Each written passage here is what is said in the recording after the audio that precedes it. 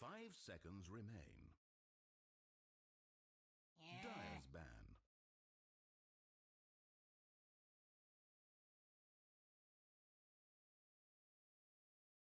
10 seconds to pick. More on that as the games progress, but we've got a Brilliance ban. very, very fun game coming up. We've got Pub Crawlers versus Adorable Boots. So once again, the English are coming over to the very lovely Irish scene to invade, Hurry. and we've got. Dyer's ban. Well, I'm sorry, Malou. I'm only half taking your job so far.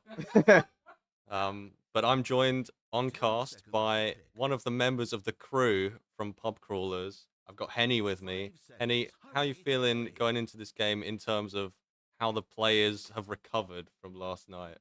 For me, this is a pure hate watch. Like, I've been bent. I'm the ex-coach of Pub Crawlers. Hoxie took me off the roster. 10 It is seconds to pick. it's awful. Yeah, I mean, it can't feel It's good being kicked as someone who's also been kicked from their squad. And Malou also, yeah, Malou's also rank 1 kicked player. And Inbred Esports are joining us live in the venue. They're walking on in for their game, which we will most likely be casting as the next series against ADHD. So keep tuned, stay tuned for that. As we lock back into this draft here, Pub Crawlers versus Boots. We go through some of these bands, bit of standard bands. I mean, the Alk first band. This hero, you don't want to be playing against it, do you? it's just so it's a meta pos one. It helps the entire team. 5 You got seconds remain. Ags 20 minutes on your mid hero, your safe lane. Oh, no, sorry, off lane. Well, whoever really. Exactly. It just swings the entire fight. And the games have been going relatively late this event. We've been seeing some 60 to 80-minute games, and if you're an Alk in those games with some gifted Ags, the extra GPM 10 just like seconds. skyrockets your farm. So I'm glad it's banned. I hate saying it. Huskar also banned. You want to talk on the Huskar ban? I was there whilst they were shit talking, saying that they were gonna husk our mid. My good old Nova, known him since he was 3 years old. It's not been a good 20 years. No. No. But we won't be seeing it at least. So I guess Bobby Mist is going to have to come back to the drawing board with something. Maybe we'll see his legendary quap again for another performance. Wait, Legendary Pop. I've missed that game. Oh yeah, well, we won't talk too much on it. We won't talk too much on it. We'll see how he does after a night of drinking and if he plays any better. But shout outs to Rob Mist, shouts to Sky as well. I mean, all of the players on these stacks, they've got some lore to them, don't they? They do very much. We did get a little bit of trauma dumping last night. You know, drinks are flowing, words are coming out. Shit happens. So emotions are running high, Not or emotion. like on the trail of the emotions running high. I think it's team bonding. It's you getting chemistry up. Yes. Like we've not played a LAN before as a Only collective, 10 seconds. so we just gotta get to know each other, and it might give us 5 help like in seconds the lanes. remain. That's the advantage. You're like closely bonded. You've got the mental sync. Like you hear someone talk about that X, you're like, we gotta jump this guy. Like pull lane here, like go for Lotus. Yeah. It's So you're saying we're going to see some optimal locked-in gameplay from pub crawlers, and if we see anything else, who's to blame? left. Ev? That's a simple answer, a straightforward answer, and probably a correct answer, really, if we think about it. If we look at the lowest impact, I think to be fair to Lev, 10 he's a washed up seconds to immortal, but he is playing off role. Yeah. Got a few off-role players here. 5 We've also got seconds remain. Mist, who is usually a support player, I believe, playing mid, and L, who kind of has a mix of roles, is playing carry this LAN. I think last LAN she was playing mid, so switch ups all around here. As for this draft, how is this panning out? I mean, we've got the line first pick. It's been very popular recently. The instant hex initiation is just I mean, very good regardless of the draft. So a quick first pick up there for pub crawlers there. We'll Only see how the 10 reactions are faring for these blink hexes. We'll see how that seconds. happens. 5 seconds. Hurry, On hurry. the converse side, Rubik and Clockwork, a bit of an older school duo. I think Clockwork much less picked. I'm sure Malou Team is and happy to pick. see it in a game. But yeah, big double thumbs up from Malou.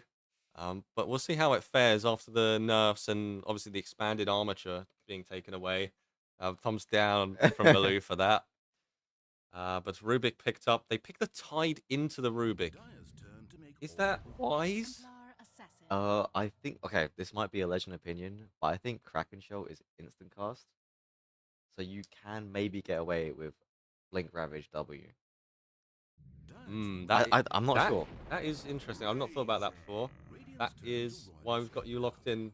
You're going to be my top level analyst for this game for sure. Watch out, Purge. Watch out, Purge. Yeah, although we won't quite put you in front of a weatherboard and ask you to replay the fights for us. We'll just get you synced up with me for this game. 10 seconds to pick. Wait, the state of things here. Some quick picks here coming through. We got the TA 5 after the seconds Tide, so some minus armor strat coming out, a little bit of synergy there. The TA maybe starting to be an Asgraf special in the Irish scene. I feel like that's my favorite pairing of this hero. We'll see if assumedly Ruby It is Ruby plus 1. would be playing this, and maybe that can take my spot as favorite TA. Razor Quap. So we will see the missed Quap once again. I will be harshly judging. I don't have a Voxo here to talk too much shit about it. And he will be sad that he's also missing a premium Hoxie Loxy Disruptor game. Foxy Looks Disruptor. I've not seen it so far. It was played on stream, I believe, yesterday, Only halfway 10 through, seconds. and kind of cooked. by Hoxie. Yeah, kind I- of cooked. I 5 was seconds. probably Hurry, drunk hurry. and playing ping pong. Oh, well, yeah. I Yep. mean, that's understandable. They do have a good setup over there. They do. I mean, shout outs to Queen, shout outs to Rebooted for once again hosting us for this LAN. How are we feeling about last phase picks here? Pub crawlers, what are they looking for? A mid laner? Dyer's back. I'm thinking it's probably going to be an Invoker on Nova. It's, was it Tide Ravage into Kata? Yeah, Ravage Cutter, classic combo. And I don't know about the Invoker Quap matchup in the mid lane, but I think Harry is too high of an ego player to not want to 10 pick it. seconds to Yeah. pick. Yeah, I can see it. I think in theory, 5 I seconds think remain. it's Quap favored. Quap favored slightly, but Dyer's Invoker back. should just be able to farm out the ways with the Forge Spirits. I mean, there is the Meteor Hammer build as well. I don't know if I think most players go that nowadays. Now that Midas isn't really a thing, you Yeah. just need that build up item combos with your Cold Snap Meteor combo. I don't know how effective it is against Quap, who 10 can just blink seconds to away, pick. but we'll have to see how that works out. If that's even the hero pick, 5 they still seconds. have one Hurry, ban left hurry. on Adorable Boots. I do think it's quite a hard Quap game into Disruptor and Lion. Blink Hex into Glimpse when Quap blinks away. Yeah, This has a very hard game ahead of him. likely an early BKB, unless he's feeling particularly egoisto, which could be the case. We've seen it before, I think, in some of these games. Ember ban, and it is the Invoker. So my expert analyst on point. Now I need you to call the last hero pick here for Adorable Boots. It's the carry for L, most likely. What is this offlane Razor? I think it's more likely than not offlane Razor, yes. I think a Life Stealer. Only 10 seconds. Lifestealer? Life Stealer is good against Tide. Yeah. You Good can- against 5 Invoker. seconds Yeah, remain. you can rage the Glimpse. I mean, there's Yeah. Blink Hex, but Life Stealer I think is a bit tanky, and I don't think they've got enough burst to really take him down. What do you And think? potentially the Razor matchup is good enough into TA that you don't mind the Lifestealer being less of a great carry matchup there. Yeah, So Um, yeah, I'm down for the Lifestealer. I think it's probably their best go-to here. The Juggernaut, potentially another option in that vein. I've not seen Juggernaut recently. I hear he's a popular hero, but he's been being banned out in quite a few games. So I think they have the option of either of those two, or they could flip the script on us and pick something wild. I mean, who is the POS 1 player on Adorable Boots? It is L. who has been mostly playing Luna and Gyro. Which, yes, I Yeah, think pub crawlers might have done their research with those last two bans. they are literally opposite each other. So They're probably just shouting picks across. A Muerta for L. Yeah, I can see Ooh. that. There's the Muerta. Oh, Shoutouts to Malou. Run and Tell Jr. on the observer's desk today. hey, what a call! Meanwhile, real Run and Tell missing in action. We're praying for him. What's happened to Run and Tell? I was expecting him here. Well, I believe Run and Tell is preparing some top tier content for later in the day. So Oh, if you stay tuned to the stream for that, we will also be playing it most likely at the after party of sorts that we're having at the pub. So yeah, stay tuned for that content. But meanwhile, the content we've got right now is Pub Crawlers versus Adorable Boots. Which draft are you favoring here? I'm a big fan of simple Dota at low MMR. Like you got Blink X, you got Tide Ravage, Invoker, you just got Press Catter. Yep. I favor pub crawlers. I'm not being biased here. I do want to see them lose. Right. So Uh, you're in two minds about it. You think they're gonna win, but you also want them to lose. So yeah. meanwhile, I do like how the Adorable Boots draft has panned out. I think Sky on this Razor might be able to lock in, and because of the TA matchup, maybe take over this game, as we have seen him attempt to do on a Bat Rider in the previously streamed series from this team, but held back by his team clearly. We'll see. We'll see if the changes in this game, as potentially two of the most sloshed teams. Uh, pub crawlers is definitely sloshed. I am surprised they even made it here this morning. Well, two of the most sloshed teams who showed up an hour after the schedule was meant to be. They're finally in the lobby. They're locked in, and so are we. So we'll slowly merge into the game. Maybe And I must say, Rob Mist looking pretty good there. Cheb's out for Rob Mist. Exactly. And straight away applause. We love to see it. Round of applause from the audience here. There isn't actually an audience right at the moment, but there would be. Millie, do you want to do a bit of a clap for us for the pause? Do you Yeah, get? okay, is this a little bit of a golf clap? We don't get like an Malou. applause soundboard. What's happened to No, Virtual Island? We've got no soundboards. Oh wait, it's picking up. We used to have a little image of Run and Tell that popped up, but I think that's not quite working for us. These forecasters. Yeah, we have so much to talk about. Right. Go when ready is called by Lev. He wants to get straight into business. No messing about, and I think he just wants to take a nap after this game. Right. While we're in the pause, we'll let the all chat speak for itself, really. Here, If Invoker dies for more than 20 secs, he falls asleep at his desk. does it seem very likely to me? I'm sure they're all locked in, I as I I've been assured. I hate to disagree. Oh dear. I did share a bedroom with this Invoker player. It was an absolute mission getting him to this land. Tell me more about that. So we get back to the Airbnb, say 4 or 5 a.m. You know those post night, chats where you just like sitting there, you just talking, just Yeah. yapping. Yeah. You just want to sit back, just yap. You lose track of the time. Which one we're dumping? It gets to 5 a.m. We're just like, oh wait, we've got a game tomorrow. That was it. Well, When's it's meant to be 9:30. We're just thinking we're gonna get a collective 2 hours of sleep. We should probably head to bed. Yeah. The sleep was purely performative.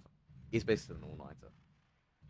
Well, I mean, you can't really expect nothing less from a Dota 2 Ireland event, really. Yeah, I think has been the tradition, effectively, for every LAN. What, the Sunday games, the mornings, are especially brutal. Yeah, because we're always behind schedule and we have to play Saturday games on Sunday. Without fail. Never been on time once. Yeah, on time here for the gank is Ruby, showing up, clocking in. Walks pretty quick, but a great veer out from L. Pops her backwards into the rest of the team. Melly now caught. Sunstrike comes through, and with the Disruptor Q, they're going to finish off the clockwork. Flipper wailing away. It's Rubik. I mean, with the bonus damage, I mean, with the bonus damage that he's going to get from how much is it? +2. I have not checked Curiosity since the new patch. He's got 1 Curiosity stack. It's +2 damage, so incredibly OP for the lane, I guess. How do you even win now? They got a long road ahead of them. It's a long road. Now we're looking for Bounty Rune split. Will Sky pick up 2? Still 1 to be claimed. Lev throws out the stun. Hoxie Loxy wailing away onto Flipper, but Flipper's got the damage to back himself up. He doesn't even need the help from his carry. The voice lines. 4 Four damage. Oh damage. yeah, okay, he's got another stack. They're really, really feeding into this Flipper Rubik. This game is practically over, I think. Just call GG at this point. Melissa pops the battery assault. Sky underscore helping out with the slow. It's a lot of damage onto Hoxie Loxy. Procs the special disruptor ability, which fuck knows what it's called. You want to take a guess at what it's called? Mate. No. No? Electromagnetic repulsion. All right, we'll remember that for next time. Too many syllables. Top lane, Flipper caught out by Lev with a little stun. But just harassment coming out. Uses that time to block the camp. So Lev actually... Wait. Well, Did he miss the block? I'm pretty sure he did. What's happened there? Does he think he's playing Dire and he was trying to unblock it? There was a lot of drinks done. Okay. Walks into the dog's camp.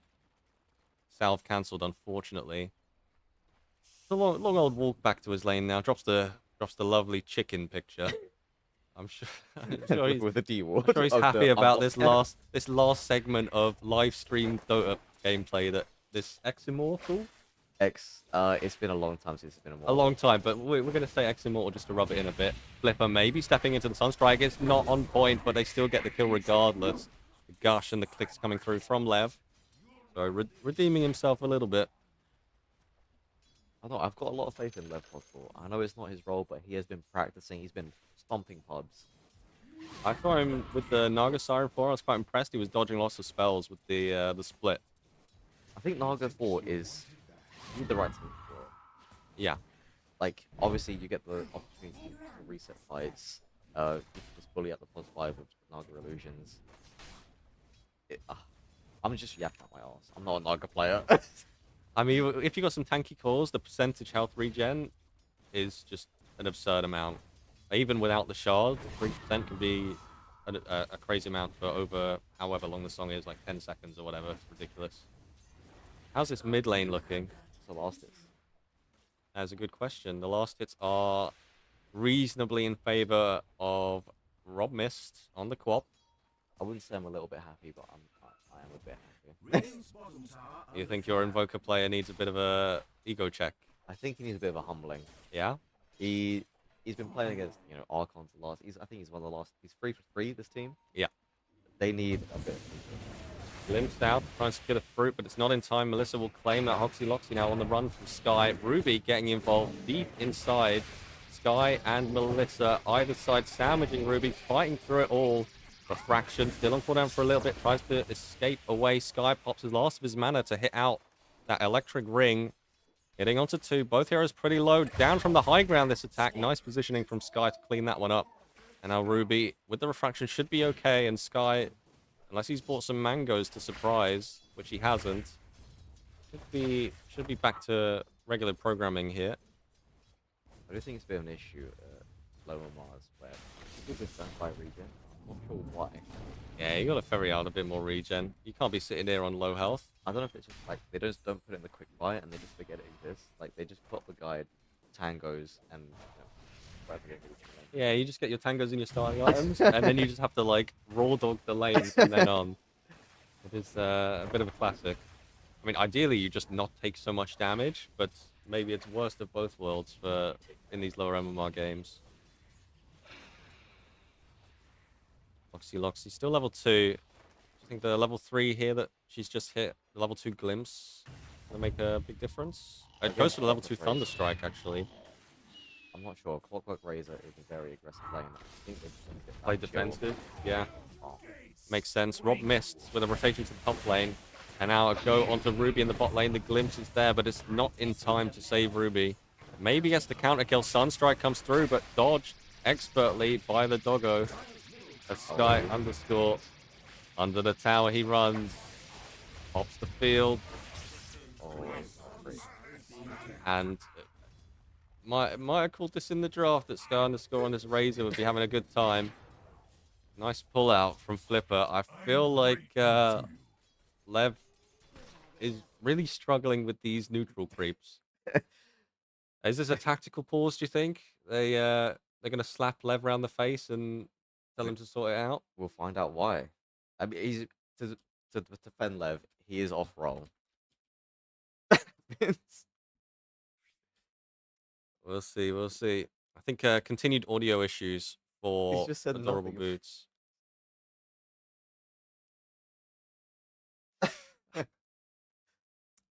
Well, it's all good vibes at least this morning. I don't think Nova should be going to the pub. I don't know. I think pause at 30 minutes. Put yourself off with Guinness. We're an island after all. Yeah? And then get back to the game. I think that's reasonable. We didn't implement the breathalyzer decides how much draft penalty you have strategy. I mean, I think we went into Slan preparing for the breathalyzer test. We wanted that medal. Yeah? And we're just sad that it's just not been deployed yet. We've not seen. You've we've got not to talk to Solarcrest. Solarcrest is the owner of the breathalyzer. Oh, So he could deploy it, but he's been busy. He's been busy cooking in his games. So we'll see how that goes. Lev making a rotation down here for the 6-minute power rune. it's a little early, but you might be able to get still on the Both top supports here on this top rune. Now gonna have a bit of a brawl. Mist might come over and find a free kill onto Lev. The level 3 line stun comes out. Glimpse from Hoxie Loxy maybe saves Lev's life, but I don't think so. Flip's gonna clean that up. Another stack for Flipper. Meanwhile, Mist hit by the Sunstrike. A lot of damage coming through, but they don't have enough to finish him off. And once again, Flipper. He's enjoying that +1. How much is he? Yeah, 3. That's +6 damage. Holy. Oh, there's an unhappy face from Hoxie. That is not what you want to see. Or maybe it is what you want to see. It is exactly It's what. exactly what you want to see. Some punishment come through. I don't know. I've known these guys for years, and being benched just hurts the soul.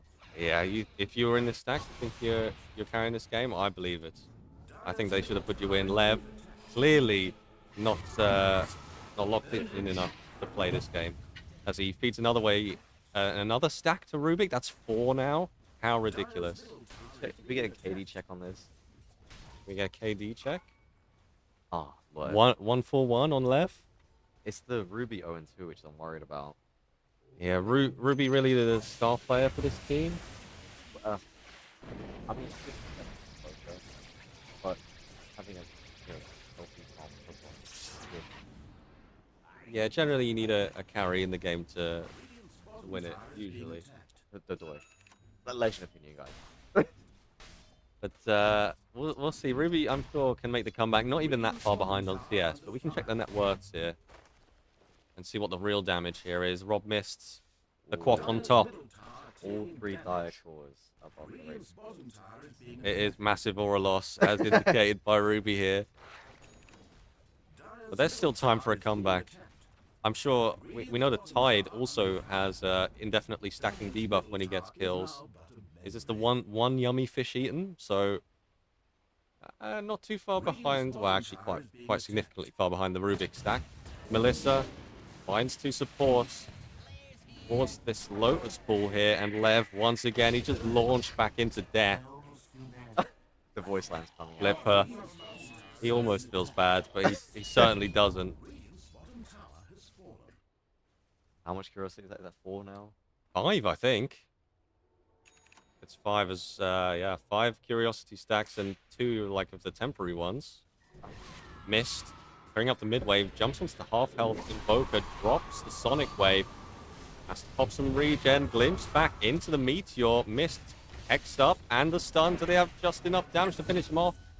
They do indeed. So, it's a kill and a pause out. And, you know, as much as I'm a fan of these pauses and standing up and shouting over the computers to each other, we are quite a while behind schedule. So I would I don't know if it's quite appropriate pausing when you're 9 to 3. Yeah. But I think the mental Uh, game is the best game to win. Oh, of course. Yeah. If you win the mental game, you can win any game. As Oh. obviously Loxy mentally defeated after that one. I just believe Sky underscore. The marketplace of ideas is his domain, it seems, as Lev once again walking into his death into these two supports. I think Lev needs to just chill it up. Might be able to get away here. It's a nice two-man stun and waddles back to base again. Drops the noobs. But I don't think the owner of Hive Lion has any rights to drop the noob. it feels very weak coming from him, seeing his gameplay for the last 9 minutes. Like we said, it's the mental game. Yep. If you start dying to Lev at this point, I mean, you're gonna have to really think about what you're doing in this game. Got to take a serious look in the mirror. Yeah. Maybe they need a pause and a breather. But we'll see. Maybe Lev can make it work. He is. I was going to say slowly getting towards the blink dagger, but he's just not. Slowly He's absolutely nowhere near it. He's still got it's probably going to be a 30-minute blink dagger, most likely, for Lev. With the disappointment of his team. Frosty on the tide, able to tank up quite a lot of these spells, so walks away scot-free from this. And again, nice melee rotation to the top lane with the clockwork. Since Sky underscore basically owns the bot part of the map at this moment. Look at how much real estate that he is taking up here as Invoker. Picks up a haste rune. Probably not going to try and come down here and fight Sky. Maybe a bit scared, really. I don't know. I think the Invoker's game is just... Lev. Find the stun. Loxy's there with Thunderstrike as well. Holding on to the rest of the spell set. But Frosty lifted into the cogs and then just shot down by the Muerta. Loxy next on the target in block. Sunstrike comes through, hits on melee. Great Sunstrike there. Cleans up one hero on the side. Loxy still to fall to the flipper. Nova. He's walked up. He's got the Atos finished up. He drops it on the Rubik, but now Rob Mist on the backside. Flicks past them. Sonic waves them back into L. He's laying out the damage. Flipper. It's so many more stacks for him. What are we up to? 10? I mean, 9 with 10 temporary. I think that is... What does he even get? That's 18 bonus damage and 4.5% times 9 debuff, or is that the total? Wait. I think that's the total. So 4.5. Yeah. If you hover over the stats, it might show up. Is it showing? Alright, well, Valve sucks. So Now, why is this in the what game? can you do? 9 stacks for Flipper. I think very popular on the imprint rankings. I think a lot of people have picked him out this team. Very consistent player on the +5 role. Yeah. Oh my god. What an absolutely ridiculous... Is this broken? Oh my god. This seems broken. How is that legal? I mean, god damn. I hope he hits a few more of those. We'll get some other AoE spells he can drop. Imagine the size of the kinetic field. As they are trying to target him down, but to his defense, the clockwork comes flying in onto the Tide Hunter, and L's still in the vicinity. They're going to clean up the Tide once again. These skirmishes in the top lane not panning out, and Sky underscore thought, even I'll show up to this one. There's no farm for me in the bot lane. It's already pushed in. Someone please clean up this bot wave. I mean, I just think Adorable are having an incredible game. They're winning their lanes. They're responding appropriately. I think... What, pub crawlers? Pub crawlers. They're playing too reactive. Yeah, I mean, Ruby has been focusing on her game. He's just been jungling it up for a little bit. Still the bottom net worth 4, which is concerning. And Michael found here. Melly doesn't have a hook shot, but they've got a stolen glimpse on Flipper. Really putting in the work this game. And with that extra range, there's no question that he's going to land it onto these heroes. Nova TP's into the shrine. A little bit risky. As closing in on all sides. Sky and Mist, they're sandwiching the rest of this team. Frosty, gonna have to be careful here. Flipper, what does he steal? The Ravage comes out. Gush stolen by Flipper. Attempts to steal the Ravage, but not quite. It's on cooldown. Nice hook shot into the backline from Melissa. Blocks off the escape path. 3 heroes, so great hook shot on Cogs there. Loxy drops the Rob Mist. Drops the Sonic Wave across the fight. Now here comes the combo from Nova. We've heard good things about the Invoker, but is it enough to finish off at least one hero from the enemy team? L dropping low. So close, the tornado comes through. It's probably going to kill. Drops the Fairy Fire as she comes down, so we'll live through the damage. And now Nova clean up. Pause goes through. A deserved pause from L there. What an incredible fight. And Flipper once again almost feels bad, but you're not going to really feel bad. I feel good. I'm feeling good. I'm happy. Your stonks are so up after this. I've put down Hoxie Loxie as my, was it reverse or inverse? Hidden impact player, player. so will be reversed for the fantasy rankings. Let's check on the scores. How are we doing? Hoxie Loxie 1 and 6, Lev 1 and 7. So maybe could have put Lev as Sky underscore fingered by Lev. Not a sentence you hear very often. As Frosty, he wants this kill on Sky so bad, but the Sky Rays are cutting out. The Sunstrike comes through, but it's tanked up by Flipper. Sky not quite quick enough. He doubles back just to get a few hits in, which may have saved his life there. The Gush comes through.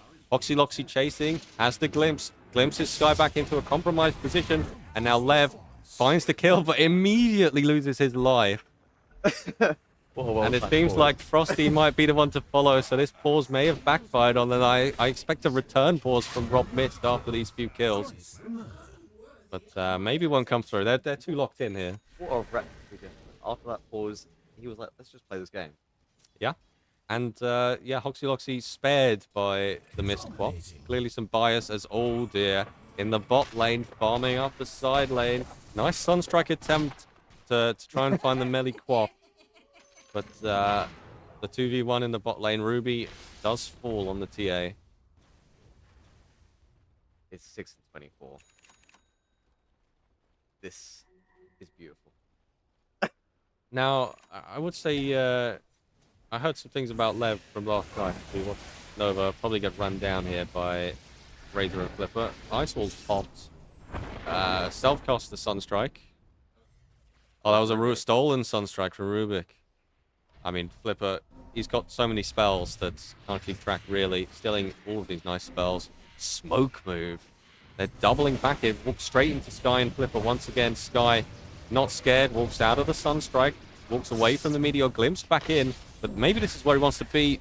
Flipper cleans up Lev. Now Ruby's getting involved. Trying to take down Sky, but Sky's killing everyone. Takes a Hoxie, going to drop the Ravage. Sonic Wave to come through.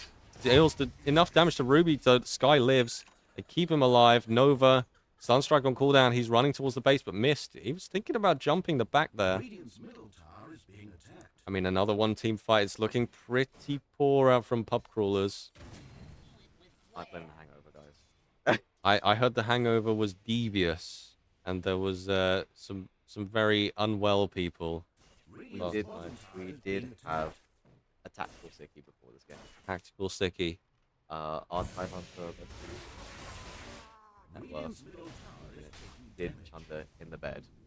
Ooh, see that is bad vibes. I was elbows deep in chant trying to get cleaned up. That is not. I mean, that's why you bring a coach to the LAN. You know, they can do that stuff, and I'm sure they will reward you with a few points for that, your service. as Nova getting clowned on here by Flipper on the high ground. The Forge Spirits do claim his life, but he got another stack. 16 stacks of Curiosity onto Flipper 17 minutes into the game. Is that... I've never seen it. That's insane. Is this a I Smurf cannot Rubik? wait to see the size of the Anchor Smash he steals. He gets damage amp as well, doesn't he? Sometimes I do wonder if Flipper is a Smurf. Do you see him on the Pugner or the Rubik? He's always cooking. Wait. What are the actual players of the society? Well, Malou might know better than me, but I think it's like... Yeah, Ancient Divine... A relatively similar... Yeah, I agree. I think it's quite balanced. Malou's not got a mic, but Malou's bigging up Melissa. Always playing above her MMR. Shoutouts. I mean, you always get sandbagged by teammates, don't you? It's Yeah, the true. go-to. It's the He's the missed teammate. hidden impact, perhaps. Nova, once again, I think that was a stolen Sunstrike from Flipper onto him. And a nice hook shot onto the invis of the Invoker. Tip comes out. appropriately, and Rob Mist will secure the kill with a little scream damage. We took a pass, I don't know. Can we tip his cast? I don't think we can. But if you want to type some things in the chat for your team, I won't stop you. Oh, Sunstrike comes through once again. Flipper, the lift doesn't quite lift Lev into the Sunstrike. Lev finds the Hex onto Flipper and a stun to follow. Will he deny himself to these neutrals? No chance against the Flipper Rubik. bored. Missed. Jumping onto Hoxie Loxy. Doesn't have the scream, so Hoxie Loxy will live for now. Unless the teammate tries to deny her. I hope he's trying for it. He's running. He's close. And Ruby. Oh! And that's pretty bad for the imprint score. I'm winning this hand. He might be. Guy on the score, meanwhile, he's not messing about. He's straight up to this top lane. Past the tier 2. Sunstrike comes out. It's not needed to kill Flipper off. So maybe a bit too far. And Lev with the finger. He's finding the Razor. Sky still living on low health, but Lev once again with the stun. He actually cleans up Sky. Missed. Massive quap ult from the backside. And that's Lev and Frosty down once again. These two love getting hit by a quap ult. Some better quap ults this game than the last missed quap game. So I think they really have locked in for this day 2. Anyone for a game of CS? Now, Nova did reach, I think, MG. Oh, yeah. Master Guardian. Yeah, pretty good. Quick wingman. Now, I don't know about his wingman rank. I feel like you can't be saying this in a Dota game where you're losing unless you're a global rank. I feel like anything below that is just not acceptable. We could always Letter League, however, I think is very acceptable. Letter League. I think if you call GG now, you can do a Letter League for your next game. I don't know. I think, honestly, Frosty, the Tide Hunter here, might be a self-diagnosed dyslexic. Letter League. Yeah. is helpful. Well, I heard there's stiff competition in the Kobold lunchtime Letter League group, and it's usually the girls are coming out on top. Them with their literature. I don't think a single one of these guys in this team reads a book. That might be the case. To be fair, Nova to Infinity did do English literature for A level. I'm sure I've known Ruby to read books as well, so we'll dispel these rumors as Ruby, as we get a great transition there into the game, is found by the stun, blind, through into the tree line, a stolen stun from Flipper. I mean, once again, this guy is just cooking. He's absolutely Insane cooking. Rubik. Maybe he was toggling cheats on, that's why he was so late into the lobby. It's I not think a that's map, probably man. what it was, right? Right. 18 stacks of curiosity. And it's a quick tormentor. How's the Roche for this team? Uh, Do you think they'll bother? Muerta Roche. Extremely quick. Very good. Wait, is it possible? It's Pod 1 Werter, but do you what's the cooldown of the ult? Do you pop it for Roche? You definitely pop it for Roche. Yeah, only 60, so yeah.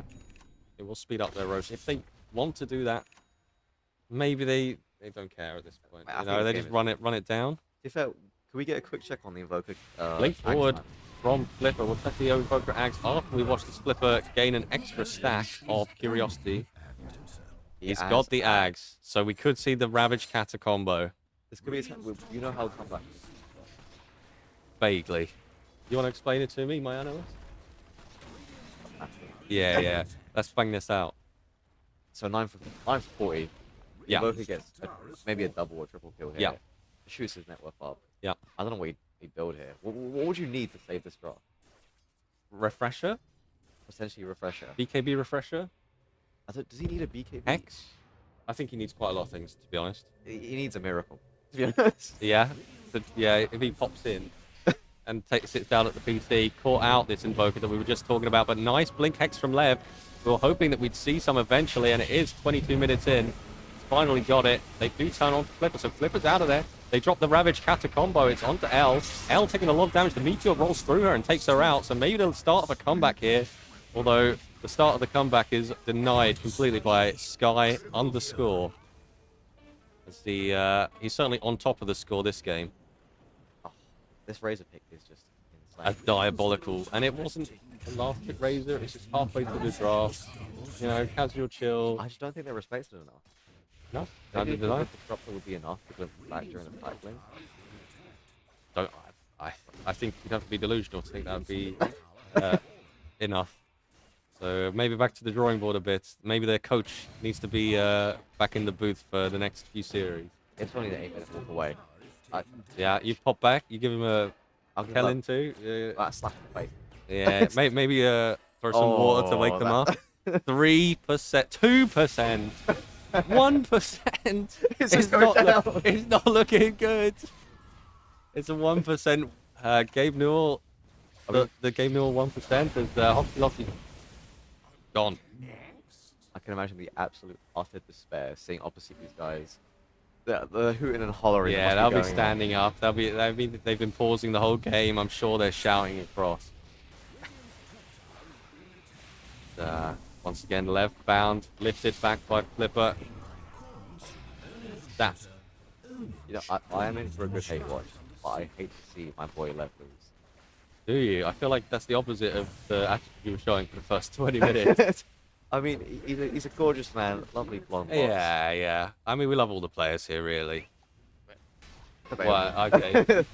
We won't mention the ones we don't like. Which ones are the ones you don't like? Definitely Nova. Nova? He's on that list. Yeah, okay. Well, we'll pull it at that. That'll be enough. Flipper. Clearly not on that list. One of the goats of Dota 2 Ireland at the moment.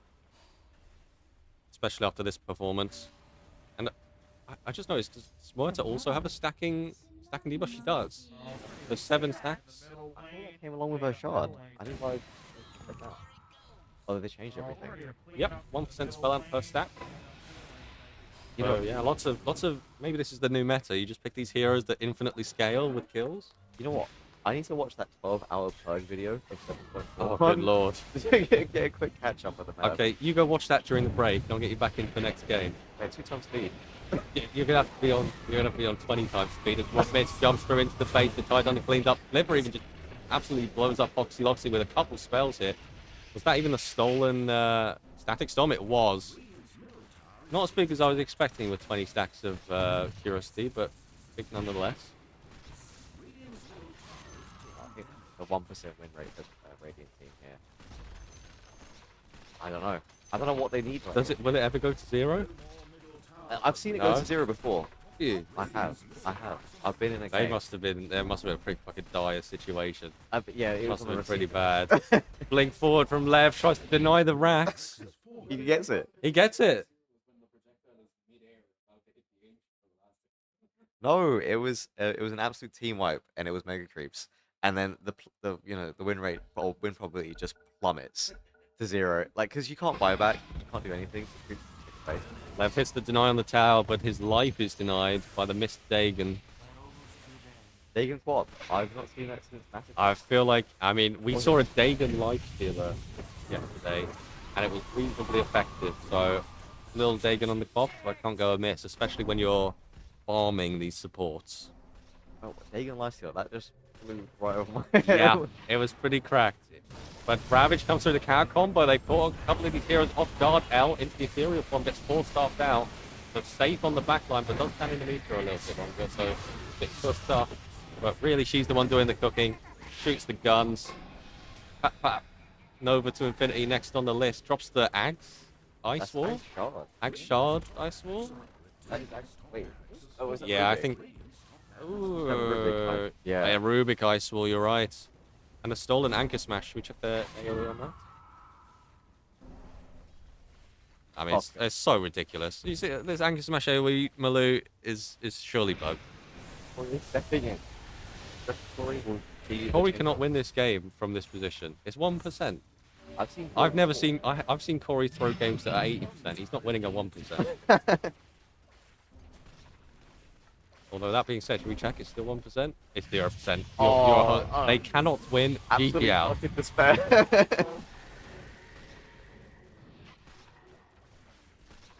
Well, they're going to try anyway.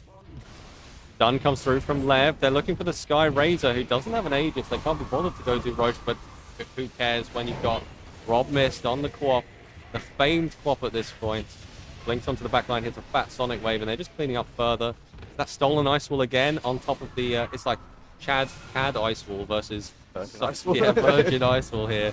As Nova, he does get taken out on the Invoker. Sky underscore thinking about going into the base here. Mist and Flipper toying around with it. Drops the dust for some reason. The Aura Pulse, I think. That's what they call it nowadays, Aura Pulse. I want to see. Loxy dying to the Ag's Ice Sword from the Rubik and a few daggers from Rob Mist. Drops the Sonic Wave and cleans up Frosty in the base as well. Lev also daggered up. He's walking out of it. He's dropping items. What are these? Mantle of Intelligence. Of course they are. Of course they are. He might want to keep those for himself. I'm going to be honest. He does need a bit of intelligence. I think he might want to keep that. And the game has been called. I think it probably does flip. 23 stacks of Curiosity. Maybe the highest I've ever seen. This Rubik played 8. I was not expecting it. Pretty locked in there from Flipper. Well, ladies and gentlemen, I'm going to dip this out pretty quick after this one because we are going to be straight into the next game, almost certainly. So thank you so much for joining me, Henny, and I mean commiserations to your team. I'm sure you'll give him a talking to, but No talking. I'll just come in and smile. yeah, yeah. I don't think any words are needed after this performance. Yeah, congratulations to the enemy team, and then say nothing to your team. I just look at disappointment. Well, thank you very much, Malou. Take us away.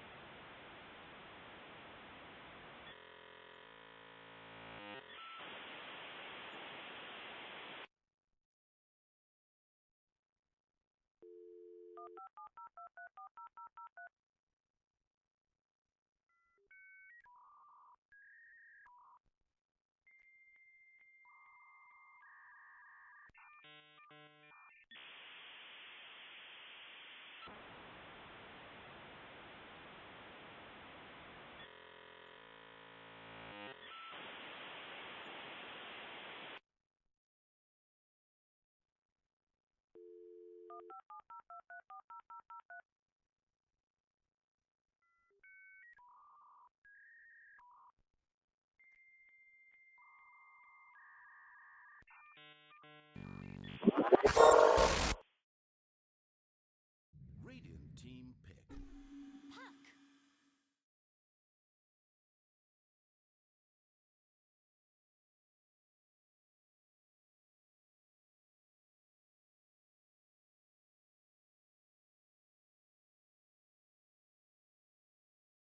10 seconds to pick. 5 seconds remain.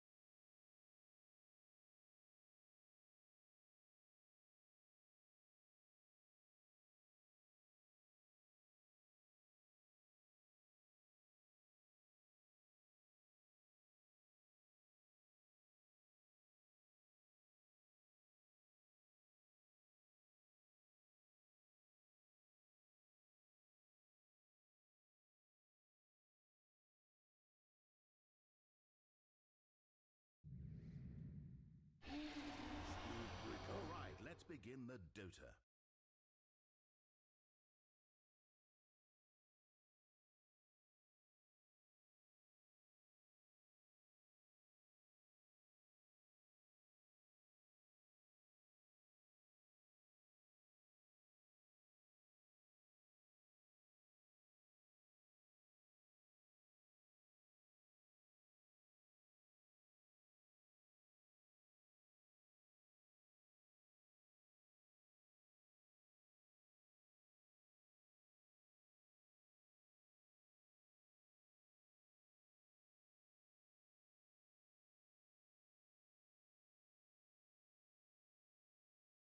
Only 10 seconds.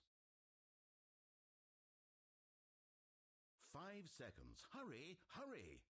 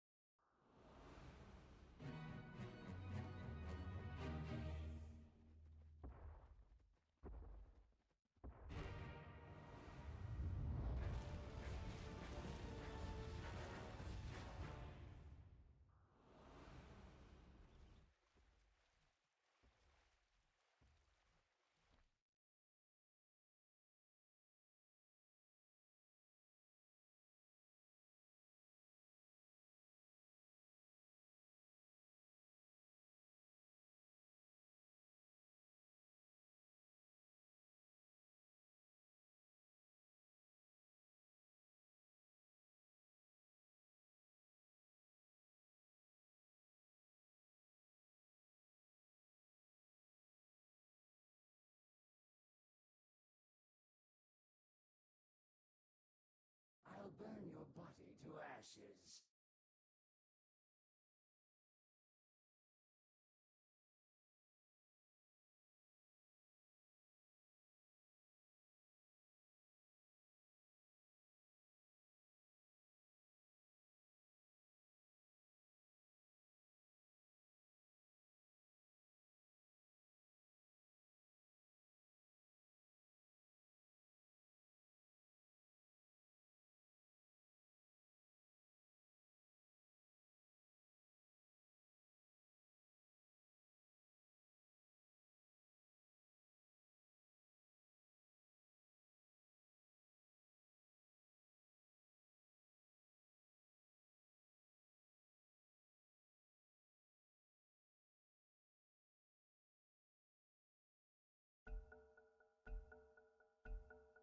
Okay, back to video games.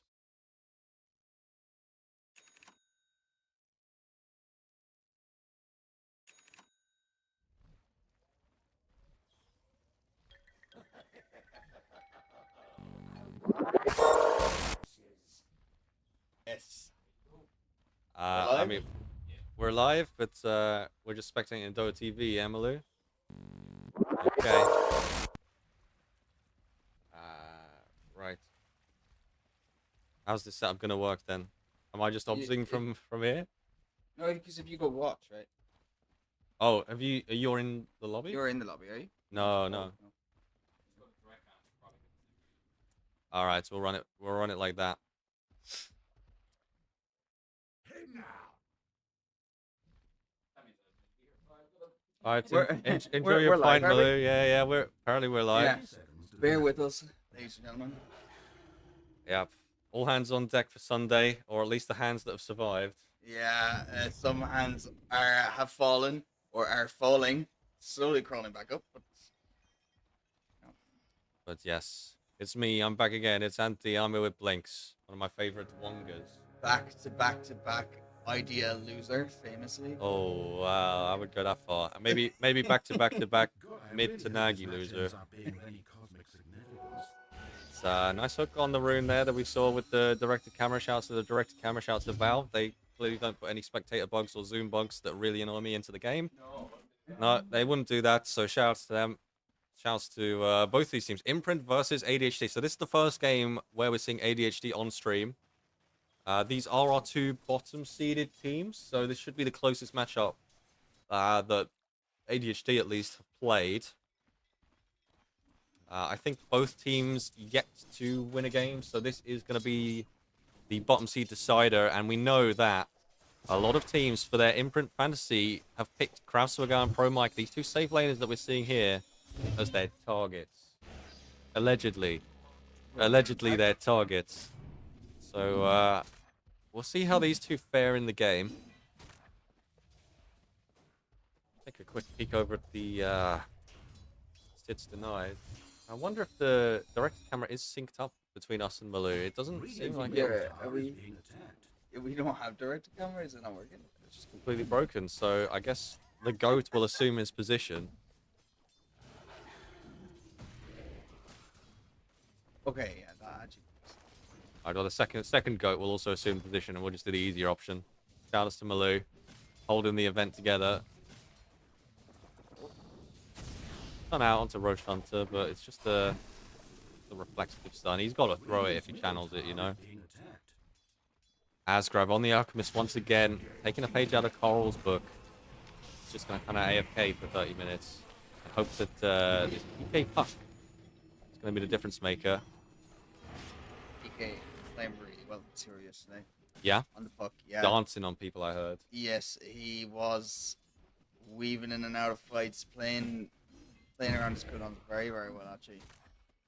So, I will swap to the Discord.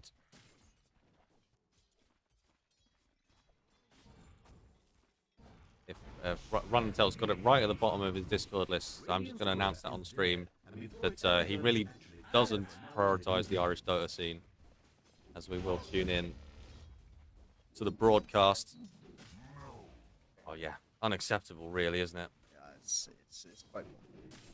And the bonus of doing it this way, Blinks, is that we get to see the beautiful UI that Malou's cooked up for us this event. You can see the net worths on the side, the CS, the levels, all at the same time. He's even got a little courier backpack UI that shows up when they're shipping stuff over. That's very cool. I was Oh, looking. yeah, you I see it was there? looking at this actually. Yeah, Let's I look had at the stream open upstairs for the last game, and yeah, it's very cool. So yeah, shout outs to, as always, shout outs to Malou. Really holds these LAN events together.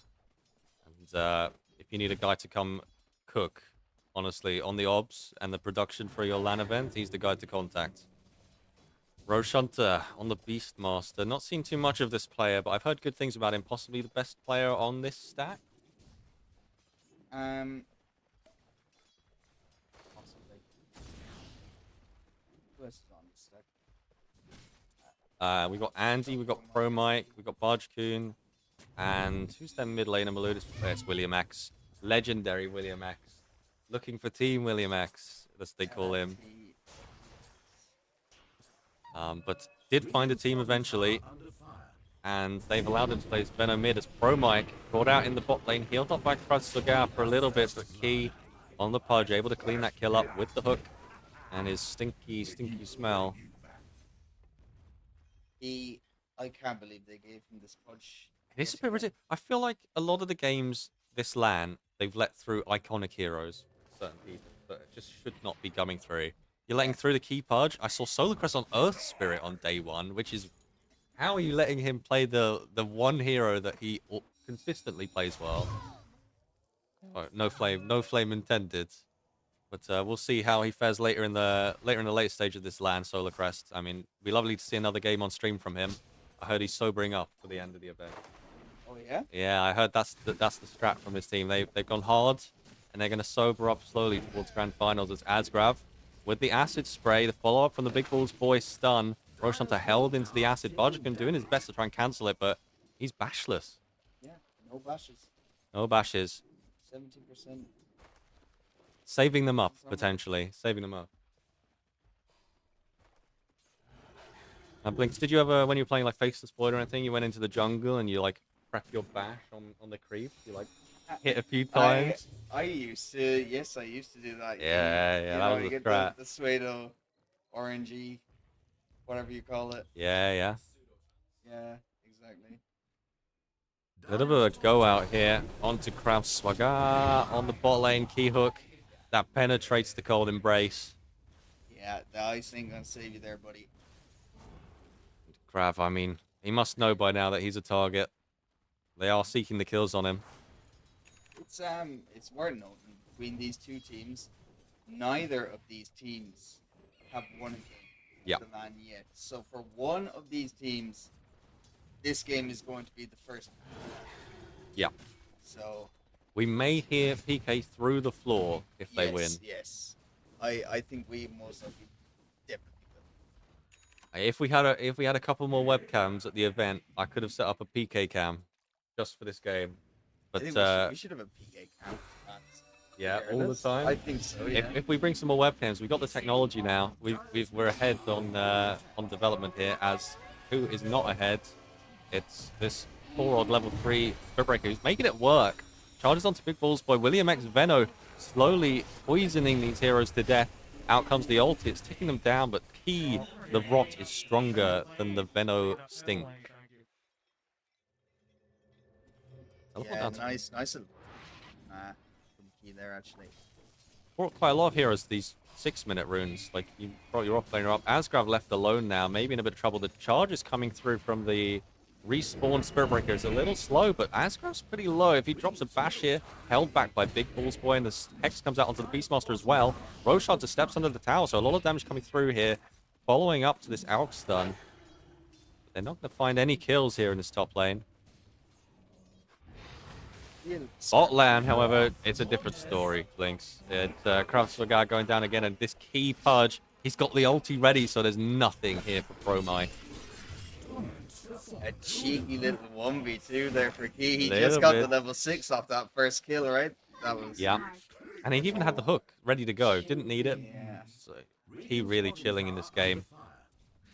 Again, the Key, anytime he's been on this hero, this LAN, this Pudge, he's consistently very, very well performing, consistently getting these kills in lane, winning the lane.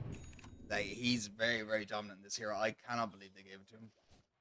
Yep, and I mean, these players are on ADHD. Some of them are seasoned veterans, shall we say, of the Irish scene, and should know better. So, if they're watching this replay back, we're disappointed in you. But not if you win the game. So there's still a chance here, Blinks. It's only 5-1. It's only a 1k net worth lead. We've seen worse. At 8 minutes. We've seen worse. And Roche? Oh, Oh, no, I thought I was hoping for the bash there. That would have been great, but instead it's a charge onto Asgrab. Like, quite a lot of damage coming through, but no, not enough to save the Beastmaster. But Roche Hunter, he's got the Helm Dom completed. He's got a little tomato there who's harassing Asgrab in this lane. yeah, it was doing a bit of damage there. I was a bit worried for him, but It looked a bit scary. Maybe if the clap was off cooldown, he could have followed that up. Yeah. Hook out from Key. The wave had been pulled up to the hard camp, so there was nothing to block the hook there. It looks like a freebie. The heal comes through from Squire, but it just delays the inevitable here. Doncho. We're going to call him Connor. He's looking for the Krav Sugar kill under the tower, but he's tanking a full creep wave. The hook comes through, but Krav sidesteps it. Barjacoon's down here, finds the charge, and the Krav Winter Wyvern cleans up this Shadow Demon on the backside with the help of the small cam. But these are more kills for Key, and it's solo XP for Key now that his teammate's dead. Is that worse? he has got 8 fleshing stacks. Good At lord. 9 minutes. He's got 2,000 HP on this Pudge. This, like, I am again going to say this. Giving these guys the Shadow Demon Pudge, if you look at Shadow Demon's build here, he's going to have the look into 7-8. This is what they do. This And is the strat. throws that on the Pudge. Obviously, it reflects the rock damage, Ah, yeah. so it does extra, I believe. That's kind of crazy. As Key cleans up another one for himself in this bot lane. Now, I will say that 9 stacks at 8 minutes, was it? Or 7 stacks at 8 minutes? I believe he's 9 stacks at 9 minutes. I think is tied with last game, the amount of stacks Flipper had on his Rubik. Really. Yeah, for the curiosities. So I do think there's a infinitely scaling heroes meta developing at the start of day 2 here. Yeah. Are there enough of those to have a full team? So we had Muerta, Rubik, Tidehunter, Pudge. Is there a fifth? Storm, yeah, with the mana stacks. That doesn't sound like a bad team, you know. Good work. Good work. PK teleporting top is quite a long TP. His allies are already up here starting a fight, and maybe they didn't even need him to show up as Key rotting down these 2 heroes in the top lane. Let's keep building towards the Aghanim Scepter, Maloo. Is on there two flashing stacks. He's got the Vanguard. 11 stacks and a Vanguard going into Crimson, so I feel like maybe not greedy enough for me. I would have loved to see an Axe Rush with a start like this. Yeah, well, I think playing it very, very safe, very level-headed against this Lynx, going to flop the damage against Forge, Beastmaster, the Plague Forge, you know, kind of knows what They do find the gank here onto Pro Mike with the help of the Shadow Demon ult. The hook misses because the TP's so long here from Roche Hunter, even though he was on target. And it does put them in an awkward spot. Roche Hunter does finish the TP, which I was semi-surprised by, but they seem strong enough to fight this. Steals up a Centaur creep from the hard camp. They're looking to defend the tower, but where are you sending the Clinks after this? I can see him walking out of the base. Is he going to walk to bot? Might be the move here from Pro Mike, as it looks like William X on the Veno is lingering in the jungle. Of course, he's not going to buy an Axe. You are 100% correct, Blinks. That's completely gone past us because we haven't seen the Alk in a while. Alk is hiding in the jungle camps up there. It is looking like a incredible key game. And I mean, William X is here to supply the magic damage, but it just does nothing. It just does absolutely nothing. Turn the rot on and just walk back into them, Key, at this point. Like, really. Finds the hook onto Krafswagar. Target number 1. As PK approaching from the other side. Has he got a rune on PK? Is that a double damage? Or is he just blowing like that? It's a shield rune. Looking to clean up Key. Actually slowly dropping to this Veno, but the coil there to hold back these heroes. Barjakun finds the charge. Is he going to unleash the Batish he's saved up? He gets dismembered by Key, but it's cancelled by the silence. Slowly these heroes dropping, but which hero is going to drop first? Key finally drops after taking out 2 heroes. PK caught out with the raw Roche Hunter going all in on PK, but a disruption save. Nice call there from Connor. As Pro Mike staggers away from this fight. Wow, that's a huge kill in the punch there for William X. He got what 800 plus whatever gold. That's a lot of money going his way. It's still a net worth disadvantage, pretty significant, but maybe Yes, but maybe William X is the saving grace for this team. William X. oh yeah, Midas queued up now for the My Venomancer. boy. He does not care that Imprint are going to go high ground in the next 20 minutes. He's waiting for the 40-minute game. He hates the schedule. Why do all the players hate the schedule? And he's going to pay for it with his life. That's what you get. That's probably karma. And Shadow Shaman clutching up, healing up. Krav tries to find him with the Frost Shards there, but it's not quite enough. The heal from Shadow Shaman, very significant. Drops the curse, but it's onto just Key. And now the wards come out. Krav trapped in the ice, awaiting his demise. PK coil onto 1, onto Roche Hunter. Is he going to stand still? Key, hook coming off cooldown soon, but he's not going to need it. He's going to walk up, dismember under the tower. Roche Hunter, this Key Pudge. is that 19 stacks at 14 minutes. Jesus Christ. This is one big Pudge. I think Imprint might have got tired about how their games were going yesterday. And I think heaven sent not getting this Key Pudge banned. It's really worked out for them. I think the early picks this Alk. It was first pick of the draft. It was, yeah. They first picked this up when they can. And then they're just allowed to pick this Pudge at a later stage with this free Ags. Yeah. I mean, and that early Crimson Guard, you saw it coming into effect there with Shadow Demon. He's playing around the fights there on like 100 HP, and they just can't kill him because nobody deals enough damage this early on to get through it. And yeah, he's queuing up the blink. He's gonna get his free Ags from Alk, and I mean, this guy is terrifying. Yeah. I mean, the amount of stacks is 3k health at 15 minutes. Yeah. That's, I mean, that's the more than saving double some of grace these heroes. is that they do have the vessel on William X. Yes. And you have that Arctic Burn to kind of chug through a bit It is of its percentage damage. But is it enough? No, No, I just not. I don't think it's. I'm not gonna lie to you, Blake. It's just not. It's still. Yes. It's awesome. PK gets drive-byed a bit here, but not under threat. Radiant's top tower is being attacked. Krasvagar. I mean, also the problem with this percent HP damage, it's all tick-based. Doesn't that get blocked by the meat shield as well? It does to an extent, yeah. To an extent. I don't think Vestival does. Maybe it doesn't get blocked. Maybe it goes through because it is percentage. Some special thing. But I mean, you know, us legend players, we wouldn't know the mechanics, Blinks. Not like these premier teams that we've got here. Fan favorite teams, I'd say. And yeah, and Breen actually on the shaman went full lockdown. No points in either shot. He's actually maxed out the hex and the shackle. Yeah, I like yeah. to see it. You know, the shackles is such a good trading tool nowadays that I don't really need to go Ether Shock. Maybe you get it if you want to secure CSV at carry, but I don't think Alf cared. You can just drop the ant on the farm. Key hit by the Gale, but finds the hook nonetheless up to the high ground. That curse comes through from Krasvagar onto Big Balls Boy. Trying to die to PK. Doesn't apply the damage on PK to kill his own teammate just yet. Pro Mike actually has a decent amount of damage. The charge comes through from Bonchcoon. We'll find Big Balls Boy. Out comes the Purge onto him to prevent him from doing any more damage to the enemy team. P still in the front lines here. On the aggressive as Concho almost dies to Pro Mike. He's going to drop into the invis to try and chase this one under the tower, but doesn't quite find it. Key looked for the attempted hook save there, but didn't connect. Rare miss from Key, but doesn't matter too much. And this missing mid-tier 1 that William X took earlier is possibly going to allow Pro Mike an escape route here. Unless Key lands a diabolical hook for some random reason.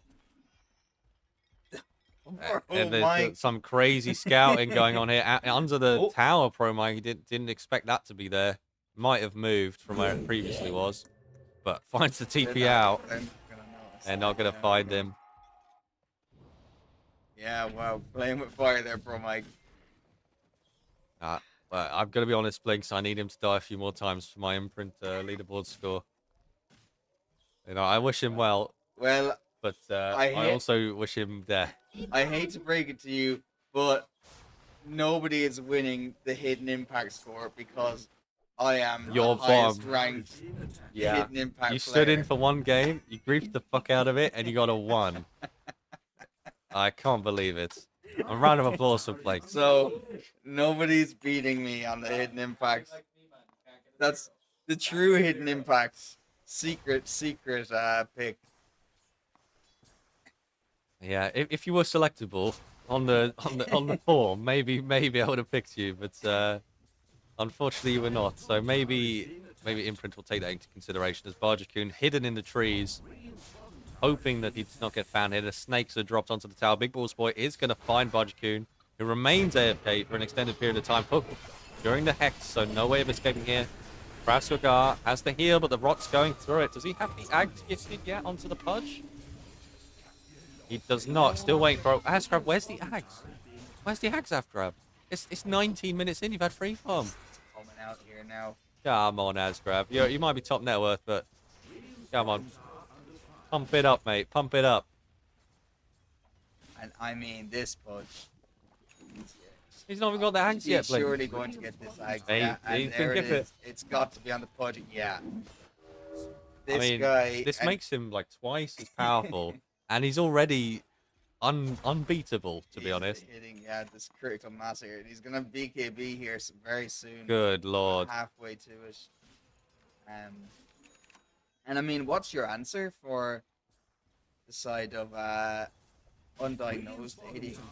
Well, if I was them, I would say, guys, let's have a go, lads, and just run it down into them, even if we know we're going to lose, instead of do something like split push. You can see that they're all gathering here to defend this tier 2 that's already dead. William X pops out the tree line and is going to seal his doom. PK finds him immediately with the blink. FaZe shifts away from there, looks for the hook key. What the hell was that hook? That maybe guessing for a random hero, even though he had full vision of William X, who was frozen in place. And might pay for it with his life blink. Nice disruption save. Out on the back line, Krasnogard tried to stop the disruption, but it's too slow. And now Key with the ulti, he's healing up onto Roche Hunter, but with the axe completed, Roche Hunter turns, roar onto the PK puck. He's dropping low, but Roche Hunter frozen by Krasnogard. A little bit of a misplay there. They could have killed PK during the roar duration if he hadn't. So a little bit of miscommunication that might have turned an otherwise reasonably solid fight for ADHD. Yeah. Well, it's like Imprint said upstairs before this game started. They said, we're going to show you what diagnosed ADHD looks like. And, maybe that was what Maybe they were right. Maybe... Yeah, they just lost focus for a bit yeah, there. Yeah, so, losing focus there a little bit. Squirrels running around. I mean, outside the window. I feel bad, Blinks. I misled the viewers by bigging up how strong this Pudge was after seeing him walk in and just feed his brains out there. Yeah. And then missed that hook, which was very uncharacteristic. Someone spilled something on his keyboard, maybe. Not sure. But yeah, it looked like he was going for the Winter Wyvern there instead of maybe. I mean, he was just kind of getting somewhat slowly poked by the Winter Wyvern. Yeah, and the Veno, just all this little poke coming through. Pro Mike wasn't even there, splitting the map, bombing up, same as the out. So they do need to be careful because it's throwable. It's totally throwable. Ags number 2 already out. So Asgrav, he got the one baked out. He cooked the second one pretty quick. Malu, could we have a look at the fun little graph here? What's Gabe Newell think about this? Jesus, what the helly? Okay, so maybe it is as bad as we thought. We're looking at 3% here, even though they kind of went even in the last fight. So Gabe Newell, not a believer. Well, we'll see. I mean, Imprint, absolutely famous for their throws.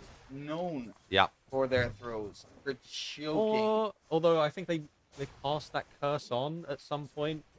I can tell you from watching their games yesterday, they have not. Okay, they reclaimed it. They reclaimed it this lap. Yeah, the Gypsies have the All right, up to the high ground, but not quite the final high ground here. Just up a little cliff near the Roche pit. He walks up, thinks he's strong. PK drops a nice coil onto 2 cores, or maybe just the core and the Spirit Breaker. Pro Mike wailing away onto the funky Shadow Demon spell that Blink knows the name of. Disseminate, and he takes a lot of damage back. He does drop again. He went down there. That was just purely like to the Venom and a little bit of poke from the Clink, so he's not quite as tanky yeah, we can see the damage by Hero here. Yeah. It's 1k from himself, 1k from the Clinks, 1k from the Veno, and 700 from Krasnogard. So. Yeah, but I mean, it's Veno damage. It's low damage. Like, he's not getting fingered. Yeah. Does Veno do percentage damage anywhere? On his ult, I believe so. So the Poison Sting does percentage movement slow, as Malu's just pointed out, but max health damage. Yeah. So it is genuinely pretty good against this high HP. So I think all right. So they've got the shard out now on the Shadow Demon. Does this cleanse the ult for Venom? It's a basic dispel. Malu, let's check back on the Venomancer spells. Is the ult dispellable? No, it's not. What? It doesn't say, so I assume it's not. Val says no. Run and Tell says no. Showers, Run and Tell. He's showed up now. He's recovered. And he's cooked some crazy content up, I'm sure, that we're going to play later on in the day. Yeah, I mean, the snake bite's dispellable. Isn't that good? The what? The snake bite. You know the new Venom spell? I've never seen It's this. a little. He puts a little snake on you, and it attacks you when you attack the Venom. I've actually never seen it. It's quite good in lane, I think. That's cool. Well, do you know what? We're saying this game is certainly throwable. I mean, these fights, they're not super drawn out, but I mean, the Venom's getting the ulti off the Pudge every time, and Pudge just slowly dropping. It's, you know, you got to be careful as well. Maybe they need to be focusing down this Venom straight away on the side of Imprint. Smoke move coming here towards the Roche pit. Might catch out one of these supports. And it looks like the death will be immediately on. Nice save from Conchabar. I don't know how long that'll save him, but Pro Mike, the target of PK, he gets blown up on the carry Clinks here. Now Key free to jump into this fight, possibly without the damage from the Clinks. There's no way to take him down. So much AoE damage being laid out. PK also jumping forward on the puck. The hook to seal the deal is not even needed as Krabsvagar tries to 1v1 the Alk on the sideline. But Alk, even though he's got 2 gifted Ags, he's still higher net worth and punches a lot harder. Ultra kill there for PK. He's got to be feeling himself. We didn't hear it through the roof there, but I can hear it in my head. Yeah. Yeah. I can hear it in my head. I know what we're saying now. PK or not PK. Well, yeah, PK, but Key obviously has been popping up on this Pudge, and yeah, PK playing well in the puck. But Connor on this Shadow Demon. Whenever he's been on it, I have to say, his positioning in these games and his disruptions have been really good. Playing around the vision and the Roche pit, he didn't even get targeted by it. He's just out of sight of the enemy, you know. Playing his positioning on the back lines really well, always ready for the saves. And you know what, you have to give cross for that. He has been playing very well. I feel bad for Pliskin. He's probably like 6th best Shadow Demon in Ireland now. Yeah. He's really dropping down the rankings. Yeah. So unfortunate for that guy. But shout outs to the other top tier Shadow Demon players. We have quite a few. Maybe the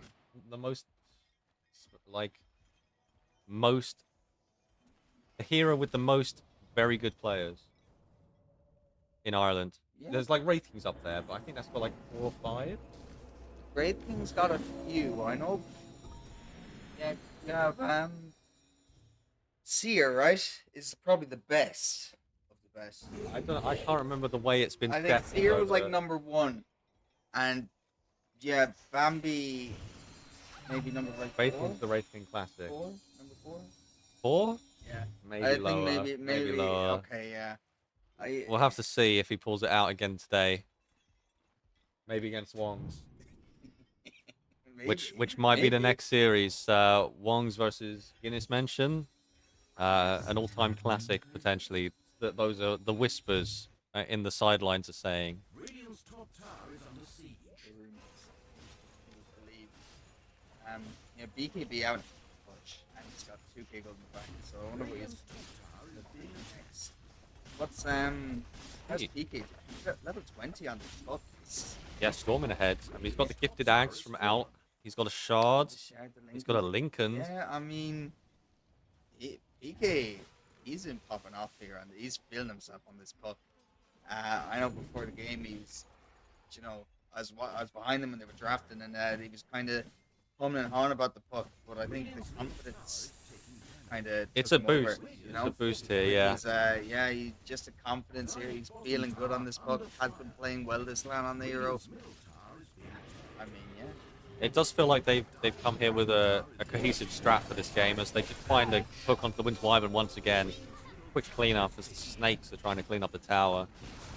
But yeah, I think this draft just makes a lot of sense. I mean, obviously you need Key to be popping up in lane for this to really come together, but he's a pretty consistent player at doing that on the Pudge.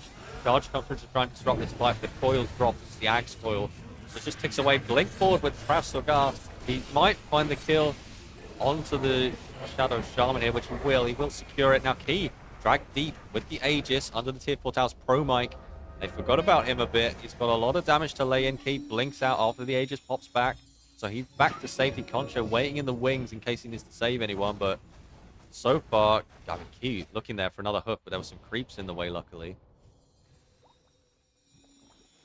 Yeah, and yeah, a good decision from Imprint there. They push what they can, and kind of very disciplined. They back off here, and you know they could have easily gone for the dive there and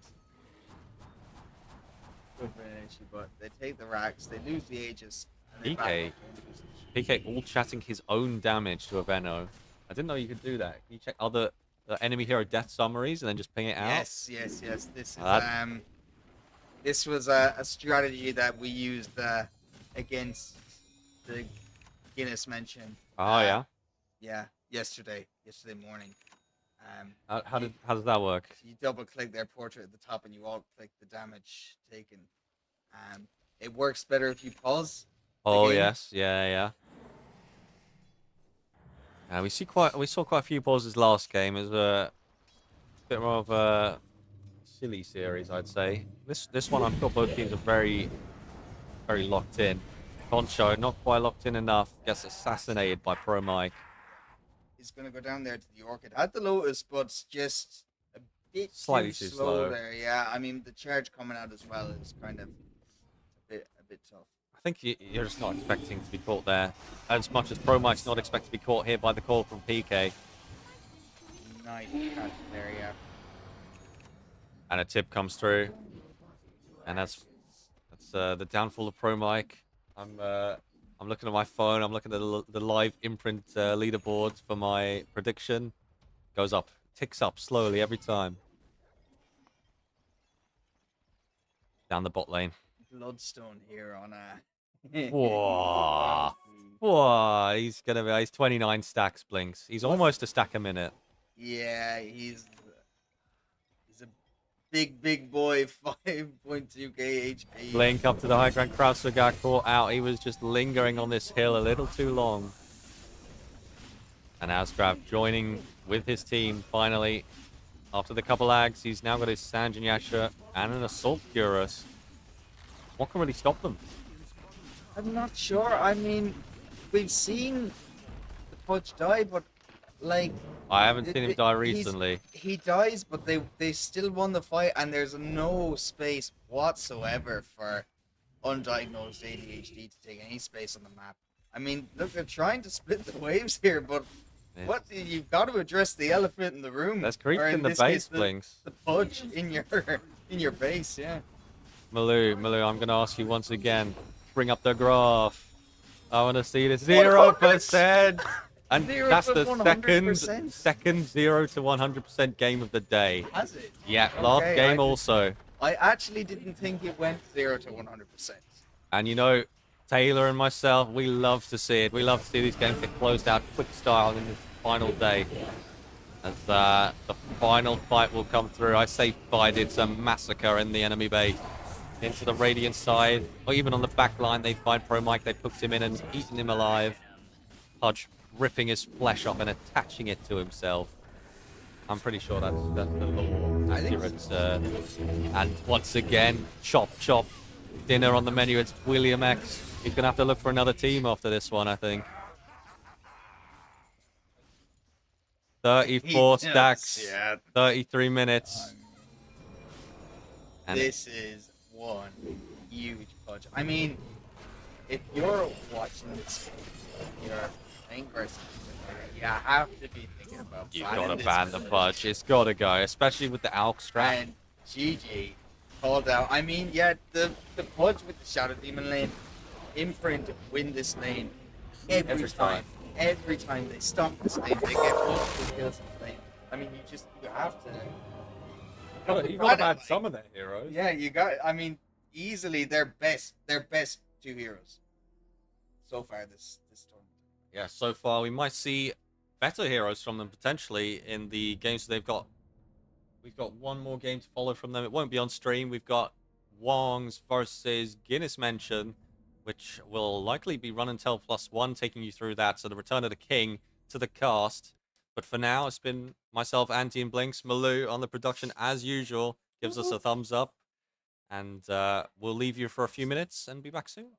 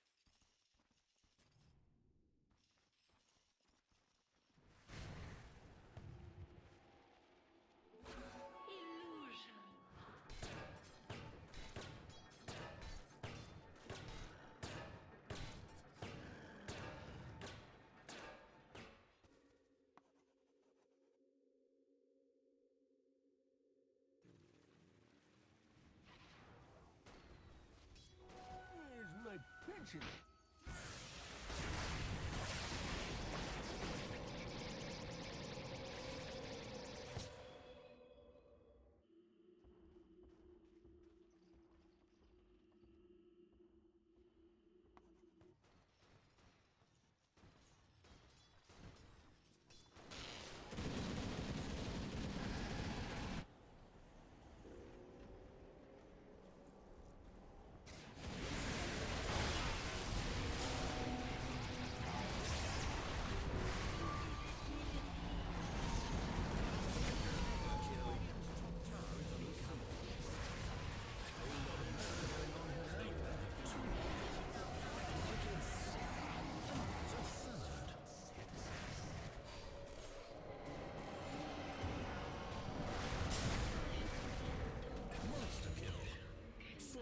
Innocent lives taken.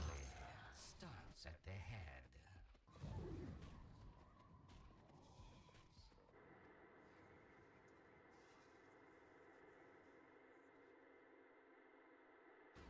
Dire's middle tower taking damage.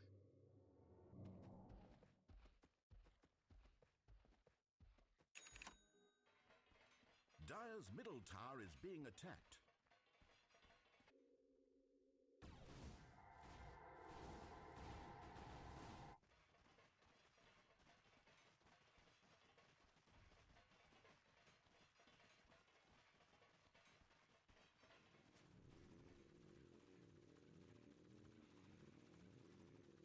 Dire's bottom tower is being attacked.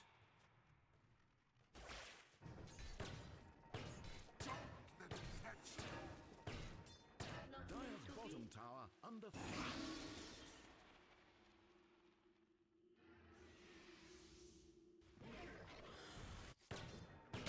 Boom! There it goes.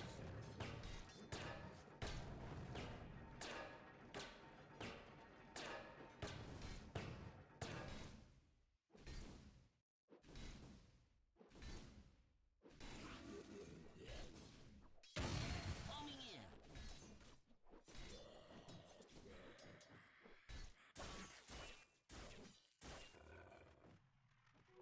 Bounty.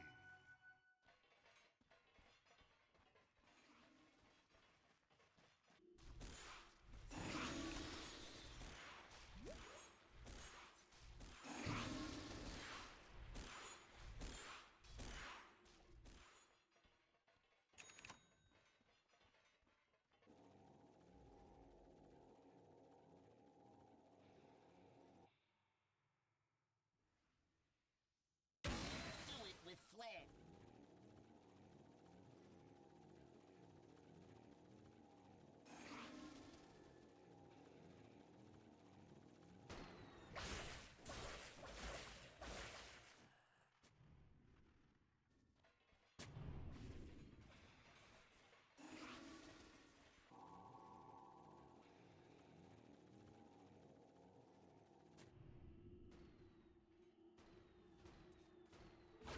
Illusion.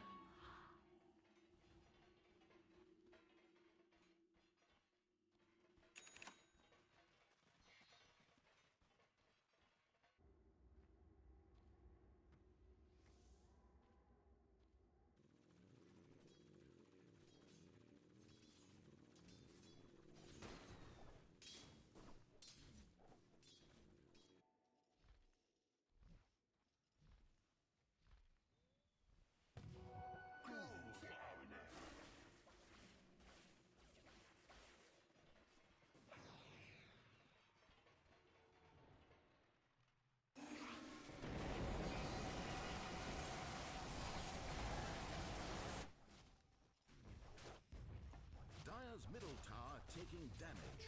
Dire's structures are fortified.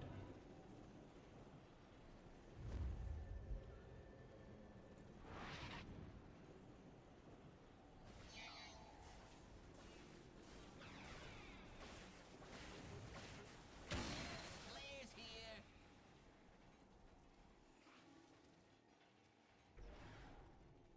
Dire's top tower is under siege.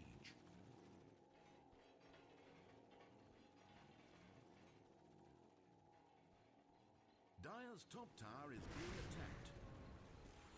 Radiant's middle tower is being attacked. Dire's top tower is under siege.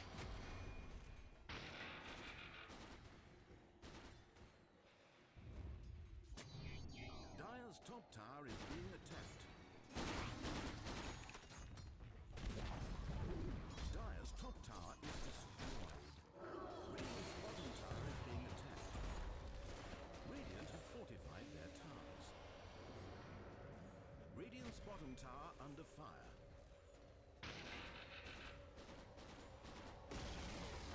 Radiant's bottom tower is demolished. And it's off.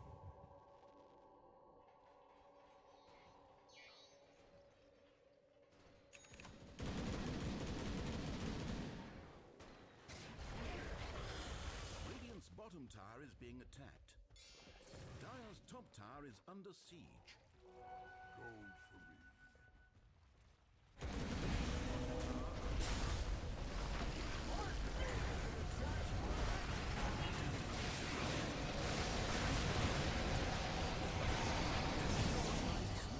To the possibility of death, this person's teachings. Dire's top tower is being attacked.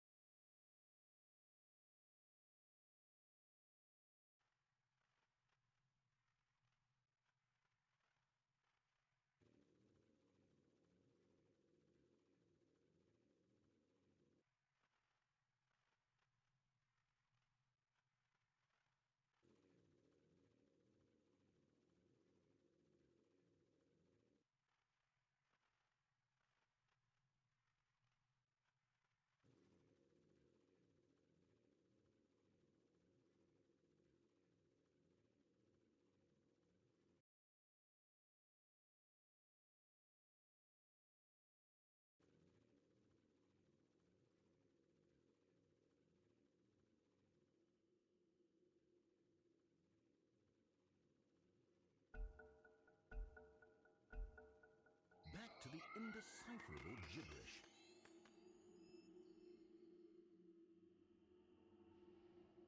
Radiant's middle tower is taking damage.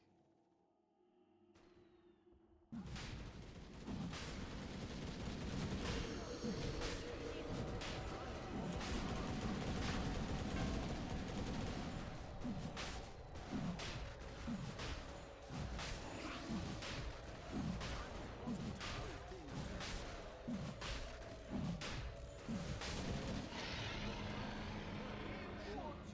for sport. It's not even about the Aegis.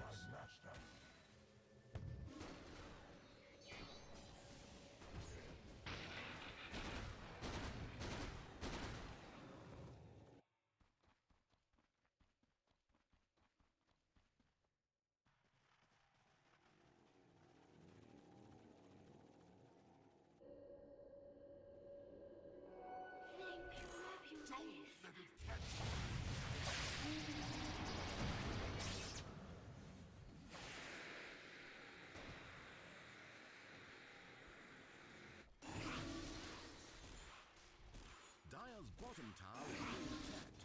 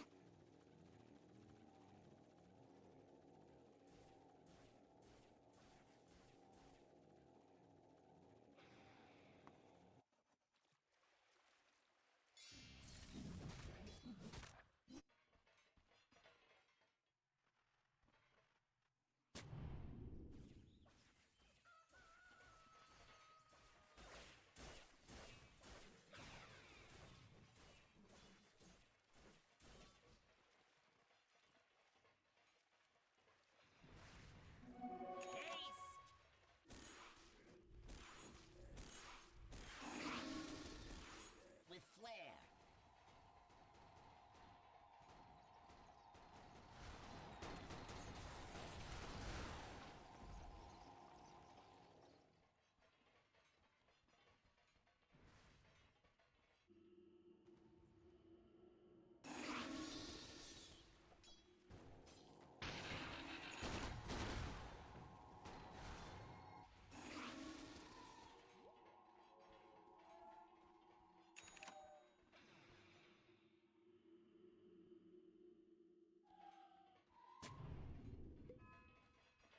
Radiant's middle tower is being attacked.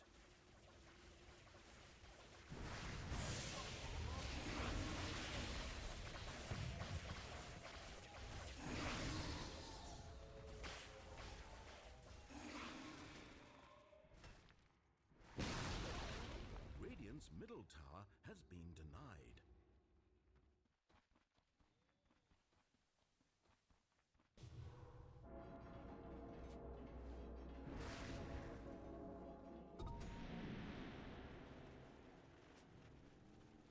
Dire's bottom tower under fire. Radiant has lost their top tower. Dire's bottom tower is being attacked. Dire's bottom tower is in pieces.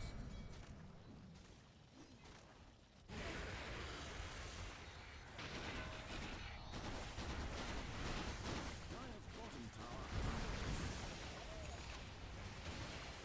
Radiant's towers are fortified. Do as you please with them. Dire's structures are fortified. Dire's bottom tower is being attacked. Radiant has lost their top tower.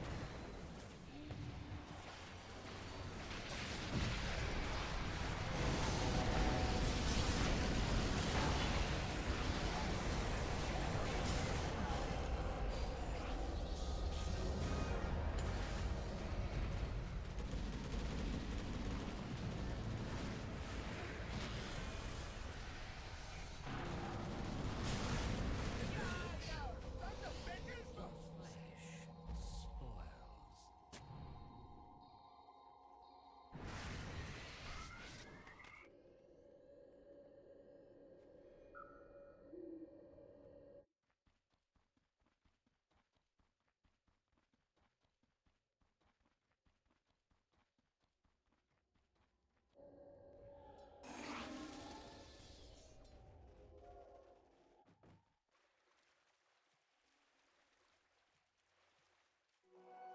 take your tribute.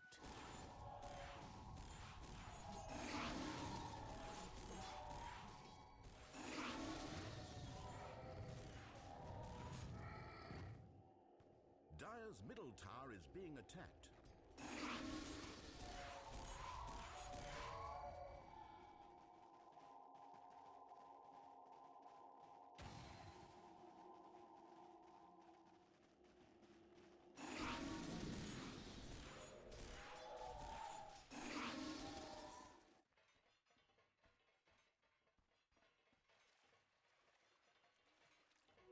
Jackpot.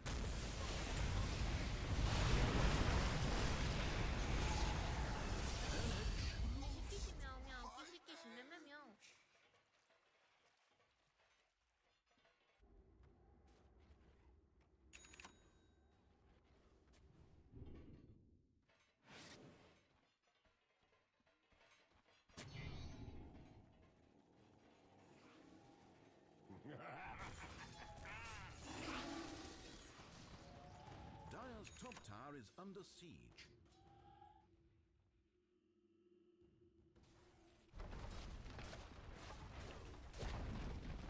Dire's bottom tower is falling.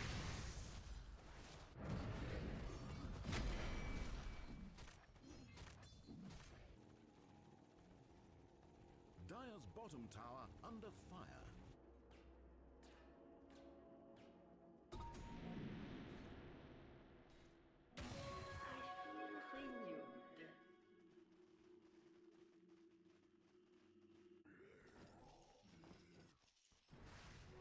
Go to my master. Players here.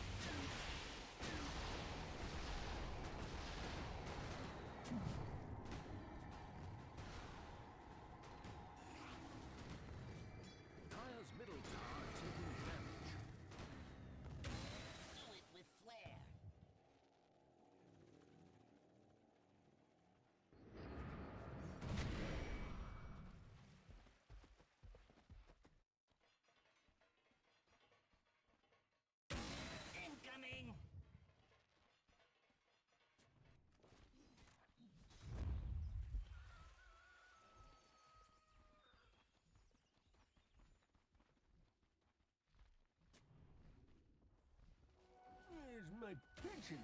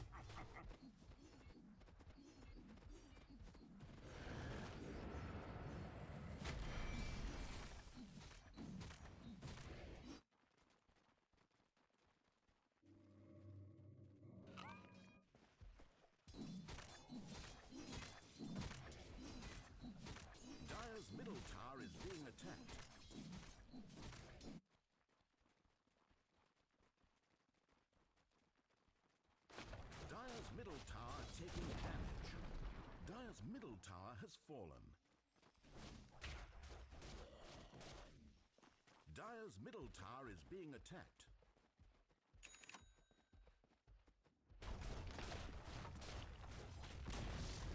Dire's top tower has fallen. I'll take your tribute. Boom! There it goes.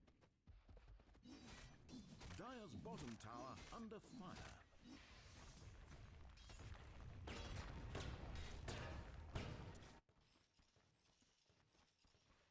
Dire's bottom tower is being attacked.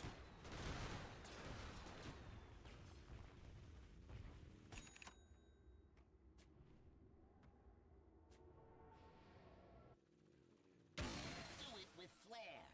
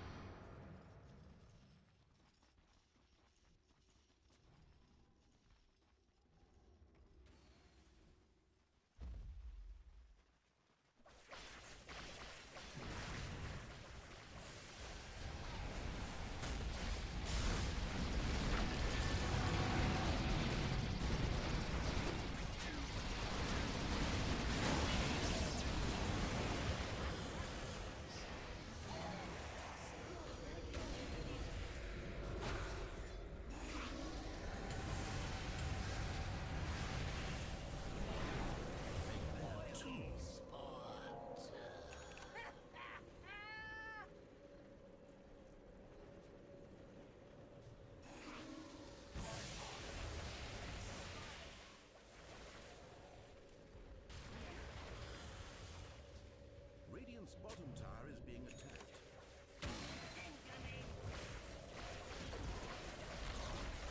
Radiant's bottom tower is falling. Radiant's bottom barracks are under attack. Radiant's bottom barracks is falling.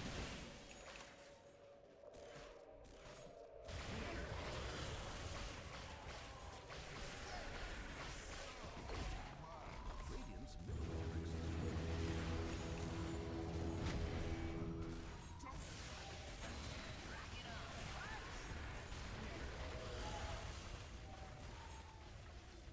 Radiant structures are fortified.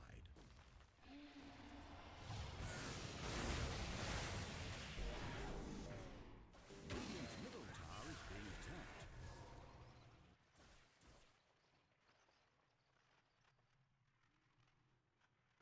Arcane Asylum.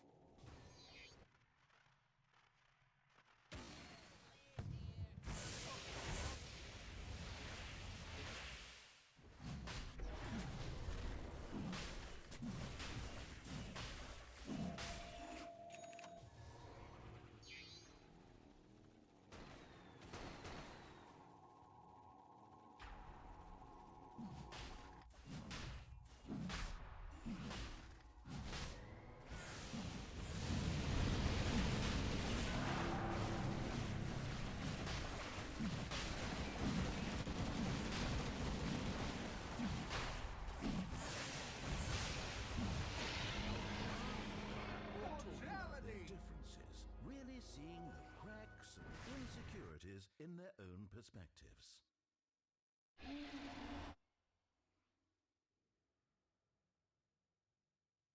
Pain surrounds!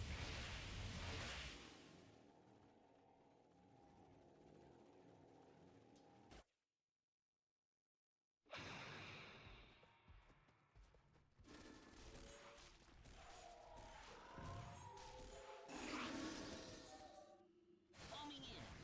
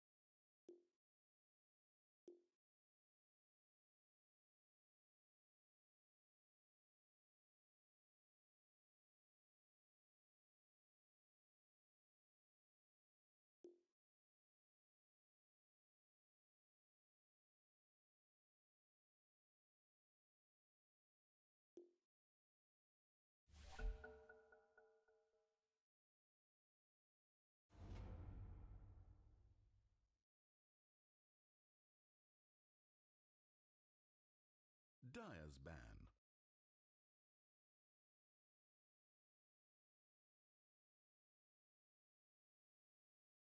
10 seconds to pick. Dyer's ban.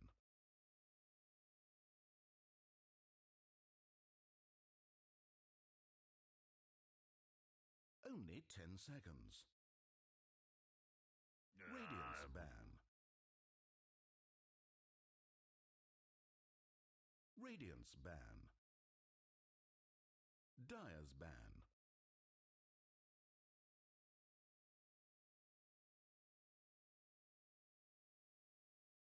Ten seconds to pick. 5 seconds remain.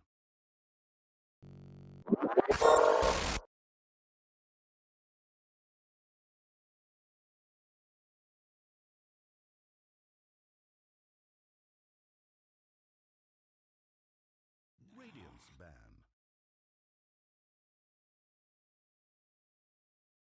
Radiance ban. Dire team are now picking.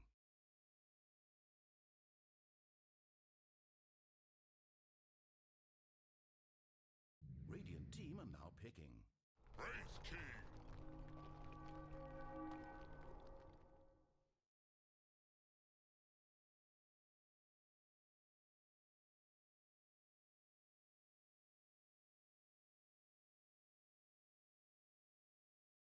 Ten seconds to pick. 5 seconds. Hurry, hurry!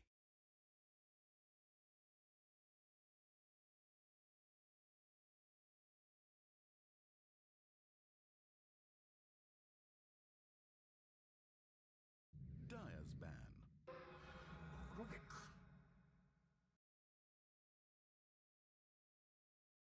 Dire's ban.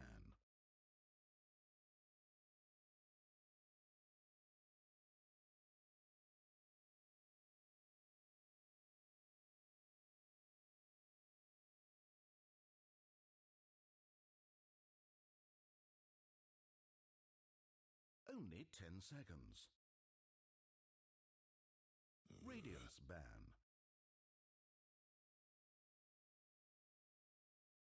Radiant team are now picking.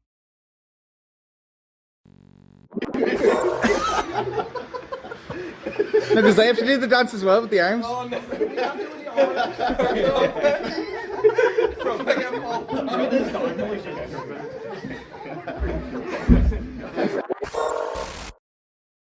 Ladies and gentlemen, we are live with our last game of the round robin of Reboot Land 2026. And to take it through myself, Run and Tell, I'm back from the dead. I've woken up. I'm ready to cast. And Blinks, you've been here all morning. Yeah, I've been here bright and early. Some of us, were committed. Listen, I'm committed, but I'm most committed to having a good time. I mean, some people are just kind of boring. I mean, that might be you, might not be me. I don't know. 10 seconds to pick. Die boring? What can I say? Let's look at this draft. Far less boring. So Wongs are doing their thing they've been doing all throughout this tournament. So they have been picking Pangolier in first phase in almost every single game. And after they pick Pangolier, they're flexing it between Nagi and Shirks. Yeah, I mean, Pango is just kind of general all-round strong hero, isn't it? It's yeah, gives you good team fights. It's a good hero to rotate off the mid or the depositories. Yeah, just gets a lot done. And the response into that, it's Bambi. It's another Wraith King classic, baby. I mean, yeah, yeah. Bambi in game, Wraith King, unpicked, unbanned. He's taking it, straight away. This support combo from the side of Guinness Menchan, I don't love. I won't lie. So you have the Grimstroke, which I assume is Peish, or do you think that's more likely damage? Well, when we have the clockwork here, It has to be that's damage clock. 100% damage clock. I figured. And they've done this because Wong's have banned out the Shadow Demon and the Spirit Breaker. I mean, you cannot give this guy Shadow Demon. You He's just a can't. menace. Like he gets way too much done. Clockwork and Sky kind of his other two big ones. So and the ET. But going to go for the Clockwork here. And I'm guessing the Grimstroke, what they have been doing is they've been given James's Chaos Knight, and just throwing him on the +5. Maybe they're feeling that they can't do that against Wongs. Next pick for the side of Wong's Bakery, it's going to be the Ringmaster. One would imagine that's probably the Slate hero. What I was going to say about the clock is, obviously, damage is an incredible clock, but the clock is dog right now. His numbers were adjusted for having the big cogs, and they haven't adjusted them back yet. Mm, mm. Only 10 Um, seconds. yeah, yeah. I don't know. Well, if anyone's gonna make it 5 work, seconds. it's Hurry, gonna be damage. hurry. For sure. This Ringmaster, I know this is a big Eclan hero, but Slate kind of new to the squad. I don't know what he's been playing this tournament, but you know, I suppose Rubik maybe more of a 4 than a 5. If they're running this Ringmaster, it's probably going to be on the 5. Yeah, so what I was told about Slate was there's no point trying to figure out his hero pool because he plays everything. Yeah. So he's very difficult to kind of track in that sense. So they're just picking him whatever works with our draft at that moment. I really do like having the Ringmaster with the Pangolier. Obviously, what you normally want to do when you're facing into a Pangolier is you want to take him out before the fight starts, right? You don't want him to get off his ultimate. Ringmaster is one of the best heroes at stopping that from happening. Yeah, for sure. Guarantees these rolls, makes clockwork a fair bit less effective. However, I will say I do like the Grimstroke pick into Pangolier because if you're in the ball and you get linked to somebody, your ball just stays in You place. just sit there, kind of fetal position. Uh-oh. I'm That hearing boss music. is the infamous Nagi Invoker learned everything he knows from me, from the best. Is he pulling out the meatball at any point this weekend? The Tinker we're gonna see Maybe too? not. I've tried to convince them, but they don't seem to be taking the bait. So 5 seconds remain. yeah, Invoker. I mean, interestingly enough, okay, I actually had a conversation with Nagi about this. This hero is bugged right now, so as you level him up and get the eggs and stuff, you're actually missing like 3 orb levels. Oh, really? Yeah, you actually cannot max this hero out. So interesting that he'd pick it here. Maybe it's a bit of a flex. I don't know, but I guess he still enjoys the hero, still wants to have fun.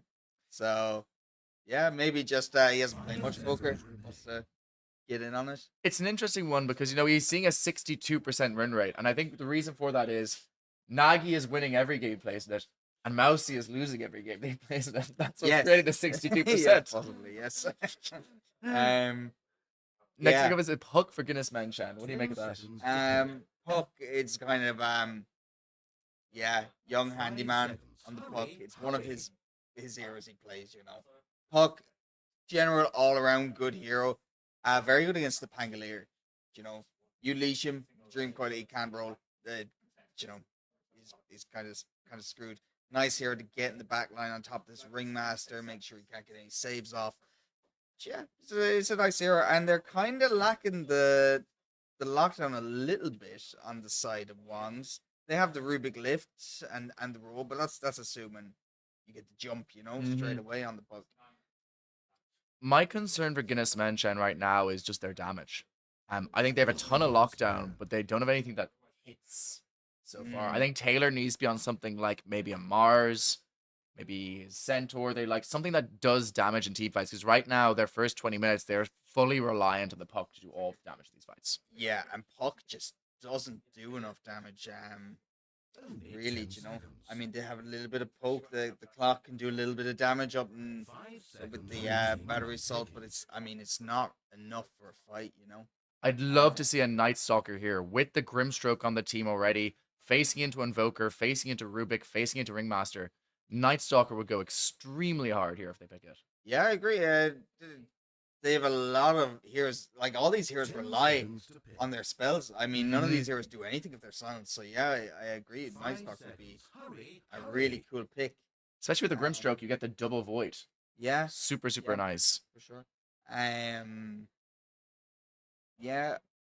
Is there a bit of a lockdown cash problem? Maybe not. I suppose the only real kind of reliable hard stun they have is the Wraith King stun, but You've got a clock, you've got a Grim. There's you have definitely enough, answers. like, yeah, you you got have a enough. Puck Dream Coil. yeah, It's not it's necessarily kinda- within the lanes, but past lanes, I think their Yeah. lockdown's fine. yeah, for sure.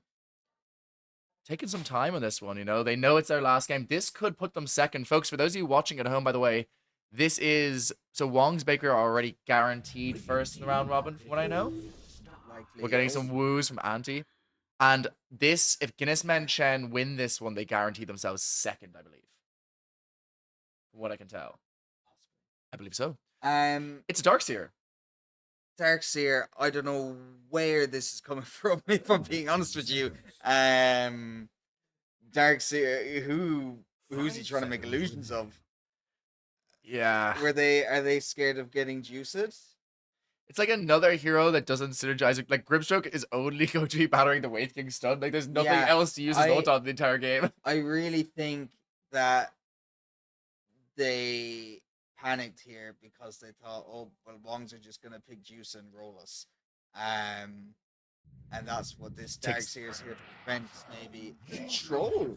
This is one coming we out. haven't seen in a while. So Coral is absolutely a troll specialist. This is one of his most played heroes. Back like 2-3 years ago when troll was fucking playable, he was a menace on the troll warlord. Like honestly, his best hero. It's been shit for a very long time. But look at that win rate across Irish Dota. That's insane. I don't know when I've seen Core play troll last. Actually, I don't know when I've seen troll peak. Yeah. This is it's a kind of way out of left field. I really don't like this Darkseer pick. No, it sucks. I don't know. I really think this was kind of a panic to not get juiced. You think it's maybe Taylor, oh fuck, I'm just playing Darkseer. I don't fucking care anymore. I'm fucking tired of it. I don't fucking do it. Does that say player K8 win rate? That's his win rate. Ooh, interesting. It's his overall win rate rather than Troll Warlord's win rate. So Slate has 100% win rate, it would seem. One match? Yeah, there you go. There you go. God. Well done, Slate. They might be a little bit cooked here. We'll have to wait and see. Yeah, Coral has an 82% win rate across all games. I do know who has the lowest win rate with over 100 games in Irish Dota. Who do you think it is? Not perhaps forget. All people in the chat try guess. Might be a player who was on his team today, but not him. I'm not a hater, so I'm say. Is he a professional, perchance? He is not an amateur. Okay. Well, with that being said, let's get straight into this game, folks. It's the last game of the round robins, if I'm correct, before we get into the knockout stage of Rebooted Land 2 2026. Runnintail and Blink's gonna take you through this one with the sexiest man in Irish Dota, big ol' Malou on the obs. Malou, give us a flex. You're fucking massive, lads, I promise you. Let's get into this game. So, looks like the side of Wongs are going for 11. Sorry, the side of See, he has Wongs in his tag, which makes it very confusing. Fucking Taylor. Guinness Man Chan going for this early smoke and moving down towards this bottom area. I mean, to be fair, their level 1 is pretty good. You've got Grimstroke, you've got Clock, you've got Puck. Yeah, it's significantly better than Wongs, I would say. Now, the whip can do a lot of damage if they were going to take down the Ringmaster, but that's kind of it. Until 30 seconds after battle. Oh, I would tend to agree. Like, you have the whip, you have, the Fade Ball potentially on Lunatic, but I do think they really should try to pressure in for this one, and they are starting to do so with damage moving in on this Clockwork towards this bottom area. They're immediately spotted out there by Shirk, so Taylor still looks like he's going to walk around here. My favorite mumbling Belfast man is moving into this area, going to go for the attempted rune steal with damage with him as well. Cog's ready for damage, one would imagine. He's in next to Coral. Yep, just going to pick it up for free. Oh, yep. Well, take it in front of his nose. Yeah. Hop in there, take the rune real quick, and yeah, be on his merry way. So it's going to be a 3-4-1, I believe, off the back of that one. Was it 2 for 2? 2 for 2, yeah. It's damage to get that one.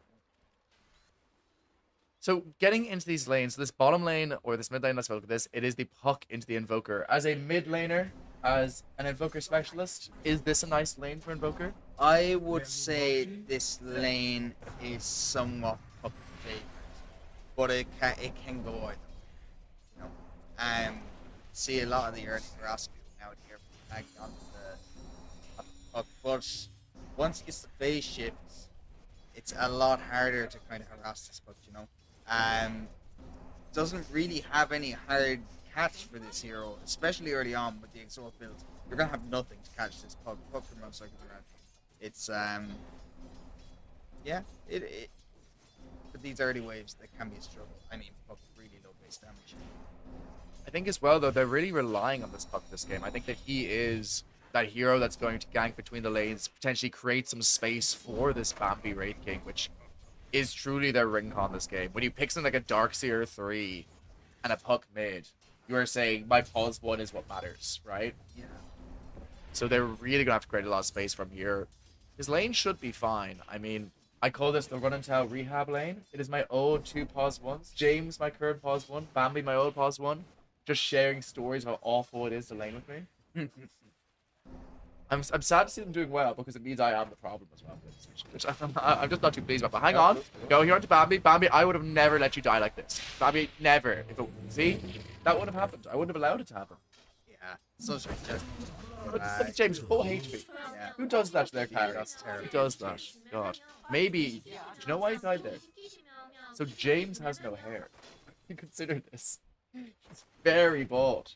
I think He's perhaps very, very bald. it was very distracting for the Wraith King. He was looking in that direction. He was blinded. It was immediately Blair. gone on by the heroes. Yeah, I was buffing out James's head in the pub last night. Yeah, Needs to be I saw done. A few, maybe I did too much waxing. Yeah. The Karate Kid, the wax on, wax off, continuously in the back of James's head, perhaps. But a good start to those lanes at First Blood going towards the side of Wong's. Looking into this bottom lane, you have the Clockwork with this Darkseer. He tries to get the drag on the wave there, it seems like what he's trying to do, but of course, Ringmaster, one of the best heroes at contesting wave drags, having those long-range use of this. But nice kill on the Courier. That's Koro's Courier dead early, which is always a pain for the pause 1. Damage, though, could be in trouble here. Slate, equally good. Oh! This cheeky little robot. Very, very cheeky, huh? Slate's ankles are in the gutter. That was really cute little juke there, actually, from damage. Yeah, very, very, very good. And quite important, if he goes down there, I think this lane snowballs quite quickly. But now Taylor, level 3 already, actually out-leveling Koro at present. So, not a bad start for the Darkseer. I suppose that is one thing it has going for it. It probably is a decent lane of Darkseer no matter what. But I will say damage, playing a lot in the lane means he's not going to get the stacks on the Ancients, the medium camp that you normally want on Darkseer, right? Yeah, probably. I mean, damage he's sitting there stacking. I mean, he will. He'll do it, but a very, very aggressive playmaking. It's just one of those things you need on a Darkseer, though. Like, regardless of what your other hero can do for you in lane, those stacks are one of the reasons why he's balanced the way he is. He's so good at taking them, so efficient at taking them at early levels that it's almost built into his kit that he's expected to do it. Yeah, yeah, for sure. And we'll see. Probably in the next little bit, we might see that starts depending on how this lane here goes for them. So far, not so bad though. 19-1 on the Darkseer and 25-6 on the Troll Warlord. It could be going a hell of a lot worse, right? Like, it's a decent enough name. Yeah, I mean, yeah, no clear winners. Troll is up here, ahead on the CS top of the chart. You know, nice for him. Kind of not the best laner against Darkseer, but not the worst side. He's got the range access as well. You know, he's not going to take the full brunt of that damage from the whatchamacallit. From those big ion shells. Yeah, the whatchamacallit. The whatchamacallit Michelle's. Yeah. Nagi, meanwhile, is starting to be pushed off. That is not a run and toe, is it? What did I even say? That is not one of my 10 classic phrases. I'm not accepting that. But do you know what this counter is? Whenever I say something that I say all the time during a class, Baloo has a fucking counter for it. So if I say ships in the night, that's the time you're supposed to put it up, Baloo. There we go. Okay, that's when it's supposed to come up. The run and toe counter. Okay. I don't like it. I don't like being attacked like this, Blix. Well, someone has to be for the content. It's true. I will sacrifice myself on the dais of content if I need to be, perhaps. But so far, looking very even in this laning stage. I gotta say, Guinness Man Chen looking decent. Yeah. Well, kind of looking at the CS mids, looks like the Puck is actually kind of crawling a little bit ahead of the Invoker. But if we actually go to the mid lane there, contest the 6-minute runes. Young Honeyman getting caught out. Sunstrike just off the mark. Does get away with that one. And oh, Hey. wow, Mark, your hair's grown very long. Yeah, I'm never gonna try to do it next time. I was thinking about it for a bit, but I'm just sitting in for about 2 minutes while Run and Tell is accessing an emergency Taylor. Getting batted down by Coral here on the bot lane. The slow comes out. No Sunstrike to follow, not quite low enough for that to connect here. The tip comes out for maybe no reason whatsoever. As massive tip to Run and Tell. Oh, Sorry, lads, I was out of Zins. I'll be wow, fully honest big with you. emergency. I'll pretend I'm a professional, Big but really, I was just out of Zins. So I had to Yeah. run upstairs and grab them. What's been going Well, on? you didn't miss much. Bit of a go on to a young handyman at the water room with Ruby, but he did get away.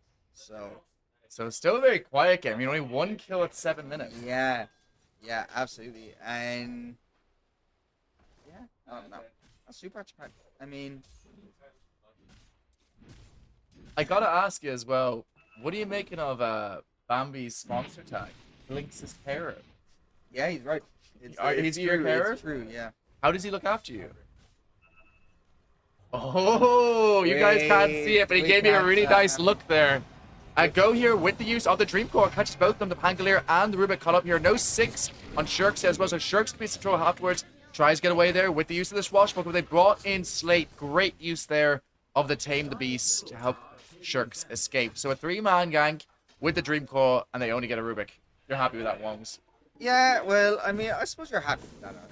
Yes. Well, you know, you're shutting down this early aggression from Wongs, and you're showing that, you know, you are ready to make these rotations. You're not letting him get away with it. And I mean, it's a puck. He's straight back to the mid lane there, very, very quick. Yeah, it's a really, really even game so far, which is surprising because last game, you know, Guinness Man Chen playing into what should have been, you know, a far easier side, the side of Adorable Boots, looked pretty weak, but they seem to have picked it back up this game. Maybe just a bad draft. Yeah. I want to bring some attention here to Invoker's build in the mid lane. Look at what he's got queued up here. Is that the Meteor Hammer that I It's a spotted? Meteor Hammer. I have not played Dota in a while. Is this It's back. standard now? It's back. It's absolutely back. I've been seeing Nagi pick this up in almost every series I've cast him on Invoker for the last couple months. Okay. It seems to be the new meta. Okay. And is it just gives you tower push, or are people doing the old Thompson thing with the tornado into me? It's a bit of both, and then also the stats are much better on it than they used to be. So it just gives Invoker a lot of what he wants in terms of int and mana regen. It is super nice, and I will say that is, with the exception of the Troll, their tower push isn't great. So Troll obviously not wanting to pressuring those towers early, want to be farming, hiding somewhere, not putting himself in harm's way. So getting that early little Meteor Hammer actually enables them to have tower pressure without having to bring core every time. Yeah. And I mean, you know, but Invoker himself, he's got decent tower push. You've got the Force Spears, which he does have 2 of now because he's picked that 4-1-4 build. So yeah. With And- those forge bits and that Meteor Hammer, though, that's some serious poke, right? Yeah. There'll be some trouble here. My little bald friend being run down here by Slate, but looks like he's just about going to be able to walk away from that one, not get caught out in the end. They say that all people can smell time. Did they say that? Yeah, they smell Like the time. herb or No. The concept the of time. concept? That's how James do that. It's Let's go back. a social He construct. snipped the time and got away. But in any actuality, it does mean they are going to get to go in this tower, and it's going to fall pretty quick. Yeah, and meanwhile, Invoker gets denied the arcane room there. The pump is going for the Forward Spirit down bot. Very nice indeed. Talented player. Can we have a look at the Wraith King for a moment there, Mr. Manoonigans? Thank you so much. So Wraith King right now doing decent on the net worth, but still very far away from being at the point where he's willing to fight. That Radiant is going to be maybe 16, 17 minutes. Yeah, I mean, kind of falling behind the Troll, not getting as much farm. And we're seeing the same with the Darkseer against the Tango, which shouldn't really be the case. We should be seeing Darkseer maybe top of the net worth at this point in the game. You know, he should be taking these camps and pushing out the waves with the Iron Shell, but no, he's actually 1,000 net worth behind the Tango, and same goes for Wraith King against Troll. I think part of that is also the way the damage is decided. They gotta be real. when you lane with the Darkseid, the whole point is that you are able to live up them when you can. You're never getting a kill on Troll, Warlord, Ringmaster. It's just not going to happen. I think that you had to play much more passive lane and just continuously stack if they're going to win it, and the difference is clear. Yeah. And Troll Warlord's now at a point where his right click is so big that if you put an Iron Shell down the creep, he just immediately kills it, so it doesn't matter. So we're gonna have to see. Lunatic mid, meanwhile, trying to get up to that level 6 on this Rubik. What steals does he care about this game? Maybe the Grimstroke ult or the Vacuum? Dream Coil is Yeah. very nice for them. I mean, the Orb is also very nice for him to steal. So some nice spells from Puck. I mean, Vacuum, obviously a big one.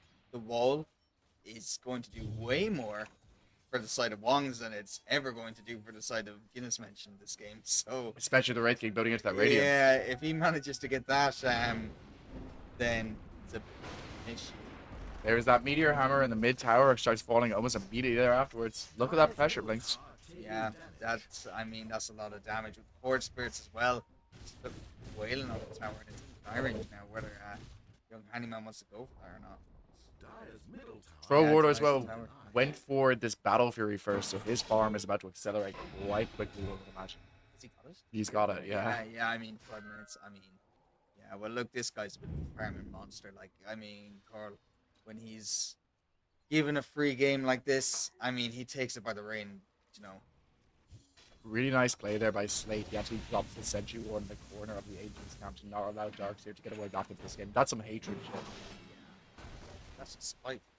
We were playing against Taylor once in a game, and he was playing Alchemist, and I bought 11 Sentries to block every camp of the jungle, and he was immediately texting me afterwards with some horrendous language, I will say. Yeah, I can only imagine. He was not very pleased. Not very pleased. I can only imagine. So far, you know, a very quiet game, 1-1 at the moment between these two teams. It's a slow bleed, Blinks. It is a super slow game. I kind of waiting for something to happen. Come on, guys. I mean, there would be a bit of tension between these teams. Obviously, you know, Wong not wanting to give away the game, but Guinness are going to be playing this game so carefully, trying to. Go here onto Slate from damage, catch him out with those cogs, but he has the big wand up, meaning he does survive, and now he has the Wheel of Wonder from that level 6. He's hypnotized the clock, follow up with the Sunstrike. Beautiful kill there for Slate. Taylor drops the wall, but gets nothing out of it. Yeah. Anti-Man has come in, though. He's got the orb, he's got the silence, but once again, they just walk away from him, so there's very little they can do once they've kind of blown that wall, once they've blown that vacuum. He doesn't want to expend the Dream Coil this occasion, so it's just a 1-for-0 in favor of the side of Wong. So what looks like an initially good initiation for this side of the Guinness Mention. Yeah, and maybe looking to make another go here. Nagy has the Invis rune. He's hiding behind all 3 of these heroes. It's going to be Sniper Monkey coming in here on that Grimstroke. They try to smoke, and the smoke pops immediately, so they should know he is here now. And they have figured out there's mass pings coming out left and right, but Taylor's walking up that hill, and he's going to be first caught. Immediate hit with that meteor. He drops off the Greaves, but he's dead at the start of this fight. Without that guy, you don't want to take this fight at all. Sharks is looking at them, but deciding to do nothing again. Yeah, I mean, all that they can do is just back off there, right? Yeah. I mean, really cornered by Wongs. And what's this mushroom farmer that we've got in the reboot? This is the new item. It's the foraging kit. You stand near a tree long enough, you get a little gift. It's some mushrooms. Mm-hmm. Okay. Makes the game slightly funny. Yeah, it definitely has some comedic value here. The Vital Toadstool, it's called. Oh wow. Ah, one hell of a name. Yeah. Wish my name was Vital Toadstool instead of Bark. My parents really should have thought that through. Yeah. Well, maybe if they had a few more, Yeah. if they had taken a few more Vital Toadstools, they might have thought. I might have been called Vital Toadstool. My life would be so much different. I'd probably, what would my career if I was a Vital Toadstool? I'd go with Taylor again. He's hit up with that meteor. A lot of right to as well. And he has the burn on top of him. He just about lives there with the use of those Guardian Greaves, able to purge off the damage from that meteor. Yeah, and now you're not going to go for Sunstrike. If he'd have gone for it in the base, maybe he'd have got him. But, you know, I think you got to go for those. You miss every Sunstrike you don't throw. Yeah, I mean, This is like the definition. You ever see that nothing ever happens consult the graft. That is these teams, this game. We told them they're being cast, and they decided let's play the most boring Dota of our lives. Yeah. 4 kills in 16 minutes. Yeah. What's wrong with these Honestly, guys? they know that we had a long day yesterday in the late night. Come on, give us something exciting. Well, Bonds, They are. yeah. They have a Troll Warlords. They're going to take it quick, but Troll is getting quite low. If they get the right initiation here, this could be a way back into the game for this Guinness Man champ, but they don't even scout it out. They don't even know what's going on. Damage happily farming in the bottom lane. As a result, Quarrel getting a free Aegis. I mean, yeah, healing up off the ult there as well on the rush with the alacrity. Take it. They took that so quick for 16 minutes. I wasn't expecting that. Yeah, never mind. Never mind these guys. Yeah. They were not expecting Roche to be taken there. Absolutely not, and they fall victim And- to it. Yeah, we'll have a look at the chat there. What was that from this one was streamed. Fun for the casters. Yeah, thanks, guys. Thanks, It's guys. been fabulous. Thanks very much. We're so happy we chose to cast you this evening with your Yeah. 4 fucking kills in 18 minutes. Yeah. Well Yeah. done, guys. Yeah. Wonderful. Yeah. Fuck you, Taylor. Fuck you, Taylor, indeed. It's all Taylor's fault. Yeah, I agree. Do you think he gets the tattoos for attention? Yes. I think so too. That, and I think it's because he likes to pull emotes. Yes. Yeah, and it gives him attention and emotes, and those are the two things that drives Taylor's lifeblood in life. This is true. It's true. And White Monsters is. But that's the same thing, right? Well, it's performative. He doesn't even like the taste. No. It's all he brings around an accessory. It's like a kind of prime. Yeah. I fucking one of you. Like I fucking love. I love My Chemical Romance or Class Band. Smoke on the side of fucking Guinness Man chan, and I got in some fucking trouble. Bambi is ran down. Bambi ran down immediately by Coral. In case you're new to Irish Dota, that is what my boy Taylor might sound a little bit like. Go on to Bambi. They have the Aegis on Coral. This is a pretty safe play for them, but Coral is being burnt down very quickly. His Aegis almost expanded. In the backlines, though, Taylor is ran onto by Shirks. There's double kill for Shirks. He's already taken down Sniper Monkey, and a nice clean fight for the side of Wongs. And with that Meteor Hammer plus Forward Spirits, they're going to take this tower very quickly. Right. I know that I'm going to bring this game up to Taylor later and say this Darkseer was the absolute worst hero that he could have possibly picked. And he's going to say, what are you talking about, man? I think the Darkseer was actually a good pick. And this Darkseer, I just don't understand. Can we see Darkseer's KD, please? Okay, so he hasn't been involved in a kill yet. To be fair, there is only one kill in his team, so that is a bit harder. Not many kills to be involved in. Yeah. They've had one kill so far. Shirk's going in onto Bambi. Bambi doesn't have his respawn here. He is hit up by the knife. Oh, just dodged out there by the Wraith King. He does have his Radiance finished up now, so his farm will start to speed up, but the map is getting so small. The constant pressure from Quarrel as well as from Nagy with this Meteor Hammer Forward Spirits. It's just closing down the space that Wraith King has to farm so quickly. Yeah, absolutely. I mean, you know, it's looking a little bit grim. It's the slowest bleed of all time. There's nothing happening, but they're just losing slowly. Yeah, I wish something would happen. You know? It's a shame we're not inclined here. I'd be flaming the shite out of them in the all chat. Yeah, I'd be using that cast. and that would be fair. That would be fair. It'd be reasonable. You know, it's just they've been playing an extremely slow game. We're doing our best to keep the vibes high. We're doing Taylor impressions, but what more can we do at this point? You know, like Yeah, I don't know. hang on, Taylor being caught here. Bambi is there, but he does choose to walk away from this one with a fear as well by Slate. Slate doesn't quite connect though with that Wheel of Wonder, so Blinks, nothing ever happens. No. Nothing ever happens. He's just able to walk away from that one there on Taylor. Moth would have hit that Wheel of Wonder. That's all I'm saying. Every time. And they've been all chat immediately following it. Now they go in towards this Tormentor. Some good shards on the side of Wong's. They want to get this game. The Rubik self-lift, really, really nice to get He's the got it Ringmaster actually shard. already. Oh, he already has it, so it's probably going to go to Slate or to... It actually goes to Nagy. Does Oh, have they both bought their shirts? Oh, and he goes for the Wex. Yeah, I mean the EMP pull. It's got to be the strongest one, right? I mean, Sunstrike creates fucking Force Spirit. yeah. Who fucking cares? It's also really nice on a team of Pangolier, right? Yeah. Be able to drag them in, get those big bowling balls, the drunk drivers going. I mean, it's just more control, isn't it? It's a no-brainer. The other two is kind of useless. We also have the eyes coming out here from the Troll Warlord. I believe that's the dispel that he gets off that. It is, yeah. So he can dispel enemies with the ranged axes or dispel himself with the melee axes. The dispel on the enemies is nice up into those ion shells, I would imagine. Does it Well, remove it can them? dispel the surge, Yeah, that too. and it dispels Grimstrokes. Yeah, it's Yeah, big puddle thing. yeah, Whatever it's the called. big, yeah, ink swell. There we go. Yes. Nice. So I mean, yeah, just showing again this troll actually, it's like the perfect troll game for the Zags. I'm gonna say again, very exciting. The Aegis is expanded through time. Oh wow!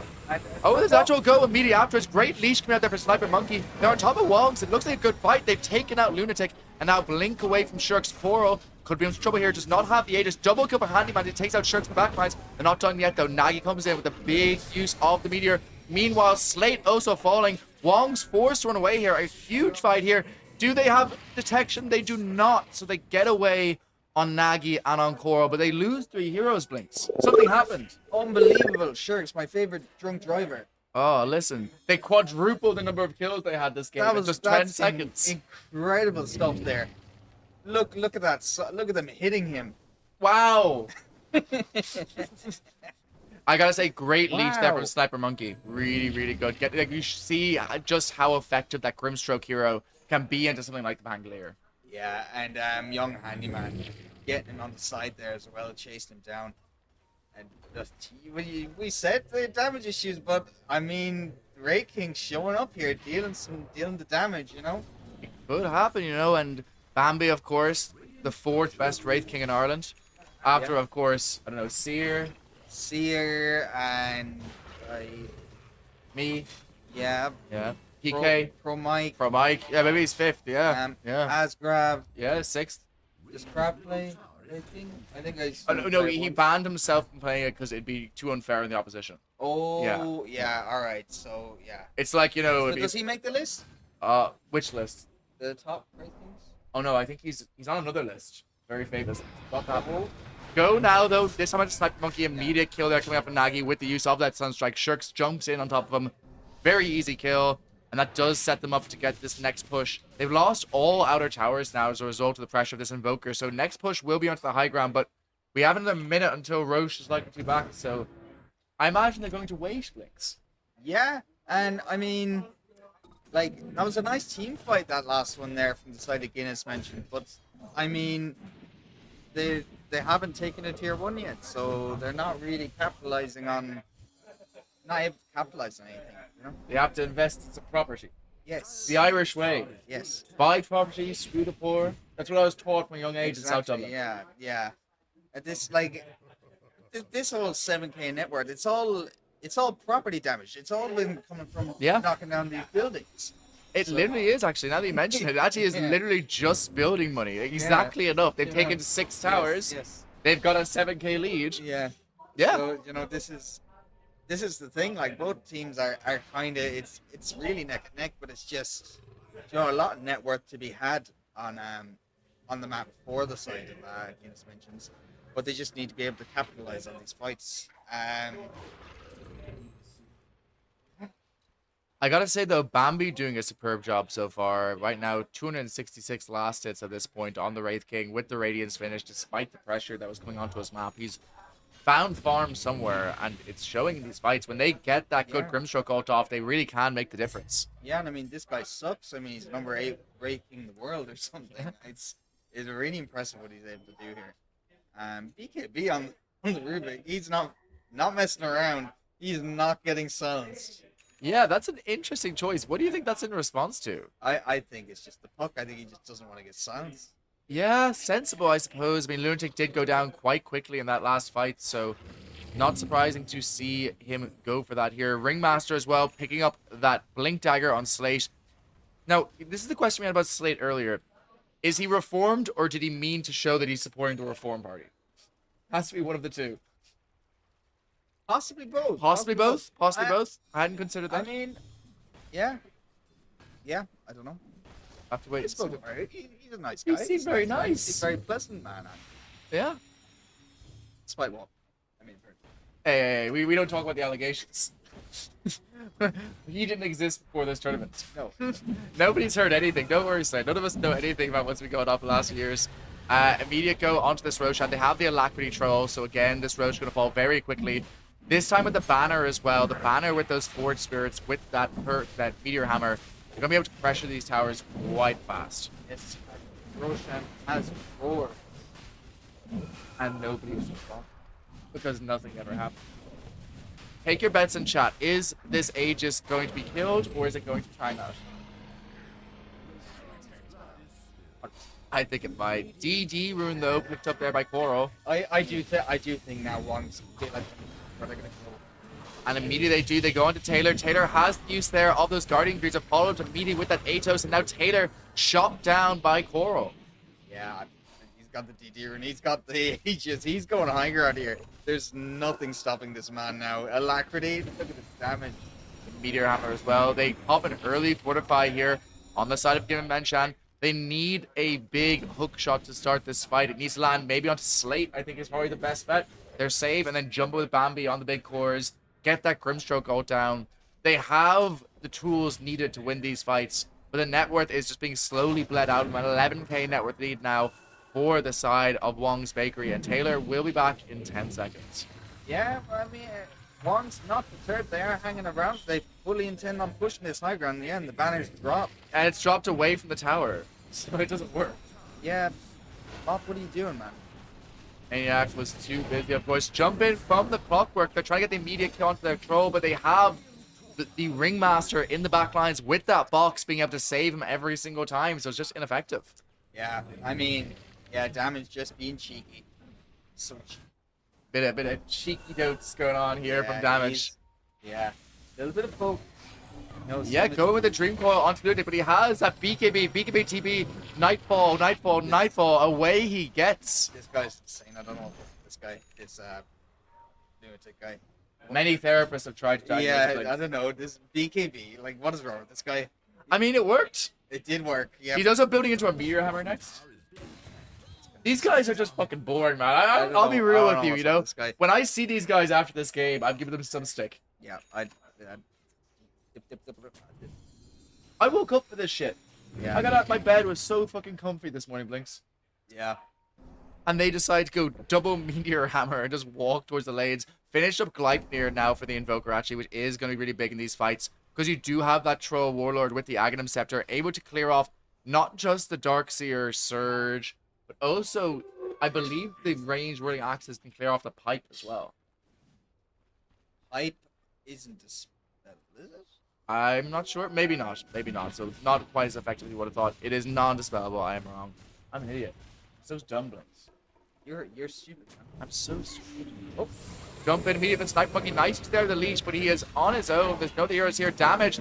Tries to be a little cheeky here with the go onto Slate, but Slate just walks away with that box. Coral now batting into damage. They're going onto Maniac here. Wraithking has a lot of damage, and there's no BKB because he used his last fight, so it looks like they're going to lose Mr. Maniac. But in the meantime, Taylor being gone, and he gets a double use of that huge vacuum to get 2 heroes onto this cliff, and now big Nagi is stuck on the cliff, being slowly chomped down by Bambi. A huge fight for the side of the Guinness Manchan.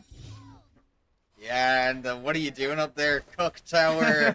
A little bit of flame coming out here, and yeah, well, we know from experience that Wong's not going to respond to this until they're in a position where they're comfortable to win the game. Of course, they are not the type to get baited by the Bambi words. I'm actually quite shocked we didn't get a pause during that fight, to be honest. Yes, I am surprised if I pause there, actually. And This guy's toxic as fuck. he is. That's why I love playing with him. Yeah, this is why we... I gotta say though, you know, we did mention this Darkseer hero didn't feel great, but in this one specific instance, they're fighting around this ward spot. Yeah, I mean, look, yeah. I love how James is still in the middle of the fight types as well. Like he's not even done the fight yet. He's mid-typing. Well, James did. Ah, okay, that makes So, sense. I That mean, makes sense. he's got plenty of time to type. Did And he- he still spelled it wrong. He did. Yeah, so, In fairness, he is bald. It has to be said. Listen, someone's Poor gotta guy. say it. Damage making potential go out here onto Nagi. They're gonna fight over this. Okay. Bye bye. yeah. think it was more of a Nagy potentially making it go on to him. Yeah, it was a bit of an Apple Maps moment. He was a bit lost. I think that's quite a long way to stray when you're playing this clock. And now, immediate go onto this tour. I'll be interested to see who this goes on. It's going to be the Troll Warlord. Can we have a look at that shard, please, Malou, if that's okay? Because it's been 10 years since I've seen a Troll. Yeah, what is, I can't remember what this is. It is the fervor stack, so it is going to help them. And it gives the extra attack, isn't it? Yeah. Yeah. This is quite a nice shard to have, especially picking up the Satanic here. Really nice to have that extra attack going out, you know, when you pop the Satanic. Or just when you're fighting, it's just more sustained, more lifesteal, and just a bit of extra damage. And he immediately walks on this high ground, but Bambi is there. He doesn't have BKB. He does have BKB ready on this troll if he wants to use it, but choosing instead to walk away from this one. Doesn't want to take this fight. Finished up there with the big item there on Pangolier. He's built in towards that spell lifesteal, which is going to be really important in terms of his survivability into that Wraith King. So nice pickup there for him. But Wong's once again content going to hold this area. It's another 2.5 minutes till they have that Aegis back up. But it looks like they're now going to smoke. They're going to move in towards the side of the Guinness Menchan. Perhaps dangling shirks out there like a prize-winning hog. But Bambi in this top lane, he's spotted out, but he just walks away. I'm trying, man. I'm trying. I'm really trying here. I know run until fake hype is a thing, but I have my limits. Yeah. Well, I mean, maybe a little bit of hype going up here. 15 kills in 32 minutes. Bambi immediately hit up. Great use there of the row, the follow-up as well with the Sunstrike, but good force staff there from damage. Gets him out of harm's way. Trying to heal him up. That is the first life on the Wraith King down. Shirks bouncing left and right here. Kill onto Sniper Monkey and onto damage. Double buyback from the supports here, but they're wailing into Bambi, and Bambi is permanently rooted, and down he goes. That is your Wraith King down. Handyman and Taylor doing what they can to bring this fight back, but it's just ineffectual at this point, Blinks. They're not done yet. In comes Poro with this Pangolier, and they chop down Sniper Monkey. That is his dieback. Here is a hook shot from damage. It does very little, as does the Dream Coil. So now you have a diebacked Grimstroke. You bought back on Bambi, which is huge for his progression. And they're not done yet. Bambi jumps in. He's trying to get the kill immediately onto Poro, but Poro is aided by Maniac with that lip. He lives on a sliver of HP, but not for now. That's a dieback onto your Troll Warlord. Next to Handyman. This looks like it might be Dire straight to the side against Menchan. Triple kill for Poro. Only Taylor left alive in the Dark Sea.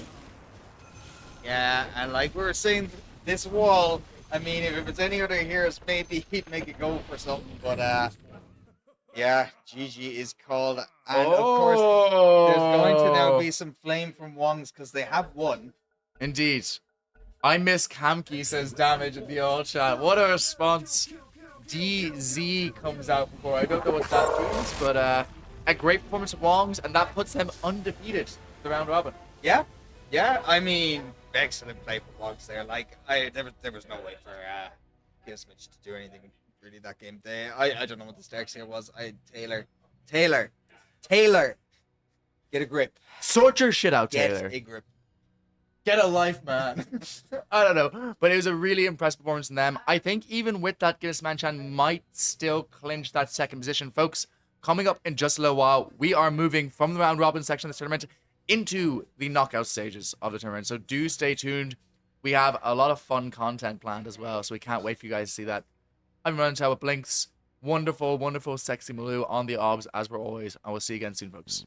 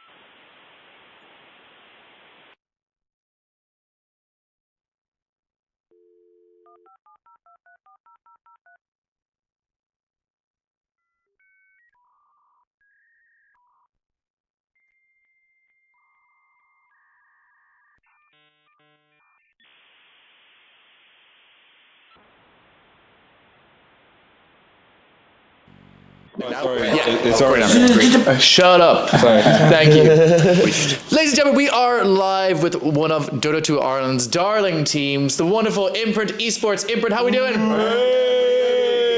And we have a very special content piece. We have recently had a wonderful event in Irish Dota, which is, of course, the engagement between Dear Conchabar and Corey. Round of applause. However, we at Dota 2 Ireland, we're not nice people, right? So we figured, what better way to celebrate their engagement than do a content piece that could tear them apart? Allow me to explain this game. We have asked Connor 10 very personal questions about himself. Very personal. We are going to see who gets more right. The boys from his Dota team or his fiance. Are you ready for the boys of the Bay? What a great name. I like it. Okay, the first question. What is his least favorite Dota hero? Least favorite. I was hoping that you were gonna ask favorite. No, it's definitely not. Oh god, no. Least favorite. Wait, to play or play against? To play against. Play against. Okay, that changed. And you answered the Now quiet. Question I did. Have we got a decision? We haven't even talked. Night Stalker because it kills all his heroes? It could be like Morphling or something. Pick something. Viper? Oh, No, my I'd God. say like Different Morphling. I'd say heroes. like Morphling or something. I fucking know I rip the Morphling. Morphling. Rip the Morphling. Morphling. What do you think, Corey? I'm gonna go for techies.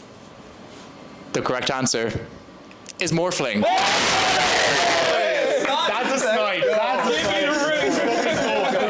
Nice, yeah. Carry us in this game at least. When Connor loses 3 games in a row, what is the thing he does to calm down? Oh, is it across the He obelisk? goes play. Yeah, he goes to play across the obelisk. It's usually across what the I'm gonna rip. obelisk. That's what I'm gonna rip. Or you just leave. Yeah. Do him. Stand up. He plays another game. Yeah. He plays another game. Yeah, If he it's play- specifically across the obelisk with Corey, I'm not sure, but Yeah. Okay, Definitely what's rips another your game. decision? He plays across the obelisk. What do you think, Corey? Yeah, he plays some sort of background game, and it varies depending on the day. Sometimes it's Slay the Spire, sometimes it's Meowgenics, and sometimes it's Across the Obelisk. Good game. That is a great game. good pick. In this answer, you were both incorrect. The correct answer was he takes a sad shower. How do you take showers? You showered? I can smell you through the mic. All right, now guys, I'm gonna have to insist on safe for work answers here, okay? No dirty-minded ideas here. What is the first thing that Connor does in the morning? Oh no. Okay. Cries. Cries. What's the giggling about? I feel like it could be like watch YouTube or something. Maybe. Oh, that's it. Yeah, because he picks the tablet up off his face after he falls asleep. right? That is a great guess. Plays, Okay, watches the Yogscast. Specifically, Yeah, watches watches like a Yogscast YouTube. Yeah, but YouTube. Yeah, YouTube. Yeah. Farts. Oh, and he does fart. I realized he put the wrong answer in. He's a smelly bastard. I think I'm gonna give it to the boys. It says check his phone. So as it stands, it is 2-0 to the boys. Corey, lock it. Imprint forever. We need this win. We need that win today. Corey's tanking for us. I appreciate it, Corey. What is Connor's spirit animal? Oh, it's like some furry thing. What is it? Oh fuck! Didn't he have something. something when he was going through like his Harry Potter phase? He used to tell us that he had like a Patronus or something. Oh, he did. He's getting fucking hung out to dry here. Man, I know. He's a Tumblr girl, like since. I don't know. Get something, Brain. I feel like Yeah. This is on you. This is on you. Come on, you know him so much. It's either dragons or wolves. It's either or like a weird dragon. He has the lion tattoo. He's a lion tattoo. Oh, he's a lion. Yeah, the lion tattoo. There you go, lion. Corey, what do you think? Lion. Lion is. That was the snipe. He has a giant lion on his arm. It has to be dragons or wolves. Hey, when he was younger, it was either or. Okay. The Harry Potter thing in there as well. Your next question. What was the name of Connor's first household pet? Oh, this is all ye. This is all ye. It's them two. He had a bunch of cats, a dog. Oh. So which one was first? Who was first? Well, that's the question. Don't worry, I'm helping you. No feeding answers. What? I actually don't. I only know the dog's name. I will Lady. state, my life existed prior to coming to Ireland. Oh, well then. Nah, you were the human then. What's it? 9! Let's just go for a common Rex. text. Spot. Not Rex. Spot. Luna? Was it a That's cat? common. Probably a cat. Cat Luna. Oh, we need something there. Just something. Cat. Isn't there a cat? No, it's a cat. Isn't there a cat Luna? I swear he has a cat Luna. Do it. But, I'm okay, down. I mean, rip it if you want, yeah. Rip it. We're gonna Luna. Luna. Yeah, I don't know. Oh, Corey? I think it was a dog, but I can't remember its name. Luna. It was a pair of fish called Pip and Pop. Yeah, no, we were Named after the otters in the Bear in the Big Blue Yeah, House. that's right. Look at him. That was a good show. That was a It is still 3-1 to the boys. What question are we on? We're good at We're throwing on though, question Yeah, very good at number 6. Hey. Yeah. What is Connor's favorite memory from his entire life? That's crazy. The best day ever. No, there's one you gotta to be one. Oh, yeah. The proposal. You gotta rip the proposal. Because if he didn't answer the proposal, she's gonna slap the head of him right now. That was that good. It's a justified response. We don't talk about the revolution. Yeah. Do you have an answer? Was it winning against Calvin? Maybe it could be winning against Kevin. But I honestly Rip the winning against Calvin. I've never seen him more happy in his entire life. Okay. Yeah. And what do you think the answer I is? was going to say skydiving with his granddad. Oh, that's a good one. That is a great answer, and I feel like The proposal was a very good guess, but Connor's answer was winning against Calvin. I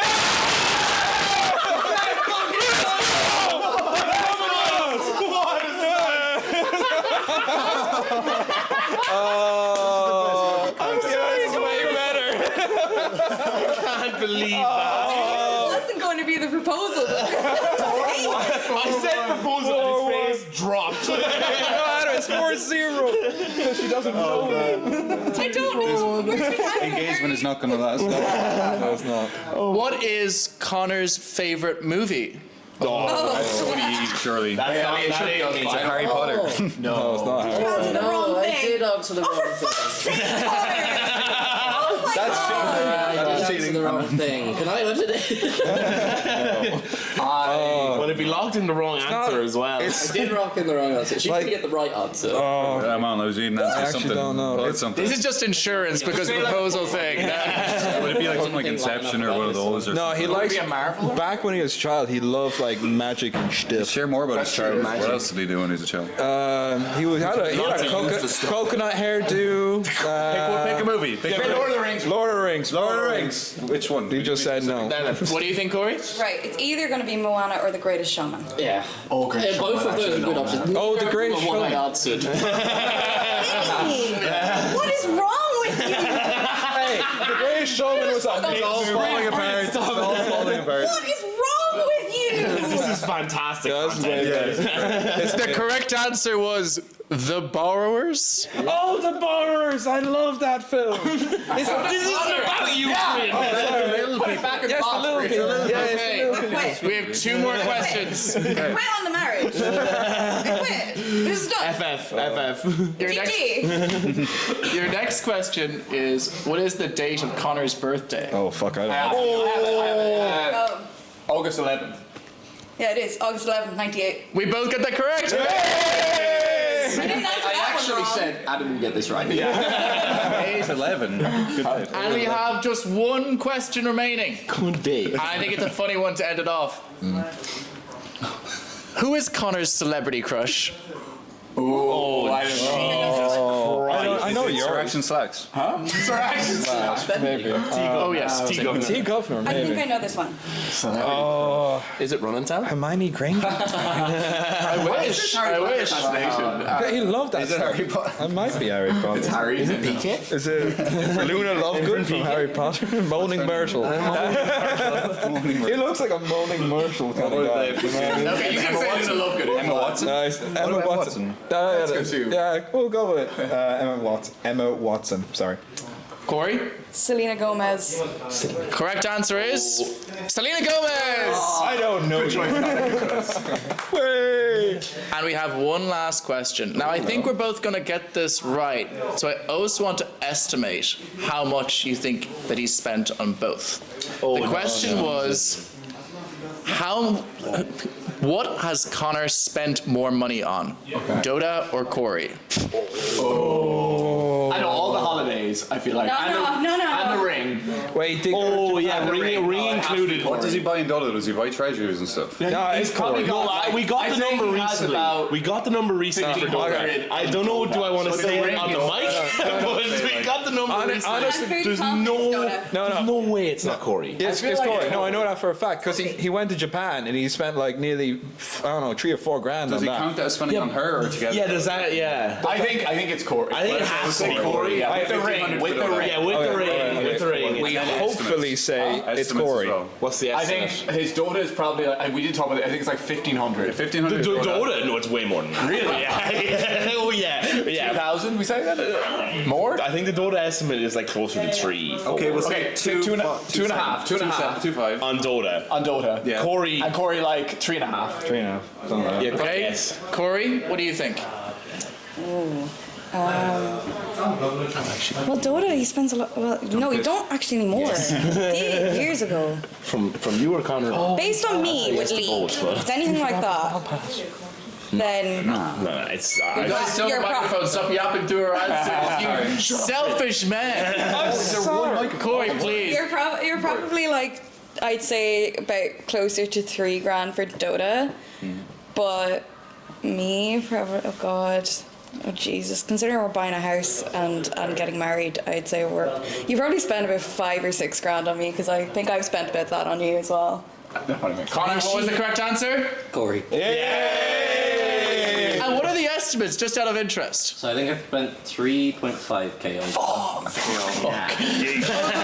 Yeah, over 12 years. It's a lot of With battle Corey, passes. I mean, I have no idea. Over 5 years with holidays, Christmases, The ring. Question. On the Dota one, does that include all trips to TI and LANs? Never been to TI. Okay, so there you go. That would have been a good one. Any land we've been together, so yeah. Well, thank you very much. Congratulations on your engagement. This has been Boys and Babe. We won. They did win. I didn't want to say it, but they did win. We got the ring. We got the ring. Perfection. Japan and he spent like nearly, I don't know, 3 or 4 grand Does on he that. count that as spending on her or together? Yeah, does that, yeah. I think it's Corey. I think it has to be Corey. Yeah, with the ring. Yeah, with the ring. With the ring. We hopefully say it's Estimates Corey. as well. What's the I estimate? think his Dota is probably, we did talk about it, I think it's like 1,500. 1,500 Dota? No, it's way more than that. Really? Yeah. Oh, yeah. 2,000, we say that?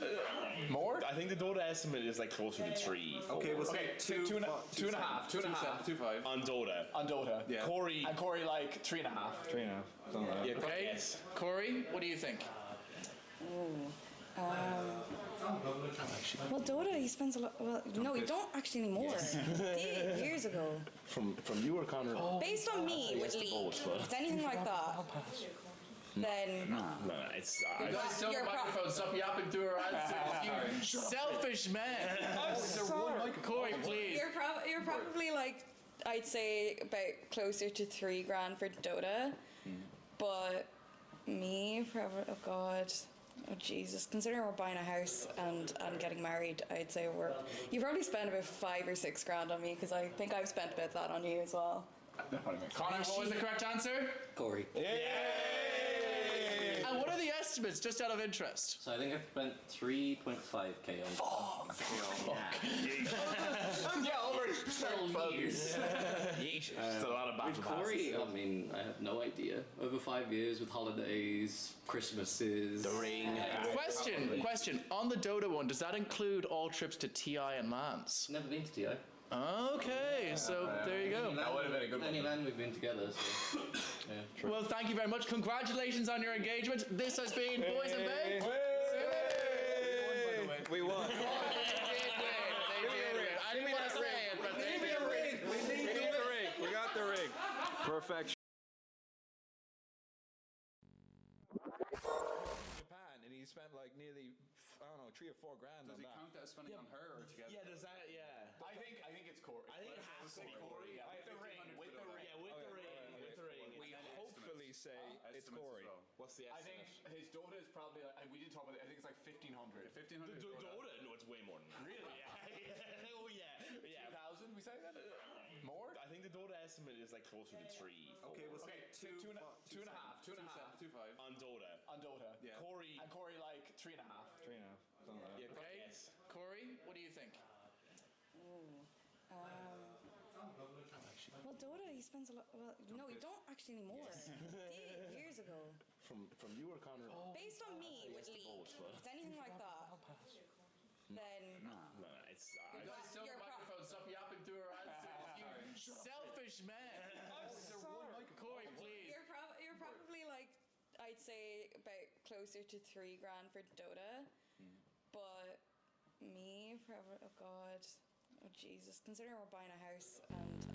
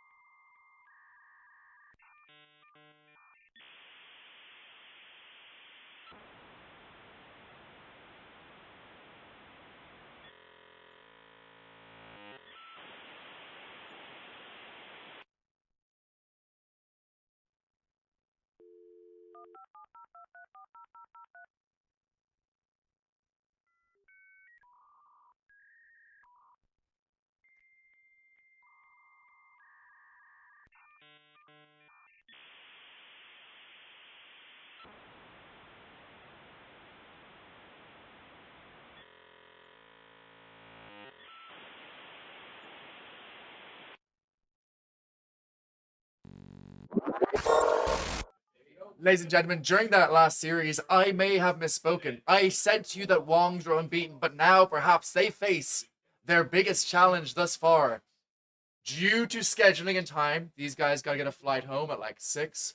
We have had to rush through our last game that was scheduled, which was supposed to be between the side of Wong's Bakery and indeed the Pub Crawlers. As a result, they've come to a compromise. They've sent forward their 2 finest champions. They chose people based on level of sexiness. So they have the hottest guy from Pub Crawlers, Ryan, and big sexy Shirks here on my left. And they are going to play an ancient game created through Irish tradition called Rock, Paper, Scissors in a best of 3 to decide the final game of the in-rounds of Reboot Land 2026. Folks, are you ready?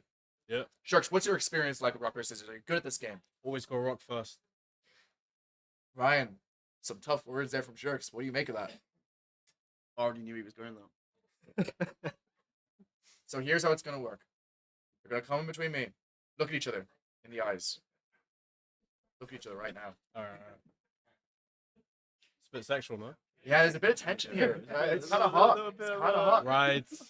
Okay, here's gonna work. I want rock, paper, scissors in the middle where I'm. And it's gonna be rock, paper, scissors, shoot. It is a best of 3. The winner of the best of 3 wins the series, and this will affect the bracket.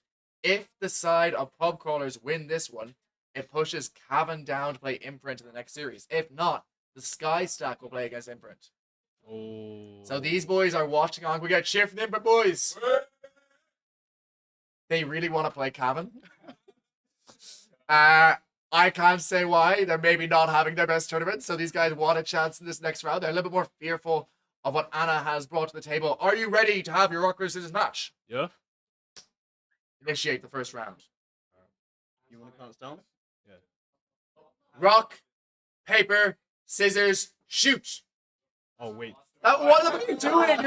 How did you fuck this up? Literally, what's wrong with you? Get back on tab. Get back on tab. Okay, we're going to do that again because these guys are generationally stupid. Right. Rock, paper, scissors, shoot. The fucking students I teach could do this. Please prove yourself smarter than 12-year-olds. I wasn't in the motion. Why weren't you in the motion? I don't know. It's rock, paper, scissors. It's not hard. Okay, with me this time. Ready? Rock, paper, scissors, shoot. Alright. Round 1 goes to Nova. Okay. Match point. Alright. Wong's unbeaten record lies in your hands right now. Okay. We're so shit if you lose today. Rock, paper, scissors, shoot. Hands up. And that is... You're not in frame, you idiot. The screen's in front of you. We're going to go one more time. Guys, they say in theater, never work with children or animals. I'm working with both. Let's go one more time. Ready? Rock, paper, scissors, shoot. Hands up. Oh, we're going to round 3, folks. Oh my God, that was a voice crack. Oh, lads, this could be going worse. All right, one more time. Rock, paper, scissors, shoot. Come on. Win. And with that, Wong's unbeaten record is gone. Pub crawlers take their last series, and it seems like Imprint will play against Cavan. Folks, we'll see you in just a little while. We have some lovely content pieces lined up. I will see you for those knockout games soon. See you then.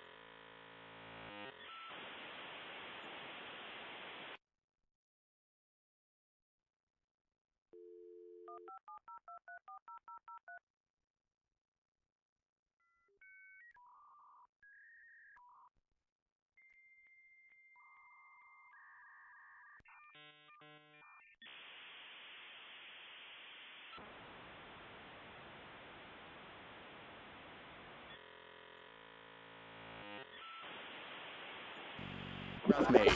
Red flag or green flag? That's green flag. That's absolutely within the realm of ordinary hero picks, I think. And what's your favorite hero? Enchantress.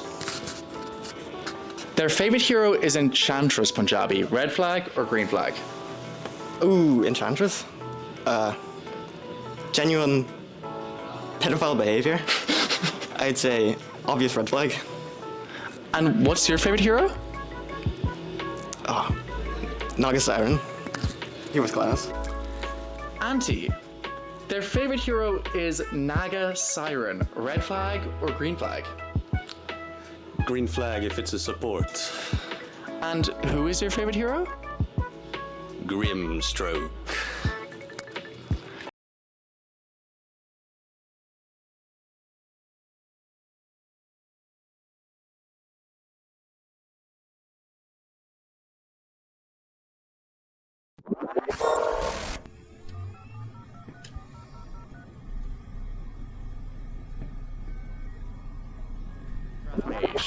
flag or green flag? That's green flag. That's absolutely within the realm of ordinary hero picks, I think.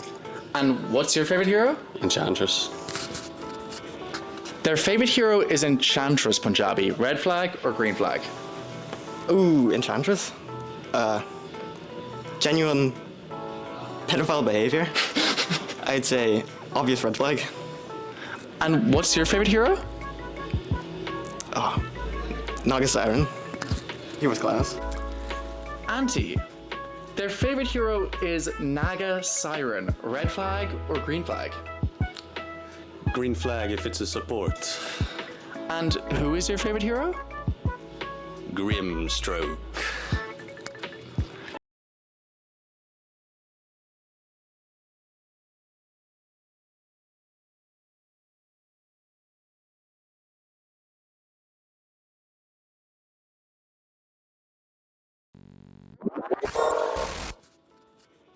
Their favorite hero is Enchantress, Punjabi. Red flag or green flag?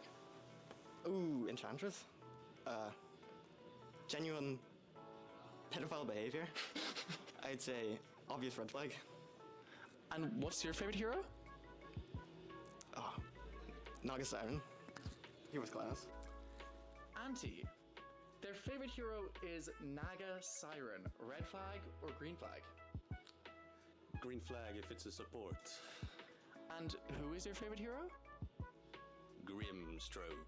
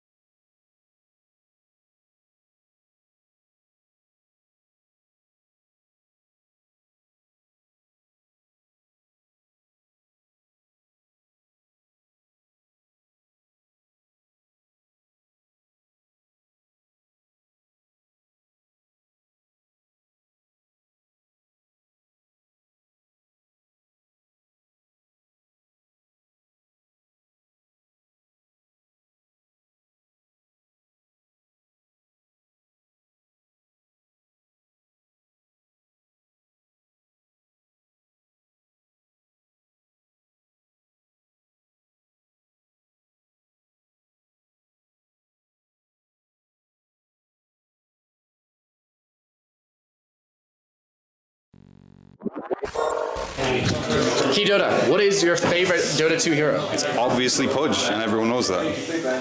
That's all. Their favorite hero is Pudge. Red flag or green flag? It's a red flag. Why is that? Stinks. Yeah, true. And what's your favorite hero? My favorite hero is Tinker. Thank you. PK, their favorite hero is Tinker. Red flag or green flag? The reddest flag I've ever seen in my life. Like, straight in the bin, never talking to that person ever again. That's the worst thing I've ever heard. And what's your favorite Dota hero? Puck. Shirks, their favorite hero is Puck. Red flag or green flag? That's the biggest red flag I've ever seen, bro. That's one of the saddest heroes ever. Such a virgin hero. And what's your favorite hero? Slaughter? Malou? Yeah. Their favorite hero is Slardar. Red flag or green flag? Oh, I think it's a red flag. Why? Because it's just such a shitty hero. Hit a few creeps and then get a ready to kit bash. And like, why do you get vision of me? This is ridiculous. Go away. Freaking. It brings me back to like what was IDL season 4, Slugdar. Like, I know. And what's your favorite hero? I think it's Rubik. Thank you. Their favorite hero is Rubik. Red flag or green flag? I'm saying a green flag. I'll say you're like, if you're saying someone like, I don't know, like an Arc Warden or like a Tinker or Broodmother, that's red flag. Like you're just, you're a bad person at that point. But like a Rubik, I can respect it. And what's your favorite hero? Go Scarroth Mage. Their favorite hero is Skyrath Mage. Red flag or green flag? That's green flag. That's absolutely within the realm of ordinary hero picks, I think. And what's your favorite hero? Enchantress. Their favorite hero is Enchantress Punjabi. Red flag or green flag? Ooh, Enchantress? Genuine pedophile behavior. I'd say obvious red flag. And what's your favorite hero? Oh, Naga Siren. He was class. Auntie. Their favorite hero is Naga Siren. Red flag or green flag? Green flag if it's a support. And who is your favorite hero? Grimstroke.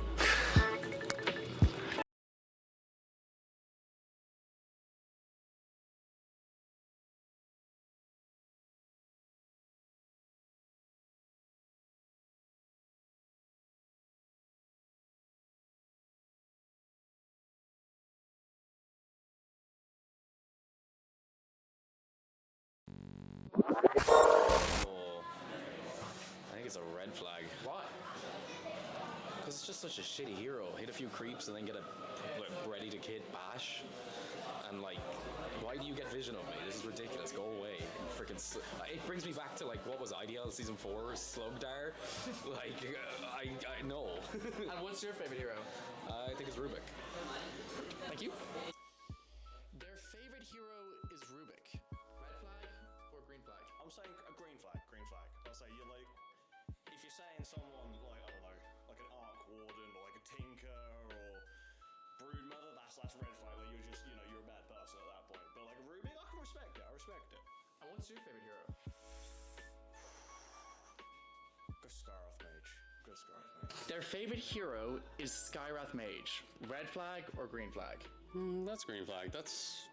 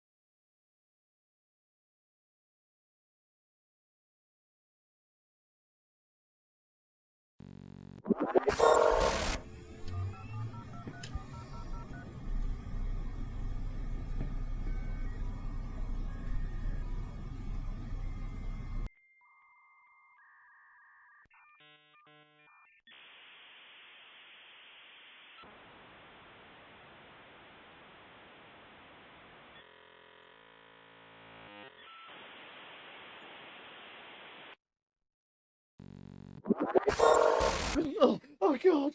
Oh, Oh, Lord save me. Oh no. Oh no. What do It's you all on mean we're camera. live, Malou? What do you mean? Okay, well we're back in. We're back in. I've spawned in a Ronathan to cast this game with me. I'm Anti. I'm taking you back into Rebooted 2 Day 2.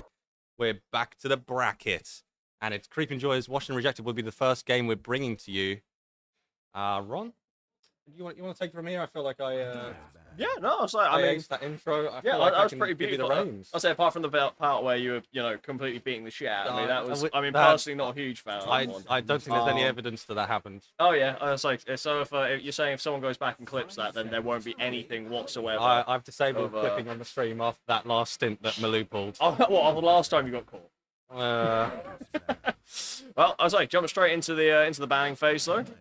We've got what we got. Beastmaster and Brewmaster both getting banned out by Washed and Rejected. Are they going for some kind of master ban strategy? I was like, maybe. Well, I mean, we've got both of the masters out. Are there any other ones? I can't think Ringmaster. of it. Ringmaster, yeah. I was like, if we see a Ringmaster that's ban, the first phase, third ban if I've ever seen one. I was like, we've boo. the Axe Master. I understand they had to get rid of it. He kind of is a master of his axe, isn't he? Exactly. I was like, after all, the stellar line of Axe's axe, it's he's basically the Axe Master. So I'll say, is this like specialist heroes do you reckon getting banned, or Yeah, we see the Phoenix gone. I think that is a pretty Jesse James hero. Okay. Other than that, I mean the Alk super meta ban. Yeah. Same with Rubik, I feel as well. To be fair, they're both like both pretty really good heroes at the moment. I mean, this is very off-lane targeted for Morgs here. Yeah. This is interesting. I'll say just try to try to cripple the off lane, I suppose. But Venomancer coming out as the first pick, which I mean, speaking of meta heroes, right? Not surprised, yeah. It's if you're gonna pick anything, we've I believe Washed and Rejected. To be fair, don't be too surprised if there's a lone druid coming up. Will we see it first pick? That's the question. We won't. We're going to see another meta support, the Shadow Shaman. Yeah, I'll say. Also, I mean, I suppose just really good at pushing, just stunning everything. Is that hero ever really been bad per se? Oh, that is a good question. Probably not. Like, it's at least been good in pubs.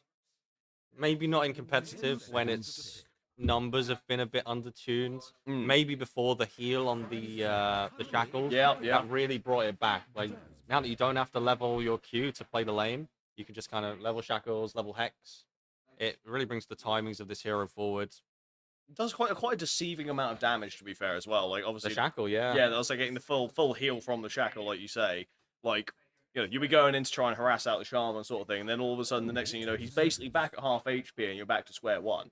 Like, it's similar to the Bane in that fashion, where the Brain Sap does like 150 pure damage at max level, or something like that. I think at max level it's 300. I think 300. So I mean, for the lane stage, like level 2. Oh yeah, so yeah. Sure, and then but it's double that effectively because it's the heal as well. Exactly, yeah. And healing is damage worth more than damage. Definitely. I again though, I mean, for Creep and Joy's own sake, quite frankly, at the moment I'm hoping they ban Lone Druid here. I don't know if they've done the research. Obviously, I filled in earlier yesterday, and I believe we had, I don't know if it's 2 games or just the one of a Venomancer Lone Druid lane combo. Ew. It was disgusting. I just minding my own business, up on the off lane, just doing my thing. And next thing I know, I see that we're dominating on the bottom. Literally, like a dominating streak on the Venomancer, I'm pretty sure. I was like, Jesus Christ, what's going on down there? Because, I mean, obviously, massive slows into Lone Druid route. Yeah. It's vile. The new Lone Druid is pretty cool. The casting, like, special ground that applies the stacks. I was like, it's funky, isn't it? I've literally never seen anything like that before, to be fair. And I do like I feel as though they're trying to go in a bit of a direction of getting rid of some of the RNG stuff. Obviously, things like Greater Bash, that's got to stay because 17% is funny. But, things like obviously Slardar Bash over the years, that used to be percentage chance, and now it's just counts to bash, sorry. Legion Commander's passive as well, that's another one. But, yeah. I'll say. Speaking of, as the 17%. run until Junior strikes once again, is Spirit Breaker. Yeah. We've seen quite a lot of this hero this tournament. Yeah, I mean, that's like just the Ags, really, isn't it? Ags, and also I think the new innate ability is so good. It's also pretty fun to play. Oh god, yeah. I mean, he's always been fun to play, but now he's like really fun to play. I was watching in the background of I was just sat behind the boots stack playing, and techies. Okay, Oh my we're in for lord. one of these, are we? Jesse James techies. Okay, interesting, very interesting. Again, that's another pretty good hero at the moment, right? I think this is the hero they picked against Wong's. Yes, Watch we Rejected, did. Yes. and did pretty well, considering it's the premier team of the tournament. I mean, in the early game, gave them a run for their money, Yeah. basically. Unfortunately, I think I'll say later on it was the case of like rotations were happening, which we weren't quite able to deal with. But yeah, in the early game, definitely it went very, very well.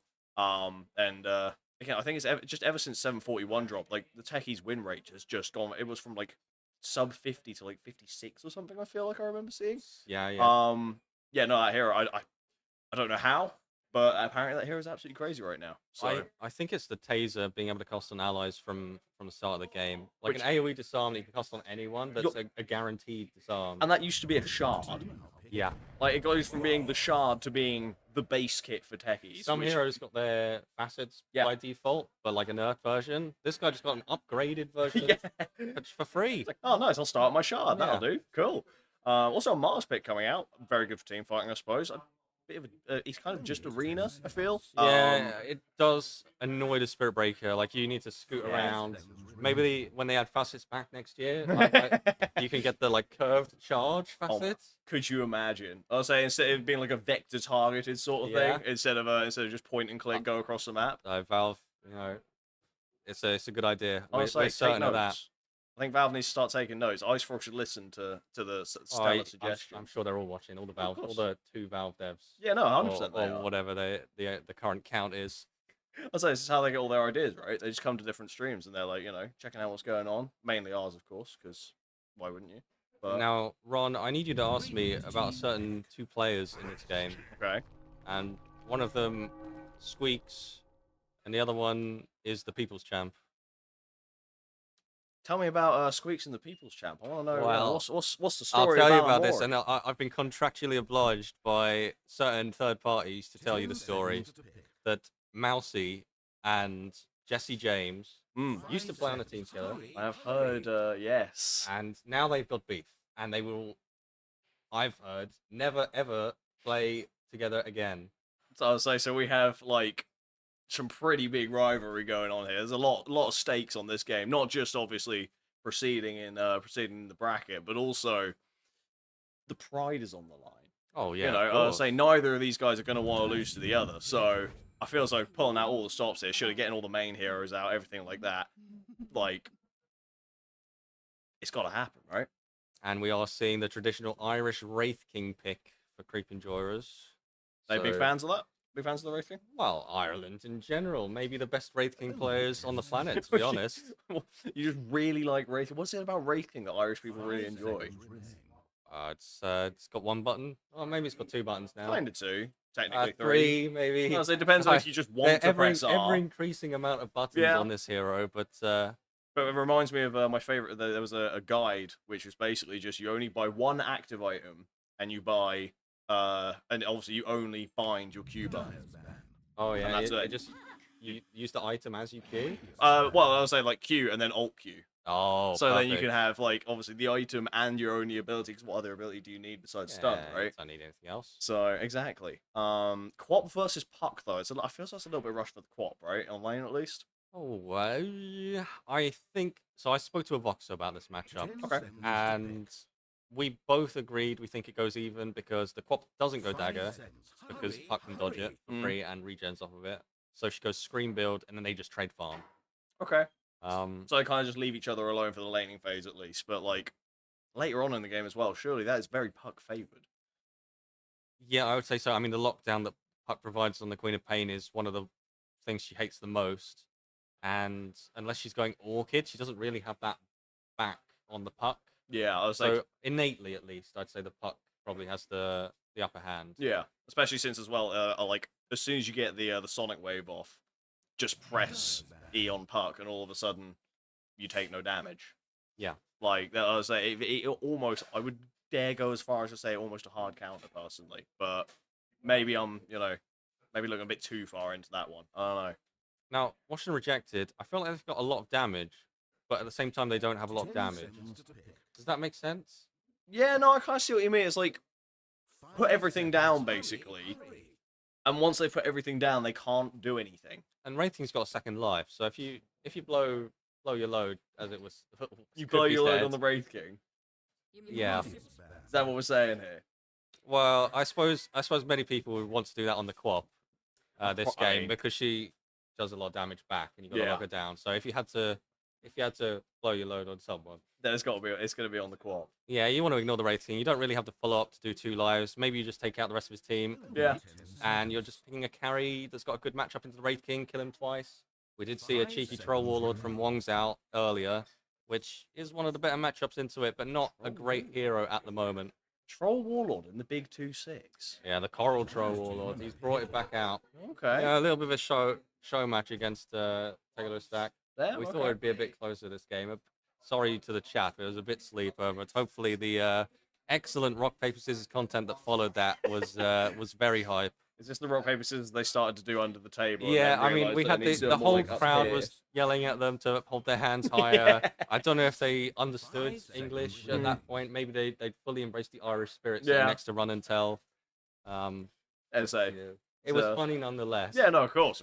I'll say, personally wish I could have been there to see it, but here, I'll say last pick. What do you expect here? Like, I was like, carry for here. Ooh. I'll say I feel as though Washington Rejected, they do quite like giving Foss the last pick, right? Yeah. So they just sort of let him think, let him like come up with a hero, they pick it, and they just go with it. I was expecting to see a Lone Druid. Honestly, I really was, as I said earlier. But if not that, what else do you think could be pretty good? Anti-mage? Okay, I mean, good versus the Wraith King, I suppose. Yeah, there it is. Yeah. Okay. Yeah, it's just the Venom Lone Druid lane. It's too strong. Slips through. Yeah. Not banned out. Not scared of it. Maybe. Yeah. But should they be scared? Is the Venom Lone Druid lane, like you said?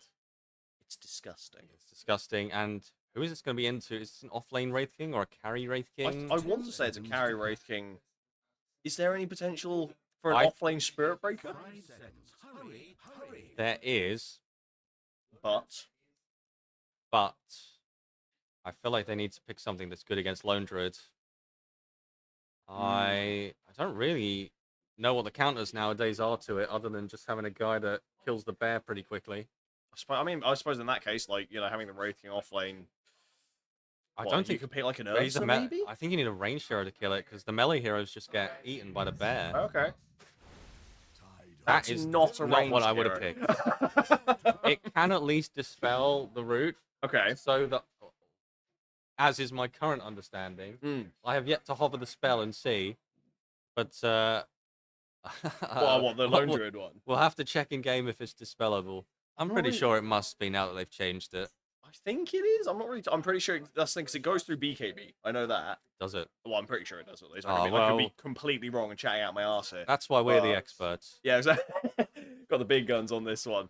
But yeah, I'll say I'm personally at the moment, I'm leaning a little bit more towards the Creep Enjoyers draft. I think like they've got a lot of team fight potential, and I mean Spirit Breaker obviously, even from a pos 4 role, he can just do so much damage. Tidehunter's Ravage. There's a lot going on here versus, like you say, Washington Rejected. They like spend everything that they have. Everything goes on cooldown just to kill a Wraith King ult. Then what?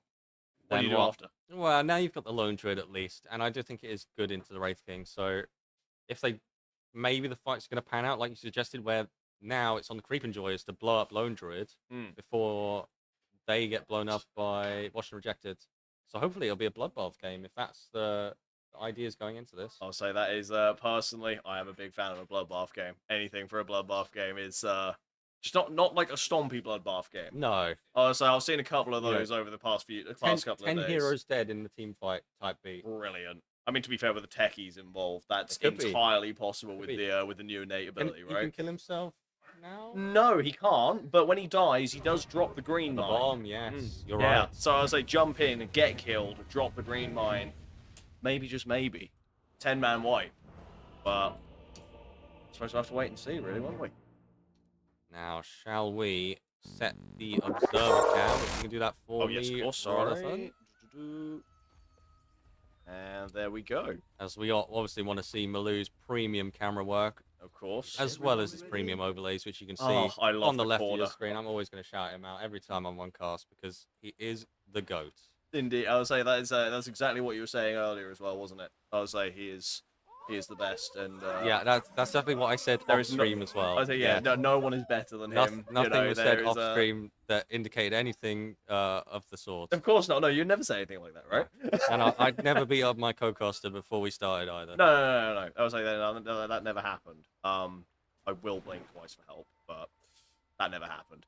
So going straight in, we might be getting a first blood engagement here up on the top lane. I'll say we no smokes unfortunately this time, but what you got? No, you keep talking while I'm fiddling with the hockey. I was like, you pressing all the buttons? What's going on? I'm trying to find the CS one without using the mouse. L. No, L didn't work. Eyes buybacks. Who knows? CS It's unbound. Run and tell as unbounded. You love to see it. That's really good. That's really helpful. Okay, we got a fuck you, Mousy, coming out immediately from Fiercest Warrior. I wonder if we saw any prior ones. Have we missed any?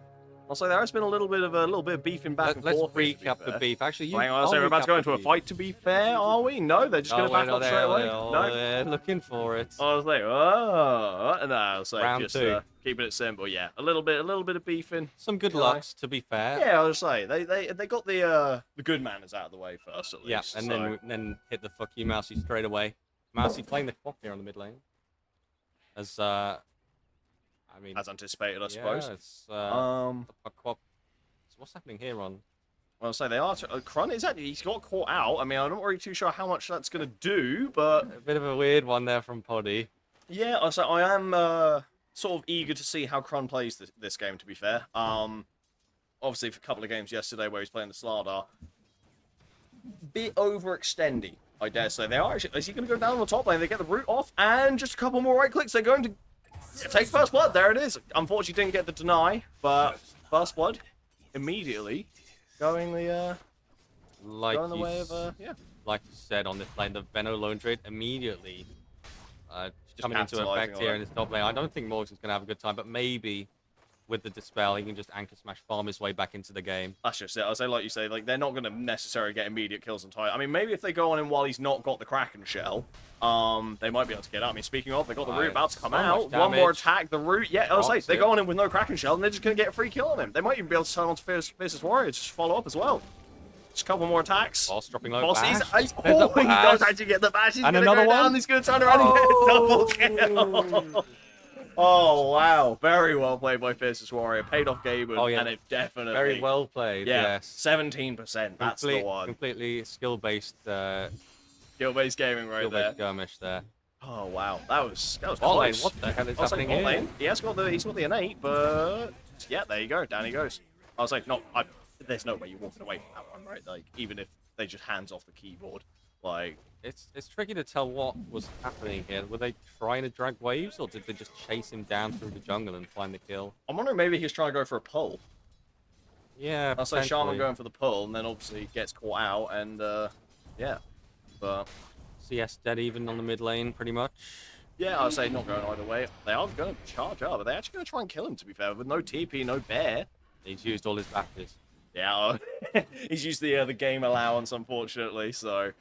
That's he's gonna have to suck that one up. But I'll say, in terms of obviously this top lane, I feel as though we've we've already covered it quite well. You know, that combo for Washed and Rejected is very strong, right? Yeah.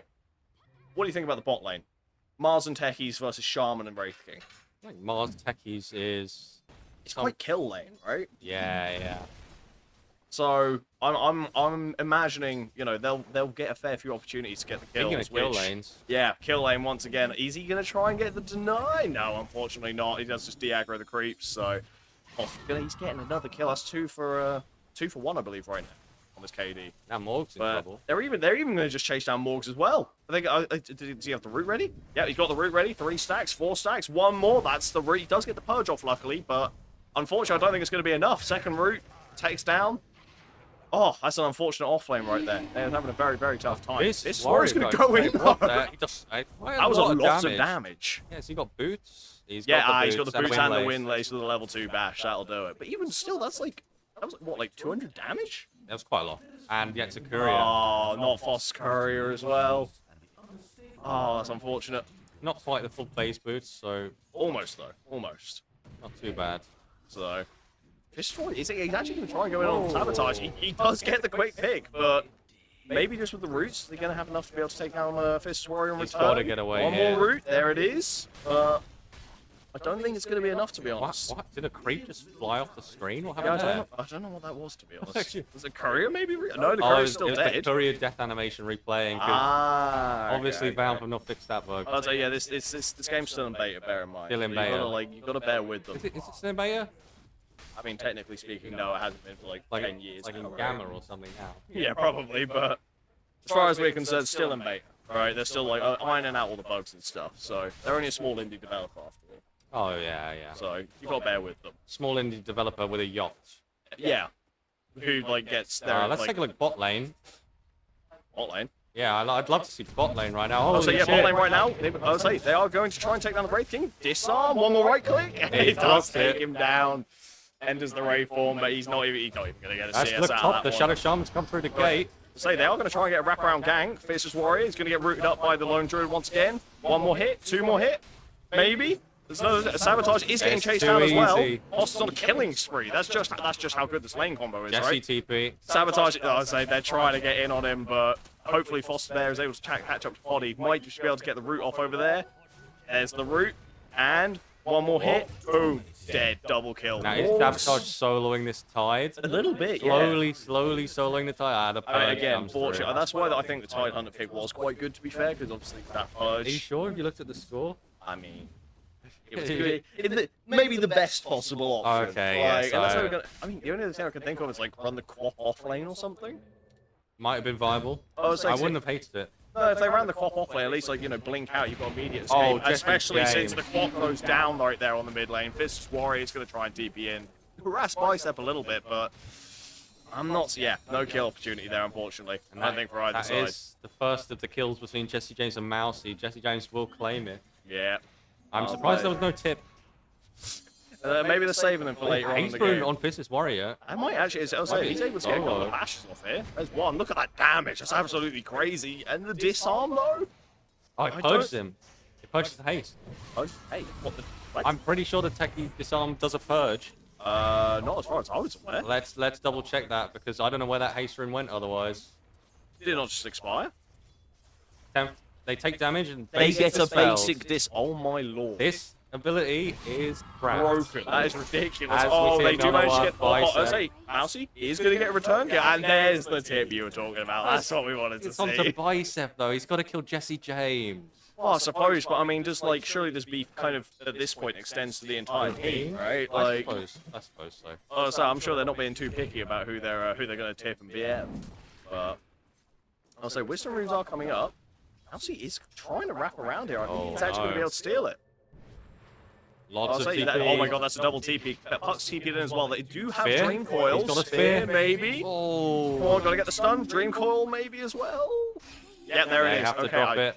Breaks I'll say it. Break it. They did kind of stack the stuns there, unfortunately. So Mousy's just gonna blink out. He doesn't have. Does he have a TP? No, it's TP's on cooldown. cooldown. Oh, he blinked into the gate there. And Jesse James cleans up the kill. Oh, brilliant. So worth. I mean, I don't know. You say that. I think Jesse James is probably thinking the same thing. But Frost Courier again on the same spot. Yeah, just stop sending the courier there. At that point, like I'll say, if it's died twice, why you tip? Oh god. And the beef. I'll say There's it's real beef here. It's not There's intentional, real I think, beef in the here, chat Ron. here. Like, good damn. I'll say they are going to try and turn around run. He has actually been caught out. He doesn't even have Bulwark right now, so. The techies. Oh, just the techies again, though. Yeah, not enough, Not enough. unfortunately, but. I think that's on his teammates. Is fair, that one. What? The techies played optimally. He Yeah. pressed his W and.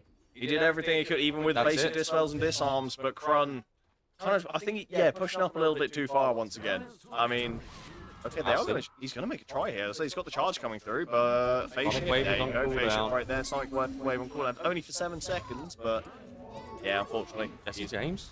Ooh, maybe. He might have thought about trying another mousy kill. So he saw the opportunity. He's farming a bit here, Jesse James, these kills. Sorry, why did he just backpack the treads? To sip his bottle. I mean, just a tread switch, no? Yeah, but it's still got base stats, does it? No, I don't think so. Yes, selected attribute. So, interesting. Yeah. I also didn't realize that actually range heroes get less movement speed from power treads. I never knew that. They'd be too OP. Apparently, yeah. So, I was like, Mousy, again, I think just, they are kind of gearing up here a lot to maybe try and look at a kill here on the middle lane, but... It will be the Kaya first for the Mousy Quap. I'm surprised it's not the Orchid build, really, this game. Maybe relying heavily on his double control supports, which maybe he's fine with. Tide might pick up an anchor later in the game for the puck. Yeah, I'll say that. I'm sure probably almost certainly will. I'll say they do have 3 heroes down bot lane, right? They're going to even commit Sonic Wave for that, and Krun does go down, unfortunately, but... Yeah, I mean, that's the thing, with Quap going first... Oh, sorry. Puck going first item the Witchblade. Like, you can get the Orchid and surely just completely cripple her game, right? You mean the Quap can get Orchid. Oh, yeah. I say, like you say, get the Orchid, and then all of a sudden spam kill puck sort of thing. But meanwhile, mid lane again, phase shift out. Oh, the leash as well. They're going to try and turn around. They are actually going to take out. They're going to actually get a double kill potentially. No. Ravage hits just about onto the techies, but not got the ult though. I'll say, yeah, no follow up there, unfortunately. So not quite going to get the kill. A calculated go from Jesse James, walks away with his life. Indeed he does. I'll say just plodding back to base and heal up and do it all over again. Krun, unfortunately, once again, he just keeps getting caught out on this bottom lane. That's I think that's 3 deaths now, is it?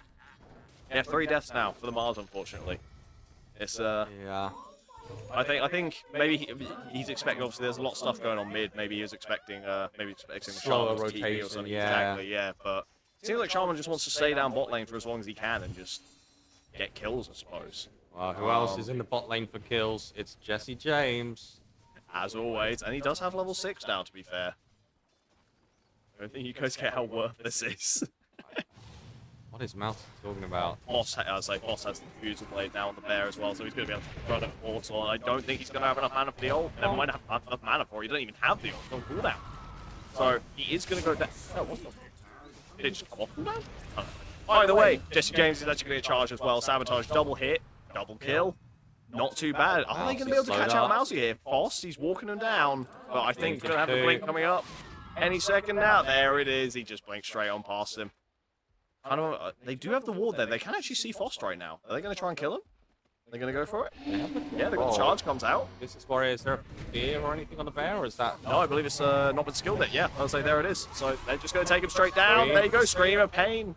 What? Nope, Sonic Wave, sorry. Wave. Fost goes down. I was like, he does have the bear, luckily for him. No cooldown. It's not going to, like, it's going to be dead for the next 2 minutes or anything, but not ideal. And Bicep with a catbot has been wailing away on this mid-tier one in the meantime. Undefended by Mousy, he's going to lose this. He's doing pretty good at the moment. I mean, I would say net worth is pretty even at the moment. So, you know, topping the net worth chart anyway. You've got both obviously Lone Druid and the Puck as well, but yeah, very even. The off lane is struggling a little bit behind the other cores, but maybe that's expected. But the net was, I mean, it's almost traditional net worths here in this game. Yeah, I'll say.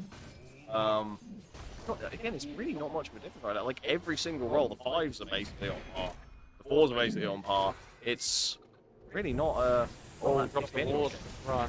I'll say he's not going to hit the wards though. I think he's stun locked.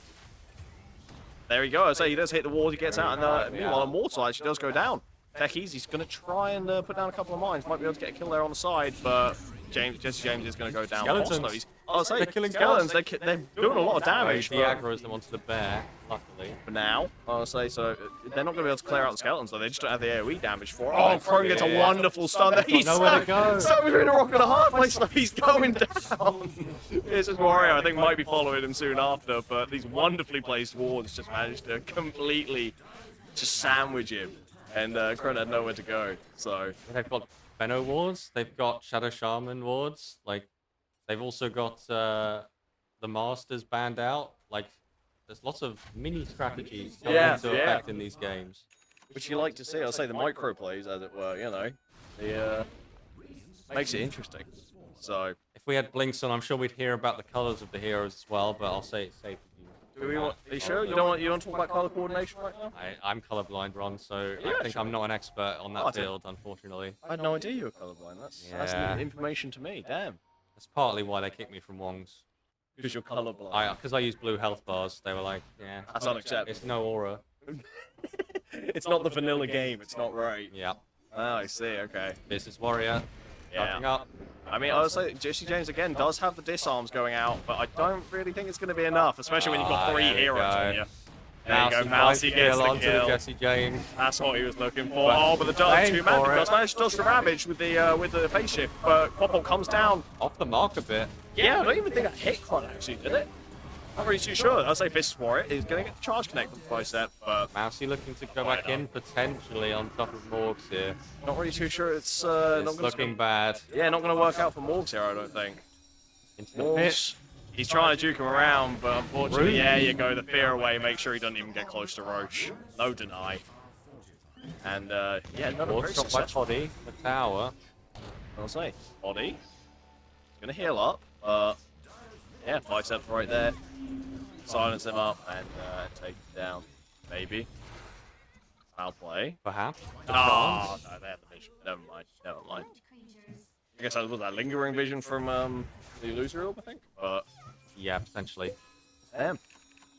It's like 15 minutes. We said we wanted a bloodbath, right? And so far, I dare say we kind of got a bloodbath. Like 15 minutes, 15 to 20. There's a lot of brawling going.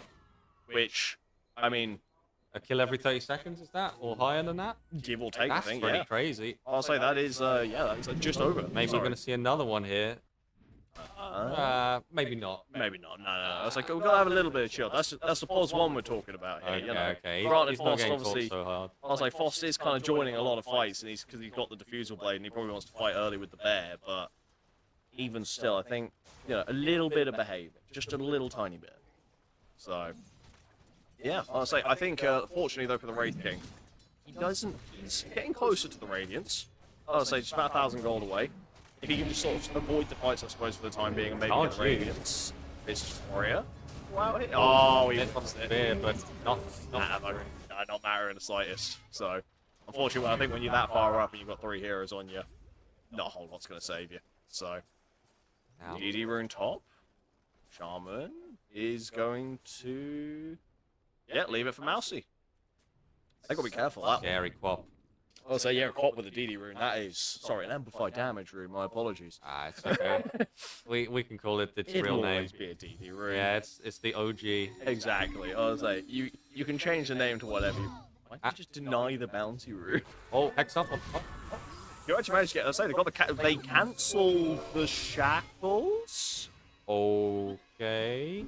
Was that's got to have been a misclick, right? They just why would they cancel the shackles? I'll say, this is worried. No, I was like, meanwhile, I was saying, bottom lane. Actually, they do manage to catch out Wraith King in the jungle. They're going to kill him twice, I think, here. I'll say, Wraith King ult's gone down. They do have pop ults trying to do a lot of damage there to Fost. He's dropping low. Ravage comes in from the back lines. They are going to get a 2-man Ravage there. And, wow. That's very, very good turnaround. Up, Ronathan. Oh, that was wonderful. Potentially, the shackles undo was just to bait them into an even worse fight in the bot side. I was like, well, that's the thing as well. Bear in mind, I was like, they killed the puck there. What if they have the buyback on the puck? Then all of a sudden, they buy back, TP in, and then the puck's there for the fight. But if she's got no HP, she can't be there. Oh, you're thinking levels ahead of me, Ron. It's 4D chess, right? That's a 4D You're too advanced for this game. But yeah, I'll say that was very.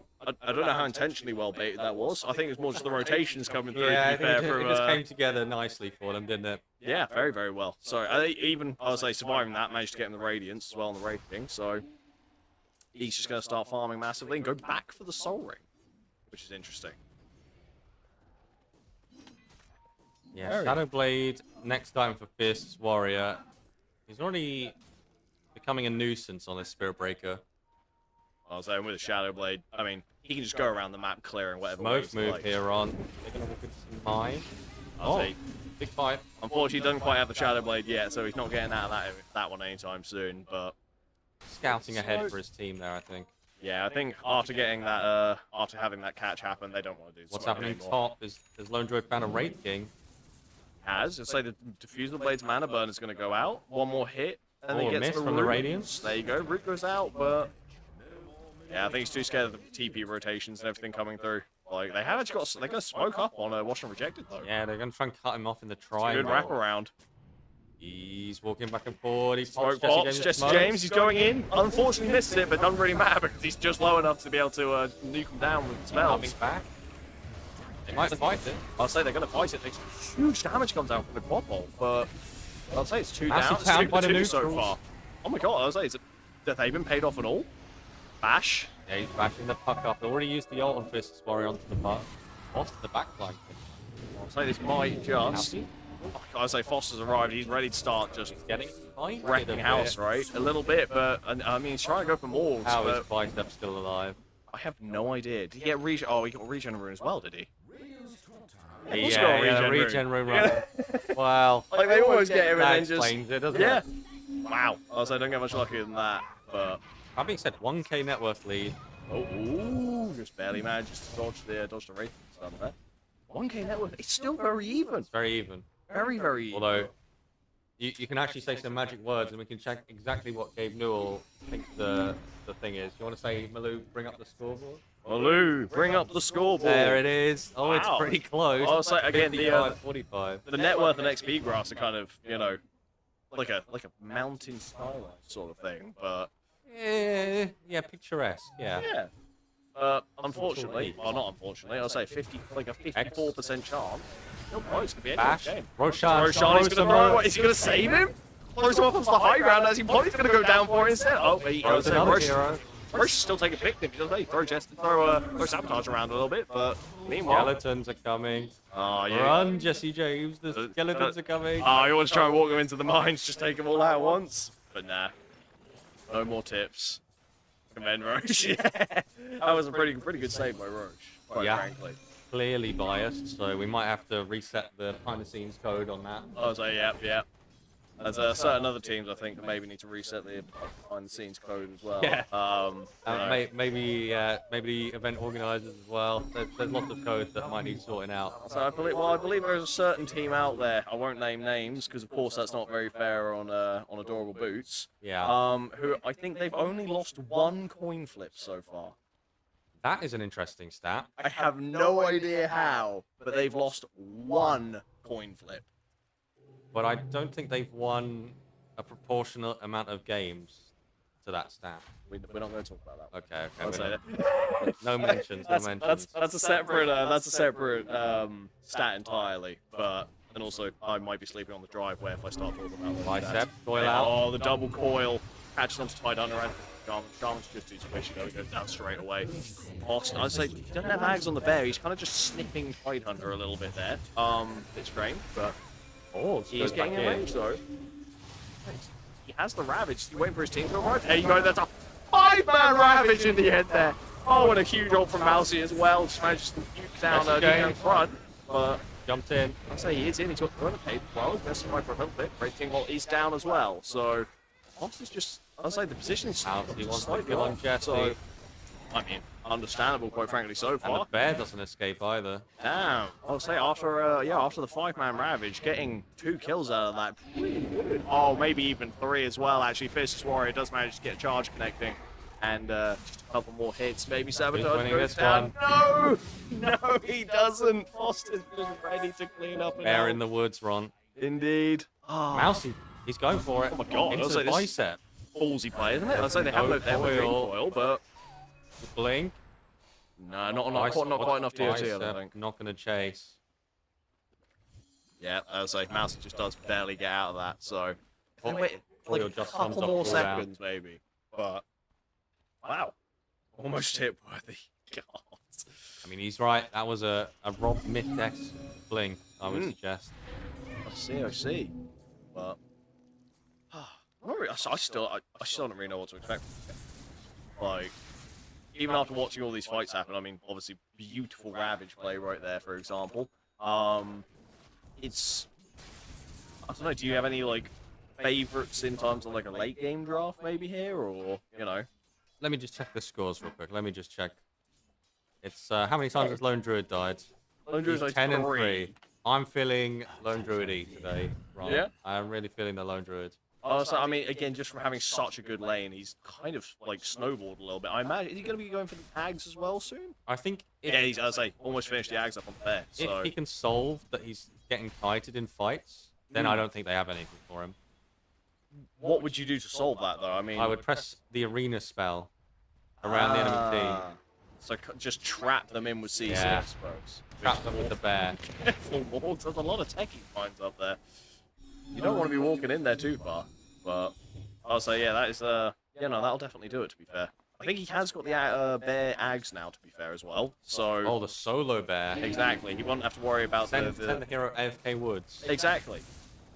He won't have to worry about the extra distance between, between two of them. So I think in that last fight, one of the reasons it didn't go too well is because he just couldn't quite be on top of the bear, so the bear was able to wail freely. Yes. But, Yes, well, James.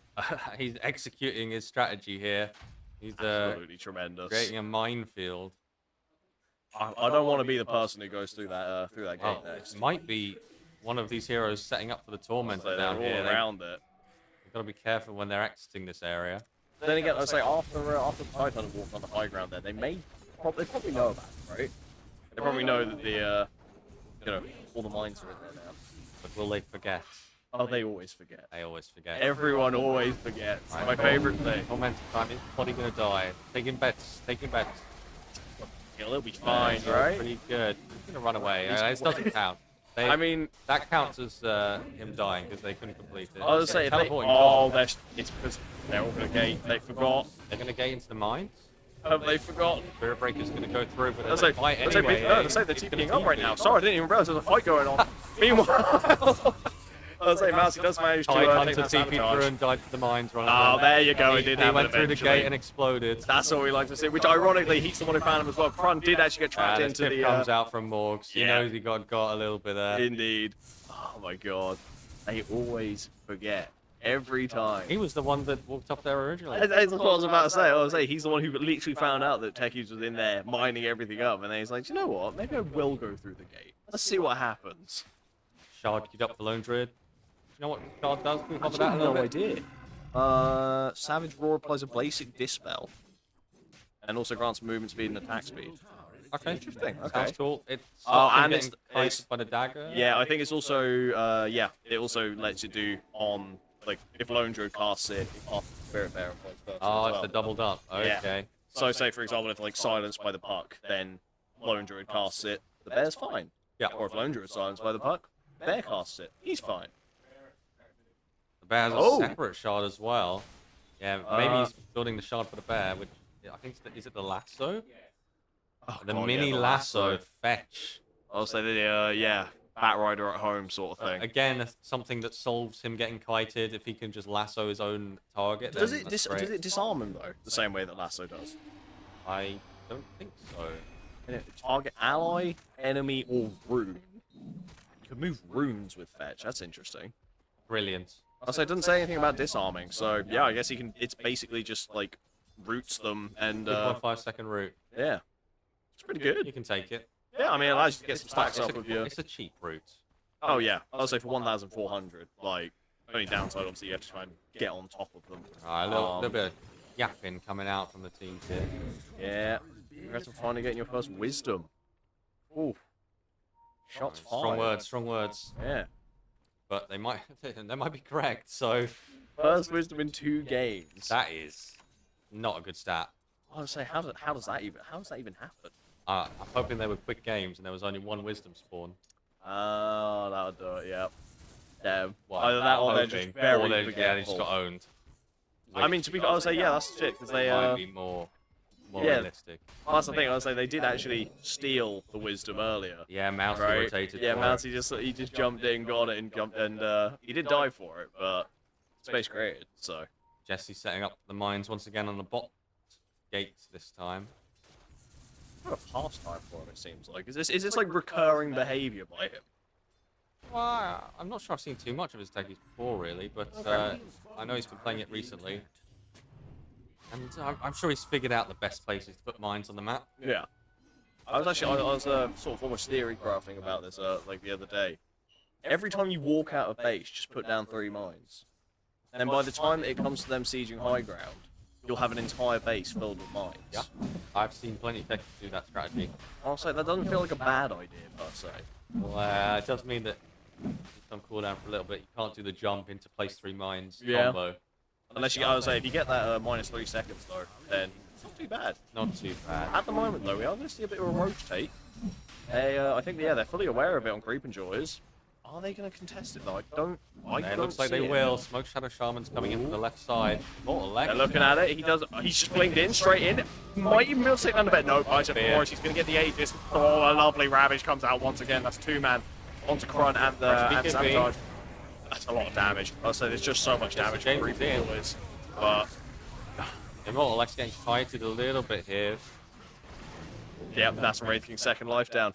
I'll say we did, like you say, I think having the really consistent damage from the bear is just allowing them to, like, pop every single spell they've got, and then all of a sudden they are actually able to take care of the second life on Wraith King. Oh, they have actually managed to Lincoln's find blocks whatever mouse Mousy. he just tried to cast, which I would assume is the Yule Scepter he's just finished. Nah, I'll say he is just about going to get out, though. I'll say you can try and dive the tier 4s if you want. I wouldn't recommend it, though. Yeah, this isn't the Holy Diver puck. He wouldn't get the base. He would be straight in there. I'll say he'd be in the fountain by now, Yeah. so yeah. But nah, we're going to see some behaving at the moment, at least. So just going to take down the tier 2 on bottom lane. Bit of sieging, as the bear likes to do, I suppose. Aegis up on the puck here, who is top net worth and is putting into an Aghanim Scepter, so Bicep, I mean, possibly the highest MMR player on this attack? I have no idea about MMRs, to be fair. Personally, I never even stopped to ask questions about it. I mean, the number doesn't truly matter, does it? Exactly, it's just a number at the It's end about of the day. how many times you tip Jesse James on Exactly. Mousy. And Which usually more tips, I feel, is like, it's like a double-edged sword. Either it's indicative of lower MMR or indicative of higher MMR, but not the middle ground. I feel like the middle ground's a little bit more well-behaved usually. But I don't know, I could be completely wrong. But yeah. I'll say he has finished the Ags now on Bicep from Morris's puck, so going to be a lot of damage coming out from the Dream Coil. Hopefully, it might even be enough to, if they're able to catch out the Quap in it, probably deal enough damage to kill. Only time will tell, as usual. Austin's just farming all the camps. yeah, you No can't one really do wants to anything have about anything. this bear, can you? He just comes in, cleans out your camps in front of you. You just have to sit and watch. Yeah, and he just walks off. Like you say, I was saying, you can't really, like... Do you gank the bear? I mean, you can. You need 3 heroes, I think, minimum. That's the thing, you commit everything to gank the bear, and then all of a sudden, it just summon respawns Spirit Bear, there's another Spirit Bear. And then, if you don't do it again within those 2 minutes, you're kind of back to square one, right? So, like, I think you could probably gank the bear, but not, like, commit too much to the bear. Otherwise, you're just wasting resources, really. With a jump, they'll poke you, I think. Yeah, I think so, yeah. Don't want to overcommit on this. They do have the Aegis, so technically they can. But I think it's probably better to be safe than sorry. Just siege towers for now. Okay, taking over the triangle. Bear's going to clean up the side camps. Don't know if they'll send it up to the racks just yet, but with how it's been clearing out camps in front of the tide for free, like they could just gang up and go at this point. I mean, sure. I mean, how long have they got on the Aegis? Look, No. they still have a minute 40 left on the Aegis, right? It's doable. So, I think both sides probably need to be a little bit wary of that. Either you go, like, right now with Creep Enjoyers and you try and just get in there and burst them down and kill them. Or you go right now with Washed and you make use of this Aegis. Bicep cancels the tide on the coil. I'll say least. He is stunned up. Is he going to be able to get the Raven? No, he's not going to. I'll say team's not even close. That way, yeah. Yeah, team's nowhere near, so there's no Throwaway point. won that one. Mid lane, however, they find a lone techies. They do get the Jesse James, so... Yeah. Ooh. He says as Jesse James goes down as well. Yeah, that's a bit odd. Calm it down, calm it down. Rebooted. Jesse taking it well, I suppose. Indeed, no, he understands. He knows what's going on. But The Mousy, the instigator. honestly, Rodent boy, as Run and Tell said. And yeah, these teams played in the previous, in the round robin. Just was that played yesterday or? No, I think they just finished off their games against each Oh other. wow! Okay. And they just got rematched back because they are middle seed, effectively. So they're going for round 2 here, basically. Yeah, it seems like the run back. So far, it's looking pretty good for Washed and Rejected. Actually, with a 15k network lead at the moment. 16. Yeah, Sorry. 16. My apologies. Yeah, get it right, Ron. Yeah, I was say, didn't realize that tower kill was going to be enough just to push it over the edge into 16k there. But yeah, I was say, it sort of gets to a point like Wraith King versus Lone Druid. I do not foresee the Wraith King out carrying Lone Druid. They are going to be able to get the stun off there. I say a couple of chain stuns, but pretty tanky. So yeah, outside of that, yeah, quite tanky. So Rabbit does get popped. They got a couple. There's some big damage coming out at the moment. Yes, he's quite enough. Wraith King has had that. He's still got the ult as well. He's still got the reincarnation. He's going to pop. He's going to go down once. But so far, sabotage. Where's the bear? Where is the bear? I can't even see the bear. I think the bear was killed, and that's running back to the fight from the triangle. Must be. I was like, yeah, he's just resummoned the bear. It's on the way. I was like, that's why they're lacking so much Is damage. the bear going to be able to clean up? Run still has a spear to go. He does manage to get the stun off. Jesse James denies to neutral creeps. 34 minutes, not sure how valuable that is. Run goes down as well. The bear is here. The bear Bear's is here. arrived. Is he going to be able to clear up well enough? Oh, down goes Mousy from the bear. Mousy bunched on side. That's 2. Any roots? Any roots? No first hit roots anymore. No, Thank you, Valve. Not after the changes, so. Cool. Yeah, I was like, it's kind of crazy though how, like, just when the bear's gone, everything's just, like, so far in favor of creep enjoyers. They are almost all in on this bear, but I think it's a good game for it. What, for the bear? Yeah. Oh, certainly, yeah. I was like, absolutely fantastic game for the bear, but yeah, they're sending it up. It's kind of exactly. Oh, what the hell? Was that Lone Druid getting stunned by a neutral creep? I was like, we can't miss that one. We need to see the Lone Druid getting stunned by the neutral. Nice catch, Millie. Nice catch. Thank you, Dan. Much appreciated. I've completely lost the train of thought there. Well, they sent the Lone Druid bear up the high ground. He tickled the tower a bit, and that was kind of all we saw here. Yeah, fair enough. But yeah, that's what I was going to say. Sorry, I was like going back to the conversation from earlier that you said about, like, you know, you have all these spells, these big spells on, you know, on both teams really. Yeah, but especially on Wash, right? You know, they've got the coil. As soon as the coil goes down, Puck can do damage, not as nowhere near as much as with coil though, right? Yeah. Mars, the CC that provides. Unfortunately, with none of these spells and everything on cooldown, and there's no bear, nothing happens for them. Yeah. They just get wailed on by consistent damage of things like a Tide, the low cooldowns of a Bower, and also the Wraith King, who is, I mean, again, when he's not contested by a bear, he's doing a fair bit of damage. Yep. I mean, how much can you do about that, right? Like, so I suppose, like, outside of just buying like a couple of kite items, I would say, yeah, they're going for the Hex on the Mars, for example. I think it's all in an effort to solve the bear getting kited.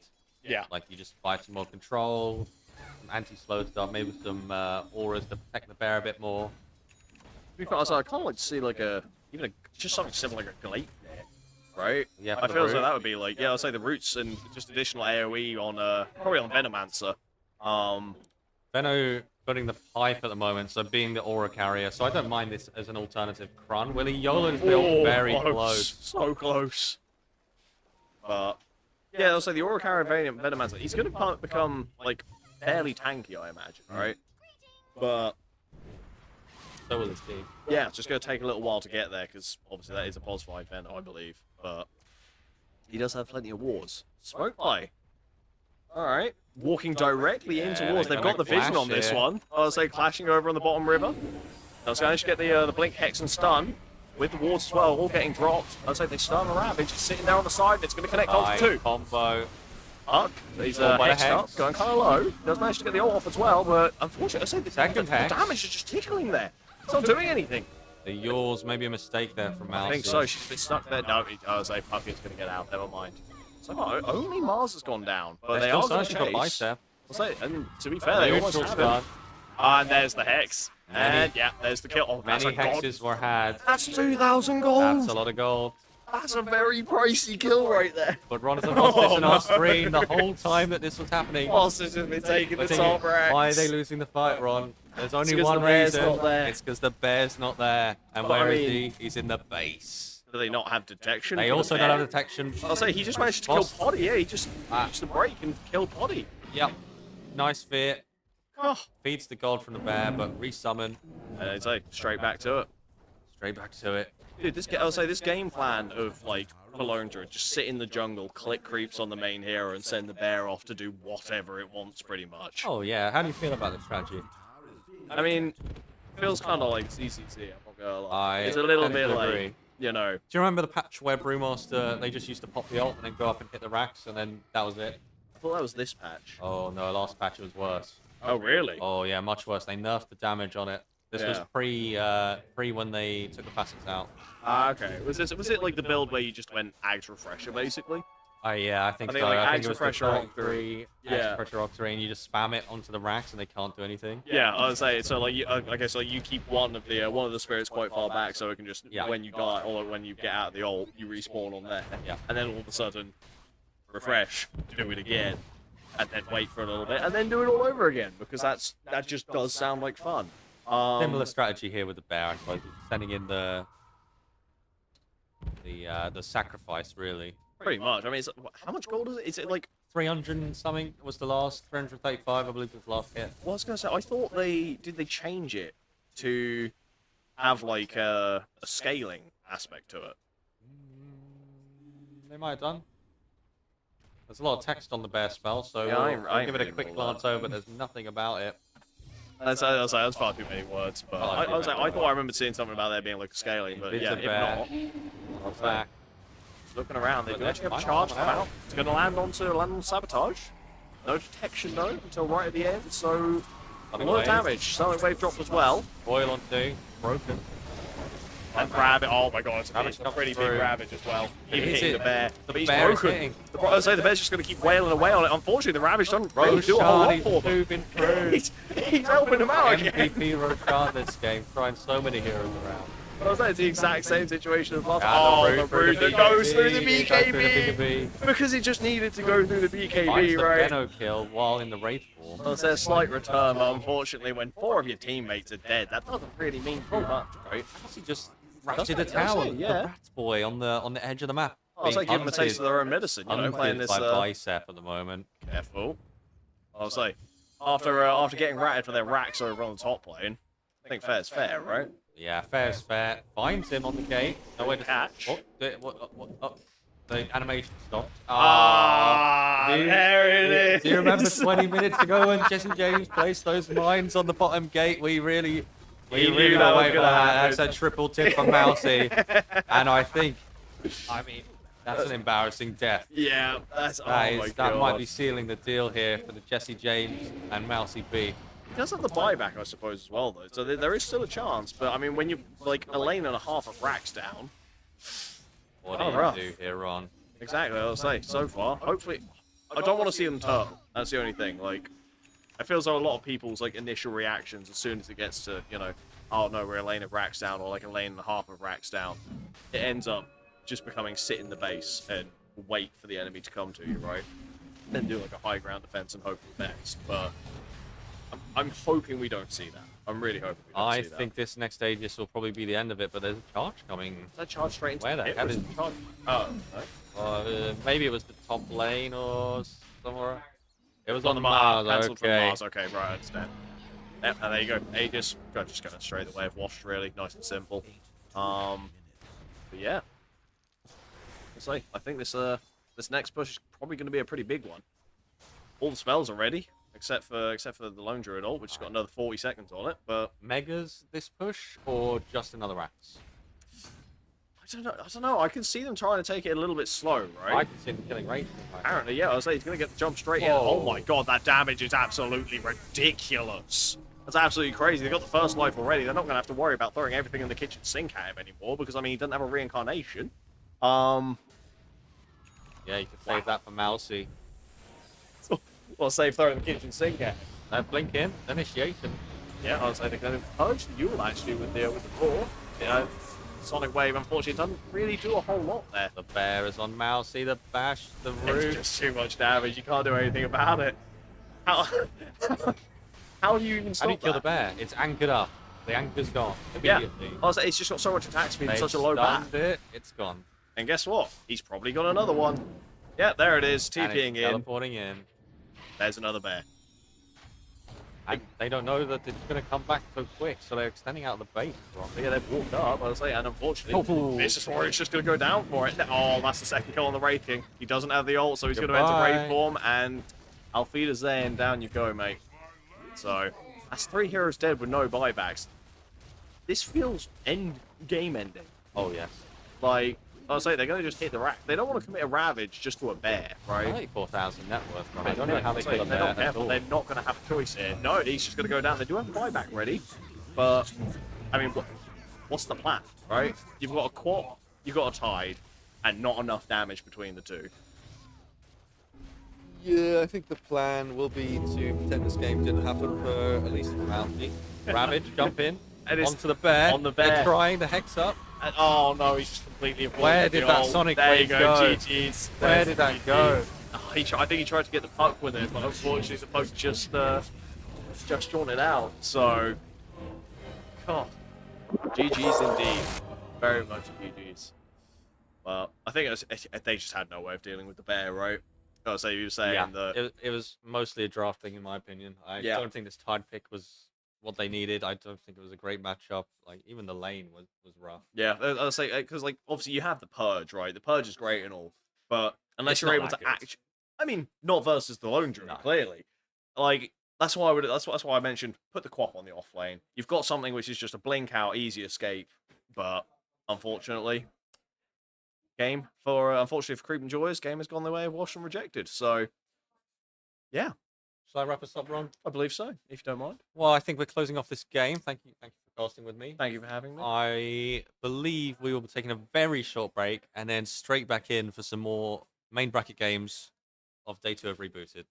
We'll see you in a bit.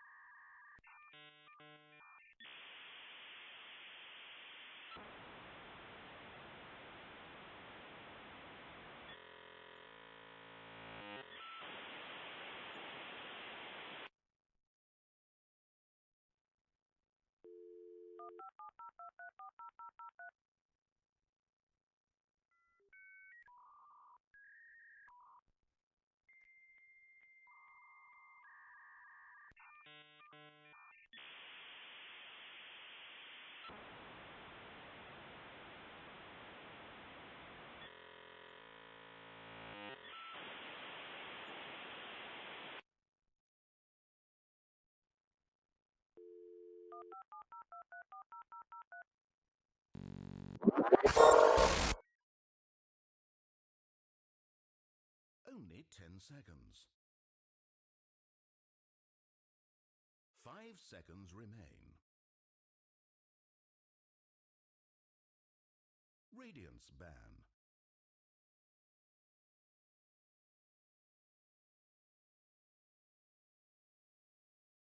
Only 10 seconds. Dire team pick.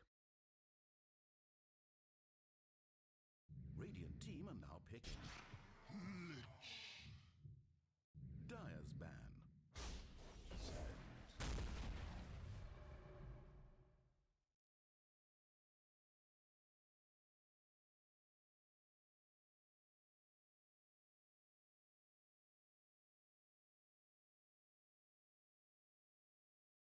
10 seconds to pick.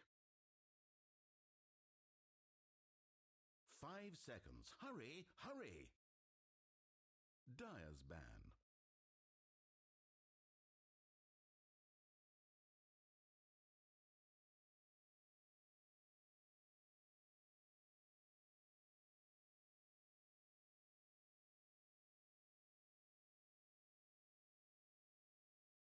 10 seconds to pick. 5 seconds remain.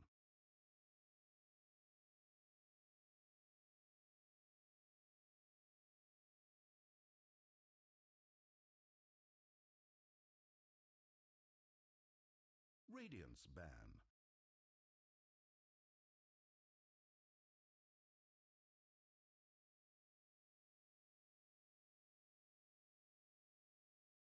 Radiant team pick. Dire team pick.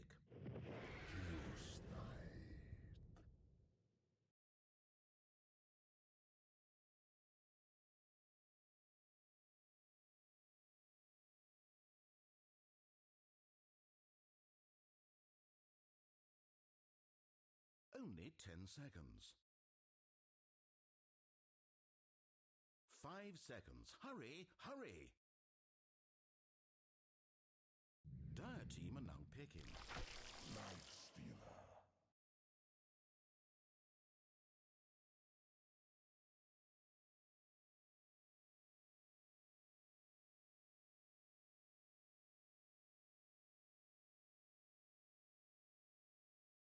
Only 10 seconds. 5 seconds remain.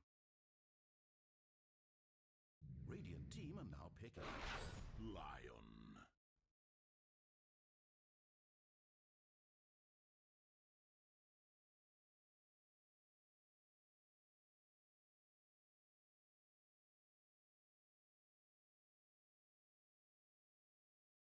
Ten seconds to pick. Radiant team pick. Warrior.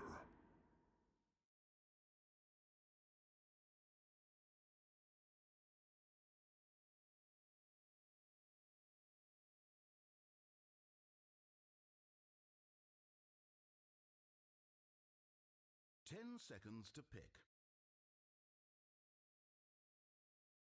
5 seconds. Hurry, hurry!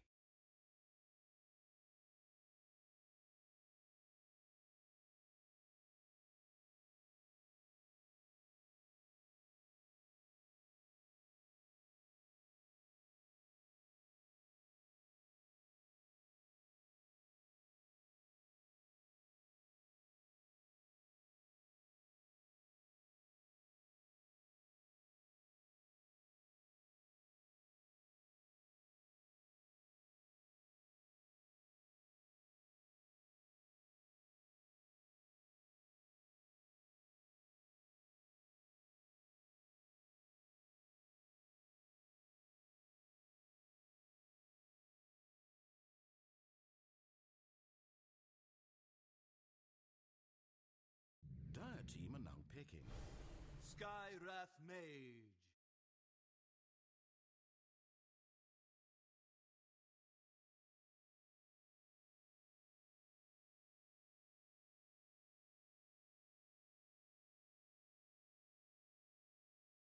Only 10 seconds. 5 seconds remain. Dire's ban.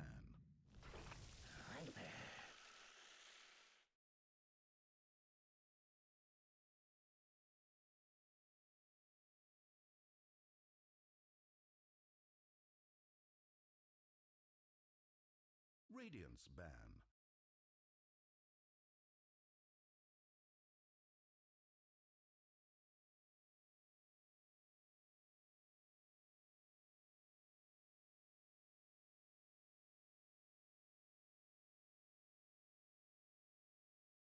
Only 10 seconds. Dire's ban.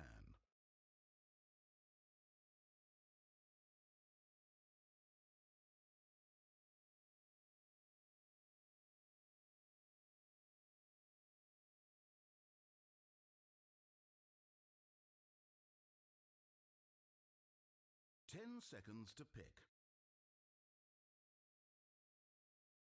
5 seconds. Hurry, hurry!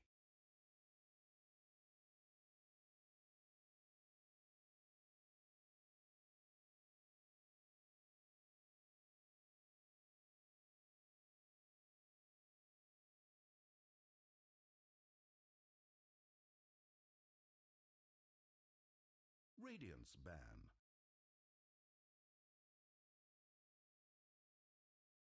Dire team pick.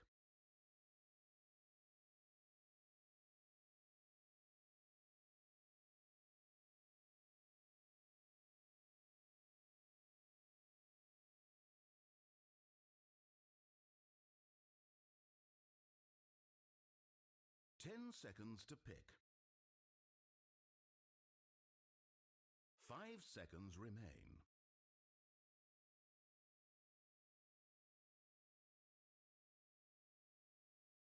Radiant team pick.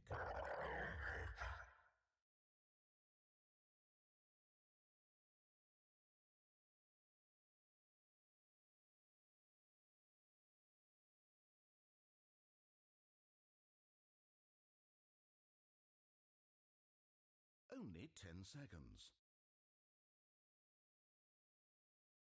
5 seconds remain.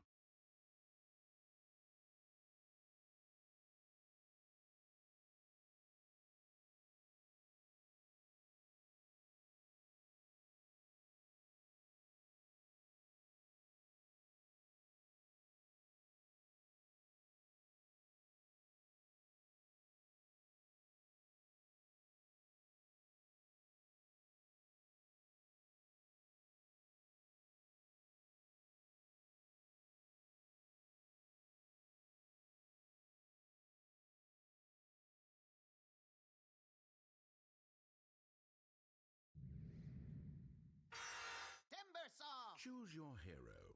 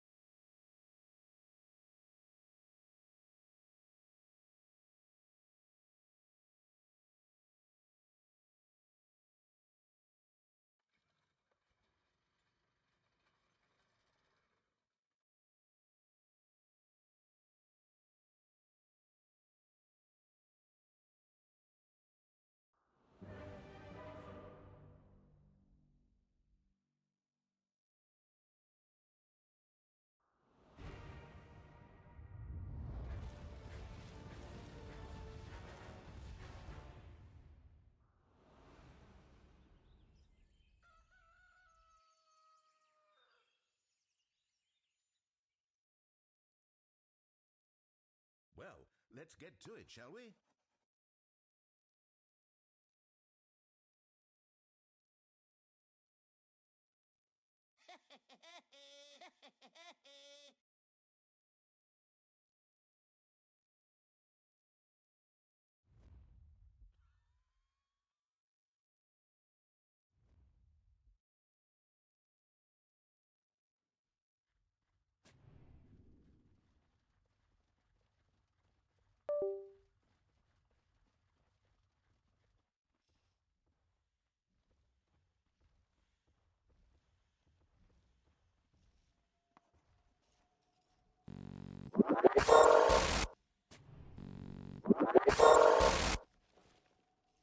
Seconds.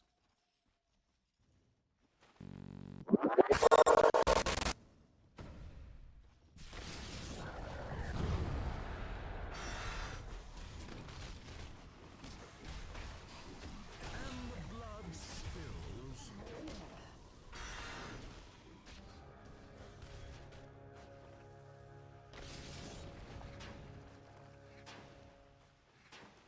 And so it begins.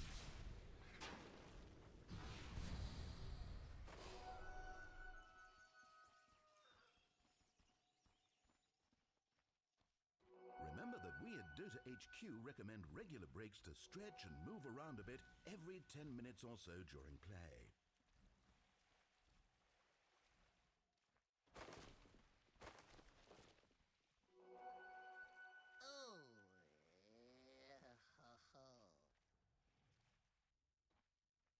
Long have I waited.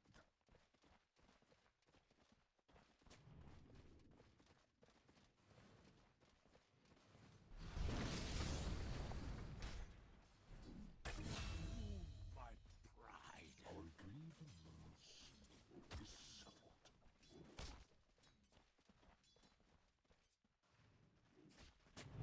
Are we live? Okay. So the thumbs up is- Ladies and gentlemen, hello. Here we are. We're a little bit late. We missed the first 3 kills of the game, but we are here. I am Blinks. I am joined by Daly. Hello.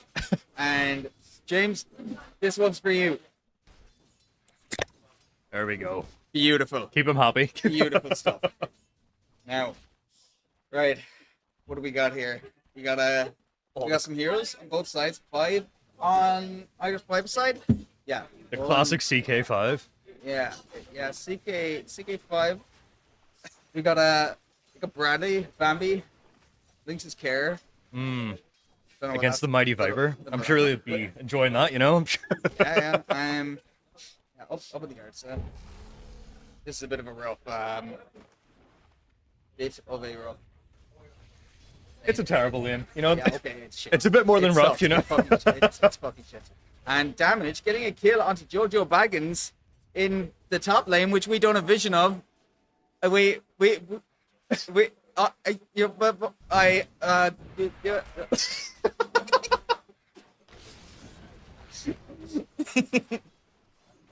That's okay. It's been a long day here. It's been a long day. It'll be fine. Oh, the mighty Taylor Sand King. Never gets enough of this bloody hero. Always Taylor- asking for it. Taylor, does he play this? Yeah. Play Sand King now? He's level 25. Or I think that's level 25. Oh. It's a good matchup. Holy Diver on the Primal and Young Handyman on this Timber. Yeah. I'm telling you right now, he was rubbing his hands when he picked that timber. Well, yeah, the famous Holy Diver Primal Beast into the infamous Young Handyman Timber Saw.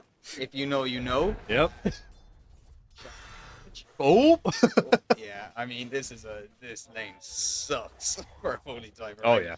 I'll be expecting him to be pulling waves soon, honestly. Like, yeah, it is honestly that bad. Yeah, he might even just die. He's gonna die here, right? I mean, maybe not quite. Is there a glyph available for only my user? Okay. Surprisingly enough, Ursa has decent CS. Yeah, you wouldn't be expecting to do very well in this lane. I don't know how. Yeah, I mean, Primal is also doing decent against the Timber, but I guess this is trampling the waves, right? Oh yeah. Here, just wait. It's not going to get any better. No, it's not. Well, he's brave. He's a braver man than I. I mean, mid lane's just going to get worse and worse. And then eventually bottom's going to be unplayable. Oh. I feel a bit bad for the Lifestealer, though. It seems like a fucking terrible game for him. Yeah. Yeah, it's I mean, it's good against the Sand King, right? Yeah, but it's like those Ursa Lifestealer is like 91 Ursa, you know? Yeah, like Ursa is going to kind of go on a bit of aggression here, but I don't think it's going to come up with that. Nah. You guys see this. You see what happened, you know? I feel like all these lanes are going to be static, yeah. Boring lanes. Maybe Viper will, dive the tower, make it interesting. Hopefully, that would be cool. Yeah. Oh my god, a Lion that isn't Max and Manager in. This is historic, honestly. Ooh. Going on damage here. Do they have the damage? There with the Lifestealer thing, but the stun out from Taylor, from the Spanking guy, and the arcane thingy going on to Jojo Baggins on the he must have Iceman. drops, yeah. Yeah, he does. Yeah. Oh? Holy Diver. I mean, do you know what? Holy Diver is giving it to this Timber. He's not that behind, really. I'm actually surprised, yeah. He's he is going for it. I guess you can't just trample the waves, right? So Yeah. it's not the end of the world. Yeah. No, he just needs to make sure he doesn't show too low HP. Maybe when the Timber gets to level 6, but Yeah. even so he has ways to get out. It's not the power spike as it used to be, though, sadly. You don't get the double chakram anymore. It's a bit very sad. That's so gross. Yeah. Bit of harass coming out here on the bot lane.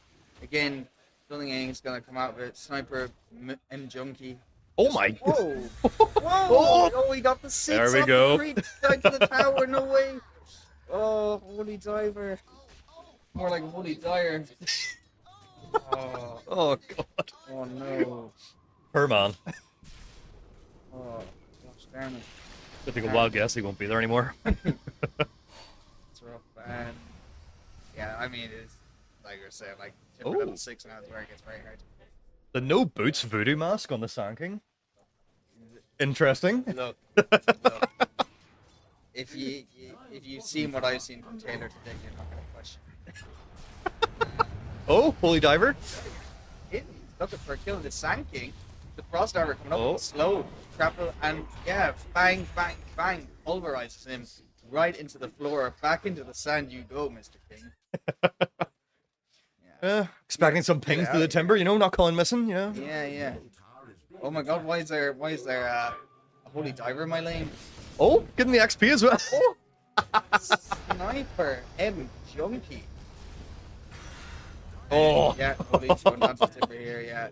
Okay. The tips as well. Yeah, oh. Yeah. Immediately making that rotation from the Prime not worth it. The Primal's still in the top jungle.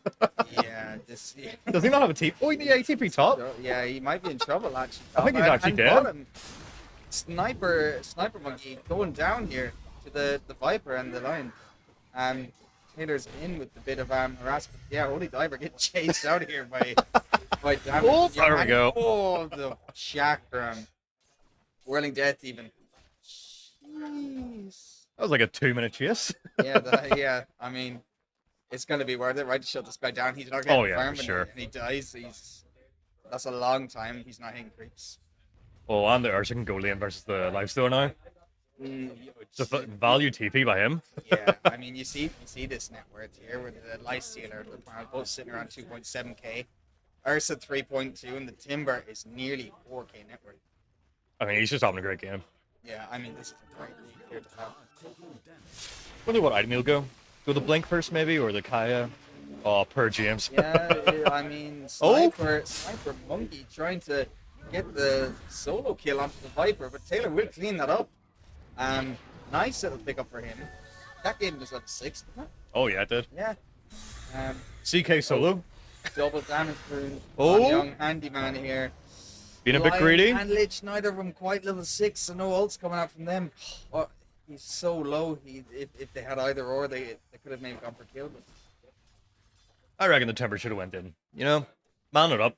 yeah, I mean, unknown for these 50-50 feed or style plays.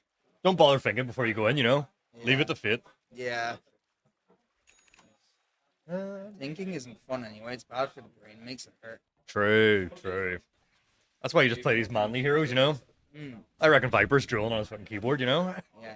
Oh, definitely. Most definitely. Then again, Viper's having a pretty good game as well, actually. Same as Sand King. Ursa's surprisingly above the Viper as well, actually. Now I'm looking at it. Don't know why this has happened, but you know, fair play. Yeah, I mean, this is Bambi. You know, that's who we're talking about. And yes, Sniper Monkey James not giving a single fuck about this Viper. Oh. Damage. I know the Lion here. Lion camouflaging into the terrain here? He's hiding. Yeah, he's done it. He's done it. He hid under the rocks. My he got God. away. Yeah, have you seen the Hunger Games? You know where Peter like he turned himself like into a rock from like, Oh my- where, like the makeup. Yeah, that's what happened there. It's also like the bloody Simpsons meme, blending into the blending into the head. hedge, and he came straight back out. Yeah, and damage not seeing it there. Wow, amazing plays from these players. I've never seen that before in Dota. I have never seen that. Yeah, Like, using the terrain to hide. He knows what maps get damage. oh, Viper going for more of the right-click build as well here, actually. Yeah, Not going for the nerd Ags build, you know. The Chad right-clicker, you know. Chad big four. He doesn't want to click any other buttons. I I'm respect sure- it. Yeah. I'm sure Taylor's very happy about his carry kicking him out of his, you know, lovely cozy lane. Yeah. You know what? I'm having a bad time. You go play versus the Viper now, you know. I'm Yeah, sick of him. I'm I mean, I'm sure he seems alright. He's definitely more survivable against this Viper. Oh yeah, for sure. Oh. Doesn't look like we're doing anything down here. The solo smoke by damage. Get that done. He's, Get that... smoking a fat smoke down in this bottom jungle. All by his lonesome. He's just sitting here behind the Sand King and Chaos Knight. Stun out onto the Viper, and the Skyrat mage is doing magic stuff. He's doing magic, and he's going to do magic enough to the Viper that he kills it. And yeah, Taylor charging up the ult there. Hey guys, look, I'm doing something. The BM ult. and Timbersaw in with all the saw blades and stuff, and just Killing just everyone. kills them. No, yeah, it's over. And a quick BM pause here from Lion. Oh, the long have I waited. Long have I waited, he says, and long may we wait for this pause to be over. I actually love that voice line when pauses happen. So good. Tactical? Yeah, most likely, I would say. I don't know, know. says No Leaves. I don't know. Interesting pause, you know. I like it. Sorry, says no. Okay. Let's just say it was a misclick, you know. Hopping Leave it at that. Hopping is in. Hopping is in. Would put it up there, yeah. You will. Oh. Oh, big words coming out from Sankey here. Who ulted the trees. I know. But, anyway, look, It was funny because he cancelled his ult as well. I don't think he meant to do it. Ooh, Lifestar going for the Radiance. Boring build, you know. Everyone does it. And you know, Bambi famously playing these Radiance pickup heroes. Do you think he'll go for Radiance on the bear? No, he's too much purpose. Boring. Lame. Real man when he did it. Yeah, go out here onto Young Handyman. Uh-oh. Not really gonna get anything. Yet slow with the Mystic player. Primal just a bit too late. And, yeah, I mean. Oh no. Oh, he died return. going to turn it around onto Young Handyman, but there's more backup. And yeah, they all rotate, all of them, into the middle lane. Kirby's they Viper, kill him. he's They- too they- slow. They killed him, guys. Viper, yeah, gonna turn around onto the Timber, but can't use the poison. So close. Is he gonna was- take out? No, No, Timber's he too was good. silent, so he only got the 2 hits off. He got silenced by damage. Yeah, and this Skyrat, I mean, it's actually a sick game for Skyrat. It really It's is. like, yeah, silence on the lifestealer. He can't use his free BKB. I mean, none of these heroes do anything with their silence. Like even the Viper, he's like, you know, Can't even do yours poison right-clicking? attack. Yeah, you can't poison attack. Doing your puny right-click attacks, probably hitting less than line. And Ursat just soaring up the network here. Oh, he's having a Top great of the time. network chart, 6.6k. I mean, coming from a Viper lane, you gotta be pretty happy about this if you're Bambi, right? I mean, it's a bloody miracle he's gotten away with this. Like, Yeah, it's got I a don't know crazy, how he yeah. has it. I'm pretty sure he has a Battle Fury now. Like, He doesn't love to, yeah. it's just going to skyrocket. Like, I mean, yeah, he's gonna farm out control here. Cabin are going to need to coordinate some plays here. Like, I mean, this Timber is already getting to kind of out of control status. He has the Blink Dagger now, like he's level 11. oh yeah, the level advantage is insane. Yeah, like they don't have a whole lot to do with him. I know later on, like when you got the Ags on Primal, you could fight into Timber, you know, with the break yeah, and stuff. yeah. I quite like that against Timber, but I mean, Could be good. Primal is a significant like 1,500 gold behind him. That's a lot, like this early, you know.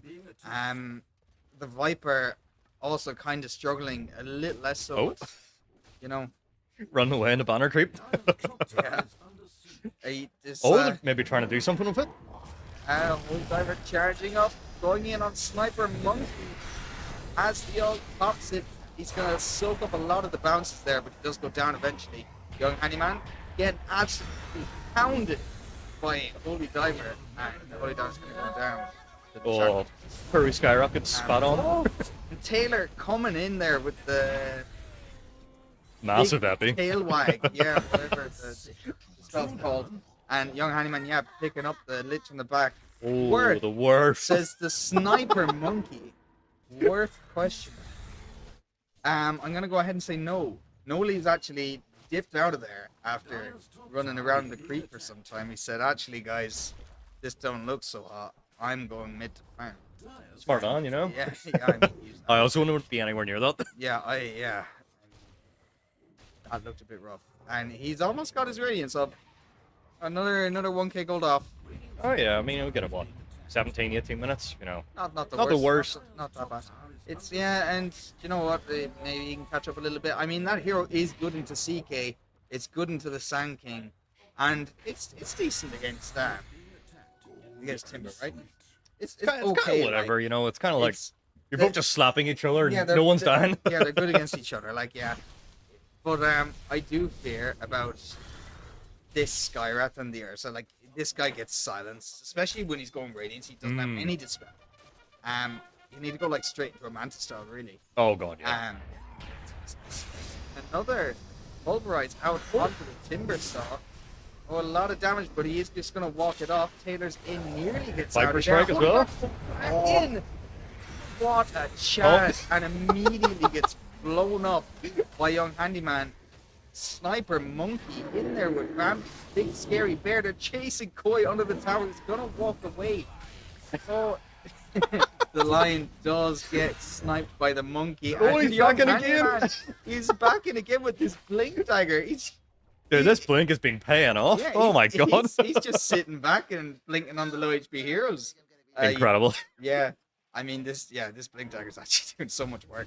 I think he initiated about 4 times that fight. Yeah, That's insane. Oh god, Bambi already has a blink as well. Oh.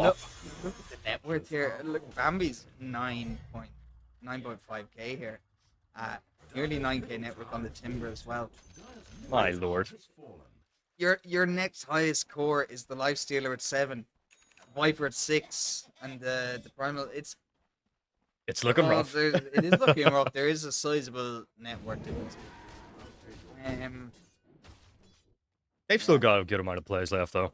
Yeah, like They do need to get this farm far, though. It is hard. I like what they really need is to catch one of these cores on the side of Guinness men or whatever.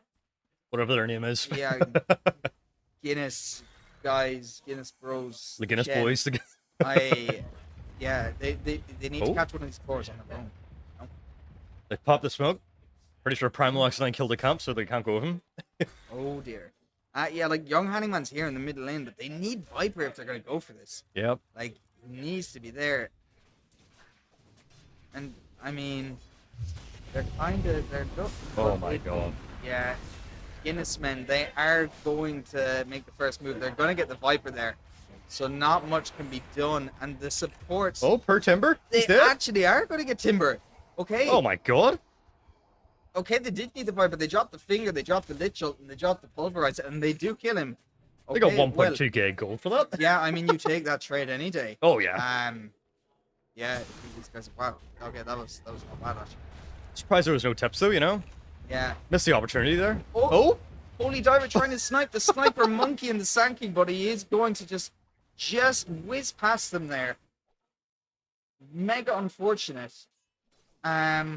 Damage, thinking about farming the small camp, isn't going to go for it. He is looking at Leicester. 10 seconds here on this Mystic Flare. Wonder if he has enough damage for it. He's going to flare him mystically. He's going to do it in about 9 seconds. It's going to kill him. Oh, does he have enough It will damage? kill him. I think it will kill him. Oh, with the Timber blinking, it'll definitely be enough. Here we go.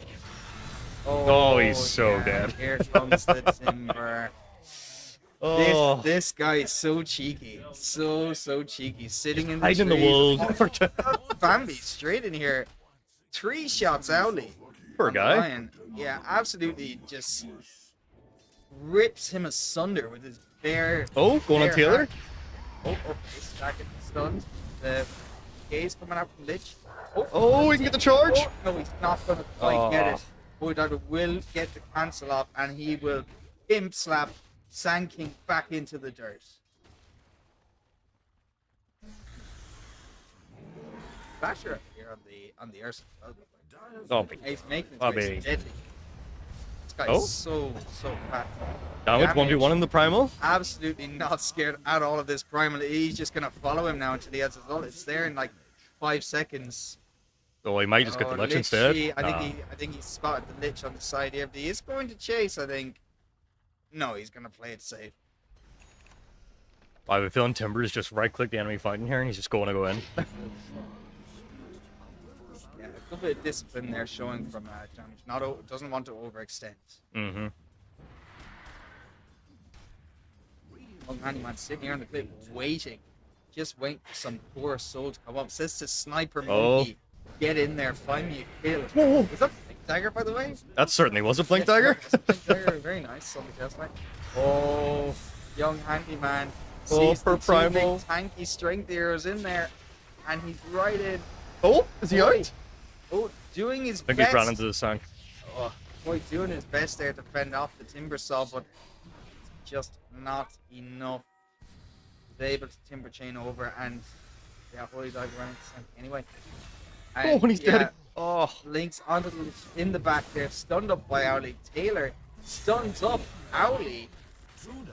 You stun my friend, I stun you. And he does kill him. And while all this is happening, the wee bear just sitting in the woods, you know, the bear, having a great time. Winnie the Pooh up top in the top lane, eating his honey, getting his nutrients, sticky claws. Mm-hmm. Yum yum, says Pooh. And yeah, he's just gonna keep farming. Keep farming that honey. 12k network lead, looking hard.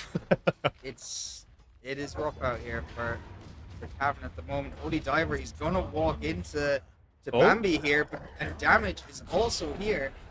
Oh, look at Strad, what way he's going. But Damage is here, he's behind Boy. Oh, and the big scary bear, he doesn't care if it's broken. He's got back above the magic flying wizard. Why didn't Gauzy into the get ages? What? Did I miss that? Oh, we did. When did Ursa kill it? We did miss it, Sam. Oh, and Ursa has Aegis somehow. He's had it for about He's a had it for minute. 2 minutes. Yeah, had it for a considerable amount of time. I guess he just walked in and soloed it. I guess so. He's just that good. We didn't even notice, you know. What can you do? He really snuck that one. That was a sneaky roach if I've ever seen. 2-man action going down bottom, you know. Oh! The near ult dodge there. Yeah. Oh! Absolutely. He's not even down. Oh! And yeah, here it's totally not Oh. getting away from this. Or is he? Yes. He might be. Koi in. And he goes the back in. break. Oh And my he God, the chin. you guys can see it's crazy. The finger, they do get him. They kill him. Good stuff. But oh, damage is in as well. Damage, and he's gonna pop the auto unholy diver. Oh, it's outie, please. Why don't you find out with me? Save me, please, brother. But no. And Viper spits on the spits all over the Skyrath mage. This Here, Dire will hot take that. acid or whatever he does, you know. Wow. Oh my Wow. God. 76-24. They're close. They're clawing back a little bit. Oh, 80-20. Okay. Bloodstone now from the Sanking as well. Oh, and the Viper is going out. Sniper. Interesting. Down in the bottom lane. Sniping. Oh, no. the double stun. The epicenter is out, but the Rabbit from the line comes out the rage to dodge the stun, and Rambi, he's on the pitch. The big scary Iceman Taylor flicks in. Ravage The again. second Ravage. A second Ravage has hit the tower. Oh, Holy Diver links in, yep, pounding the Sanking into the sand. Another stun. Oh, just missed. Yeah. Oh, Ursa's kind of far in. Holy Diver has BKB. Okay. He wants this. Oh, Sanking dead. He's going to get him. It looks like. Oh, yes, he Ursa's will. Aegis gone. Okay. Yeah. Ursa gone. Holy Diver gone. Oh. Young Handyman is going to pop no leads, and The tip's Rambi coming out as will well. get the Viper man. Fine snake. It looked like it was going well until the Ursa respawned. Yeah. I mean. Rough stuff. Yeah, lots of stuff going on.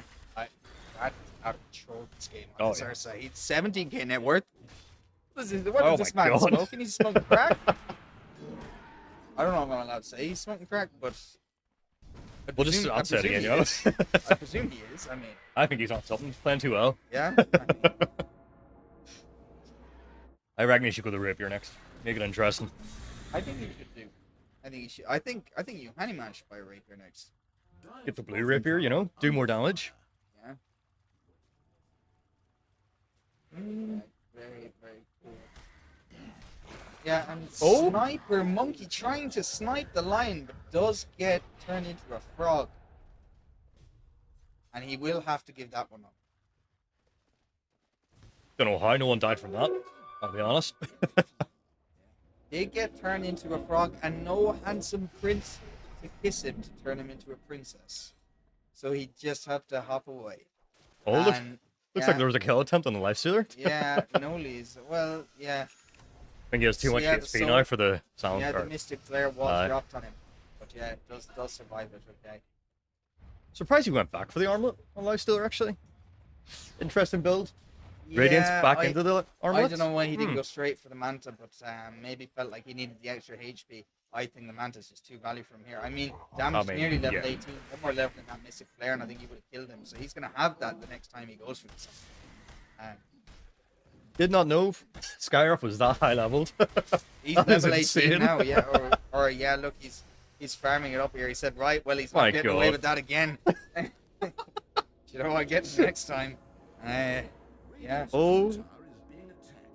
What, the lamb was going to walk up there, get stunned? Sniper Monkey, too busy sniping this outpost.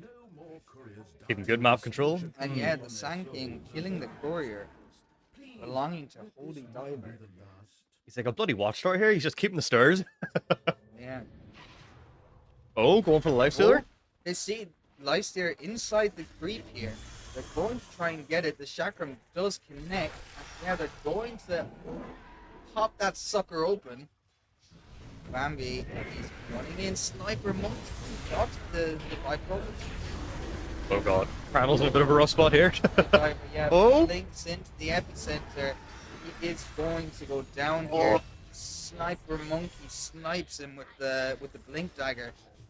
And young Handyman chasing in on the line. He is going to get him. No leaves. Running away. Run, Mr. Lifestealer. It feels like he's not been able to do anything else this game. Nope. There's just no space for him to do anything.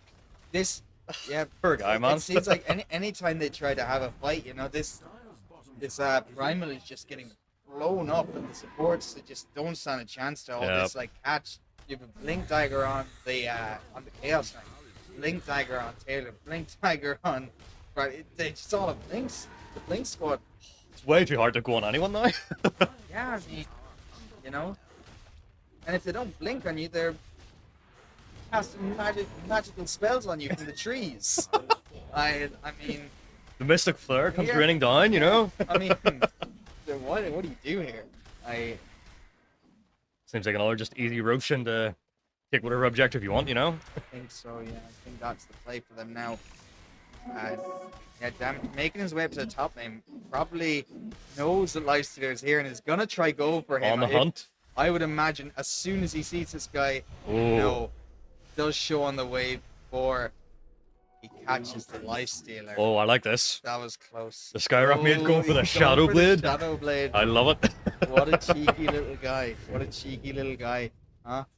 Ready to hunt down anyone. Sniper Monkey here with the illusions pops the ulti and just misses Holy Diver. Or did Holy Diver just miss him?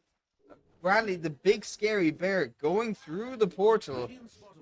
Didn't quite see the Lifestealer. Did he stop the portal? Yeah, he did. Oh, Ursa going, he's going for the Holy Diver down bot. He's looking, he's on the hunt. Oh, is he gonna get greedy on this Winnie camp? the Pooh, he smells the honey. Oh, he sees the Lifestealer, does he? Oh, yes, Basher, first to bash. Oh, no bash. No bash. That's and first hit. Get a refund. Refund. Oh, that's good. Yeah, the Timu Basher. Timu Basher. Yeah, we've all fought and victim to the Timu scam before. Yeah, he walks to the small camp, gets the first hit bash in the creeps. Yeah, that is the classic. Like, sure, he primed it, you know, and be ready for the next time. Yeah. Creep count and see what's happening. The Torment are going down the shard, going to Taylor. With the already 27k network they have here, it's looking a bit grim for Cabin Champions. It's a really good shard on Sand King as well. So what is the Sand King shard? Pretty sure it's still the Pulse on Walking, isn't it? Pretty sure anyway. I'm not a Sand King player, but I'm pretty sure that's what it was. So no, well, he's not doing it. I mean, I have no idea what it is. Mr. Observer, can we get a Sand King shard check? Oh, okay. Damage for... Oh wait, every 2 seconds causes a small epicenter plus around second. Oh, maybe Sounds cool. Maybe it doesn't trigger if there's no enemies or something. Okay, cool. Very cool. Just pulse his ult. I mean, there we go. You know, CK can't go a game without ban armlet, you know? Oh yeah. 31 minutes, doesn't matter. Oh, and there's a He Roche. will be getting the aid. Does it away from his team so he can get all the loot. There's no Sharon in this. Oh, the Primal go. Getting absolutely stomped into the floor. He's getting trampled right now. The BKB, that slow isn't going to save you. Bambi jumps in on him. I'd imagine he's going to kill him. We can't see. Very timed by damage. Give him the well played, you know? Well played, yeah. That was certainly very genuine and not, not sarcastic at all, you know? From damage, yeah. Knowing him. Only good intentions there. Yeah, and Holy Diver Primal didn't even die. Did actually get away from our Sydney there, yeah, so. There you go.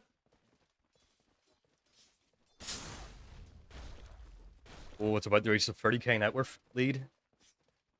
Oh, rough to come back from that, but it is, yeah. Just never know. Shy of 30k. Dota's Dota. Sure, some miracle can happen. Dota is indeed. Oh, here we go. The real carry is here. Sniper, the donkey jumps in, and a huge stump to Taylor. Holy diver on the back, he does kill. Sniper monkey snipes the sniper monkey. Oh, spit on that thing. So, I mean, young Handyman, he's actually stunned up. Oh, it's Viper Strike. Is he even gonna die? Oh, the Ursa! Does he have blood? No, he doesn't have for another 10 seconds. Gets stunned up by Taylor. There's Oh. some mystic sort of stuff there. Some mystic flash coming out. From damage, the silence on the lifestealer. And Copper's rage. And Oh my the god. Basher, he got the refund. He got a replacement for it. No. The Ursa's That dead. goes down. That is a. Was that a buyback from Holy Diver? Did Holy Diver die? The tip just Oh, and a went tip. Sniper monkey. Oh my god. Sniping his own teammate there with the tip. Just Oh. the tip. Ags on the timber. Is he just gonna go in? Chat it up, maybe? Oh? Let's see. Pretty sure they got like 2.3k gold just from that Ursa kill. Yeah, I mean, they must have. I mean, Oh, still look at a that. considerable lead in favor of Radiant.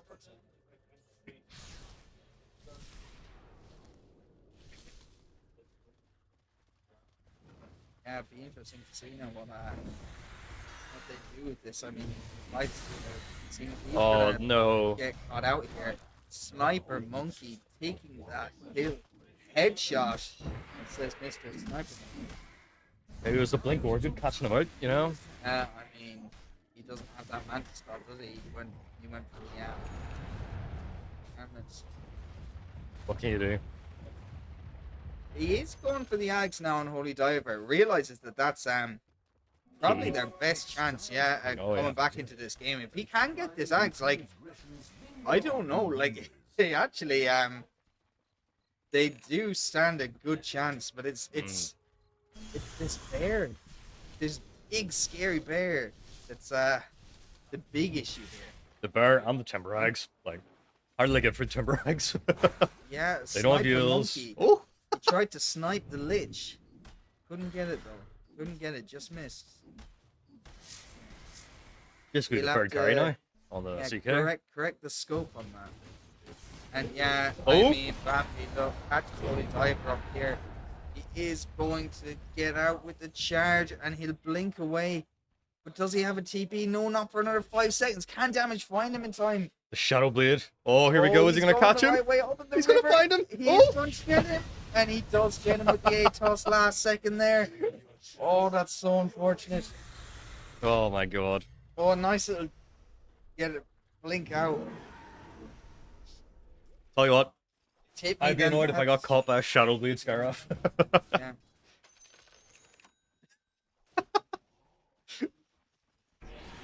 Oh my You're lord. meant to smoke out vision. I don't know what Mm. sniper meant by that, but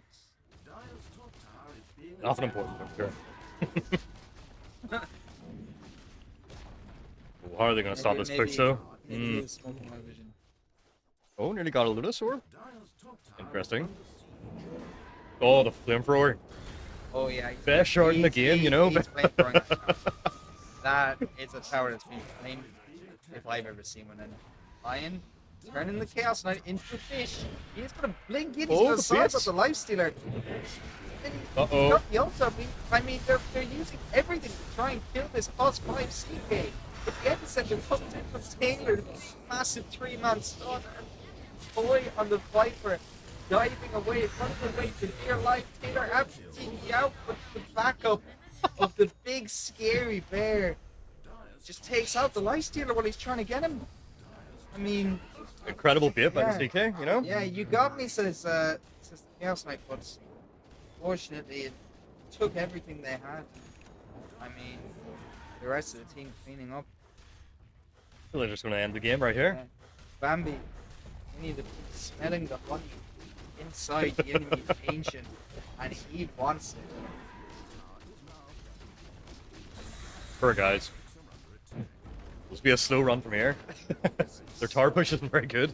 Yeah, it's tough. Young Honeyman doing a little bit of a belly dance here on the Wild Rats. flamethrower. Getting the fire on both racks. Needing fire on these racks. Oh, maybe one fight left on the Dire here. Yeah. Do some fight, you know. 43k. Oh, here we go. Lion comes in, turns the bear into a fish. Holy Diver slams the fish into the floor. Oh, and breaks the timber. Oh, breaks the timber. The Viper Oh. spitting on him. Bear is Oh? it Burst it. does take out Ramby. Maybe went in a bit too deep there. Young Handyman Blink is going to be cancelled by the Radiance. He's going to get out, but Owly The catches catch him with one the line. stun. They need to do some more damage to him, stop him flicking out. But the Epi Center coming from Taylor there on the back line, behind the line. They get the Lich, Holy Diver, and Holy's here. And they turn this around. Sniper Monk, the stun, Taylor, Oh. up the big man stun, and they're both going down. Oh, the buyback? No, Buyback not yet. from my Steeler, Oh. but Holy Diver calls it. GG has been called. The game is over. 48k net worth leads. And look at that cheeky Magic Man indeed. So cheeky as ever. Good luck further. Yeah. But yeah, I mean, well played by Guinness boys or whatever their name is. yeah, Guinness. I don't know. Those guys are assholes. Yeah, all the tipping, you know. Not They're- good guys, they're obviously. No. Yeah, I mean, obviously, you know, a big MMO advantage in their direction. I mean, Cavan got some nice turnarounds Fair. there, but unfortunately, just outdrafted with the timber and the bear, and you know, Draft was too much. Ursa got way too big. What can you do? Yeah, I mean that sums that one up. What can you do? Yeah, stay tuned. What do we have next, Mister? Semi-finals, yeah, the two. So the upper semis, the lower semis, and then the finals. Oh, there's not. Oh yeah, okay. So we got the semis. Yeah, semi coming up.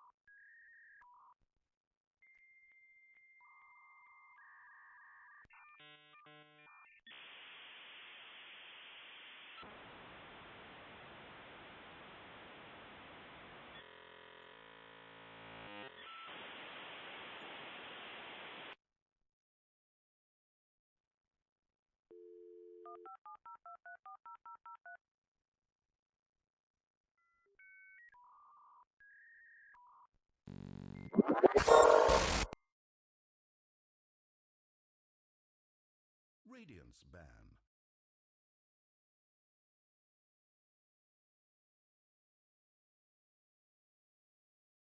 $10 to pick. 5 seconds remain.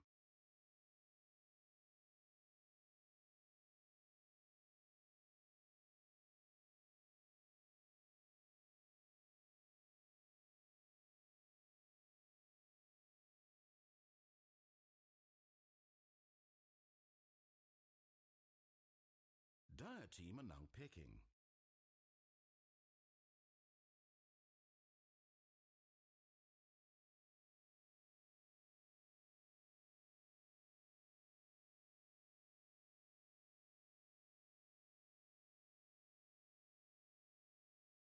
Only 10 seconds. 5 seconds. Hurry, hurry!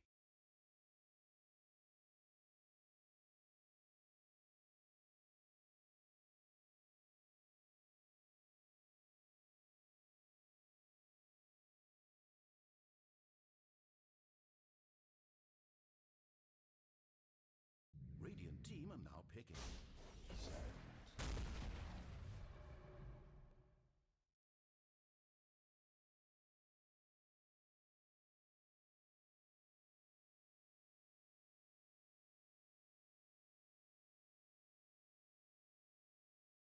10 seconds to pick. Dire's ban. Double common.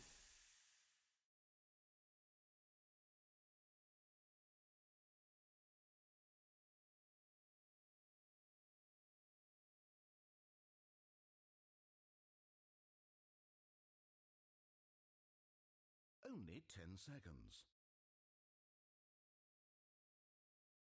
5 seconds remain.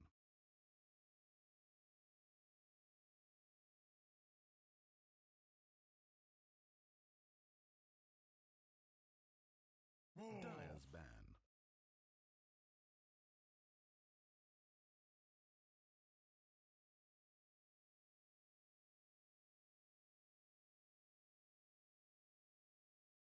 Radiance ban.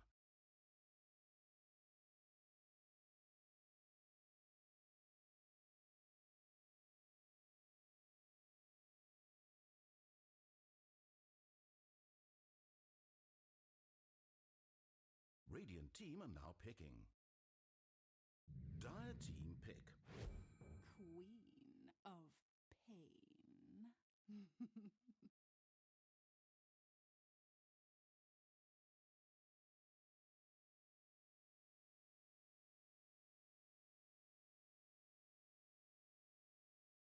10 seconds to pick. 5 seconds. Hurry, hurry!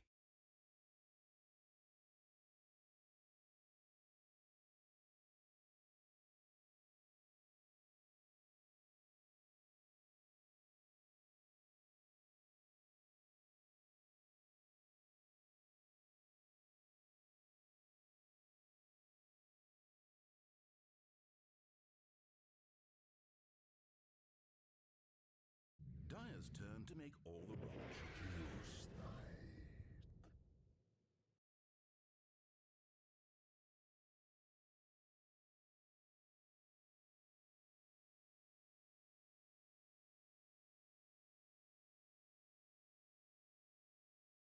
Only 10 seconds.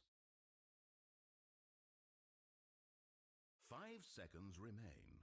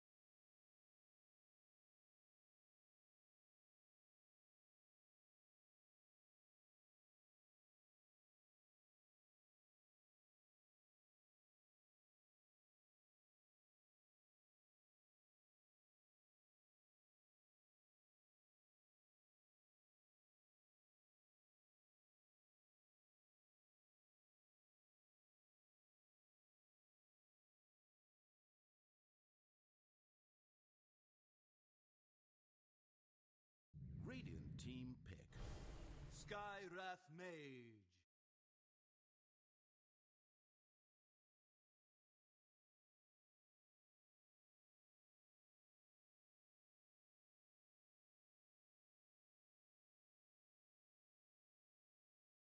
Only 10 seconds.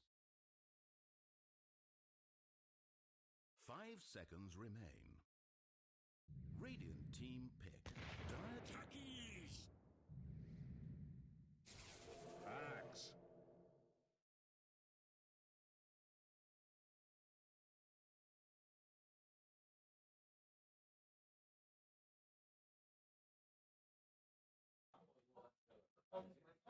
10 seconds. Or on? Yeah, you're on.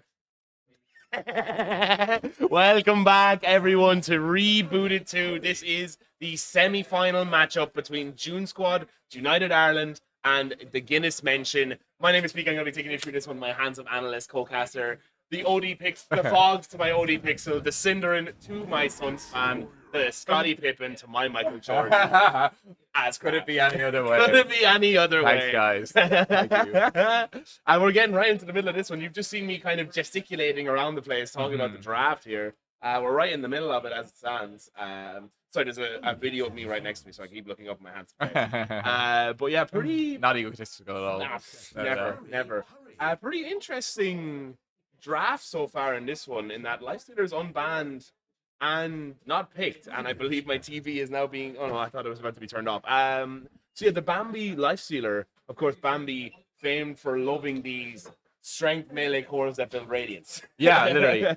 No, well, this game, they see the Axe, and Ursa's generally a good response into Axe, something that people pick just because it owns the lane, and even later in the game, if you get caught without Fury or without the Enrage or whatever the W is, anyway, as long as that's not on, Axe actually doesn't really kill you very easily. So yeah, just a generally good hero. Also something that Bambi's played throughout this tournament. I think he has I wouldn't say a small hero pool, but quite like a number of heroes that he's known for playing. And so in a lot of games, those are the type of players that end up being banned out. And Bambi has been one of those players. But Ursa has been one of the heroes that has managed to get through the first, second ban phases. So yeah, now the other thing to say about this Guinness Mention draft is the iconic Taylor Dota Sand King, probably his most infamous or most associated hero with him in Dota 2, I would say. Interesting to know, Pango only banned in the last phase. Now, that has been the other hero that Taylor has really played a lot of this tournament is Pango. So between Pango and SK, he did go for the SK. And then also, not to only talk about the Guinness Mention draft, but this CK on Guinness Mention is almost certainly a POS 5 CK, which Legendary. somehow this team, I think, seeded second after the groups, played POS 5 CK like 4 times, and they still won all these games. Yeah. Like, really, really cool that they Beat managed us to with build it, beat us with it, Yeah. beat a number of really good teams with it, and they were managed to bring this into the draft and, yeah, win games. So, really, really well done by them as a team to kind of incorporate that. Obviously, a very unusual pick, and then also James has been playing really well on it. Looking at the June squad, Queen of Pain, probably one of the best mids of the patch, and also something that Oshin plays a lot, right? Yeah, definitely. It's something that we've kind of fought over a lot over the years. Yeah.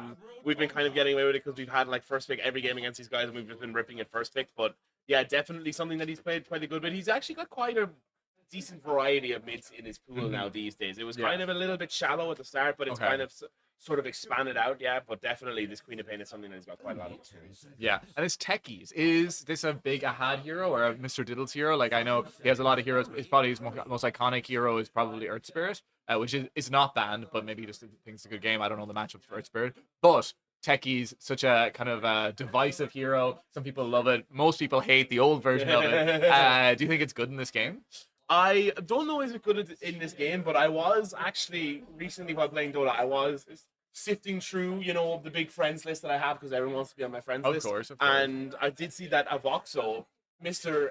10.7k MMR, was playing at POS 5 in his pubs. So maybe there's some hidden tech that us mere mortals aren't aware of. Yes, I definitely do think not it's something. immortals. No. All but immortals. Yep. Definitely not. Definitely not. So interesting here, just to jump in on Guinness mentioned. So this Sand King, and we did say this when we were playing against him, and something a lot of teams will have known is that SK was a very powerful hero for Guinness mentioned because both Taylor Dota, who has the SK we talked about, and Young Handyman play at mid as well. So they did decide in this game, I'm pretty sure, that they're going to put this SK on mid for Handyman, and they're going to put Taylor on this Kunkka, who he also really likes as hero. Now, is this hero good? I'm not really sure. Yeah. Now, they haven't decided. Look, but it's not locked in yet. So we might see them flip that. But a very strong statement by Guinness mentioned to take Kunkka in their last game, a hero that hasn't been strong for a while, has almost always looked bad in the last 6 months, I would say. And they do so. They're putting him mid. They're putting him mid on Handyman. That is crazy, actually. I don't know if I've ever seen him play this hero. Owen, I don't think I've seen him play this either, Yeah. but maybe I'm sure he has back in the day. He probably has 200 games on it, knowing Owen. So, what do you think of Solar Crest Wind Ranger? He played this against us earlier. It looked pretty good, but we also just got stomped, so I can't tell if it was actually a good hero or we're just bad. Probably the second. But I suppose it dodges Ursa with the E. I wonder does SK kind of just blow it up though later in the game? Yeah, it kind of does. Like, it's one of those things that's really good into Wind Run because he can't dodge the epicenter pulses. Yeah. Now, I do have some tech. I have been talking in the back channels with Mr. Taylor Dota, and I know he's going what he has dubbed the new wave Sand King build, which is you don't go Ags. You go Blink Dagger, straight Bloodstone into like a BKB shard, and then maybe you get the Ags. You put it off until way later. And you played that in our game when we played an Alk game earlier today or yesterday, where you were going Bloodstone after with the Ags built in by Alk. Did it feel good? Do you think that is the new best build on Sand King? It's hard to know because I mean we were playing from behind that game, and by the time I didn't have Bloodstone before I got Ags, so it's hard to feel the effect of it. I mean, on paper, it's really good, right? Because all these pulses get amped by the 12% magic damage. But it is hard to know. Yeah. Really, I'm not sure about that one. Maybe it's one of the. It's kind of like one of those kind of hidden effect kind of things where it's harder to feel the benefits because it's a 12% buff. Yeah, you know, that's fair. That sort That's of fair. way. But as we get the pause here, I'm gonna do a little ad read. Okay, well, Patter, I'm just gonna get out of the way and let you take center stage. And I'm gonna say, if you are just joining us for the very first time, welcome along to Dota 2 Ireland. We would love to have you involved. We have a fantastic community of amazing people here. We have our fantastic production team, as well, of course, the casters, all the players. We have about 50 players on site here in Belfast today. We're running the Irish Dota League. Sign-ups will start in the next week or two. Pending approval by our gracious admin, Mr. Taylor Dota. And if you would like to get involved, you can do !Discord in the chat to join the Discord, or go to Dota2Ireland.com to find the links for the league signups. Our next LAN event, which we don't know where it's going to be yet, probably be taking place around October, November. And we run about 2 of them a year. And yeah, we'd love to have you involved. So !Discord or Dota2Ireland.com for more information on that. Okay, we're back, baby. Right, straight in with the pause. I imagine someone needs to piss because that's the way it's been every time they've paused at the start of these games. Oh, no, Punjabi has vomited all over Taylor's keyboard. Clean up in aisle 5.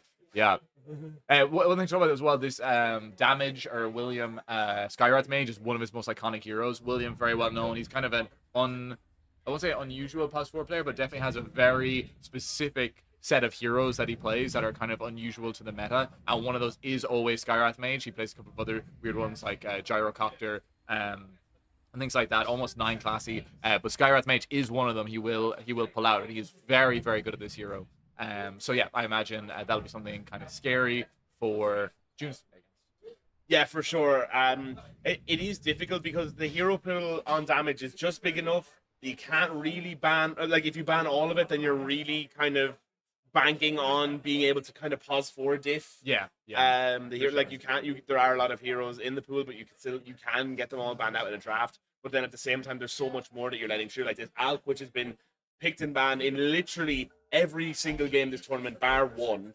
Which Really? is, one game it got through. Crazy. Yeah, it's bananas. Actually, I think I that might be the first time I've ever seen that at one of these events. Yeah. So yeah, you do have to let something through. Skywrath Mage, definitely one of the more annoying ones we saw yesterday. with Shadow Demon, Yeah. how effective he can be with Really, that. really good. Midas, Ag's Refresher, 4 ults on Yeah. the carry. It's so hard. A lot of back and forth here. lot of I back also and think forth it's worth going on the chat. highlighting some of the storyline here. Like, so for anyone who's kind of been tuning into Dota 2 Ireland and to like this whole kind of community recently, Wong's Bakery have come in as this like favorite team that have kind of cleaned up all the recent events and they're really high skill. But in the archaic lore of Dota 2 Ireland, it's these sort of players, this June's team, which maybe went under other names back in the day, and then this Northern Irish squad with Young Handyman and Taylor and Bambi, and they've clashed over and over repeatedly throughout the years. And this, I'd say, this game means a lot to both teams to play against each other, having been pitted against each other for so long. Yeah, for sure. And I mean, like, through the annals of Dota 2 Ireland, even before Wong's joined in, it was always the June squad versus some semblance of this team. Right? Yeah. It was always some Northern Irish stack. There's like 20 of them. There's so many of them that come to these events, even when they're in Dublin or whatever. A lot of them play Dota, just a group of friends that have been around for ages. So it is just a big thing of it. It's a long time, really long time clash. 100%. And these games have probably been played nearly hundreds of times across the years. And I guess we're going to be treated to another exciting chapter in the history. Yeah, for sure. Interesting, Corey playing this Axe, not a hero he's known for. Now, I imagine, I can't remember the bands right now, but Corey is the highest MMR player on June's, I'm pretty sure. So I imagine a lot of his very kind of iconic heroes were banned out. Those include stuff like the Beastmaster, the Bristleback, and the Bat Rider who's been playing recently are some of his best heroes. But Axe, obviously a very standard offlane pick. I'm sure most offlane players play this hero. And Corey, with his very high number of matchmaking points, I'm sure can play it very capably. So... that's a good way of putting it, the matchmaking points. Yeah, what's your most interesting lane here? I mean, I kind of want to say this Quap Kunkka, because I guess like Kunkka, one of those heroes, especially with the Admiral's Rum, it is, one of the few heroes that can actually kind of sustain in the lane. Yeah, Like, it can sustain for quite a while, like especially these early levels. Scream of Pain, I'm assuming, is the build that Young Handyman's going to be going, so not going to be able to harass him out of the lane that much. And it is worth saying as well, there is quite a significant MMR gap here, probably the biggest that we're going to see across any lane. Well, maybe top lane as well, actually. I feel like the Corey v Bambi MMR diff is probably pretty... No, actually, that in the top lane is a huge MMR gap, because Corey, highest MMR player in the game, I had also not quite numbered immortal, but I think not too far below, maybe like 6.5k. Yeah, he's around that. As we have the go out here, Mr. Diddle's getting low. Does have that electric taser down level 2. The Battle Hunger coming into the pause 5 Chaos side. As Bambi manages to find the kill on the courier. The stun going down onto Mr. Diddles. Bambi with the follow-up crush. The techies fall apart, and First Blood goes the way of the Nordies. Yeah. It is mentioned. And they say, we don't care about the matchmaking points. My pause 5 CK is level 30 CK, and he's going to stun down the fucking techies. Yeah. So, Now what? Yeah, now what is right. But yeah, I am really interested to see what the build is on this techies, how it really plays the fight. I don't see it in my games very much. I don't think many people see it in their games too much. So that is definitely interesting to watch. And we're saying for anyone, as we have go a out shot on Taylor, but not really going to be much in the way of a follow-up there from Solar Crest. yeah. I was going to say was that in our game when we played against these guys, it was a very long game. I think 70 plus minutes. But this CK does kind of just build into a fifth core or a fourth core, I suppose. So if this game does go long, Junes will have to worry about this CK with an Armlet, with a Bloodthorn, with a Blink Dagger, potentially a BKB, and those games get very hard then when you're playing against 4 core heroes. So something to watch out for Junes. Yeah, as we have the go out here on the top lane, maybe just a little stun coming in there from Sniper Mjolnir. I do want to draw attention to this mid lane, because this is I play quite a lot of Queen of Pain, and this is something that I've been tinkering around with, is the skill build, right? It's so hard to know right now what is the best way to build with swap in the early lane. And I love my boy Stinky Steve. I really love my boy Stinky Steve, but I've got to say he's on the crack pipe for this one. He went so by level 3 he's gone 1-1-1, and I've done quite a lot of experimenting over the weeks, trying to figure out what it is. 1-1-1 has by far felt the worst. Okay. You definitely want either 2 levels in Dagger or 2 levels in Scream, as Sniper Mjolnir going down to Corey here in the top lane. The Electric Taser being dropped down on the techies as well. You want 2 levels in something by level 3. There is no world in which having 1 level in each thing by level 3 is worth it for me. And have found, and actually it's something that I switched to mid-tournament here, I did the battle on Corey now, getting caught out underneath the tower, maybe looking for a go on Sniper Yunki. They have the Rift pull in as well. But to finish my point, basically, I think he should be maxing Scream. I've actually gone away from doing it at all and have been just going Blink and Scream. Okay. That's what I've settled on. It seems to be what the high MMR players have settled on as well. There was a while when this 2-1-2 build could have been good, and I think it is in certain lanes. Okay. But Ooh, generally, courier I side think there. you want to be maxing the screen first to help with the CS and just that general harassment. Cool. Okay. Well, we'll see if that comes back to bite him, I suppose. Yeah, we will indeed. As Faith Kian going down to damage on that master tier Skyrat mage here. As Corey now has hit level 4, he's ready to start creep skipping. Yeah, he's determined. It's about time that they've got these creeps under tower. They're low enough HP on the Dire. They might try to get James here. Yeah, he did level call, so there is an option for that. But yeah, Corey, super skilled player. Played Lycan against us earlier and absolutely destroyed us. Yeah. And yeah, I'm sure this lane on top is going to feel pretty rough very soon. But honestly, Ursa's doing great in the last hits. 26-0, 32 on Axe, you know. I mean, this is the point. It's going to get harder if there's an opportunity for Radiant to dive them under tower. But in general, you know, Bambi really keeping up in the last hits here so far. Yeah, absolutely. And as we say that, they do have the sticky bomb coming in. This battle hunger now is really starting to do quite a lot, and he jumps in on Bambi. They have the blast off follow up. Bambi going down to Corey here in the top lane. This top lane now really needs a bit of stability from the rest of the team, and it'll be interesting to see if Damage can make the rotation to try and make that happen. Yeah, for sure. We also didn't mention, but this series was played in the group stage, and Guinness mentioned did win this matchup the first time. So even though Junes, I'm pretty sure, with a higher average MMR, potentially even a significantly higher average MMR, yeah, Guinness mentioned did manage to win this the first time. So Junes will have a passion for revenge going into this game today. For sure, chip on their shoulder. Exactly. We do also have to talk about as well that Corey playing with a little bit of a debuff. I've been told he's severely hungover. I didn't stop him earlier. No, it didn't stop him earlier. It's the call coming out. Speaking of Corey in the top, then 3 heroes are Faith Kian Damage making the rotation in. They're not going to be able to find anything until they get Bambi there on Mr. Diddles. Damage will get the kill with the mat being dropped there. So it's a 1-for-1 here in the top lane. The carry going down against Sniper Yunki though is getting low. Corey on about a quarter HP, but he is looking to make the charge down here. Damage going to be pressing those spells and gets a concussive blast onto Faith Kian. Yeah, he has his Vanguard on Corey now, and that's just going to make it so hard for the Dire to kill him on Guinness mention. Even Damage with the high magic burst damage from Skywrath Mage, I think this Axe is probably just going to do whatever he wants now for the next few minutes. So what do you think this mid build is for the Kunkka? So far, he has gone for double bracer into phase boots. Is it like, oh, blade mail queued up? I presume there's no radiance involved here. Is it like a blade mail BKB Ags? Maybe even just BKB Ags. I've seen some people do a Spirit Vessel build that seems pretty good at times. Yeah, I think if you're going to go to Spirit Vessel build, it's got to be you got to get that urn. Like, okay. you could probably go like Brown Boots urn. Like maybe the 2 braces is good, and again, like we were talking about earlier, with the Admiral's Room, it really helps with the sustain in this lane, especially with the build that Stinky Steve has elected to go. I want to see what he's after maxing now as we head to level 6. So he has gone 2-1-2 into the maxing Scream build, which is still good, but I think in the early levels it is just better to have the 2 levels in Scream early, and then you can go back for the dagger. That's just my take on it. That's fair. I mean, even the CS kind of does represent that. Like Owen on Young Playman is winning the mid lane CS by about 10-12 here. And yeah, would you have imagined how it's supposed to go? I mean, Kunkka's attack animation is very good. He's very tanky. The Tidebringer Cleave also does a lot of damage in lane. Like, is this kind of Kunkka favorite? I suppose it is kind of Kunkka maybe favorite. go out Out onto the Taylor epicenter here. getting ready as he's baiting him out with the channel here, and he does manage to get the back up, but the burrow strike away there from Taylor. Damage has arrived.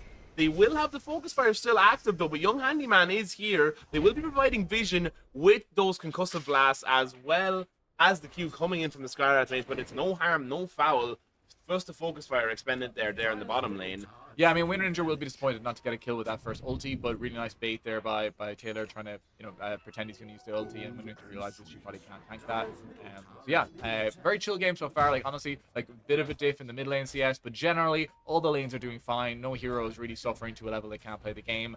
CK already farming more than the average pos 5 with 20 last hits. This guy, man, they don't see it coming, they have no idea what's going to happen. Yeah, because it's one of those things, and it's something that I've come across a bit in the mid lane as well. It's like, when you get like these support heroes, like the Venom Answer mid that I ran into earlier, or like a Lion mid, you don't have the reps playing against it, so you don't know what you're supposed to be doing against it, And with this core hero, he does have to sustain with the lifesteal. I'm assuming, I heard he was maxing his lifesteal when they were practicing before. I'm assuming he's maxing his Q now. They do have the call. Blast off ready to go. Faith Kian is here. They get the stun out with the follow-up shackle. And down goes Sniper Miyonke. Head caved in by the axe here in the top lane.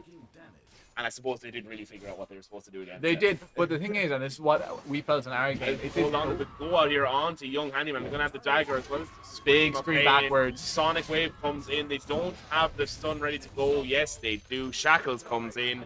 Really nice play by Oshin. Preemptively onto Stinky Steve from Faith Kian. Solar Crest onto Faith Kian as well as they find the kill onto Young Handyman. Yeah, really nice ult back there from Oshin. And yeah, a slight lead for June's here, and you got to feel with this Axe 5.4k net worth before 10 minutes, ridiculously rich, like outrageously rich. They got to feel like there may be a shift in momentum in this game coming. Blast off doesn't quite connect. This does feel like a little bit deep to be going here as they have to come in from damage as well as Sniper Miyonke. They've managed to get the kill onto Mr. Diddles. They are bringing everyone. Here comes Taylor. Does he have the Blink Dagger ready? I don't think he does. The follow-up isn't there. They get he is not building it yet. He's not building it yet, so he's gone for Item Veil, which is also something that he has been doing in his games, and it is really nice for when you get that first epicenter off. The problem is with the Sand King, like, it's so hard to set up for that first epicenter, right? Especially, but I suppose maybe the idea is that's what the Kunkka is here for. Like, we see he's maxing X next on Kunkka, which is a pretty standard build. But yeah, I imagine the idea is that he's going to set up with the X marks for this SK ult, and hence that's why SK is not quite so early, right? Yeah, I suppose actually that is something that I didn't think of. Again, it's not really something I'm used to. I'm used to coming across. But it is good for that for sure. But even without the Kunkka in the game, he has been going it as well. But it is nice to have that setup there as well. Will really make that first epicenter when he does get it off eventually really, really strong, especially with that spell lifesteal. Yeah, for sure. Yeah, Axe. Oh, no blink on Axe. He's gonna go Blade Mail first. No sort of weird phylactery shenanigans, just the straight up no. As if the blast off. They don't have the vision here, I don't think. They are going to use a huge Sonic Wave coming in. He will get the channel off, though. As they get the kill onto Mr. Diddles, damage with the follow-up onto Solar Crest. Taylor does go down to the mad explosive device here in the bot lane, and now Stinky Steve going to learn the error of his ways for not having Max Blink, or is he? As Sniper Miyonke gets called by Corey. He's going to use the Phantasm, going straight in onto Stinky Steve, who does have the Blink ready to go now. He's going to use that Scream of Pain. They are going to follow up with the Chaos Bolt, but it's not going to be enough. Corey with the kill and the boys whips the dunk, but we won't talk about that. 11k who? When does the number of the mortal arrive? Oh yeah. Not yet. No. He's still in the club from last night. Yeah. He can't be expected to play like that in his current condition. No. But I actually think Taylor did really well there. Like that lifesteal from the early Veil felt really, really good. Like I feel like normally if he had like it was just a hoarding gold for a Blink Dagger, there's no way he wouldn't have died in that initial burst. And then to get the ult off and get 2 kills after, I honestly don't think Taylor's too unhappy with that. And then that's the thing about this CK, because it's farming waves, because it looks like it's building carry items, it feels like a kind of a core hero, and you're like, okay, are we going to divert resources to like shutting it down? And then you do, and you're like, wait, we just like brought 3 heroes to kill a pos 5. Like this wasn't worth it. So there is some weird kind of like mental shenanigans with this that you kind of get thrown off, like where your priorities should be and how much you should allocate to actually stopping this guy.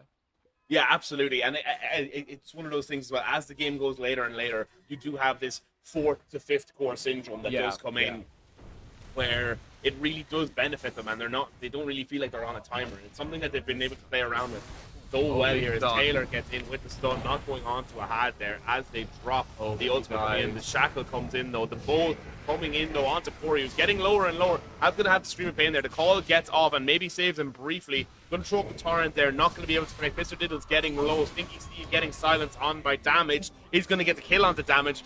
4 kill streak does go down, but will he be able to get Stinky Steve in return? The right click is all it's going to take, but he gets the blink away as Young Handyman goes down to Solar Crest on the sideline. A had now underneath this tower is quite low, but they are looking to make the go out onto Sniper Miyonke. Solar Crest is everywhere at the minute. He's going to get the slow coming in from the power shot and take out Taylor in the background as Mr. Diddles go down to Sniper Miyonke. Stinky Steve comes in with the follow-up. gets the kill. Wow, what a play by Solarcrest there. And I was just about to compliment James. I think he played that fight super well. And once again, like, no one really knows how to interact with the CK. It's like, it's kind of just killing the axe, but no one's like, okay, I don't want to use my spells on this guy. And he had a ton of impact, almost killed Quap as well there. But really good show up from Solarcrest. Gets the double kill. And yeah, June's really feeling themselves right now. Axe is uber rich, 7.5k net worth of 13 minutes. Wind Ninja also pretty rich. And yeah, the heroes on Guinness mentioned struggling a little bit more. But the supports are doing pretty good. We see the CK, he's had a lot of impact. He's actually kind of rich, and that's why we see this 3k net worth lead. You know, not very much considering how much ahead Axe is compared to the Ursa right? Yeah, absolutely. And I mean, but for another spell or two, they would have been able to actually get the kill onto the Axe there as well. Yeah, That, no, they did kill Axe. Oh, they did kill Axe? Yeah, they did kill Axe. I didn't realize Yeah, again. Chaos Knight killed Axe. Okay, that's huge. Getting that kill. And it's nearly like, because he's gone this really, really low tempo build, right? They're taking a lot of control and they're kind of expecting them to play into them, but they don't have that blink dagger yet to make the initiation and the jump out. They're kind of relying on the Quap with a really high cooldown blink, as well as this techies with the blast off, and it's really hard for them to set up. You can see then how Guinness mentioned can just come at them under the tower. They didn't even have Epicenter up for that last fight, and Taylor just comes in, hits the 2-man stun, and the fight breaks out because of that. And that's why I really like Taylor's spell lifesteal build so far as well, because if the burst doesn't do enough initially, their ways to escape from this fight is not, like, they don't have that many ways to get back out. So if Taylor managed to live in this initial burst, they're probably killing 2 heroes, and that's kind of what happened there. Exactly what happened there, yeah. And we are going to start seeing now the blink dagger coming in. It's only a few gold away now on Taylor as well. Corey a little bit further off from that. So it will be interesting to see as this tempo kind of picks up. It's something that we've seen from the Guinness mentioned all weekend here, is that they are really good as the games go later and as they start to get their net worth online. We've seen a couple of times them struggling in the early games against a few teams, not just against us, and then being able to kind of pull it back then toward the mid to late game and win these 70-minute games that have yeah, kind of course. been But pretty now frequent. against June this time, while they gain in the how James will scale into the late game, Corey will also become less hungover as the game goes on. Yeah, so yeah. they have to fight. There's an advantage for both team as the game extends. Yeah, it's going to be interesting to see who has the higher ceiling. Here, Exactly. you know? Exactly. Yes. Yes. But yeah, let's have a look at Kunkab and see what he's gone for. So he has gone the BKB going straight into the Ags. He has the Blade Mail going straight into the Ags BKB. Probably pretty standard. I still don't think there's many people playing this hero, but that sounds like a pretty standard build, I would imagine. Apart from maybe that Spirit Fest. Yeah, and again, like I was saying, like it is one of those things where if you're going to Spirit Festival, you got to go with like bang on early to be able to maximize the benefit from it, because it's so cheap. Stats that it gives you are really good, so it is something that you need to look for pretty early. But electing not to go in at this game, I suppose it's not the best game for it either. It's not like they have like these really high HP heroes. Yes, they have Corey on this axe, but it's not unbelievable. It's not like he's going to be regenerating a lot or anything. Maybe a little bit with the Vanguard coming in, but yeah, I back this decision, and I do like the axe pick up here as well. Yeah, for sure. I'd say Owen has to be pretty disappointed on young handyman here that this Kunkka, who dominated the lane against the Quap, I think was almost 1,000 net worth ahead at some point, or 800 gold, now 500 gold behind after really, really good moves that Stinky Steve has made over the last 5 to 10 minutes. So, yeah, I imagine one of the reasons they picked this Kunkka was because the lane matchup was good and because they thought they could kind of accelerate out of a lane advantage, and that kind of hasn't really materialized. Like, Owen's having a good game, but it's not quite leading the charge against this mid or you know, creating a timing for his team. No, absolutely not. And I suppose it is one of those things that we see with some of the greedy airmates, which I suppose this is, like, you know, he has the blade mail, but it's going to be quite a lot of gold until he gets his eyes. And until then, he's just kind of an X marks into Torrent Ghost Ship bot, Yeah, right? You know, that's kind of the only timing he can really play around. And he's not that mobile, so it's not like he's going to be able to get in and initiate the fights. You know, that kind of falls to someone else here. Yeah, I suppose it is Taylor, but like, they can kind of group up around him, but just making those plays off the start is really hard for him and the two supports in this game. For sure. Yeah, Owen was kind of just trying to maybe do some light work on that tower there. The techies with the mines there, not going to really allow any of that to happen, and doesn't feel very good for Kunkka to have to just sit there showing on the wave, trying to hit the tower. So he's going to leave from there. Axe still incredibly rich. Like I can't wait to see what he goes later in this game now. So he's queued up. Wraps into Shard. So yeah, I can imagine there's going to be a moment where this axe hits this wraps. He's going to be like 3k net worth ahead of the nearest 4 on Guinness Mention, and it's going to be really, really hard to kill him. Yeah, absolutely. It will be interesting to see by then what Taylor will have and if he'll be able to combat that. I'm assuming he's going into the Bloodstone next, and we'll be able to see just how much damage that this amped epicenter is going to do. For sure.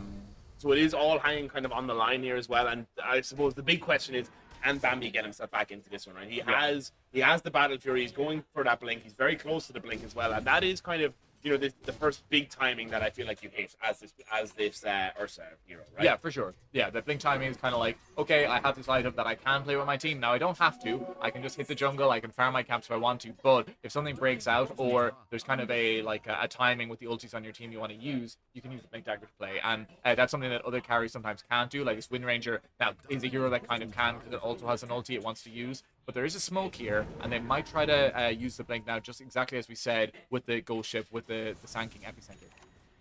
See if they can find this Axe. This Axe is the best kill on the map for them right now. If they can kind of slow down his game a bit, stop this snowball they've been building, that would be huge for them. But the tower does fall on pot, and CK has been shown off the smoke, so I'm not sure they're going to get anything out of this.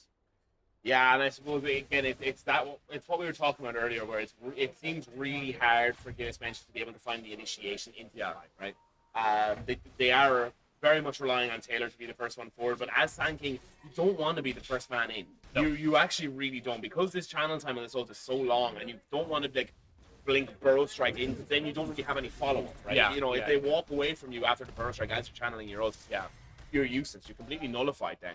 So yeah, it will be interesting to see how they're going to be able to solve this problem a bit later on. But they are going to take the tower. They bring a lot more heroes here. Oh, and Taylor taking a lot of damage. But they are going to have the ghost ship coming in. Mr. is getting low. The ghost ship is there as well. The mag gets dropped. Taylor will go down to it. Then the shackles coming in. Damage here in the background. Getting chunked down by this big Corey. Queen of Pain. Corey gets the dunk on the side and they of get Myunke, out alive and they get on out. Axe. What a fight from close, Junes. but so far there. The Vanguard doing the work, getting him just enough stats that he'd be able to live there. Yeah, the net worth difference and not having Bambi, I suppose. But that's on a Butch initiation as well. Corey jumping straight into the torrent from Kunkka does not get called off immediately, and still I think the issue there was the techie spines. Taylor blinks in and already loses half the techie spine, and the fight feels really tough from there. But yeah, Axe not dying. Ooh. Everyone does escape with their lives. Oh, I thought that was getting a little close there now for me.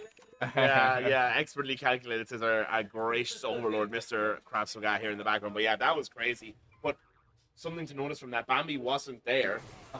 Now he has started to come back into this game. We're second in it. Yeah, I mean, he does farm much faster than this Wind Ranger, so that is one of the issues. Now, this is a new version of Wind Ranger without the Tangle Facet that we saw in the last patch when Facet still existed. But really, we even see here, he went for this Maelstrom into the Pike. Now, most Wind Rangers playing in the last patch rush Mjolnir, because really the only way to farm this hero is with the extra attack speed you get from Mjolnir. He has chosen to go Pike instead. Now, that is really good against Ursa. Like, that's 100% true, and probably the Sand King epicenter as well. But it is going to slow his farm time if this game kind of slows into a bit of a farm fiesta. Yeah, it is hard to know, because it does, like, with the CK on the enemy team, it does kind of feel like they're on a timer here. Yeah, on the side of June Squad as well. Like the Wind Ranger, like you were saying, not really as easy to go to carry build, I feel like, as it used to be. Yeah. And it definitely doesn't hard carry late into the game, where we did see with Bambi yesterday, like when these games go late and we have the 6-slotted Ursa, like he is going to do a lot. Now, this is one of the things that you were saying before, right? You don't want to break the smoke on this guy. No, you don't like this. Yeah, he's just so annoying. But now they find Bambi, and they do. Bambi with a great bit of vision there. They do get the kill with the dunk from Corey, and they don't have the response. Yeah, and we said that generally Ursa is a good hero into Axe, but that's when you don't have the overpower attacks on you. And Corey, playing that perfectly there, watches Ursa queue up the overpower into the blink Axe called Blade Mail, and yeah, he's going to die every time. Yeah, die immediately. The spins like a Beyblade. Spin, spin, spin, and he does get killed. Yeah, so you're going to take this top tier 1, I imagine, or tier 2. I imagine there's a Roche play pretty soon as well to the side of Junes. Wind Ranger pretty good at taking Roche, just with focus fire, etc. And they have snakes from Shaman maybe when they come back up again too. Yeah, absolutely. It doesn't feel like they're out of it here on the side of Guinness Mention, though. They are looking to make the smoke play. They are backing off here too. They have both the snakes down. Focus Fire is available, but they don't have any Techie's Mines ready to go either. It seems that he's kind Yeah. of placing those off cooldowns. And we are a little bit poor on the Sanking here. We see the Sanking net worth almost approaching that of the Shadow Shaman. Faith Kian always pretty rich in these games. I've noticed over the last few months, playing very well. But yeah, Sanking not the richest, still a bit away from that Bloodstone. Still a bit away from that Bloodstone. Oh, but they do go in on They the do axe manage here. to get This the would be a call out huge here. kill. They do have the old follow up, and they do get the kill onto the axe. The Epicenter coming out as well. The kill onto Faith Kian. Taylor is on fire here. They find Mr. Diddles in the sideline. They have that Ags ready to go on Stinky Steve. The electric taser with all the spreading coming in. Bambi has realized that after reading the ability build that I showed him yesterday. They do catch him out with the X marks though onto Solar Crest. They are going to root him down with the Rod of Atos. They have the Burrow Strike ready to go once this expires. He's going to have him in the middle of the Sandstorm. Taylor is going to be able to find the kill onto the carry Solar Crest. Young Handyman going down to Stinky Steve in the background. He will get the kill onto damage as well. Going for this double damage rune on Taylor, who's going to be able to get it. He blocks it out. He's able to get it with the follow-up TP out. And the tip coming in from Corey and Mr. Diddles. Little bit of friendly team blame going on there with a 4-for-4 in the mid lane that you have to feel like favors the Guinness mention. Absolutely, and that's exactly what this team is really good at. It even in a net worth deficit, their execution is really, really high level. And yeah, we saw that jump from the Sand King along with Bambi, just able to blow up that axe right at the beginning. That super high net worth hero, and even with the Wind Ranger ult, like there was just so much magic damage coming out. Skywrath from the Sand King, even from the Kunkka lived for a long time there, and yeah, they managed to kind of equalize. Now there is still an 8k net worth lead. Like there's no doubt these heroes are more farmed on Junes, but it just shows that maybe it doesn't even matter, that this game is actually pretty even, and these fights can be won by Guinness mentioned just as easily as they can be by Junes. It does feel like in a lot of these kind of tournament games, like obviously net worth advantage of Dota is nearly everything, right? Yeah. But there is an execution aspect that not a lot of people are able to talk about, and I feel like with a team like June Squad, right, where they always seem to, as we have lost our connection here on the telly, we're going to look up here to our left. I believe the PC might have crashed as we are the Guinness mentioned. As I say, it's all about the execution, right? It as the is. PC is restarting. It is restarting. And June Squad, they are a team that they always have this wild card slot on their pos tree, right? It was Voxo last LAN. Yeah. Now it's Corey. It was someone else before that. It might have been Mousy before they kicked him. And, you know, there is that bit of cohesiveness that just isn't there. You know, like we find it as a team that's been playing together for, as I believe Solar Crest mentioned it, since the Stone Ages. You know, we kind of find that we are kind of able to execute off each other. It's more of our macro movements that kind of slow us down. Yeah. And where Guinness mentioned, it's definitely going to be a really big buff to them to be able to have this. Yeah, for sure. And we see here this network leads down to 7k now. I wonder what team is going to feel like they need to put on the pressure. And they do get the call out from Corey onto the Sangay. They have the follow-up blast up in the middle of the Sandstorm. He's been playing around his bottom jungle. The Shackle's coming in before he gets his skull caved in by the axe here. They do catch out Taylor in the bottom lane. But again, look at the net worth. Bambi's nearly at the top. Yeah, the Turk has been farming really, really well. And that's the thing, this Wind Ranger with Nomi on there kind of wants to play with the team and like have impact in the fights, but will not farm as fast as the Ursa. And also, sweet. I think we're back. Thank you, gracious other production manager, Mr. Anti-Extreme, for starting that one out. Could we time that? It's like an F1 wheels change. You know? Yeah. The pit stop. We need to see fast pit stop here. As we are loaded back into this one, we are just going to get sorted out really quickly here as we have the broadcaster cam coming back. That's not a broadcaster cam. This is a broadcaster cam. God, that's such a high sensitivity. Run and tell. Sort your shit out. So, yeah, after finding out that pick off in the bot lane, it does feel like they have a little bit more kind of control over this one. But again, like the team-wide execution from the side of Guinness mentioned just seems to be a little bit better so far. Yeah, 100%. Ripping the smoke here. I also saw the Quap Ags had a ton of impact in the last fight. I'm not sure exactly when he get it. Now, he is pretty rich on Quap, even despite the laning phase. She's done a really good job of farming so far. Really good job. But yeah, this Ags did a ton of work in the last fight, and now he's got the BKB too. So, I wonder, you felt the impact when this bolt comes off by Kunkka, it really does nullify that burst damage from the Wind Ranger and from the axe in these fights. So I feel like the key to being able to kind of discharge this net worth lead on Junes is getting this bolt off right at the beginning and not allowing your heroes like the Taylor Sand King and the Ursa to be blown up. Yeah, that's absolutely it. And being able to get that boat buff onto the rest of your heroes, Exactly, it does kind of, like you're saying, it nullifies that net worth that they have, right? Because, you know, with the net worth, with the extra XP, it does come that extra little bit of damage, you know, and it is all about small numbers in games like these. You know, Yeah, these are 100%. high-level players, and that's what it does come down to at its core, right? Yeah. And the boat buff, again, I suppose it's a stroke of genius from the side of Guinness mentioned to be able to pick that up and just be able to enable themselves so well like that. Yeah. Now, one thing that has changed is about maybe 10 minutes ago, our POS5 CK was leading the net worth on the supports, but now he has unfortunately trailed down to the bottom. So despite his nice 20 to 25 CS he managed to get in the first few minutes when Ursa was farming jungle, he hasn't quite been able to farm as much recently. So Thought it out here. There is a smoke play going on as they realize that they've gone into the Roshan pit. They are going to drop this mass Serpent Ward. The whole team is here. They are going to go straight big silence. BKB being dropped if he gets the blink out. They're going to get the call on the damage in the corner and take him out of the fight immediately. Bambi getting low. He's going to pop the BKB as well as that in-range, turning straight around onto Corey. He isn't going to have to be able to make a connection with that ghost ship as the ball gets off the second time. They do get the kill onto Bambi, but in comes Taylor with that Bloodstone. The BKB is getting popped as they shackle him right in the middle. Roshan might be able to get the kill here, but no, he doesn't, as Mr. Diddles gets the kill. Just young Handyman left now here, and it's all starting to fall apart a little bit for the Guinness mention. They aren't able to secure the Roche, and June Squad will be able to take that.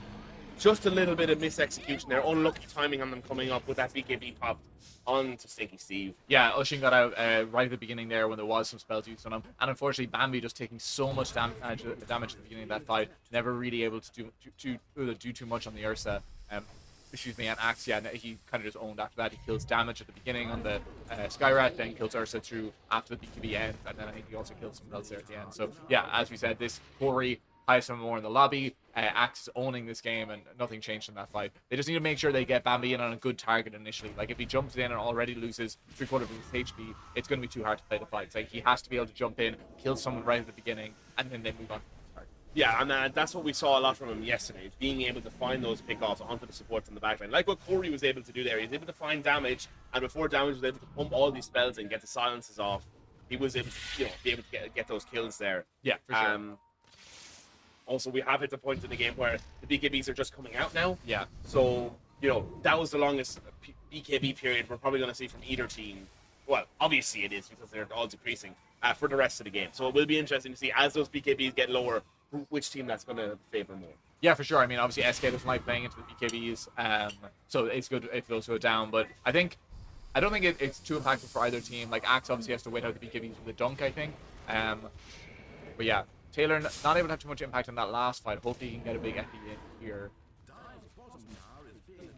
And this Techies is doing a lot. Like, this burst damage, along with the Axe Call, a really cool combo. You don't see that much, just because Techies being a less popular hero. But the burst is really, really strong, like when you have a very easy way to set up for that. Nice blink away by Taylor. Yeah, absolutely. And it does feel like this is going to be a little bit of a dodging period for the side of the Guinness mention, but how do they really find their way back into this one? I suppose it's forcing the high ground without getting picked off around the map, which I'm not sure how successful they are going to be in that one, as it looks like they are going to try and chase out Taylor here. Really good vision on the side of the June Squad here. Yeah, it's really hard that Axe now the Axe. Oh, will he get out of here? Find a no, they will not. They get the TP in there. They blink with the force that forward with the dust. They manage to find Taylor on the top side of the map, and this could prove dire for the Dire here. Yeah, and that's a big kill because Taylor was really trying to get to the next item here. Unfortunately, the poorest core in his team, and the one that's responsible for doing a lot of the damage in this fight, when Owen, as the Tunka, not really a damage hero. Like, it's kind of there for the setup. It's there to drop bolt and save your team, be tanky, kind of just absorb damage and theses. But really, this SK along with the Ursa needs to be the damage. And yeah, he really needs that Aghanim Scepter. Yeah, and I suppose the question will be, will they be able to get the Aghanim Scepter before the high ground fight, before they're forced into taking, defending their ancient and defending their tournament lives here. The single elimination bracket. This is the semi-finals, top 4 here. Yeah. We'll see who will be progressing into that grand finals to face. We assume Wong's Bakery. Don't know. Yeah, that game is also ongoing right now. Yeah. I haven't heard anything about a result, but yeah. Does any of my Wong's reporters have a result from the Wong's game? None of my reporters want to speak. No, they don't. So they do catch him out here with the torrents. Oh, they are going to have a double shackle there. shot on the Simon Young. They get him out first. The young Handyman as they get the flyback straight away from Chaos. He's going to Big come in with the SKOs, but all epicenter the and the BKBs. bloodstone, but like you said, the BKBs are there, and with those BKBs, it doesn't really do anything without the Ags. Simon Mionke is here, though. They are backing off on the side of the June squad. Going to start hitting these mass surf boards here, but they do get the call straight in onto Bambi. Have the Hex swallow up from Faith Gian. He's going to fly back immediately, dropping the ult in from damage, but it's not going to be enough. Will they be able to get the first life down on to Solar Crest? Yes, they will. But a huge call there. Buyback, as we said, the BKB getting popped. Going straight toward Mr. Littles. He's getting very, very low here, going very deep. Does have the Earth Shock ready to go, but they have the follow-up Hex from Faith Gian. The Sonic Wave comes in. Bambi has just died back. Damage, the only one left after buying back. He's the only one left alive on the team, and it is going to be the set of racks. That might be it. Or at least mega creeps. Like that is dieback, and they are going to go for the middle tower. Go for the game here. 33 minutes in. Someone's mother is singing. I'm not sure who, but they are starting to hear as they do make the go on to damage here. Isn't going to have to follow up. Damage dies back as well. Oh, Damage Boy, the pipes are calling, and this could be it for the Guinness mention. Yeah, the network lead just really showing up there. Like Bambi, a good buyback. Like that Shackle, I'm not even sure. Solar really, really good. I'm not even really sure Solar Crest knew that he was aiming for it, but it kind of just like started this whole fight. Corey is like, okay, now I'm going in. We get another hero. They buy back 2 heroes. Bambi's not even able to kill anyone in his BKB. And at that stage, it's like, okay, what are we doing in any of these fights? Once the Sanking Epicenter also gets tanked by all the BKBs, like the damage just isn't here for this mention, unfortunately.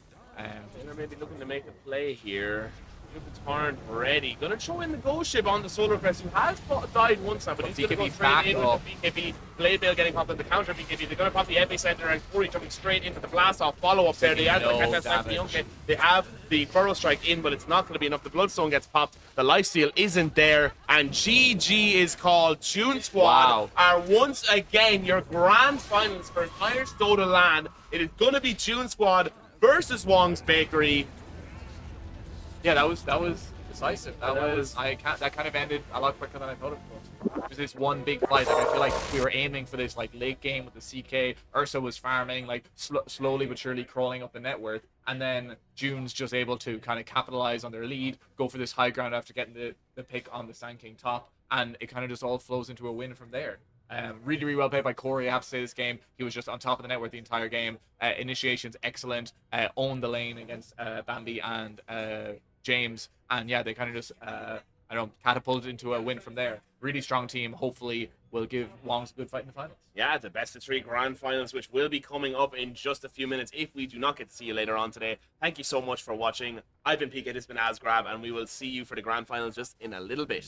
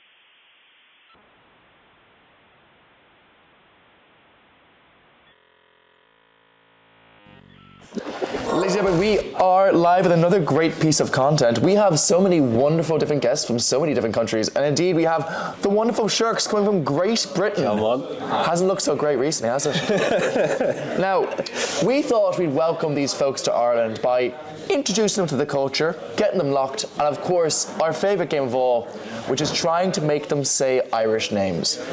Shirks, you're going to be given 10 different Irish names, and your goal is to pronounce each of these correctly. Do you think you can do it? Yeah. Okay, here is your first name. I'm frame one cooked. All right. Source. It is not Source. It is Saoirse. What the fuck, bro? Okay, name 2. Ready? Yeah. Yum. Okay, you don't need to pretend you're like a Highland warrior every time. Give it another go. Nyam? It is not Niam, that is Neve.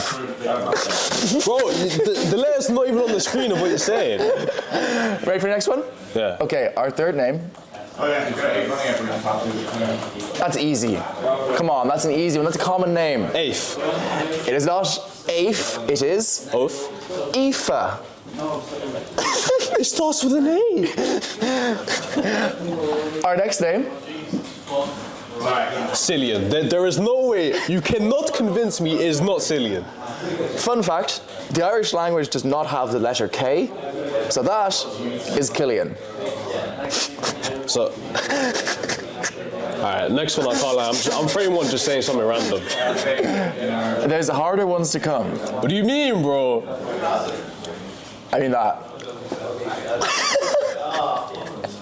Oh, I know this one. Oh yeah? Tach. It's not Tach, it's Tig.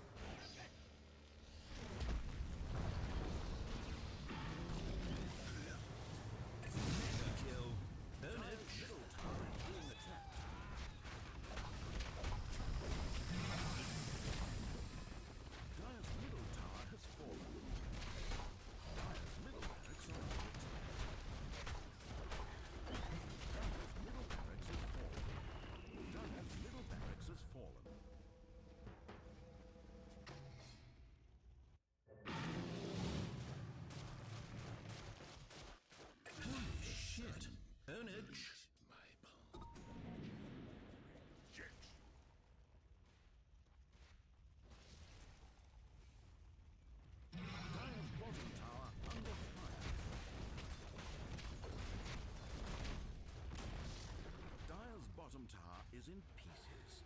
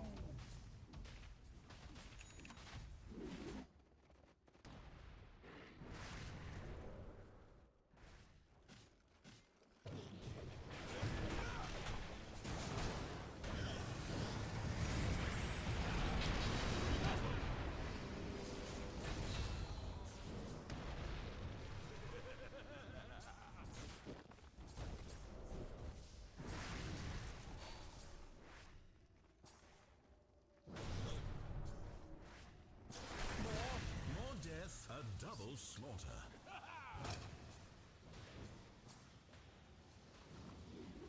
Dire's middle tower taking damage.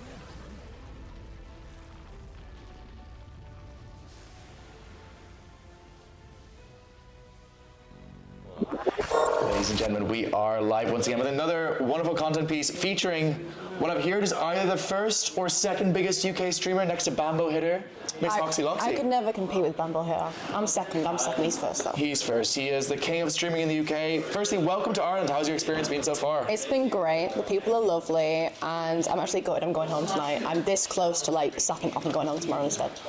Is it better than UK Dota?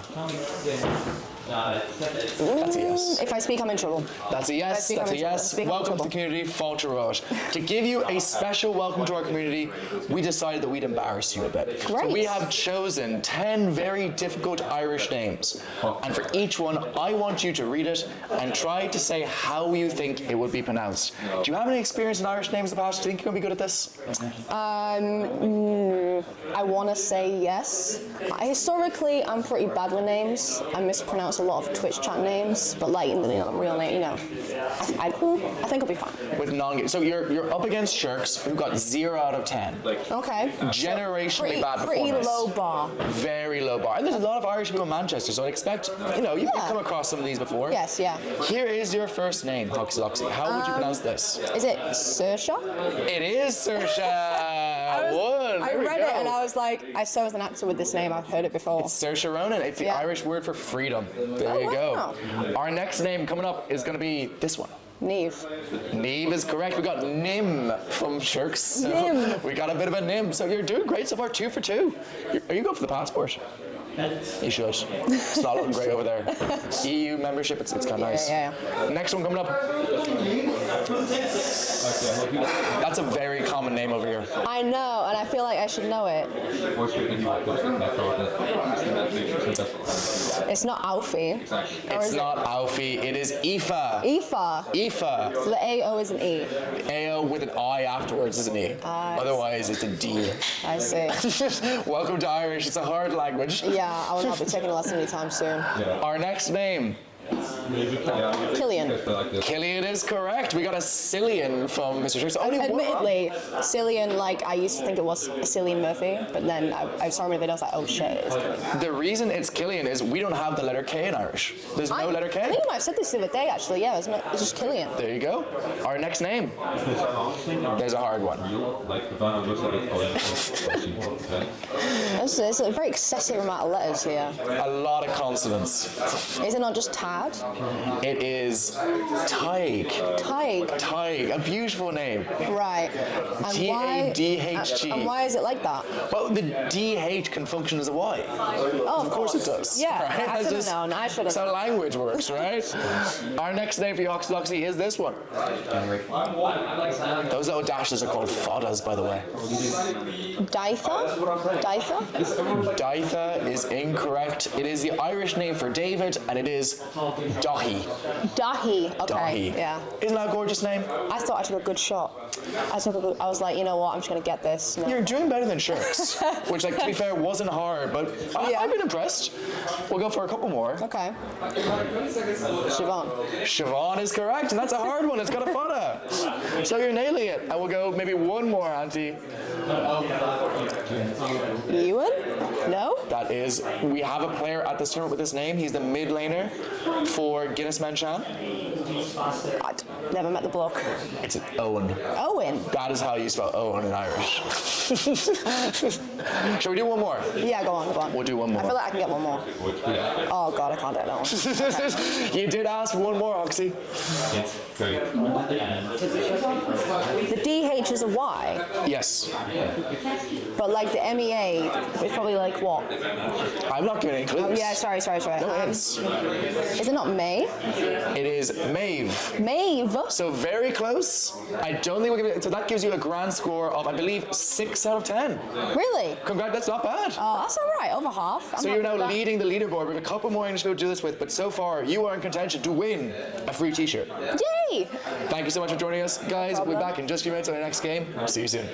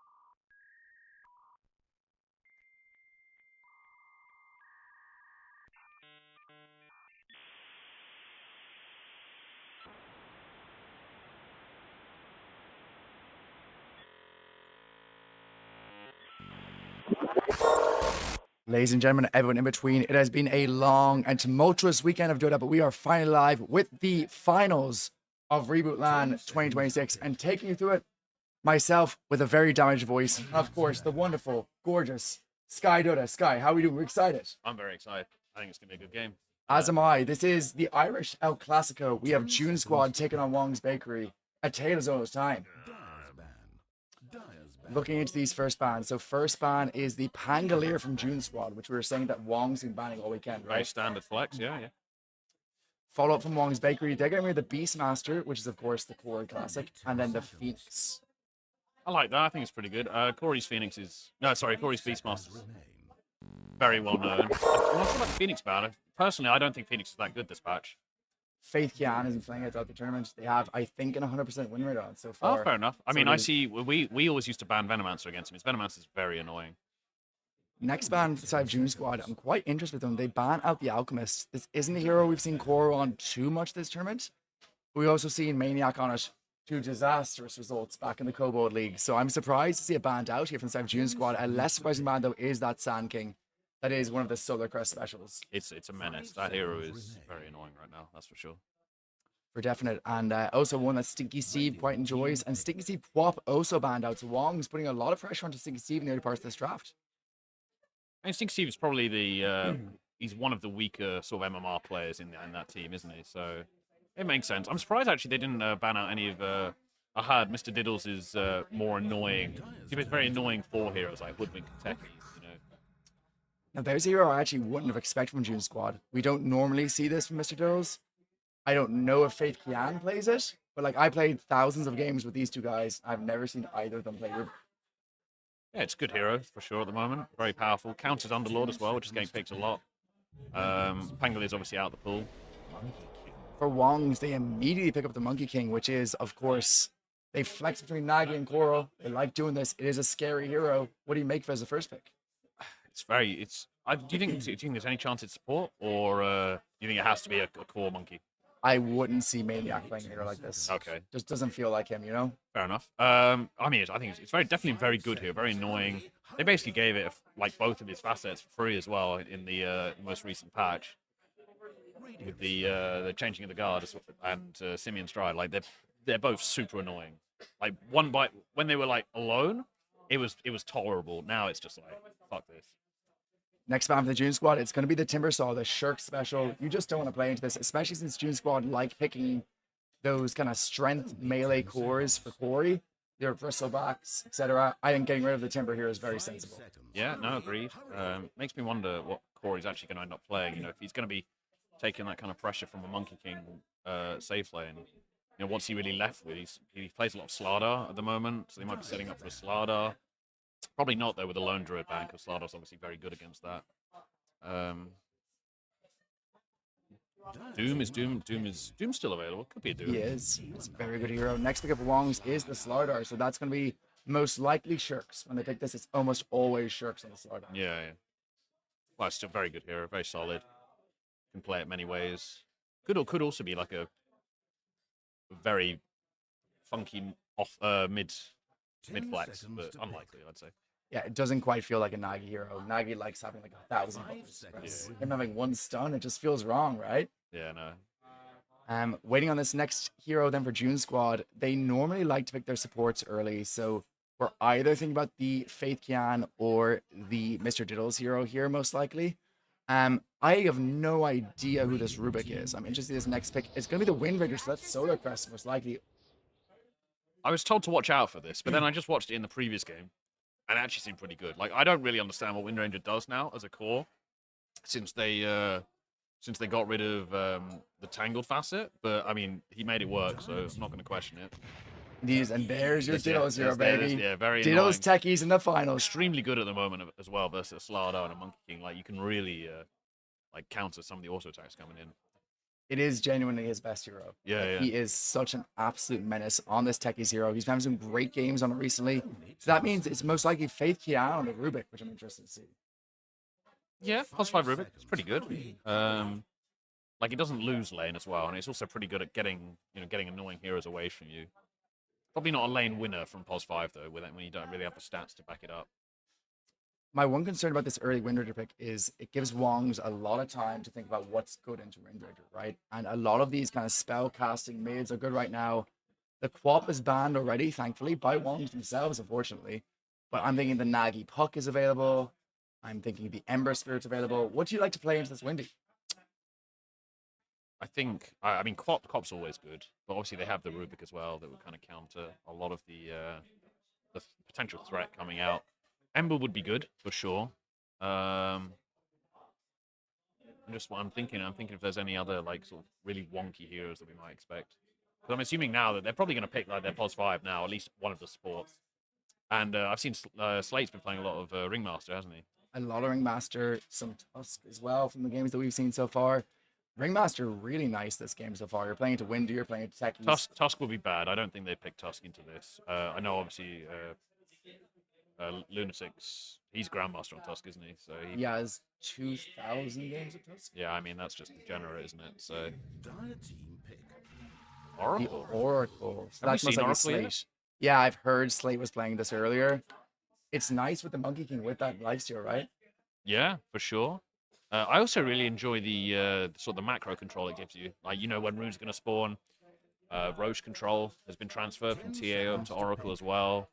And you've got Slardo as well, so you can really do some very threatening moves across the map. As someone who knows Stinky Steve intimately as well, I would say Stinky Steve gets very upset when his runes get taken. Yeah. He mauls into oblivion, so it's an extra buff against a player like that.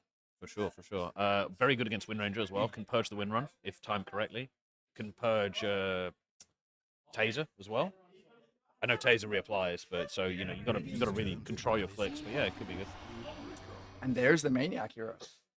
Strong hero. BKB piercing stuns all over the place. It looks very like currently the Wong's draft right now is very aggressive, very run at you. If Junes don't collapse in the laning phase, I mean, if they do collapse in the laning phase, it's going to be very hard to come back. But if they don't, it's even then, it's still like you really got to play these team fights perfectly. Otherwise, people are going to get bursted. They're going to get Slardar ulted, and then boundless strikes and deleted before they even know what's happening.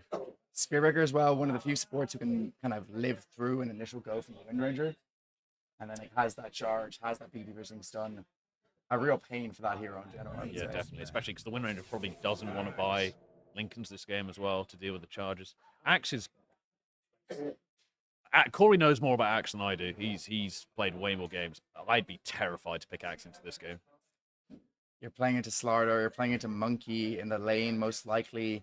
You have an Oracle to save people. It feels kind of hard, right? It's not easy at all. Like, he pretty much has to be... Because to get the... Obviously, once the Oracle ult's out, you ain't dunking unless... it's too little, too late. I mean, I'm very interested to see how it goes. I feel like it's going to be a right struggle. We have seen some really good games from Corey on this Axe, though. That last series up against the Taylor stack, he was looking pretty damn good on this hero. He was top no earth, I saw. It was very strong. Once again, Corey knows more than we do on this hero. Indeed he does. Ban out on the Nagi Puck in the last phase. I wouldn't be massively surprised to see a ban on the Ember Spirit here. Another Nagi specialist. Or potentially, actually, the Invoker. 10 seconds to pick. Invoker's all right. I wouldn't really be too worried about an Invoker. Does Nagi play Storm? Hurry, Not really. Not really. Void Spirit. I know he plays. Of course, he plays Void Spirit. Big Void Spirit boy. See, I mean, I feel like he'll pick Void Spirit. It's just a natural, like, you buy Mage Slayer. You suddenly all the damage that's coming out of the Radiant is sort of kind of mitigated by that. And then, even then, it's just a very annoying hero to lock down. They do ban out the Ember Spirit there in the end, which was kind of what I was predicting. But with the Viper ban, I think they are potentially setting up for this Void Spirit. I mean, that's kind of hero you ban for melee sport, right? Yeah, I mean, when we were playing against Wongs in the last Kobold League, that was the series where we knocked them out, of course, and then actually got to go to the finals. All we did was ban the Void Spirit. Like, the rest, sort of fell into place. I'm interested to see what this hero is going to be. It's most likely going to be, if I were to guess, the Stinky Steve hero is coming out here. Thinking about his pool that's still available, he could drop an OD here, unironically. I was thinking actually OD earlier. It's going to be hard. Like, he's going to have to, because obviously we just watched an OD versus a Void Spirit in the previous series. I think that was the Imprint versus Wong's game. And sadly, the OD did not perform at all well. But if in the hands of a better player, might be a bit more even. They're taking a lot of time with it. I mean, a lot of Stinky's pool is gone. He doesn't have his Sand King. He doesn't have his Quap. He doesn't have his Puck. There's very few things he actually plays that are left in the pool. He likes Huskar. He likes OD. Actually, as someone who's played with Stinky Steve for 3 seasons in a row, I am stuck to think what he's going to pick here. Storm Spirit. Okay. I feel like that Storm Spirit, one. If he plays it flawlessly, it will work, because obviously it can dodge Barra, it can dodge Slardar Crushes. but one misstep and that hero's deleted. I'm gonna say I've played with the Stinky Steve Stormtrooper a few times. Not amazing. No, Not what I would like to. not his forte. Absolutely not.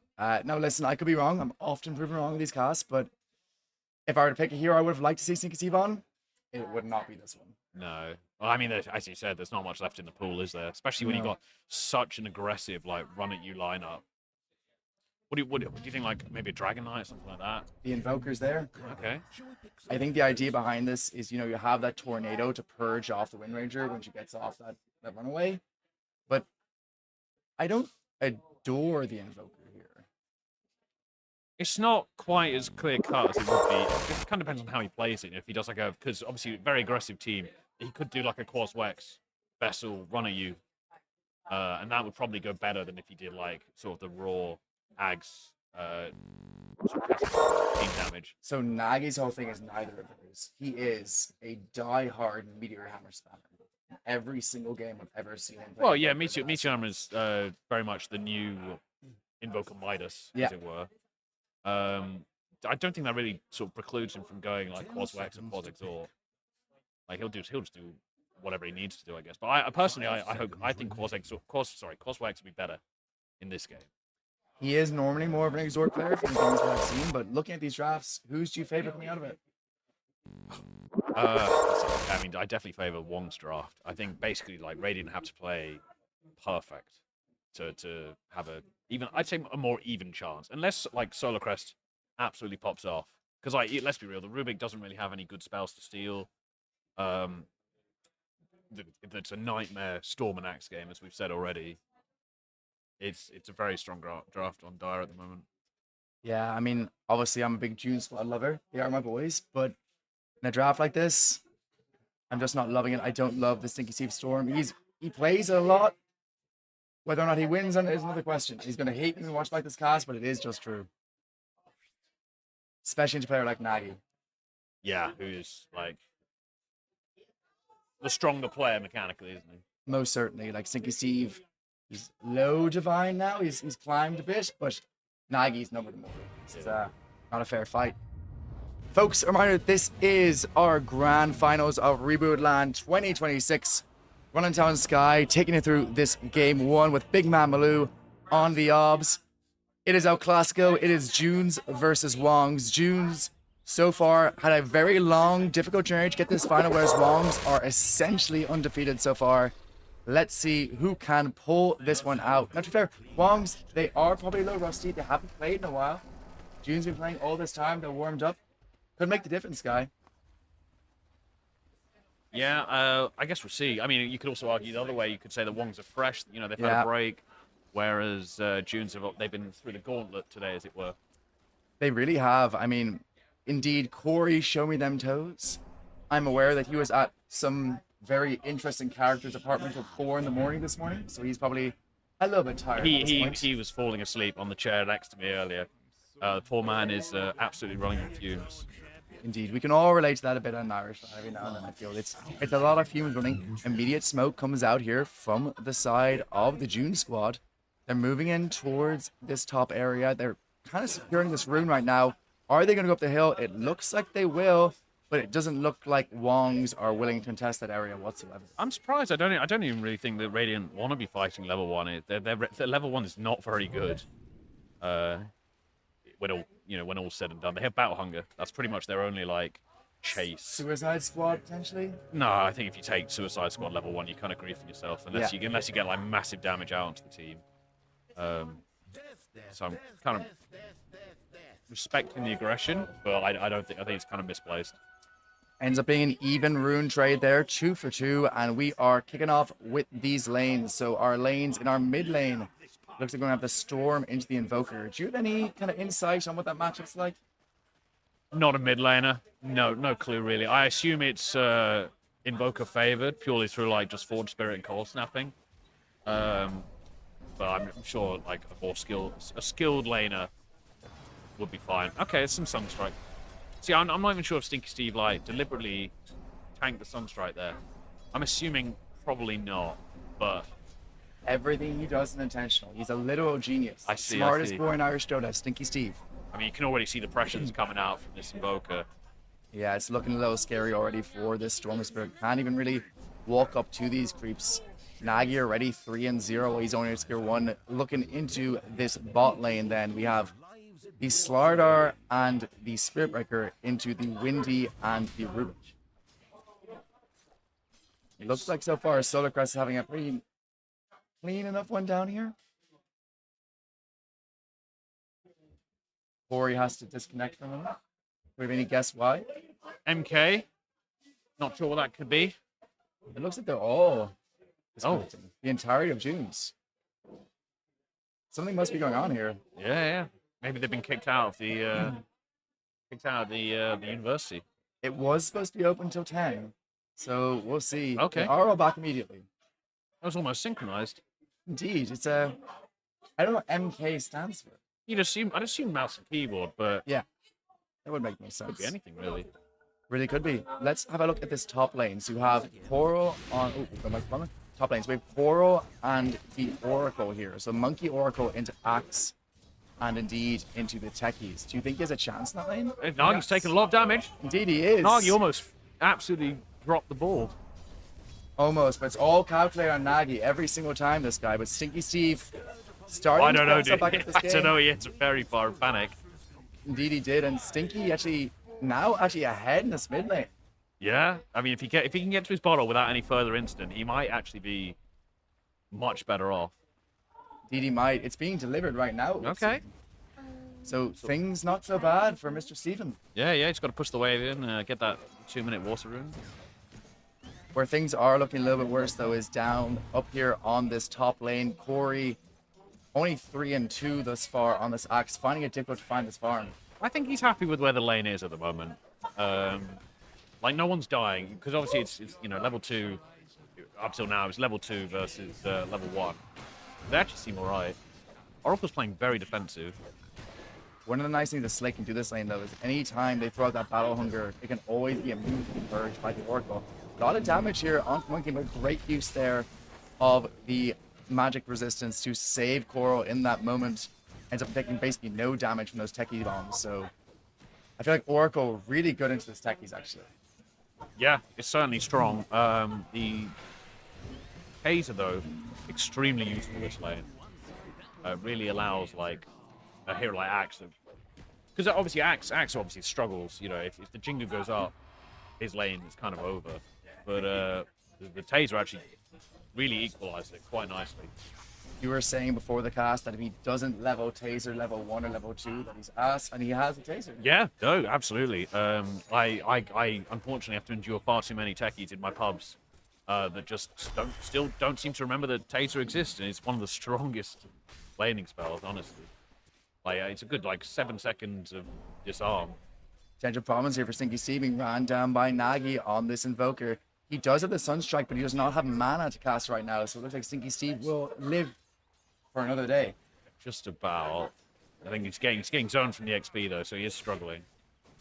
Indeed he is. His last hits aren't too bad, but most of those were off that early mistake by Nagi. I mean, all things considered, considering, the skill dip between these players, not so bad. And Lunatic drops down the Blood Grenade, and that's first blood going into that Spirit Breaker. 3-minute first blood.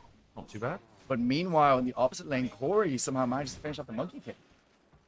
Yeah, not really sure that happened. That could have been... well, actually, no, because it was Dire the Glyph, so definitely not like a sneaky Glyph play to prevent the lifesteal. And a really important kill for Corey to pick up here, just bringing him straight back into this lane, making things significantly harder. High on Lunatic could be in some trouble here. Going by Stinky Steve and Faith Gan, the teleport in from the Rubik is problematic. They can't quite finish him off yet. He is going to get the Water Rune. So not only is he going to get away, but also stealing that rune from under Stinky Steve's nose does not feel good. That's pretty unfortunate. Luckily, there is a bounty for him to go grab, so he can get at least some form of regen back. But definitely doesn't feel good. No, it does not. Now back to this top lane. It doesn't look like Koro is having the lane he wants to have. 18-7. Corey now actually outlasting him, and Slate playing very, very defensively here on this Oracle. Forced back continuously and back under his own tower again. Yeah, once Corey's got his, it very much comes down to the boots advantage in this play. And the first person to get their phase boot or treads is the one who'll be the aggressor. Corey's actually, he's completely skipping. Interesting. completely skipped boots. He's gone for a Ring of Health instead.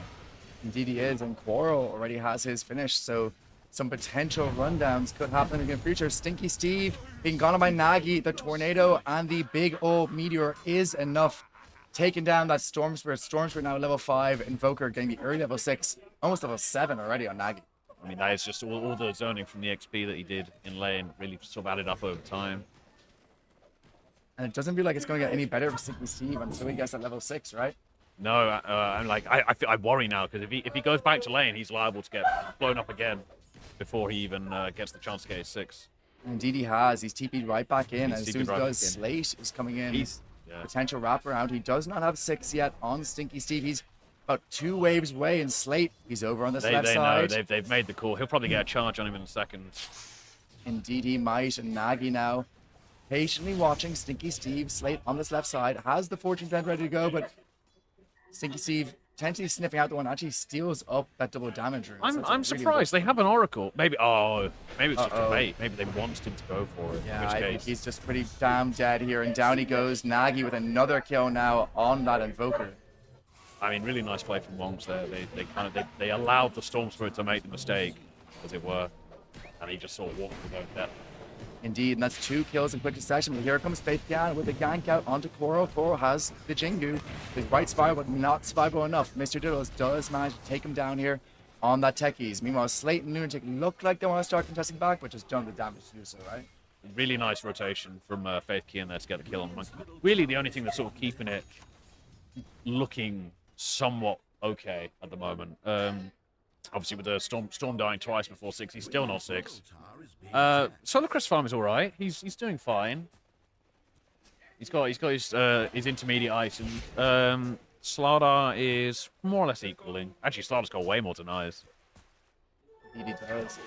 Looking at how they're doing so far. Actually, much more deep than I was thinking. Stinky Steve though again got this. He's going in on Nagi. Nagi's actually in trouble. Dead. One more right click. Here comes the disarm, and there's no mana.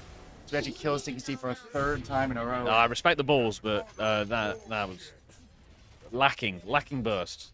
It's fair to say, especially with the tower aura just providing that extra armor there. Indeed, and Faithian does pick up that Wisdom Shrine, but the support's still so low level. Faithian only level 3 at this point. That is not ideal. There is no ults on the other sports at the moment, so it's still like it's not out of control, He is not. Stinky Steve, you can tell already, he's struggling in this matchup. He's probably not feeling himself quite yet, and he's going to need to really transition to a much better early/mid game if he's going to have anything to do this game. Yeah, the thing I always say though is that laning phase doesn't really matter. We all end up the same, sort of like the same way that like skill builds, they don't really matter either, because at the end of the day, you all end up with the same levels and all the skills. We have to wait and see. Corey now making a move towards Slate. Koro immediately onto those trees, does not want to deal with them. Meanwhile, Slate is immediately able to purge away that battle hunger that's on him. So Corey finding it difficult as well to find a way into this game. Faith Kian is here though, and he is ready on the Rubik to pressure this tower to get a kill potential on Slate. So he will move in through this topside jungle.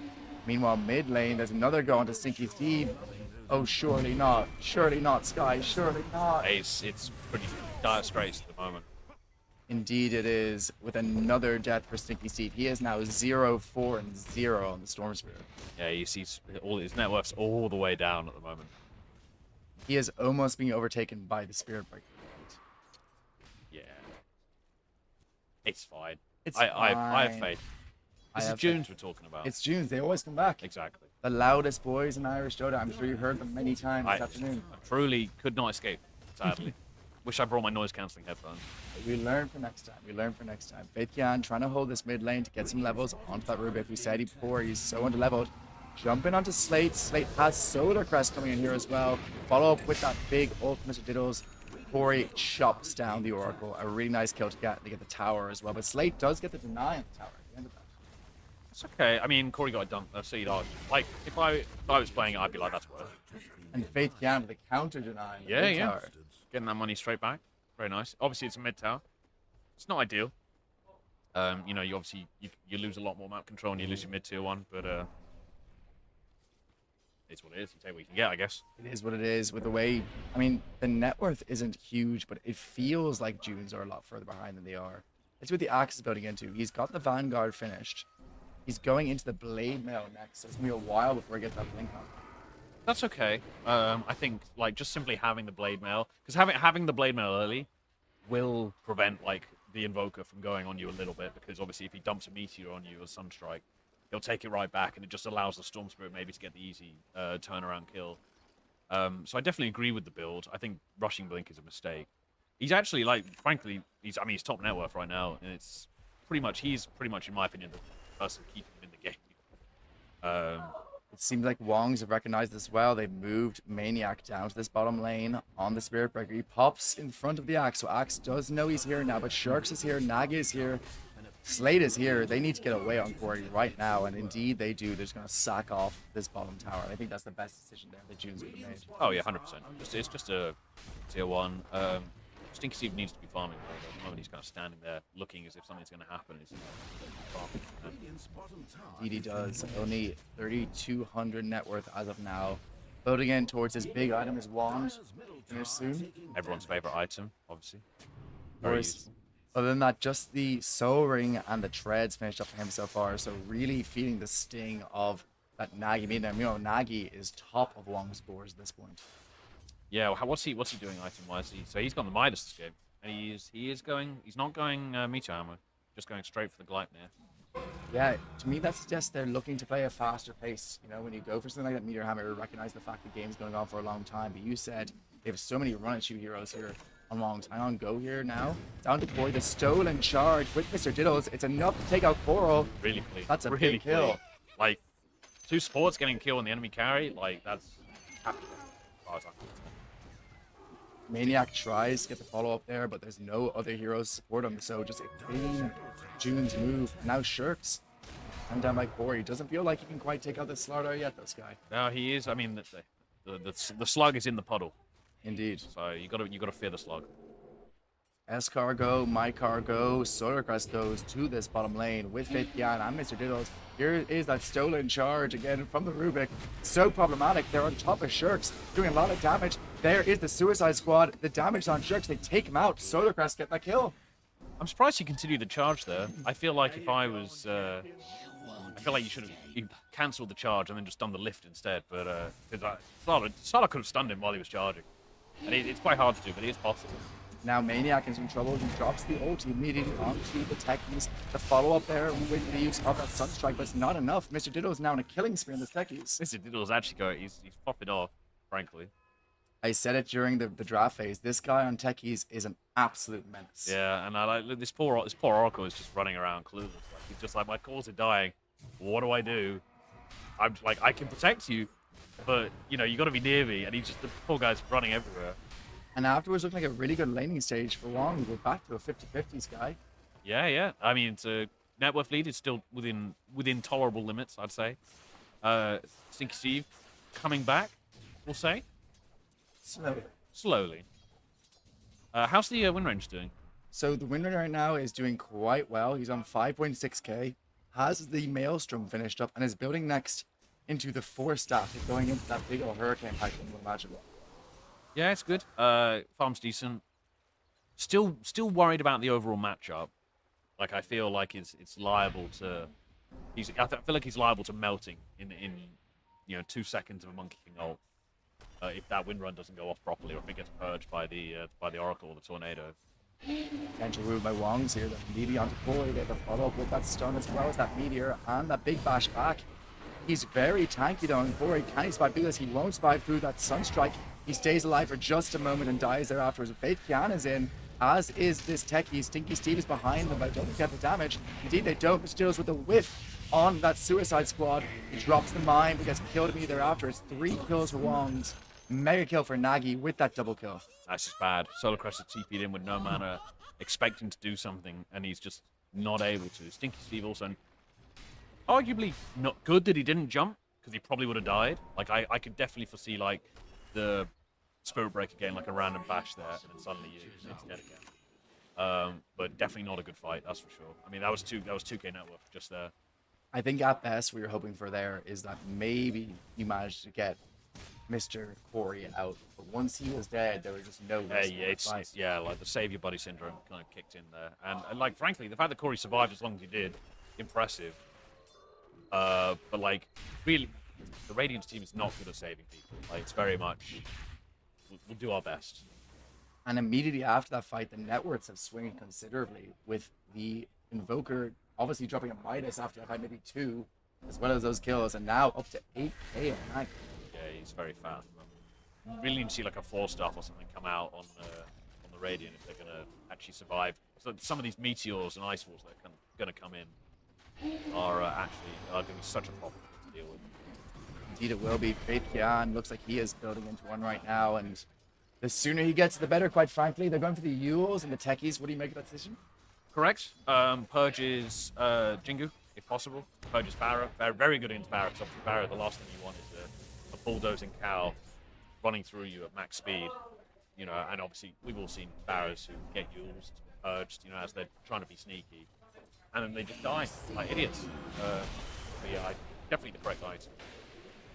Faith Kian has the stolen Corrosive Haze, which could be really useful here in this rotation, but it doesn't seem like there's enough of his own heroes here ready to take this fight. Meanwhile, Wongs, they are all positioning towards this mid lane with the Spirit Breaker on the bottom lane as well, constantly pressuring. Feels like Junes don't want to take this one fight yet. No, I wish they'd go run at this Monkey King again. I think like the most control they had in this game was when they were ruthlessly ganking this monkey in the jungle. He is farming quite defensively. But like realistically, Corey's farming is Bling. Okay, they're making a play. They are. They make going to Stinky Steve. Sharks is here. Tries to get a stun. Doesn't quite connect. And Stinky Steve gets immediately out of that one. It's a Blink Slardar reveal as well. So good to know. The Stinky Steve now needs to play absolutely perfect with his zips. He really does. It is such a tough game for our boy Ashin. He has almost got his Kaya finished up, but he's still extremely poor still. He's not happy. That's yeah. Well, I assume like probably goes BKB straight after. I don't know if you can get away with the Kaya Sandwich in this game. Yeah, it doesn't feel like you can with those Invoker spells, with the stuns and the Slardar, with even the Barra. Like there's so much here he's trying to avoid, and Barra will still go through that BKB. He still has that Nether Strike, so he kind of never feels safe even when he has it. Yeah. The bad itemizer inside me kind of thinks Shivas is the next item to go, but also I don't play Storm, I don't play mid. It's very much like if I was playing an offlane Storm Spirit, I'd be like, yeah, fuck it. They've got a lot of physical damage right now. How bad could Shivas be? One hero we haven't talked a whole lot about is Shirks. He's 0-1 and 0 as of now. He has his Blink finished up, but it's been a very quiet game so far, hasn't it? He's got Blink Shard as well. It's Blink and Shard. The guy is rich. Frankly, he should be running at the enemy team non-stop. You know, like, you're facing into Storm Spirit, you're facing into Wind Ranger. There's very gankable cores, right? Absolutely. Like once, especially with Shard, like one stun and a bash, and maybe a little bit of follow-up from the Sunstrike, and you're killing anyone. You might, meanwhile, off camera, we did see a kill from Solar Crest onto Maniac. So another kill into the back pocket of that Windy, and Windy starting to build up quite well. Has the first part of that Hurricane pipe finished up. Meanwhile, mid lane, Nagy is just farming heroes like creeps. Another kill onto Mr. Dills. That one worth almost 400 gold. Yeah, good solo kill. Indeed it is, and Nagy on this Invoker, he is building in towards that Gleipnir. Closing in on it quite now, to be frank with you. Do you think Junes want to play this a little bit more passively, or do you think they should be on top of Wand? I think taking what they can get and trying to limit sort of the passive feeds that are happening. You know, it's very easy because basically, you know, Maniac and Mr. Diddles died the same way. They were like, okay, there's a wave here, no one's around. I'll be cheeky, put some spells in, see what kind of bomb I can get out of it, and then obviously got punished for it. So I think if they can tone down the mindless possible farming habits that we all have. So you're on to Corey. He doesn't have his blink yet, so there's no way for him to get away from this one. They are rotating both Solar Crest and Faith Yan in this jungle. Mr. Diddles as well could potentially come into this one. Faith Yan's not good enough to save him, especially because you have this Monkey King here now. Coral can be immediately jumping onto Faith Yan. There is that cross phase. It's on the Rubik.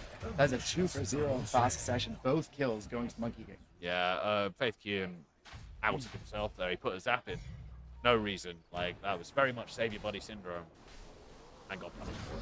And now they're on a lot of damage on them very quickly, but can they get out of this is the question. Widows most certainly cannot. The scarier thing here is Solar Crest. If Solar Crest goes down here, looking pretty damn bad. He does still have the use of that Rin Run. Really nice shackles coming out here from there. But there is the Purge from the Oracle. And now they're on top of them. They have the smacks. And that is a very important kill. Once again, like, just sort of kills being changed by people who are too close and revealing themselves. And it's just, like, it's just snowballing the lead for Dire. I just don't think that Junes can fight without Corey at this point, and he needs that contact. He really does. Corey's farming as fast as he can. You know, he's probably saying to his team, guys, can you just stop fighting them? But even now, like looking, can I see the Monkey King's items? Because looking at what he's got. So he's got Mage Slayer. Mage Slayer, obviously, very good item against all of the Radiant. Lowers spin damage as well, coming out of the axe. Good against like Wind Ranger's mostly physical, magical. Sorry, coming out all the Javelin procs and the Maelstrom procs when ulting. Storm, don't even need to describe sort of the damage coming out. Mage Slayer is extremely good this game, and he's going Radiant as well. Like I really think that he's itemizing correctly, and I think it's going to be very hard for Radiant to bring this monkey down, especially once it ults out and he starts hiding within the soldiers. A bit of contest here over this bottom Tormentor. The sides of June Squad are ready, but they have had their smoke popped by this Monkey King. Nice chop down that tree there, but the Oracle is there to save him thereafter, so Junes cannot make a safe jump here. They really need to find this Oracle in the back lines before they start this fight. But here comes the Monkey King. He wants to fight in his own terms. Charge comes out here. It's onto Stinky's team. He's hitting things on Maniac. And there's the Sunstrike. Stinky very, very low, but a huge fall coming out here from Corey onto Koro, but it's not enough to kill him quite yet. Tries to down on the shirt, but it's not enough. Ult comes out as well from the Oracle, and now Corey trapped in place. It's a 3-for-1. They do finish up the Monkey. They lose so much for that. 4-for-1. It's about to be 5. It's a team wipe for Monkey King. Yeah, team wipe. Tier 2 probably with the catapult, and then the Torment control afterwards. Pretty bad as well.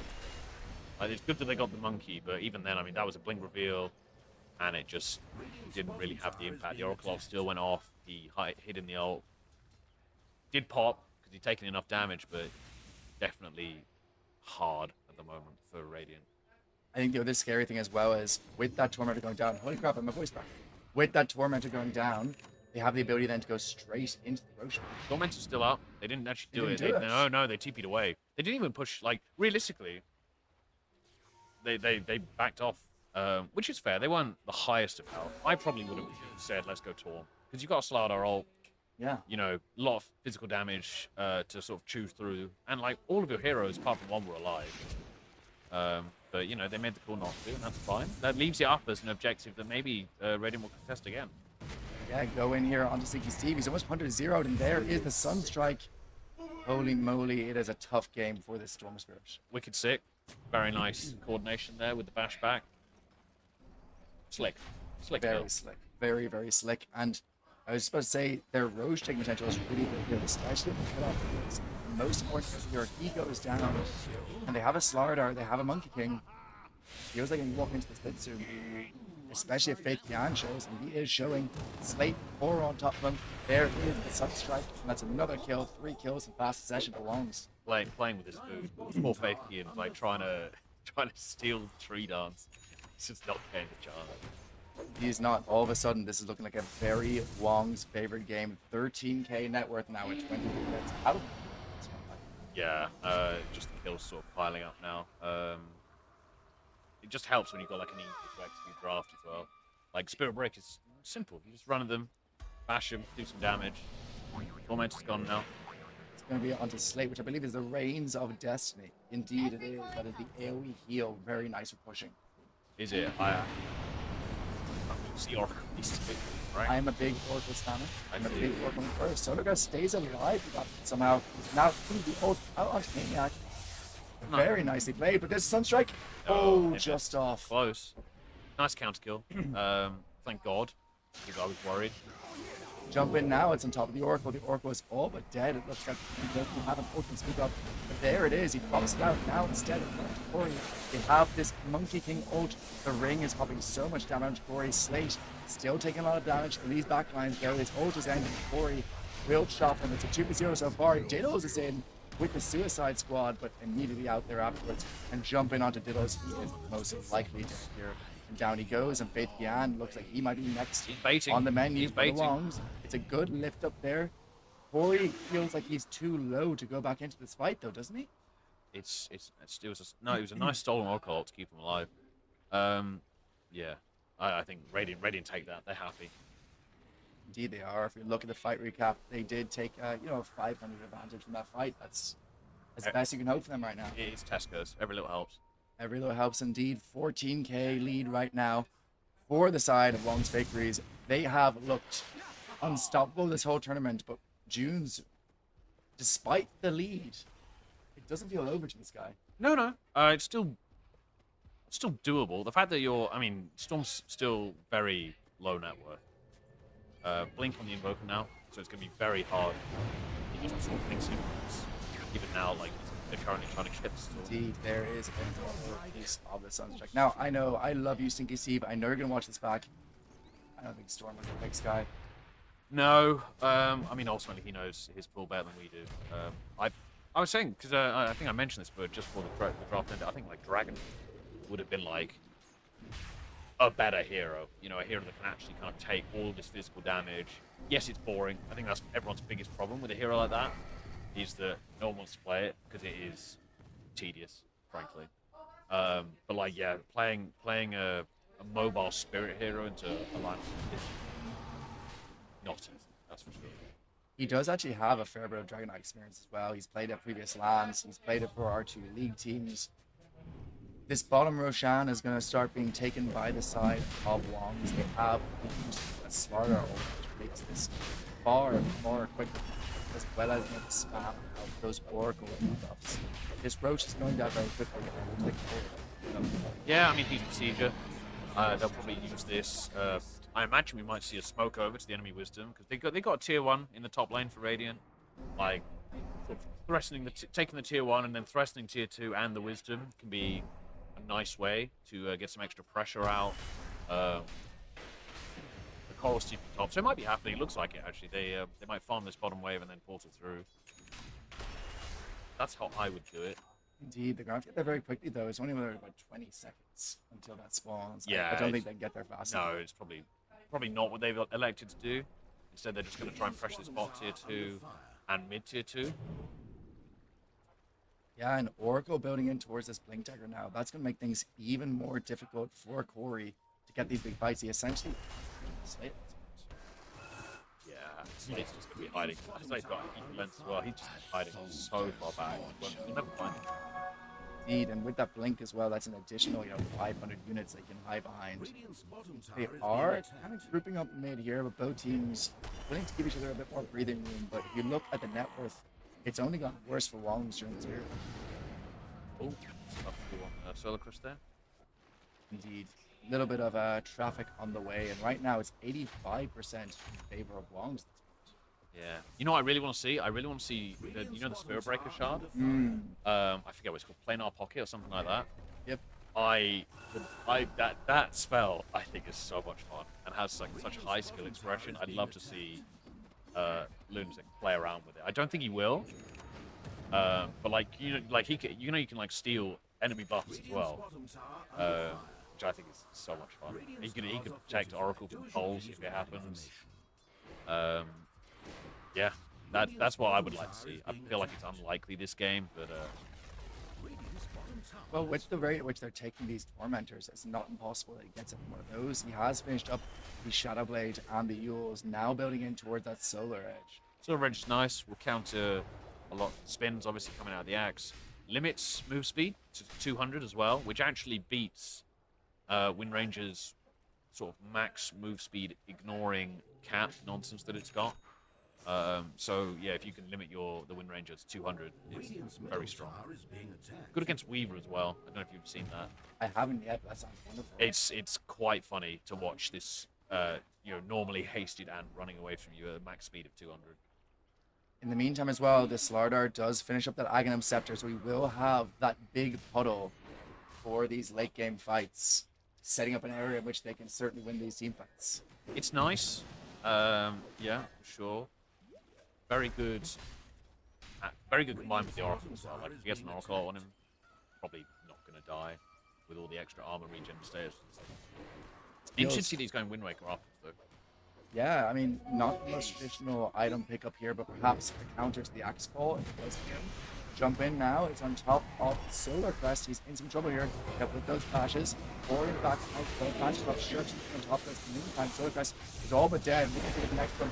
Nice disarm there from Mr. Doodle to keep him alive. He's from now. Lunatic still got the charge. He's in. He's on top of Solar Crest. Solar Crest goes down. Shirts takes out Mr. Diddles. Corey alive for now, but dead thereafter. 3-0 so far. Make that a 4-0. Only Stinky Steve left alive, and even he might not be safe here. Standing on this high ground, he's trying to do something. He's trying to catch out this poor monkey, but he can't quite do it. Now he's in a race out of mana. That's a team wipe. That was a very nice Sunstrike as well. Yeah, just not enough damage coming out at this point. Like 23k network is really starting to show itself.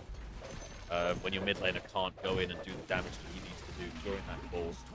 You got the Oracle in the back. It all adds up. Yeah, it really feels like they were relying on very heavily this Storm Spirit on a good early game at least to be their damage dealer going into that mid game with the techies. When Storm had that difficult early game that he had, they're now facing situations where they're getting decent starts to fight, getting decent patches. They can't do anything. They can't convert it. I realized also Oracle's very good at dealing with these techies' minds. Like, he just disarms himself and walks through it, no cares. Nice pick. Definitely. Slate looking very strong on it so far this game. Pressure coming in towards this mid tower now. It is all but dead. The two catapults bombardiering down on it. Indeed, the bottom tower already. So just one more outer tower left for the side of June's.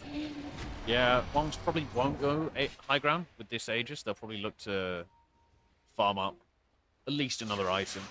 So really need to see June start doing something, especially once this Aegis expires. Otherwise, it's just going to be like 30, 35k net worth, and then another Aegis on top of it, and then it's like, how do you defend your high ground at that point? There was an attempted jump in there from Stinky Steve, but Slate spots it out in advance, just blinks away from it, and now with that blink and with his defensive items, it feels so hard for this Storm's game. I'm really feeling for Stinky Steve here. It's definitely not easy. That's look at his network. He's all the way down. He's equaling with the Barra at the moment. Indeed he is. He didn't actually end up going into the BKB first. He went for the Manta. Manta is... See, the Manta build you're supposed to combine with like a Greaves. And you're supposed to be... That's a build for when you're like really aggressive and you're playing with your team and you've had a good early game. Like, I would not say Manta. I get what he was trying to do, but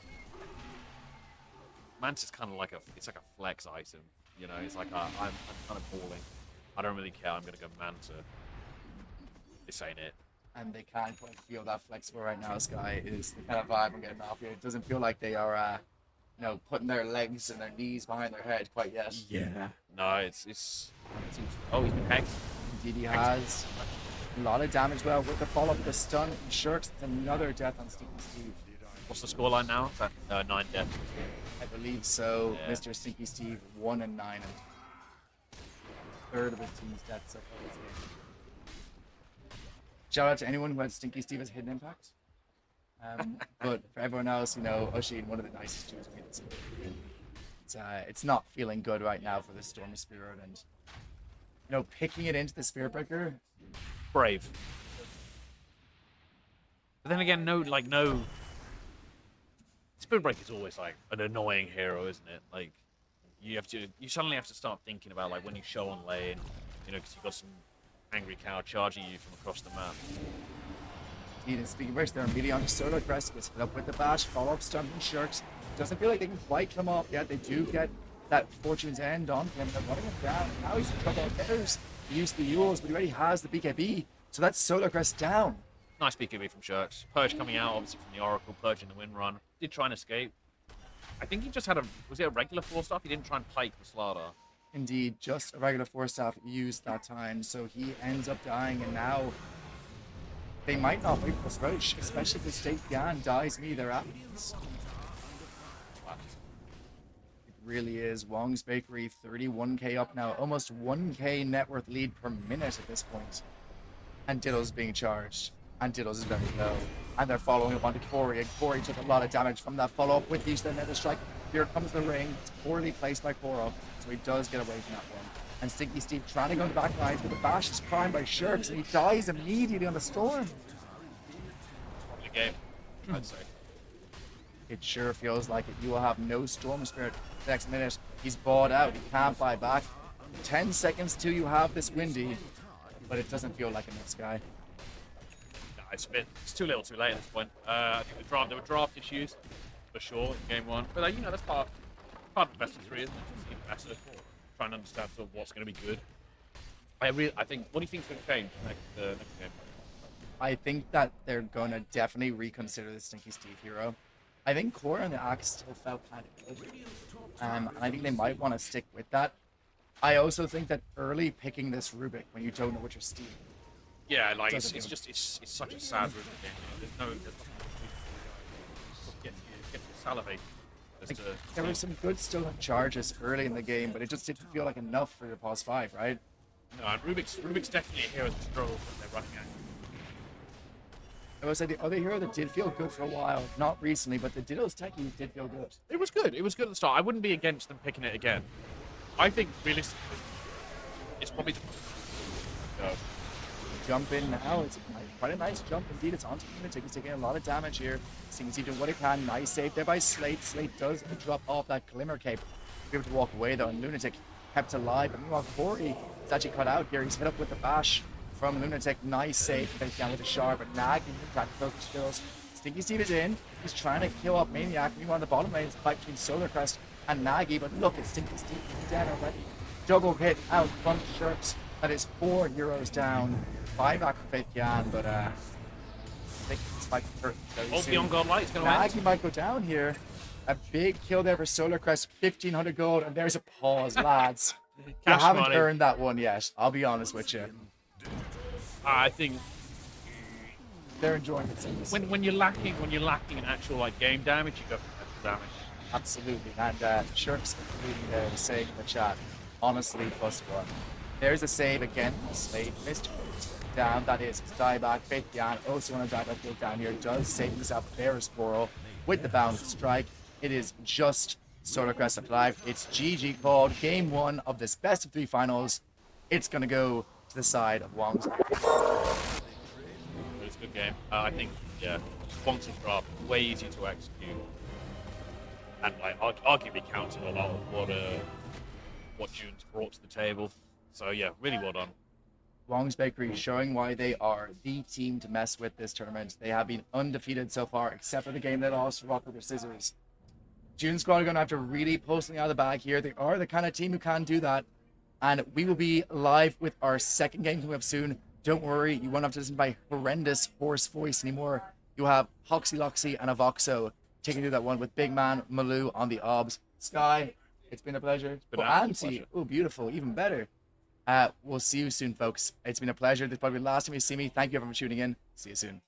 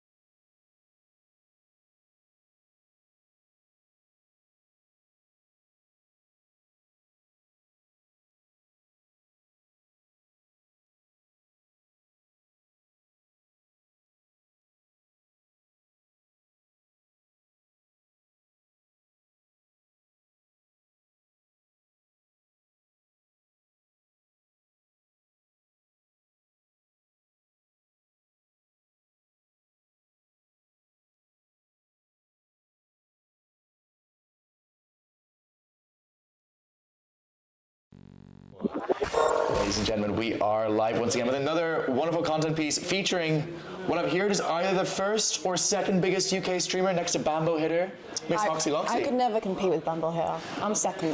He's first, though. He's first. He is the king of streaming in the UK. Firstly, welcome to Ireland. How's your experience been so far? It's been great. The people are lovely, and I'm actually gutted I'm going home tonight. I'm this close to like sacking up and going home tomorrow instead. Is it better than UK Dota? That's a yes. If I speak, I'm in trouble. That's a yes. That's a yes. Welcome to the community, Falter Road. To give you a special welcome to our community, we decided that we'd embarrass you a bit. Great. So we have chosen 10 very difficult Irish names. And for each one, I want you to read it and try to say how you think it would be pronounced. Do you have any experience in Irish names in the past? Do you think you're going to be good at this? I want to say yes. Historically, I'm pretty bad with names. I mispronounce a lot of Twitch chat names, but like real name, I think I'll be fine. With so you're up against Shirks, who got 0 out of 10. Okay. Generationally bad performance. Pretty low bar. Very low bar. And there's a lot of Irish people in Manchester, so I expect you've come across some of these before. Yes, yeah. Here is your first name, Hoxie Loxie. How would you pronounce this? Is it Saoirse? It is Saoirse. I read it and I was like, I saw as an actor with this name. I've heard it before. It's Saoirse Ronan. It's the Irish word for freedom. There you go. Our next name coming up is going to be this one. Neve. Neve is correct. We got Nim from Shirks. So Nim. We got a bit of a Nim. So you're doing great so far. 2 for 2. Are you going for the passport? You should. It's not looking great over there. EU membership, it's kind of nice. Yeah. Next one coming up. That's a very common name over here. I know, and I feel like I should know it. It's not Alfie. It's not Alfie. It is Aoife. Aoife. Aoife. So the AO is an E. AO with an I afterwards is an E. Otherwise, it's a D. I see. Welcome to Irish. It's a hard language. Yeah, I will not be taking a lesson anytime soon. Our next name. Killian. Killian is correct. We got a Cillian from Mr. Shirks. Admittedly, Cillian, like, I used to think it was Cillian Murphy, but then I saw him in the video, I was like, oh shit, it's Killian. The reason it's Killian is we don't have the letter K in Irish. There's no letter K. I think you might have said this the other day, actually. Yeah, it's just Killian. There you go. Our next name. There's a hard one. It's a very excessive amount of letters here. A lot of consonants. Is it not just Tad? It is Tig. Tig. Tig. A beautiful name. Right. And T-A-D-H-G. And why is it like that? Well, the D-H can function as a Y. Oh, of course it does. Yeah, right? I should have known. I should have. That's how language works, right? Our next name for Hoxie Loxie is this one. Those little dashes are called foddas, by the way. Ditha? Ditha? Ditha is incorrect. It is the Irish name for David, and it is Dahi. Dahi. Okay. Dahi. Yeah. Isn't that a gorgeous name? I thought I took a good shot. I was like, you know what? I'm just gonna get this. No. You're doing better than Shirks, which, like, to be fair, wasn't hard, but I've been impressed. We'll go for a couple more. Okay. Siobhan. Siobhan is correct, and that's a hard one. It's got a fodder. So you're nailing it. And we'll go maybe one more, Auntie. Ewan? No? That is, we have a player at this tournament with this name. He's the mid laner for Guinness Menchan. I'd never met the bloke. It's an Owen. Owen? That is how you spell Owen in Irish. Shall we do one more? Yeah, go on, go on. We'll do one more. I feel like I can get one more. Oh god, I can't do that one. You did ask for one more, Oxy.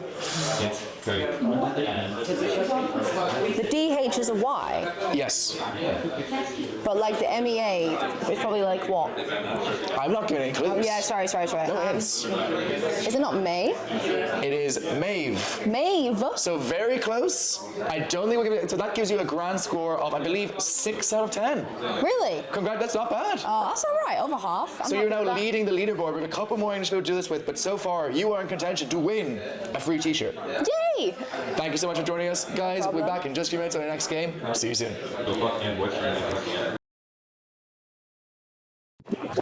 Key Dota, what is your favorite Dota 2 hero? It's obviously Pudge, and everyone knows that. That's all. Their favorite hero is Pudge. Red flag or green flag? It's a red flag. Why is that? Stinks. Yeah, true. And what's your favorite hero? My favorite hero is Tinker. Thank you. PK, their favorite hero is Tinker. Red flag or green flag? The reddest flag I've ever seen in my life. Like, straight in the bin, never talking to that person ever again. That's the worst thing I've ever heard. And what's your favorite Dota hero? Puck. Shirks, their favorite hero is Puck. Red flag or green flag? Right, that's the biggest red flag I've ever seen, bro. That's one of the saddest heroes ever. Such a virgin hero. And what's your favorite hero? Slaughter? Malou? Yeah. Their favorite hero is Slardar. Red flag or green flag? Oh, I think it's a red flag. Why? Because it's just such a shitty hero. Hit a few creeps and then get a ready to kit bash. And like, why do you get vision of me? This is ridiculous. Go away. Freaking. It brings me back to like what was IDL season 4 Slugdar. Like, I know. And what's your favorite hero? I think it's Rubik. Thank you. Their favorite hero is Rubik. Red flag or green flag? I'm saying a green flag. I'll say you're like, if you're saying someone like, I don't know, like an Arc Warden or like a Tinker or Broodmother, that's red flag. Like you're just, you're a bad person at that point. But like Rubik, I can respect it. And what's your favorite hero? Go Scarth Mage. Their favorite hero is Skyrath Mage. Red flag or green flag? That's green flag. That's absolutely within the realm of ordinary hero picks, I think. And what's your favorite hero? Enchantress. Their favorite hero is Enchantress Punjabi. Red flag or green flag? Ooh, Enchantress? Genuine pedophile behavior. I'd say obvious red flag. And what's your favorite hero? Oh, Naga Siren. He was class. Auntie. Their favorite hero is Naga Siren. Red flag or green flag? Green flag if it's a support. And who is your favorite hero? Grimstroke.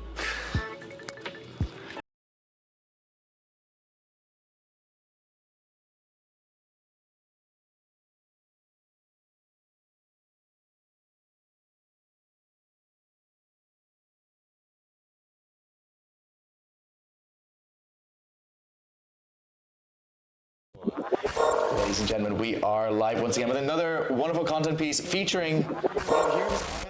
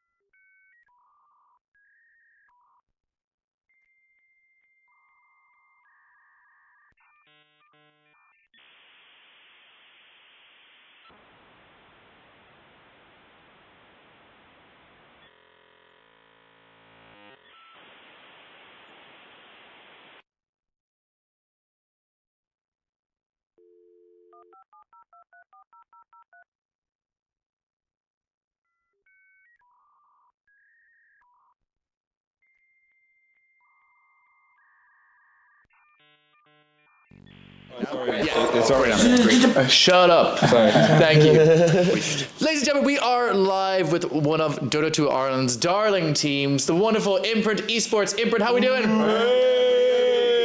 And we have a very special content piece. We have recently had a wonderful event happen in Irish Dota, which is, of course, the engagement between Dear Conchabar and Corey. Round of applause. However, we at Dota 2 Ireland, we're not nice people, right? So we figured, what better way to celebrate their engagement than do a content piece that could tear them apart? Allow me to explain this game. We have asked Connor 10 very personal questions about himself. Very personal. We are going to see who gets more right. The boys from his Dota team or his fiance. Are you ready for the boys of the Bay? What a great name. I like it. Okay, the first question. What is his least favorite Dota hero? Least favorite. I was hoping that you were going to ask favorite. No, it's definitely not. Oh, God, no. Least favorite. Wait, to play or play against? To play against. Play against. Okay, that changed. And you answered the. Now, quiet. Question I did. Have you got a decision? Pick something. Night Stalker because it kills all his heroes? It could be like Morphling or something. Pick something. Viper? Oh, I'd say like Morphling. I'd say like Morphling or something. I fucking know I rip the Morphling. Rip the Morphling. What do you think, Corey? I'm gonna go for techies. The correct answer is Morphling. That's a snipe. That's a snipe. Nice, yeah. Carry us in this game at least. When Connor loses 3 games in a row, what is the thing he does to calm down? Oh, is it across the obelisk? He goes to play across the obelisk. It's usually across the obelisk. That's what I'm gonna rip. Or you just leave. Yeah. Do it. He plays another game. He plays another game. If it's specifically across the obelisk with Corey, I'm not sure, but yeah. Okay, what's your decision? He plays across the obelisk. What do you think, Corey? Yeah, he plays some sort of background game, and it varies depending on the day. Sometimes it's Slay the Spire, sometimes it's Meow Genix, and sometimes it's Across the Obelisk. Good game. Yeah, it's a great game. Good pick. In this answer, you were both incorrect. The correct answer was he takes a sad shower. Wait, what? How do you take showers? You showered? I can smell you through the mic. All right, now guys, I'm gonna have to insist on safe for work answers here, okay? No dirty-minded ideas here. What is the first thing that Connor does in the morning? Oh no. Okay. Oh. Cries. What's the giggling about? I feel like it could be like watch YouTube or something. Maybe. Oh, that's it, yeah, because he picks the tablet up off his face after he falls asleep. right. That is a great guess. Plays, Okay, watches the Yogs cast. Watches like a Yogs cast YouTube. Yeah, but YouTube. Yeah, YouTube, yeah. Farts. Oh, and he does fart. I realized he put the wrong answer in. He's a smelly bastard. I think I'm gonna give it to the boys. It says check his phones. As it stands, it is 2-0 to the boys. Corey, Imprint forever. We need this win. We need that win today. Corey's tanking for us. I appreciate it, Corey. what is Connor's spirit animal? Oh, it's like some furry thing. What is it? Oh fuck! Didn't he have something when he was going through like his Harry Potter phase? He used to tell us that he had like a Patronus or something. Oh, he did. He's getting fucking hung out to dry here. Man, I know. He's a Tumblr girl, except I don't know. Guess something, Brian. I feel like This is on you. Come on, you know him so much. it's either dragons or wolves. It's either or like a weird dragon. No, he's the lion tattoo. He's the lion tattoo. Oh, he's a lion. Yeah, the lion tattoo. There you go, lion. Corey, what do you think? Lion. Lion is. That was the snipe. He has a giant lion on his arm. It has to be dragons or wolves. Hey, when he was younger, it was either or. Okay. The Harry Potter thing in there as well. Your next question. What was the name of Connor's first household pet? Oh, this is Ollie. This is Ollie. He had a bunch of cats, a dog. Oh. So which one was first? Who was first? Well, that's the question. Don't worry, I'm isn't it? helping No feeding answers. What? I actually don't. I only know the dog's name. I will Lady. state, my life existed prior to coming to Ireland. Oh, well then. Nah, you weren't a human then. What's it? Nine. Let's just go for a common Rex. Luna? Spot. Not Rex. Spot. Luna? Was it a cat? That's not common. Probably a cat. Cat Luna. Oh, we need something there. There's something. Cat. Isn't there a cat? No, it's a cat. Isn't there a cat Luna? I swear he has a cat Luna. Do it. But, okay, I mean, rip it if you want, yeah. Rip it. We're gonna Luna. Yeah, I don't know. Oh, Corey? I think it was a dog, but I can't remember its name. Luna. It was a pair of fish called Pip and Pop.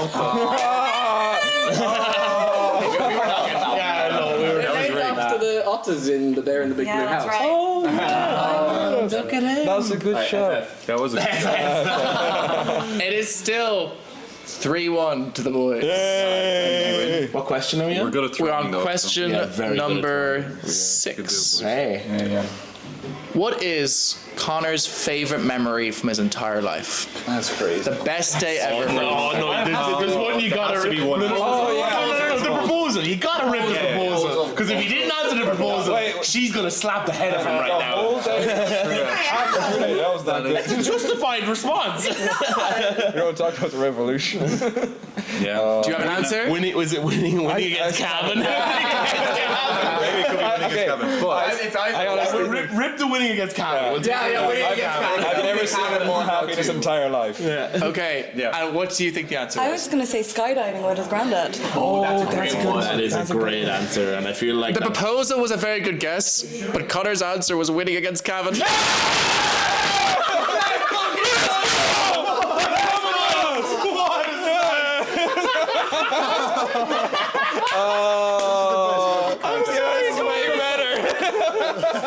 can't believe that. It wasn't going to be the proposal.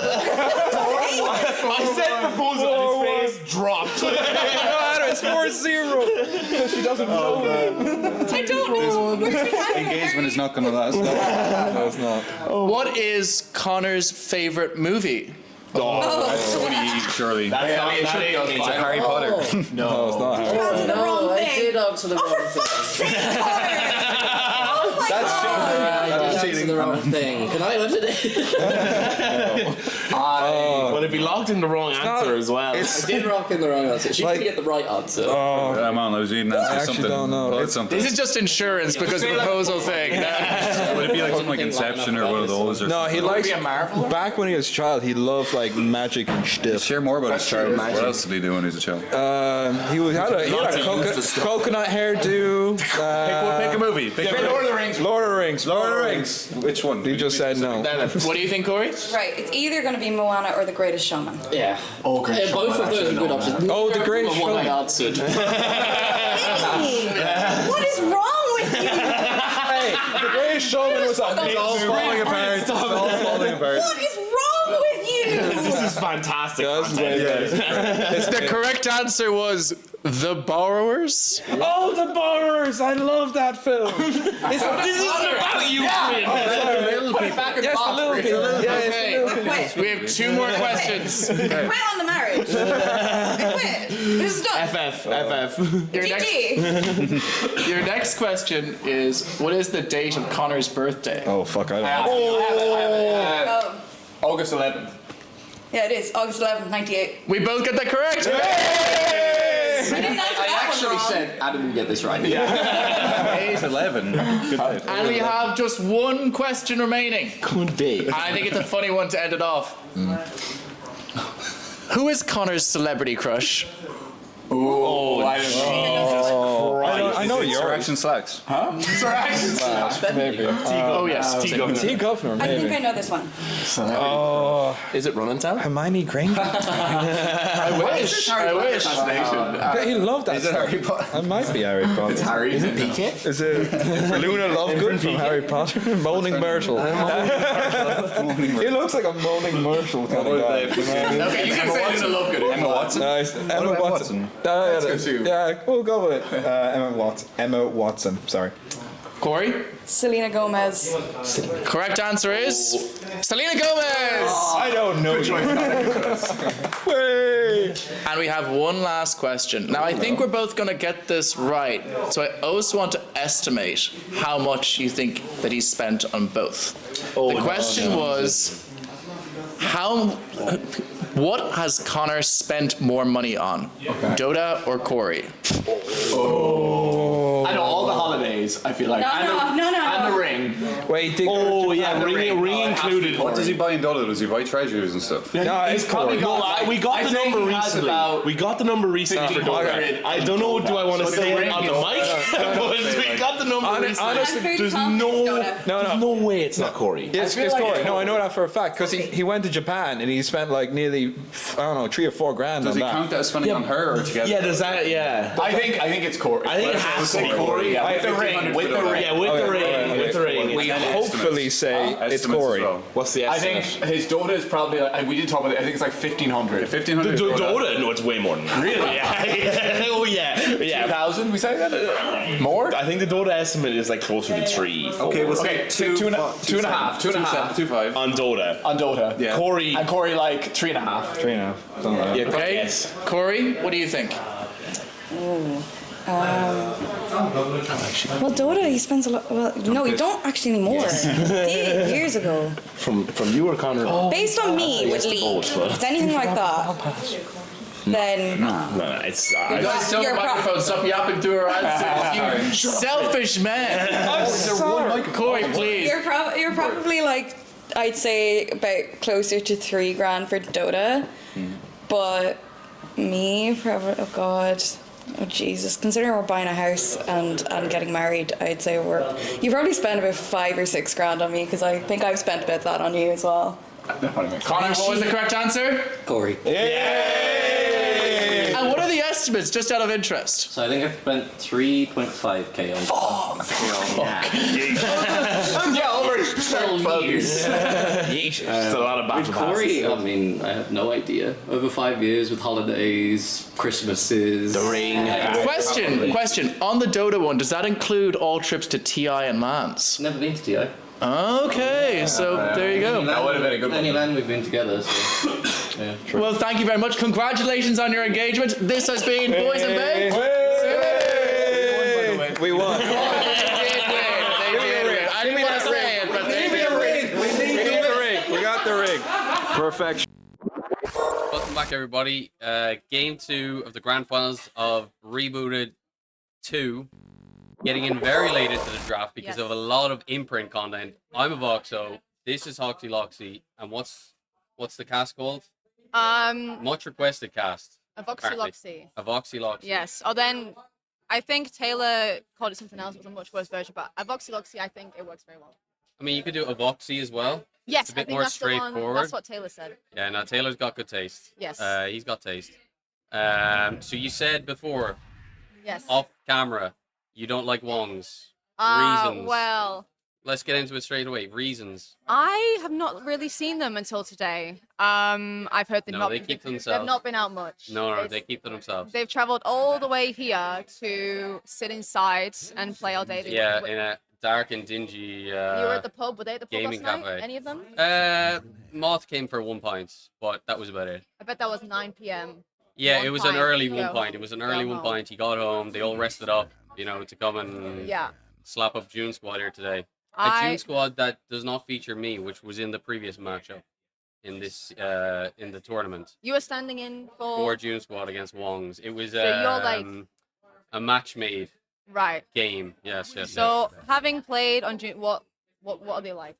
You enjoy On playing June with Squad? them? Yeah. Well, I was saying the vibe when I was there was a hell of a lot more serious than when Stinky Steve and Are you bringing a serious vibe Diddles to the got her. team? Oh yeah, of course. I told you, You'd it's whip life him or into death shape. for winning these games. It's Right. life and death to me. You gotta take it serious. I don't think everyone sees it that way. Well, we maybe certainly that's because don't. you're a Divine One player.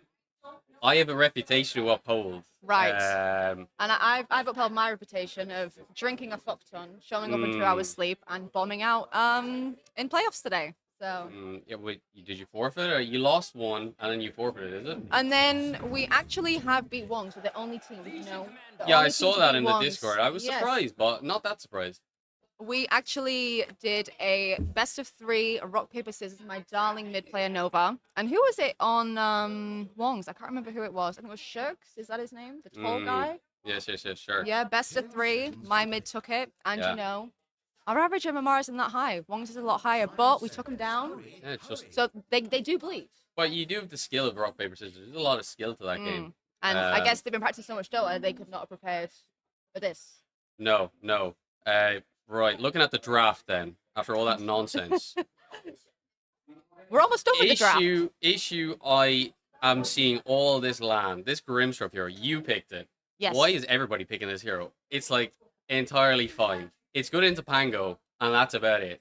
Okay. Like the hero is not at this level where I'm seeing it every second game I walk around a monitor, somebody is picking Grimstroke.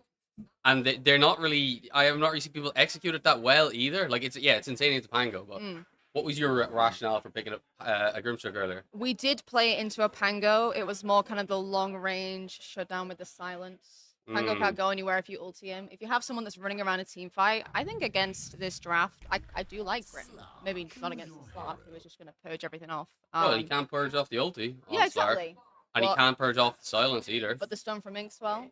Yeah, you can do that. That's quite an easy thing. But I think Grim is okay into the Slark, actually.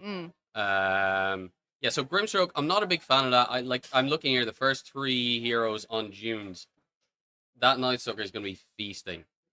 Sharks, Hunter, and a Knight, feasting on the Co-op, the Grimstroke, and the Rubik, in my opinion. It's going to be nice for them to kind of run around him with the Tusk. Looking at, I don't know much about Wongs, so it's a 5 Yeah, so lion?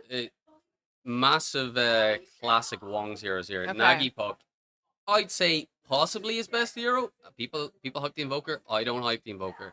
Lunatic Tusk, crazy good Tusk player. Okay. Slate, I've only met him this land for the first time. He's playing Lion.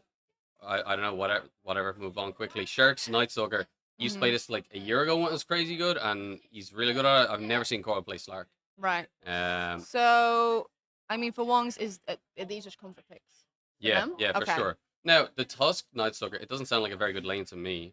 It's not what I would pick to partner with a Tusk. And it is into a Luna Rubik, so they can kind of nuke it out. They should be fine, I would say, in that lane for June's. Yeah. In the bottom lane. But I feel like the Night Stalker is going to be the deciding factor in this game when he gets a Blink Dagger. Because this hero, it's not getting picked at the LAN. No. But it is very good. Have you seen it at your level? What level is that? Quite a little bit lower. You have to look down. It quite used to far. be Immortal. Yes. Something below that. I don't know what it is. But Wong's one up here. I would expect them from this draft to see it out. In my opinion, what would be your take based on the draft? I've played against Junes twice today. My first time playing against Corey ever, I think. And to say we got spanked would be a very broadcast. But your first time playing against Corey? Yes. I'm terrified of that guy. He Really? played Doom in the second game we played against him. He Oh, you know, shouted. I watched that. That was close. It was close for a while. He's shouting my name from across the room while chasing me down. I had 11 deaths, Yeah. I think. It was terrifying. Yeah, his mic didn't work. I think June had the potential. He wouldn't be here if he didn't. I think they could take a game off of Wong. Really? Yeah. Okay. Yeah. A little bit of all chat there. Not sure what's being said. Good luck. Yeah. Okay, then. I can't scroll up. This keyboard is useless, whoever owns it. Smoke up here from June's, though, to start the draft, or start the game. They have the Inkswell, put it on Corey, get him to walk in, a Lion there, probably not going to catch. Their early game disable is pretty appalling until the Legion gets a blink. Yeah. Maybe they're hoping for the double duel with the Grimstroke ulti, which I think that works. I think it goes one, and then if you kill him, it'll get pulled into the next one. Really? I think so. Surely there's not enough time to get them both done. Not enough time. Yeah. Well, if you're strong enough, you can go Maybe. through it. I guess with the Axe it would be the same with longer duration. Yeah, Yeah. the Ags. Yeah, and you just like do it on a support. Maybe you can then get onto a core. Yeah. Have you seen Legion's new talent, the level 25? If you win the duel, the cooldown resets. No. Yes, No, I that's a haven't seen thing. that. That is a thing. And I don't want to I've click because it'll mess played up. with it and against it. It's so clowny, but it's so good. You're ahead. Wait, you just get it for refresh duel. Yeah, refreshes on victory. Okay. Yeah. I played with it. I was in the enemy base. My legion is just picking everyone up one at a time. Sometimes the noobs teach you things. Yes. Yeah. So what are you expecting from these matchups? I don't know Wongs. I don't know how they play. I only know from Junes who just want to smack your head into the ground over and over. Go here on bottom, early one on Coral. The matchup, I thought Wong showed a lot of respect to Junes in the previous game. I thought they had like a very big lead and they didn't really pressure it that much. So if I was Junes, I would be, feeling like, okay, we have a chance. They're not really playing that quickly. Yeah. So that would be one thing for Wongs that maybe they should improve on. I was up there listening and there was a very little communication. Oh, Wong's very quiet. Yeah, very quiet. Yeah. Okay. Very little communication from most of their players. But June's doing okay here in the bottom lane. Corey and Diddles, good nukes. Stinky Steve against Nagy. Now this is a massive MMR disparity here. How massive? Maybe 6,000 or Really? something. Oh my goodness. Okay. 5 to 6,000. Nagy is like ranked 3k, maybe 2.5k, 3.5k, somewhere around that, and Stinky is like ancient 4 or ancient 5. So I don't know what the numbers down there are. You know that better than I do. So yeah, I would expect Nagy to win. Just like he's probably the best mid player in Irish Dota, I would say. Right. Okay. So he should win that lane out pretty comfortably. For Irish Dota, I've heard the Wong's Bakery team name come up before. Are they Irish community staples? Been around for a while. I think they played in Cobalt before. Yeah, they played in Cobalt the last 2 seasons. Yeah, but they Irish. I dispatched of them twice. And Okay. that, so me and Wongs in particular, I feel have a lot of not beef but history. Like I played against them in Cobalt. I played against them on LANs. I played against them in like several Irish online leagues. Yeah. So I think me and Wongs are probably the Div 1 matchup that people have seen the most. Right. But yeah, they have been staples for the last either since before I kind of became involved in the community. Wongs have always been there and always been at the upper echelon of it and winning. So you have a lot of history there. Yeah. And you're pretty high MMR. Yeah. Why haven't they asked you to join the team? You've been around. Sure they haven't. I mean the so assumption Solarcrest here in the top lane. He's gonna go down to Sharks and Lunatic. Lunatic Slow King does not have a zap. But continue on with the question. Wongs, do you think they haven't asked me to be on the team? Why would you reject them?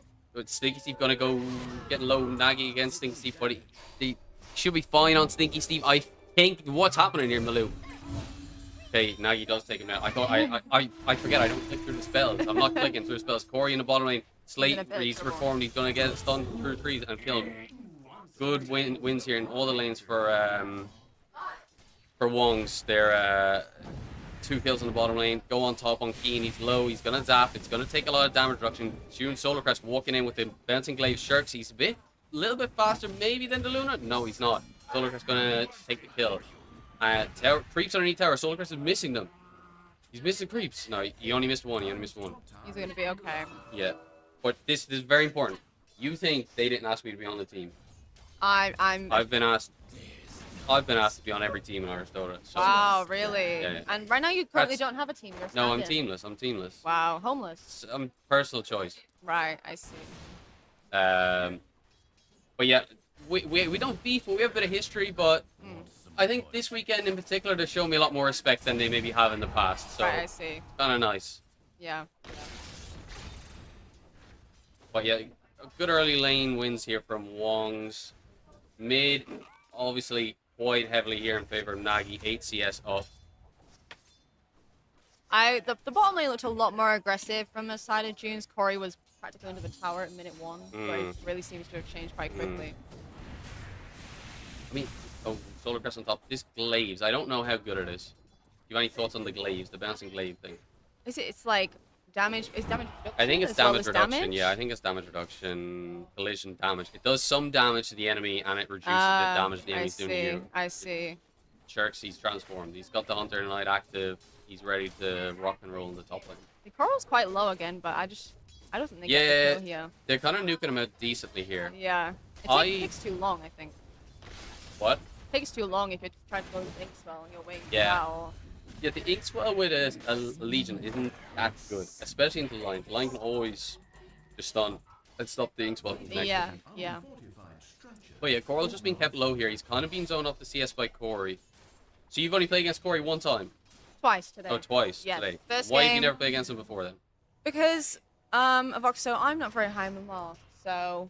Surely there would have been some crossing of the paths there. UK don't. I played against mostly Irish players. I want to believe that we've never played together. I Go, could be wrong. Coral, he Ooh. does go down. Was that with the ink spell too? Mr. Cameraman wasn't seeing that one too quickly, but we got it there in the end.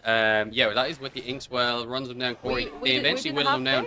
Nagy gonna leash up Stinky Steve in the mid lane. Team rotates across. Nagy goes down to Stinky Steve. That's a beautiful kill with the BM And he pause. pauses. Steve. I feel like I can hear them from here. Yeah. I can smell them as well. How stinks. Lunatic goes for the ice shards. He has to jump up on Ooh. Stinky Steve. He gets out. And Keen is also fine. But Lunatic does pick up the illusion rune, so no room for either team here. They're going to have to go back to base on Stinky Steve. So he's going to be mentally happy with that, but he is forced back to base anyway. Go here on bottom up by Coral. He's going to get silenced up by Diddles. Coral going to get stunned up as well by Corey. Corey's zoned very well here, but I think they're both out of spells, so they're going to have to back up. Diddles misses on the Q. I saw you doing this Q spell earlier, and you were doing it with the curve variation. Yes. I changed it just to straight. I don't like the curve. When they first, because it was the facet, wasn't it? Yeah. Yeah. It was like it was like the mirror invert thing. It was so annoying to play with. I like it now. I don't know. For me, it's fun to be able to kind of catch enemy heroes with it. I was farming troops with it in my game XP before. fight here. Diddles is gonna get zoned and he's super low. Nagy's gonna stand here. Corey has to walk in. Diddles, do you have an ink spot? No, he doesn't. Corey's gonna go down. Coral hits the stun on the backside and gets Corey. Keen is gonna go down. Where is Mr. Stinky Steve? He doesn't have an ulti. Even if he connects, Corey is fighting. Oh my gosh. Oh. Keen goes down. Stinky Steve. Is he gonna jump? He needs to jump. Gonna get Coral. Okay, that's a one trade, but a big XP loss there for the supports. I forget I should be clicking through these heroes to see. Okay, so Keen is level 5, so maybe it's not that bad for him. Corey's only level 4, and the Grimstroke is a low level. Where does that put the Wong supports? They're both quite high. Slate's going to get a 6, and Tusk is going to get a 6 pretty soon. He's putting in a deep ward on top there for the eventual kill onto Solar Crest. And they're going to collapse there. Hunter and Knight on top. Mr. Nightstalker. Caster top. Oh, quick go down there from Solar Crest. Lunatic hits the level 6 and they just walk him down. So at this stage, the Tusk and Nightstalker lane is a lot better. I don't think they should have gotten through the lane in the position they did, though. I mean, this is what they're gonna do now, right? Just run around and try and get people with the tag team. Yep. This is why they're hated. We all hate them. I've passed these guys this season, the Irish Bully. I never give them a fair cast. Ever. Really? Yeah, So we're meant never to be give very, very biased. Coral gonna go miss on the pounce. Diddles goes down early. Corey only level 5, limps his way out of there. This bottom lane is gonna get a hell of a lot harder for Corey to stand. Yeah, go here on mid. Do we have foil? We don't have foil. Oh, he's already foiled. Shirts rotates across from the top lane. There is that silence, which is gonna. Ooh, Nagy. Do they pause? BM pause? No, they don't pause. They chat when they're winning. This Right. is their thing. They chat when they're winning. If they lose, are they gonna go very quiet? Yeah, but they're not gonna lose. Okay. This is one their Right. I don't know like what to translate a girl equivalent for this into. They're like the unstoppable march of time or something. Wong's in Irish Dota. It's gonna eventually happen that they'll win. Okay. So the last game that they played, I didn't see the whole game. It was This matchup. was it even game 1? Like for the most part, or was it quite? Bumpy? You said Diddles they here quite low. Gonna go down pretty easily. I mean, this gang squad from the Tusk is gonna be too strong. But yeah, the previous game, it wasn't even. Stinky, is he gonna do anything here? No, Slate with a huge hex. He's gonna get Shirt's a little slow. Good lift from Keen. He's gonna create the separation. Stinky Steve is gonna get the blink up. Tusk is going to dive in. He's probably going to get down to Tusk here. Shirks is going to follow it. Stinks he doesn't have a jump out. He does press the ulti, push Shirks back. Nagi goes in. Corey TP's in. He gets a good ulti. Mr. Dill shows up. He doesn't have his level 6. Corey, is he going to snap the coil? He is not going to snap the coil. The Night Sucker goes down. Nagi gets away onto the top. Oh no, he doesn't. He gets silence. Really good silence from Mr. Dill. Keen, I think Keen stole the stun as well. He refreshes the silence on Mr. Dill's. Keen walking around. He's going to refresh the silence again on Mr. Dill's. And Slate should go down as well. Huge fight. That went a lot better than I thought it would, especially Huge with fight. the duel. Yeah, I mean, to be fair to Stinks, he played out really well. He just about got away. Good lift from Keen at start to create the separation from the Night Sucker silence. Yeah. And then the push away from the ulti. So frustrating is this Lion. You don't get to take any mana. You're sat with no mana. You're being silenced over and over again by the Grimstroke. Like you're just forced to walk away and die slowly. What was the question before we started? Like, there was something decent, I think. Oh, the first game. The first game, yes. Yeah. It wasn't close. Was it like this? Because it's No, very aggressive from Wongs right I think it was worse at 10 minutes than this. Right. But we turned it back Okay. in quite a good way, where it was maybe an even game, I would say. Right, okay. But then Wong's we just get, we just lose eventually. So this game, is this Wong's being like, let's finish the job.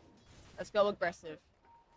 Yeah, I suppose it is. Except Slate's it's late. gonna walk in here. He's gonna get silenced up again. Corey is gonna get his first duel win. Shirks presses his ulti. Corey's gonna stun him up.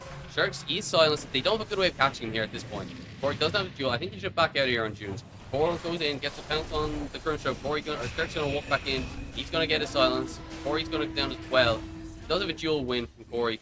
Ian running. He's gonna get coiled, and he should go down as well. So a bit too aggressive there. But they get one kill. And they don't have the resources to do, they don't have the heroes. Yeah. To get any more.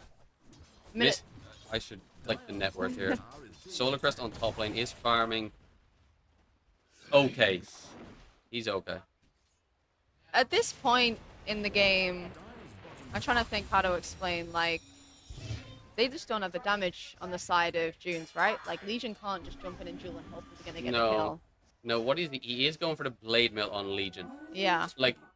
You have to do this, but Yeah. I don't see how they can ever fight if he does Yeah, this at the yeah. same time. Because their cash is just too poor. Exactly. Grimstroke needs a setup, and the Rubik is vulnerable to I a lot did of their notice heroes. this when I played Grim, okay, I can get into the fights. You but only I noticed it force A when to you blink. played it. Yeah, You didn't think of it before. What am I going to put my ink spell on? I think you learn by doing. Okay. But yeah, they're not going to get the blink for a while. Stinky Steve is going to be a bit vulnerable until he gets a BKB, which is A lot of June's fans. confidence. It's far away. The Stinky Steve BKB is far away. Any other item coming out of Coral does go for a Midas That's for quite greedy. some reason. This item isn't that good. Looking a little bit shaky on the Slark, I might say. I mean, he plays a lot of heroes, but maybe this isn't the one. Do you know what you played in the last game? Do you remember the draft? He played Monkey. Right, They okay. first picked the Monkey. Yes. Blink on Shirks, which is gonna be very good. Go for the Echo Saber next. Blink almost out on Lion as well for Wong, so a lot of items going in here for Wong's. Lion does have 3 wards. He's been slacking. That's This terrible. guy's on audition for this How weekend, do you end up with 3 wards in store? I don't know. I would never do that, and I'm No. Looking at Corey here in the bottom lane, Shirks is daytime vision. His shitty daytime vision, but he has an ult. He's gonna press it, goes in, gets a 2-person silence. Diddle is in a hell of a lot of trouble. He gets ultied on Diddle. He gets an ulti off though on 2 heroes. Corey walks in, doesn't get anything up. Stinky Steve does find the Tusk on the back line. Puck is fighting Rubik to the south. Stinky Steve full HP. Puck is coiled by Keane. He stole the coil.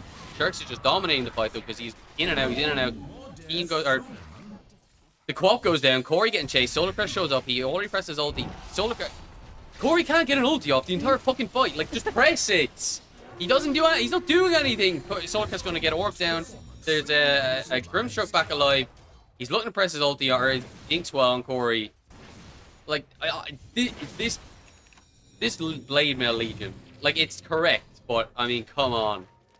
It's They've a no tough way of fight. taking It's the a fight. tough fight. Yeah, but they're just going to get kited the whole time because they can't connect anything. Okay, they're going to go for Slade here. He's going to get lifted. This is going to be a dual win. What do we got here now?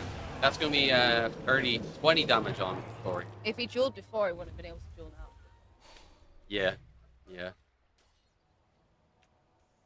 Insightful analysis, as Thank always. you, thank you. It feels So- weird with the smoke here, though. Like, it's nighttime now. You really Yeah. want to... I mean, the smoke breaks immediately, so I guess it makes no You difference. get scared in the nighttime playing into a Night Stalker. Oh, absolutely. Mm. I'm a Crystal Maiden player. Yeah, fragile, very fragile. Now, I have to ask you something about this tournament. So, there is a fantasy system, as you Mhm. know, and you put your... What's the hidden impact? And you put your Yes, captain, yes. blah, blah, blah. Yeah. And apparently, as well, like, obviously people are picking people that they want to lose a lot, etc., etc. And I guess this kind of comes and makes sure they can't play the heroes. I hear there's a secret spreadsheet which tells you... Shark's gonna go here on the Rubik, park that bot. Grimshark also gonna get snowballed through. Stinky Pete does press his ulti, but there's not enough damage. He doesn't have anybody else behind him. Yeah, the Solar problem's Crest the there. same. Continue on with the fancy. Yes, there's a secret spreadsheet with the players and their most played heroes. Because I have had Crystal Maiden banned many, many times this tournament. I'm not the best CM player, but I have over 2,000 games. I think it's supposed to Yeah. mention it. And I learned today with a spreadsheet that says that you should ban CM against me because I play it a lot. Well, what does that have to do with the fantasy? Well, you make sure they can't pick the heroes. But my next question would be... You think people are banning the heroes because of fantasy points? They're banning heroes to try and win the game. Is there a secret spreadsheet? I don't have it. I have seen Does a it spreadsheet. exist? I Does it think there is. One team has Wow. Do a you know, spreadsheet. do you know which team it is? Yeah, you I can't do. say. You can't say. It's the other British team, Robin guy and stuff. No. It wasn't that successful for them, though. Shark's gonna walk in here. Diddle's just been so much hurt here by this Night Stalker all game long. Bit deep. Corey does get a good ulti off, and Lunatic gonna go down. Solar Crest does get a very good ulti off as well. So good fight there from Tunes. Slate. He's being a bit aggressive here. Do we have any connection? Rubik is gonna maybe get a lift. He presses Mask of Madness on Solar Crest. He's gonna walk in, just right click Slate down. Wow. A bit too aggressive. Coral on the backside does get silenced up by Diddles. Corey is Grimstroke Eid. Walks in, doesn't have enough connection. Back up, Tunes. You've got enough there. You know, They back didn't up. lose just anything. wait. That was great. Yeah, yep. Although Coral is looking for... And he does have a... What was that? He had the water sponge. Nagy's gonna die. We have a silence here from Dills. Do we have a connection? No, he dodges this silence. joint. Yeah, I forgot that about Puck. He can just dodge the This silence. joint, everything is so annoying. Yeah, yeah. Who is your hidden impact for this? The meta was crap, and the meta was successful. I think I might be top of the fantasy. Really? Yeah, Who's yeah. your captain? Coral. Really? Yeah, yeah. Coral. So, looking for him to do well. Yeah, well, he always does well. Okay, He's a so good player. it's a comfortable... Dive here in the top. Ooh. They just chase, go up the ends of the earth. This blink on the Night Did someone Stalker. press a BKB there? No, nobody has a BKB in the game. I'm not sure 18 what that was. Yeah, I have Coral as captain. Who did you pick as captain?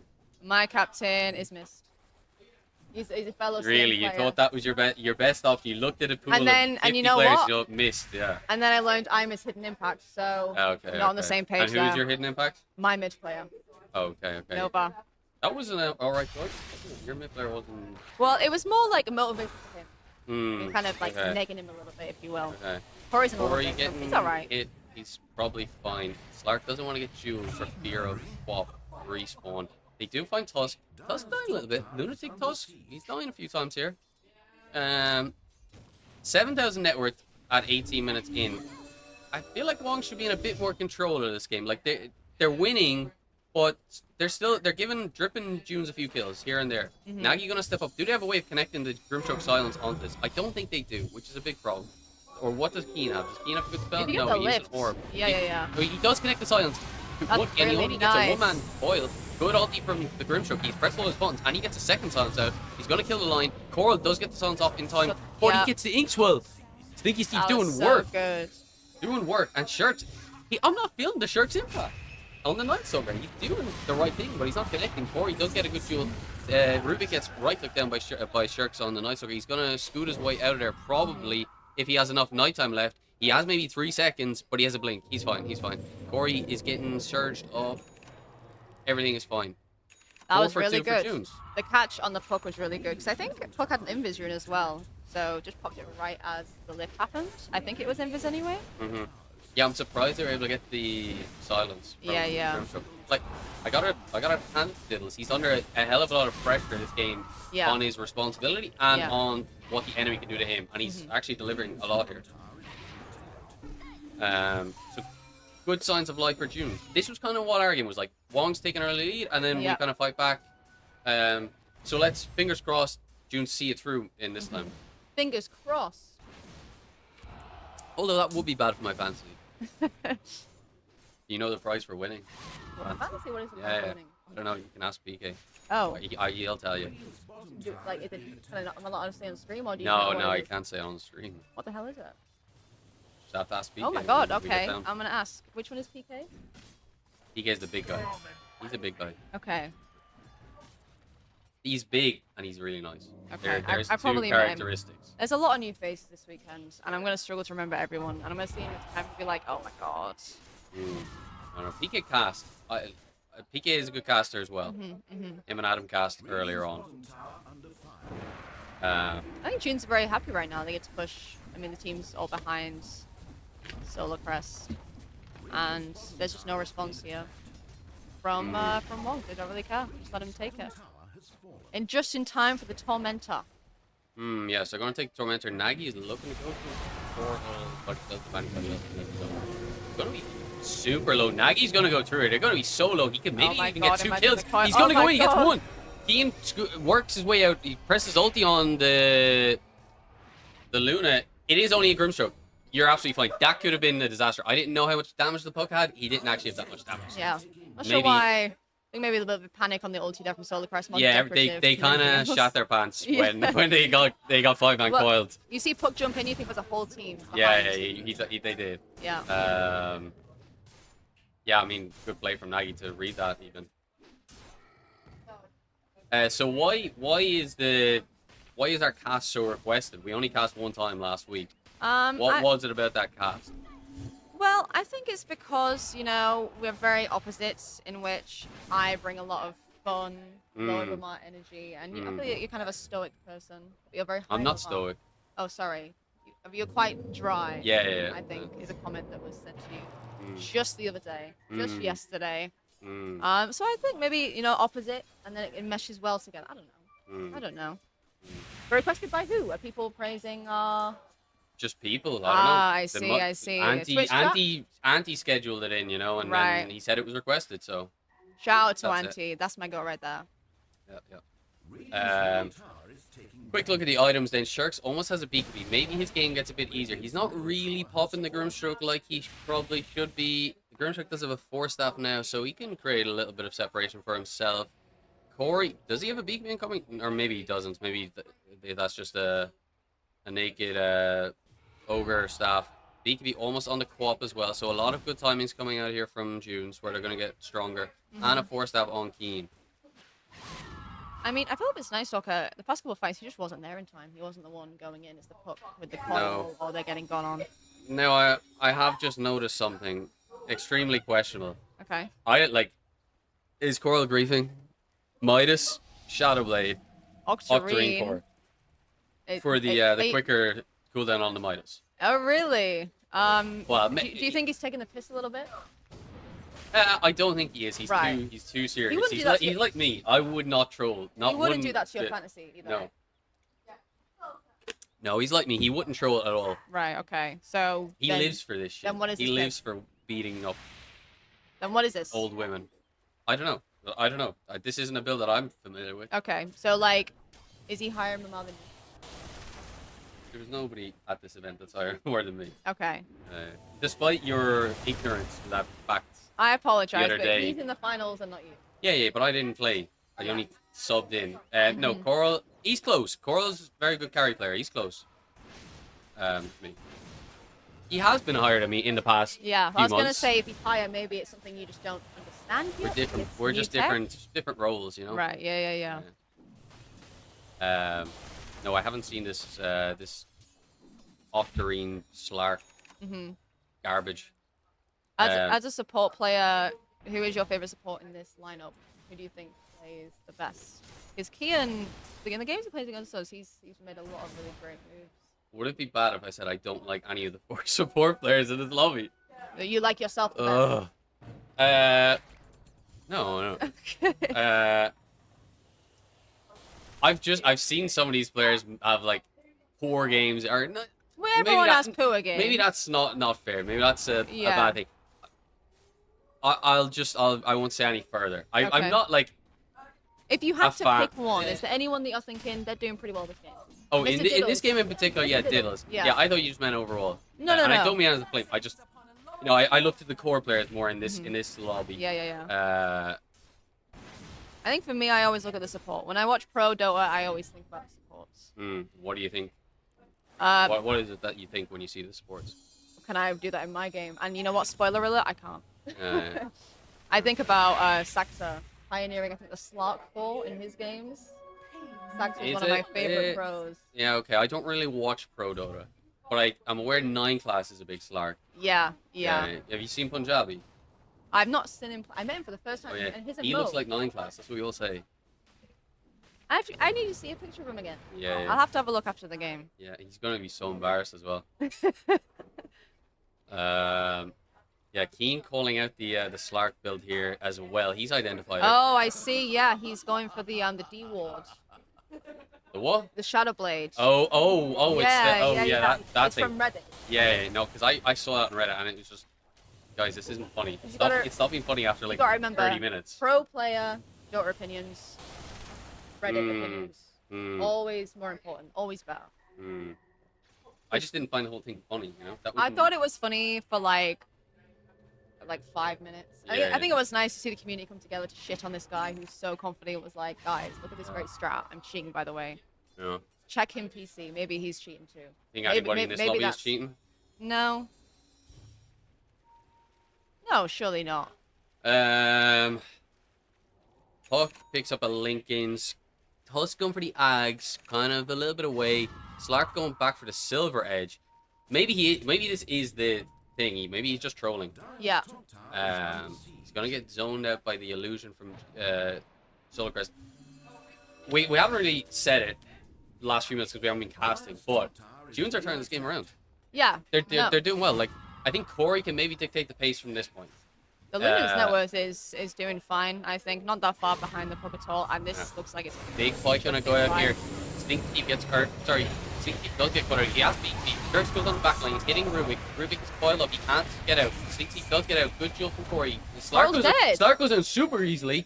Shirk's walking at Stink Thief. He does get a blink away. He's probably gonna get a second blink away unless Shirks has a right click. He does have a right click.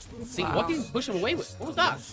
Oh, he has a psychic headband. Right, fair enough. It's a really nice Corey is psychic. stuck in here. He can't kill anything. He can't get out. Solarcrest needs to fight, but he's probably going to fight out as well. So in the end, Wongs do enough to separate the heroes, and they're gonna take a 5-for-2 fight when Solarcrest goes down, which he will certainly go down. Wow, ultra kills. Yep. Finally, There's my guy. Eventually finally. he does it. Eventually Yeah, he does it. yeah. You know. And honestly, I thought that fight was going to go the other way. The duel was super quick. Yeah. Pearl goes down like immediately. Poke was walking away with like a third of the health. But this is what I'm saying. They don't have a way of killing the Night Stalker.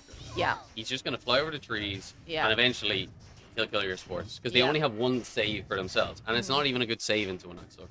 And as well, he hits the coil, so they can't force staff. And And what are we building on the Rubik and on the Grim right now? he's at the blink. Yeah. I wouldn't buy the blink because I think, like I always say, if you buy a blink, you have to make 2200 gold for it to happen. If you Okay. bought a Solar Crest, it's easier to make your gold worth Well, it. they already have a soul. Yeah, but not that kind of Solar Crest. Ah, okay. An Aussie, you know. I never really liked the Aussies. My nieces are Australian. I don't like the The Aussies. lion does not speak. They're very brave.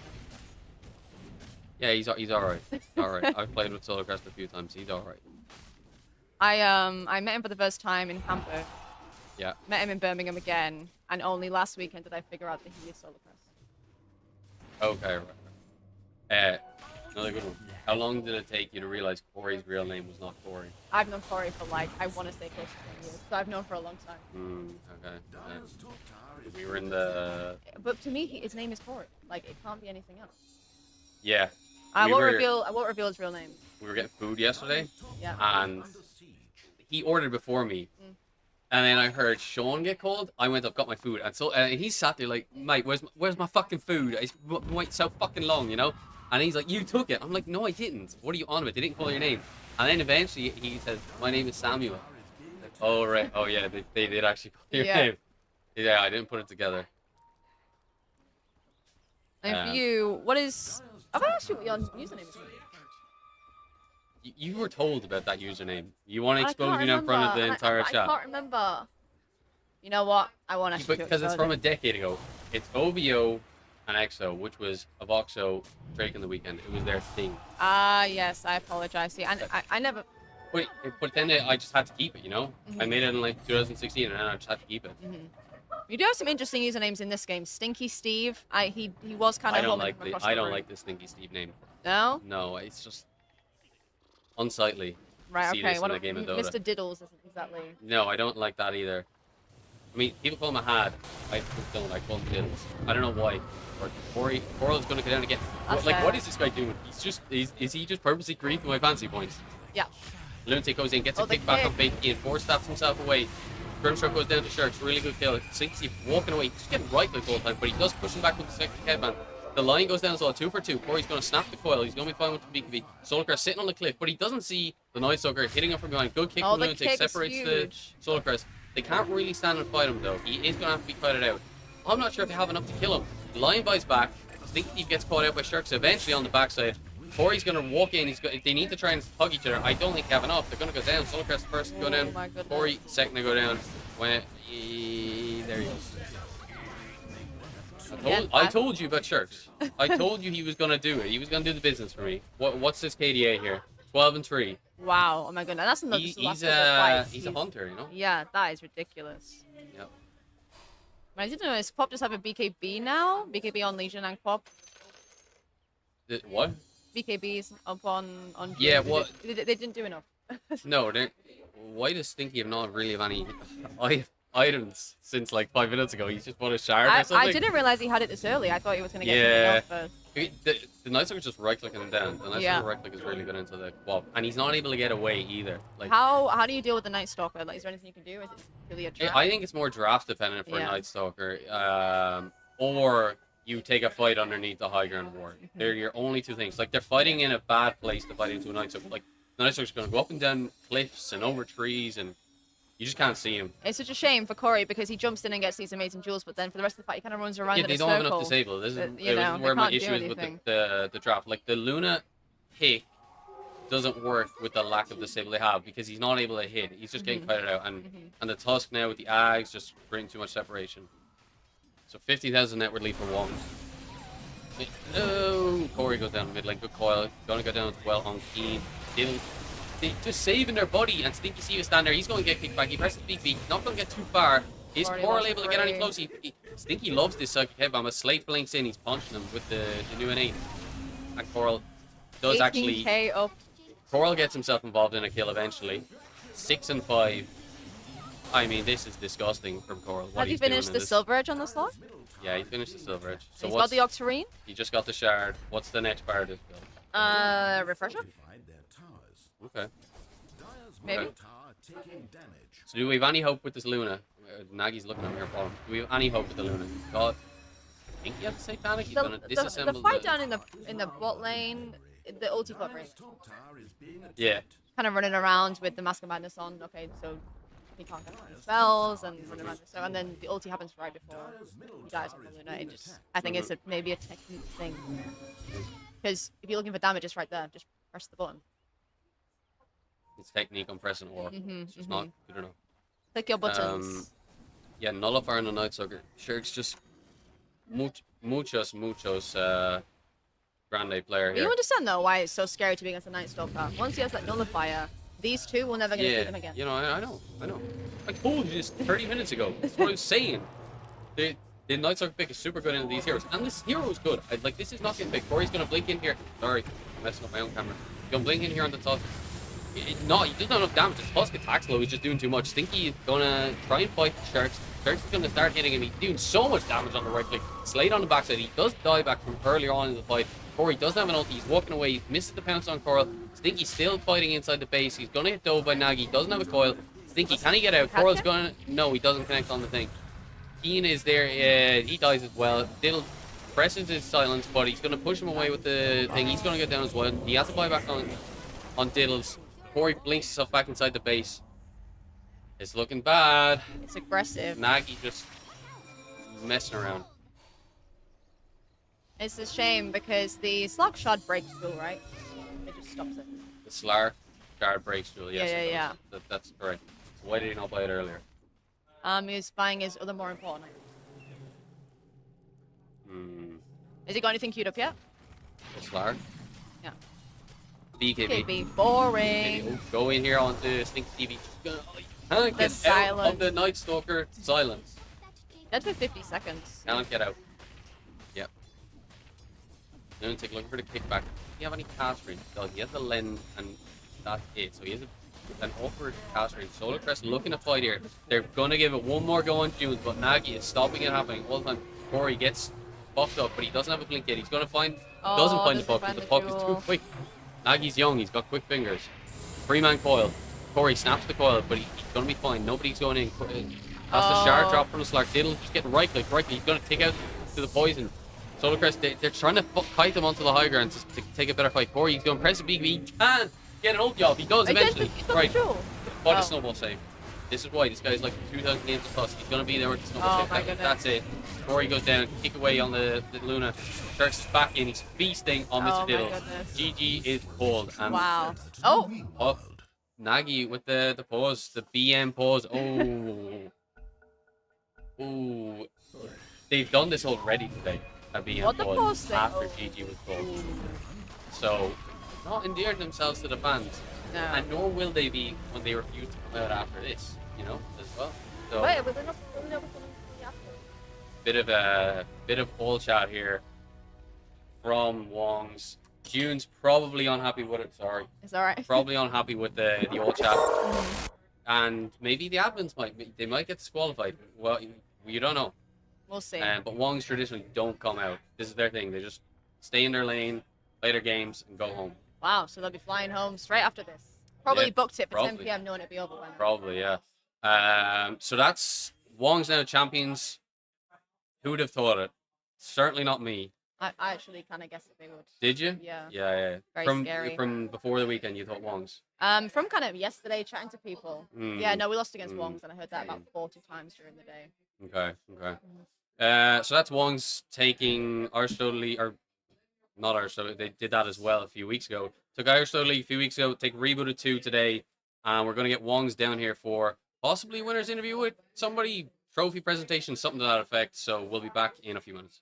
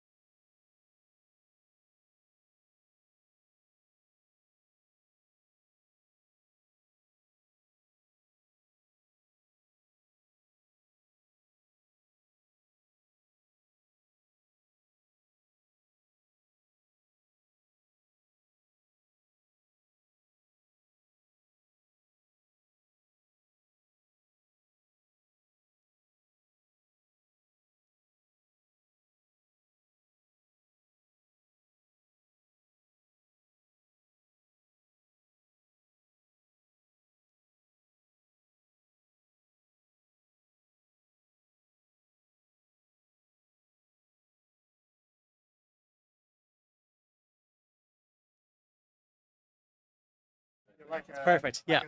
Okay. You ready? Well. Congratulations to our Rebooted 2 winners, Wong's Bakery. Woo! Unfortunately, Steel Series sent us a bunch of prizes, but they didn't arrive in time. So all I've got to present you is this little bag, which has a bunch of treats in it. But congratulations to you guys. Moth, anything to say? No, I look forward to the next one. Thank you, Krav and Taylor, for hosting it. I hopefully look forward to seeing a lot more of the British scene. Since you all decided to bitch out and play solo and only stick to your Kobold League, hopefully you can actually man up, form a team that can win a LAN and come over here across the sea, spend some money on some tickets, and yeah, give us some competition, please. So you had a really good time. I had a great time. I had such a good time. Great. Thanks, guys. Congratulations again. And we'll see you in 6 months' time, probably. So yeah. All right, cool. Cheers, guys. Yeah.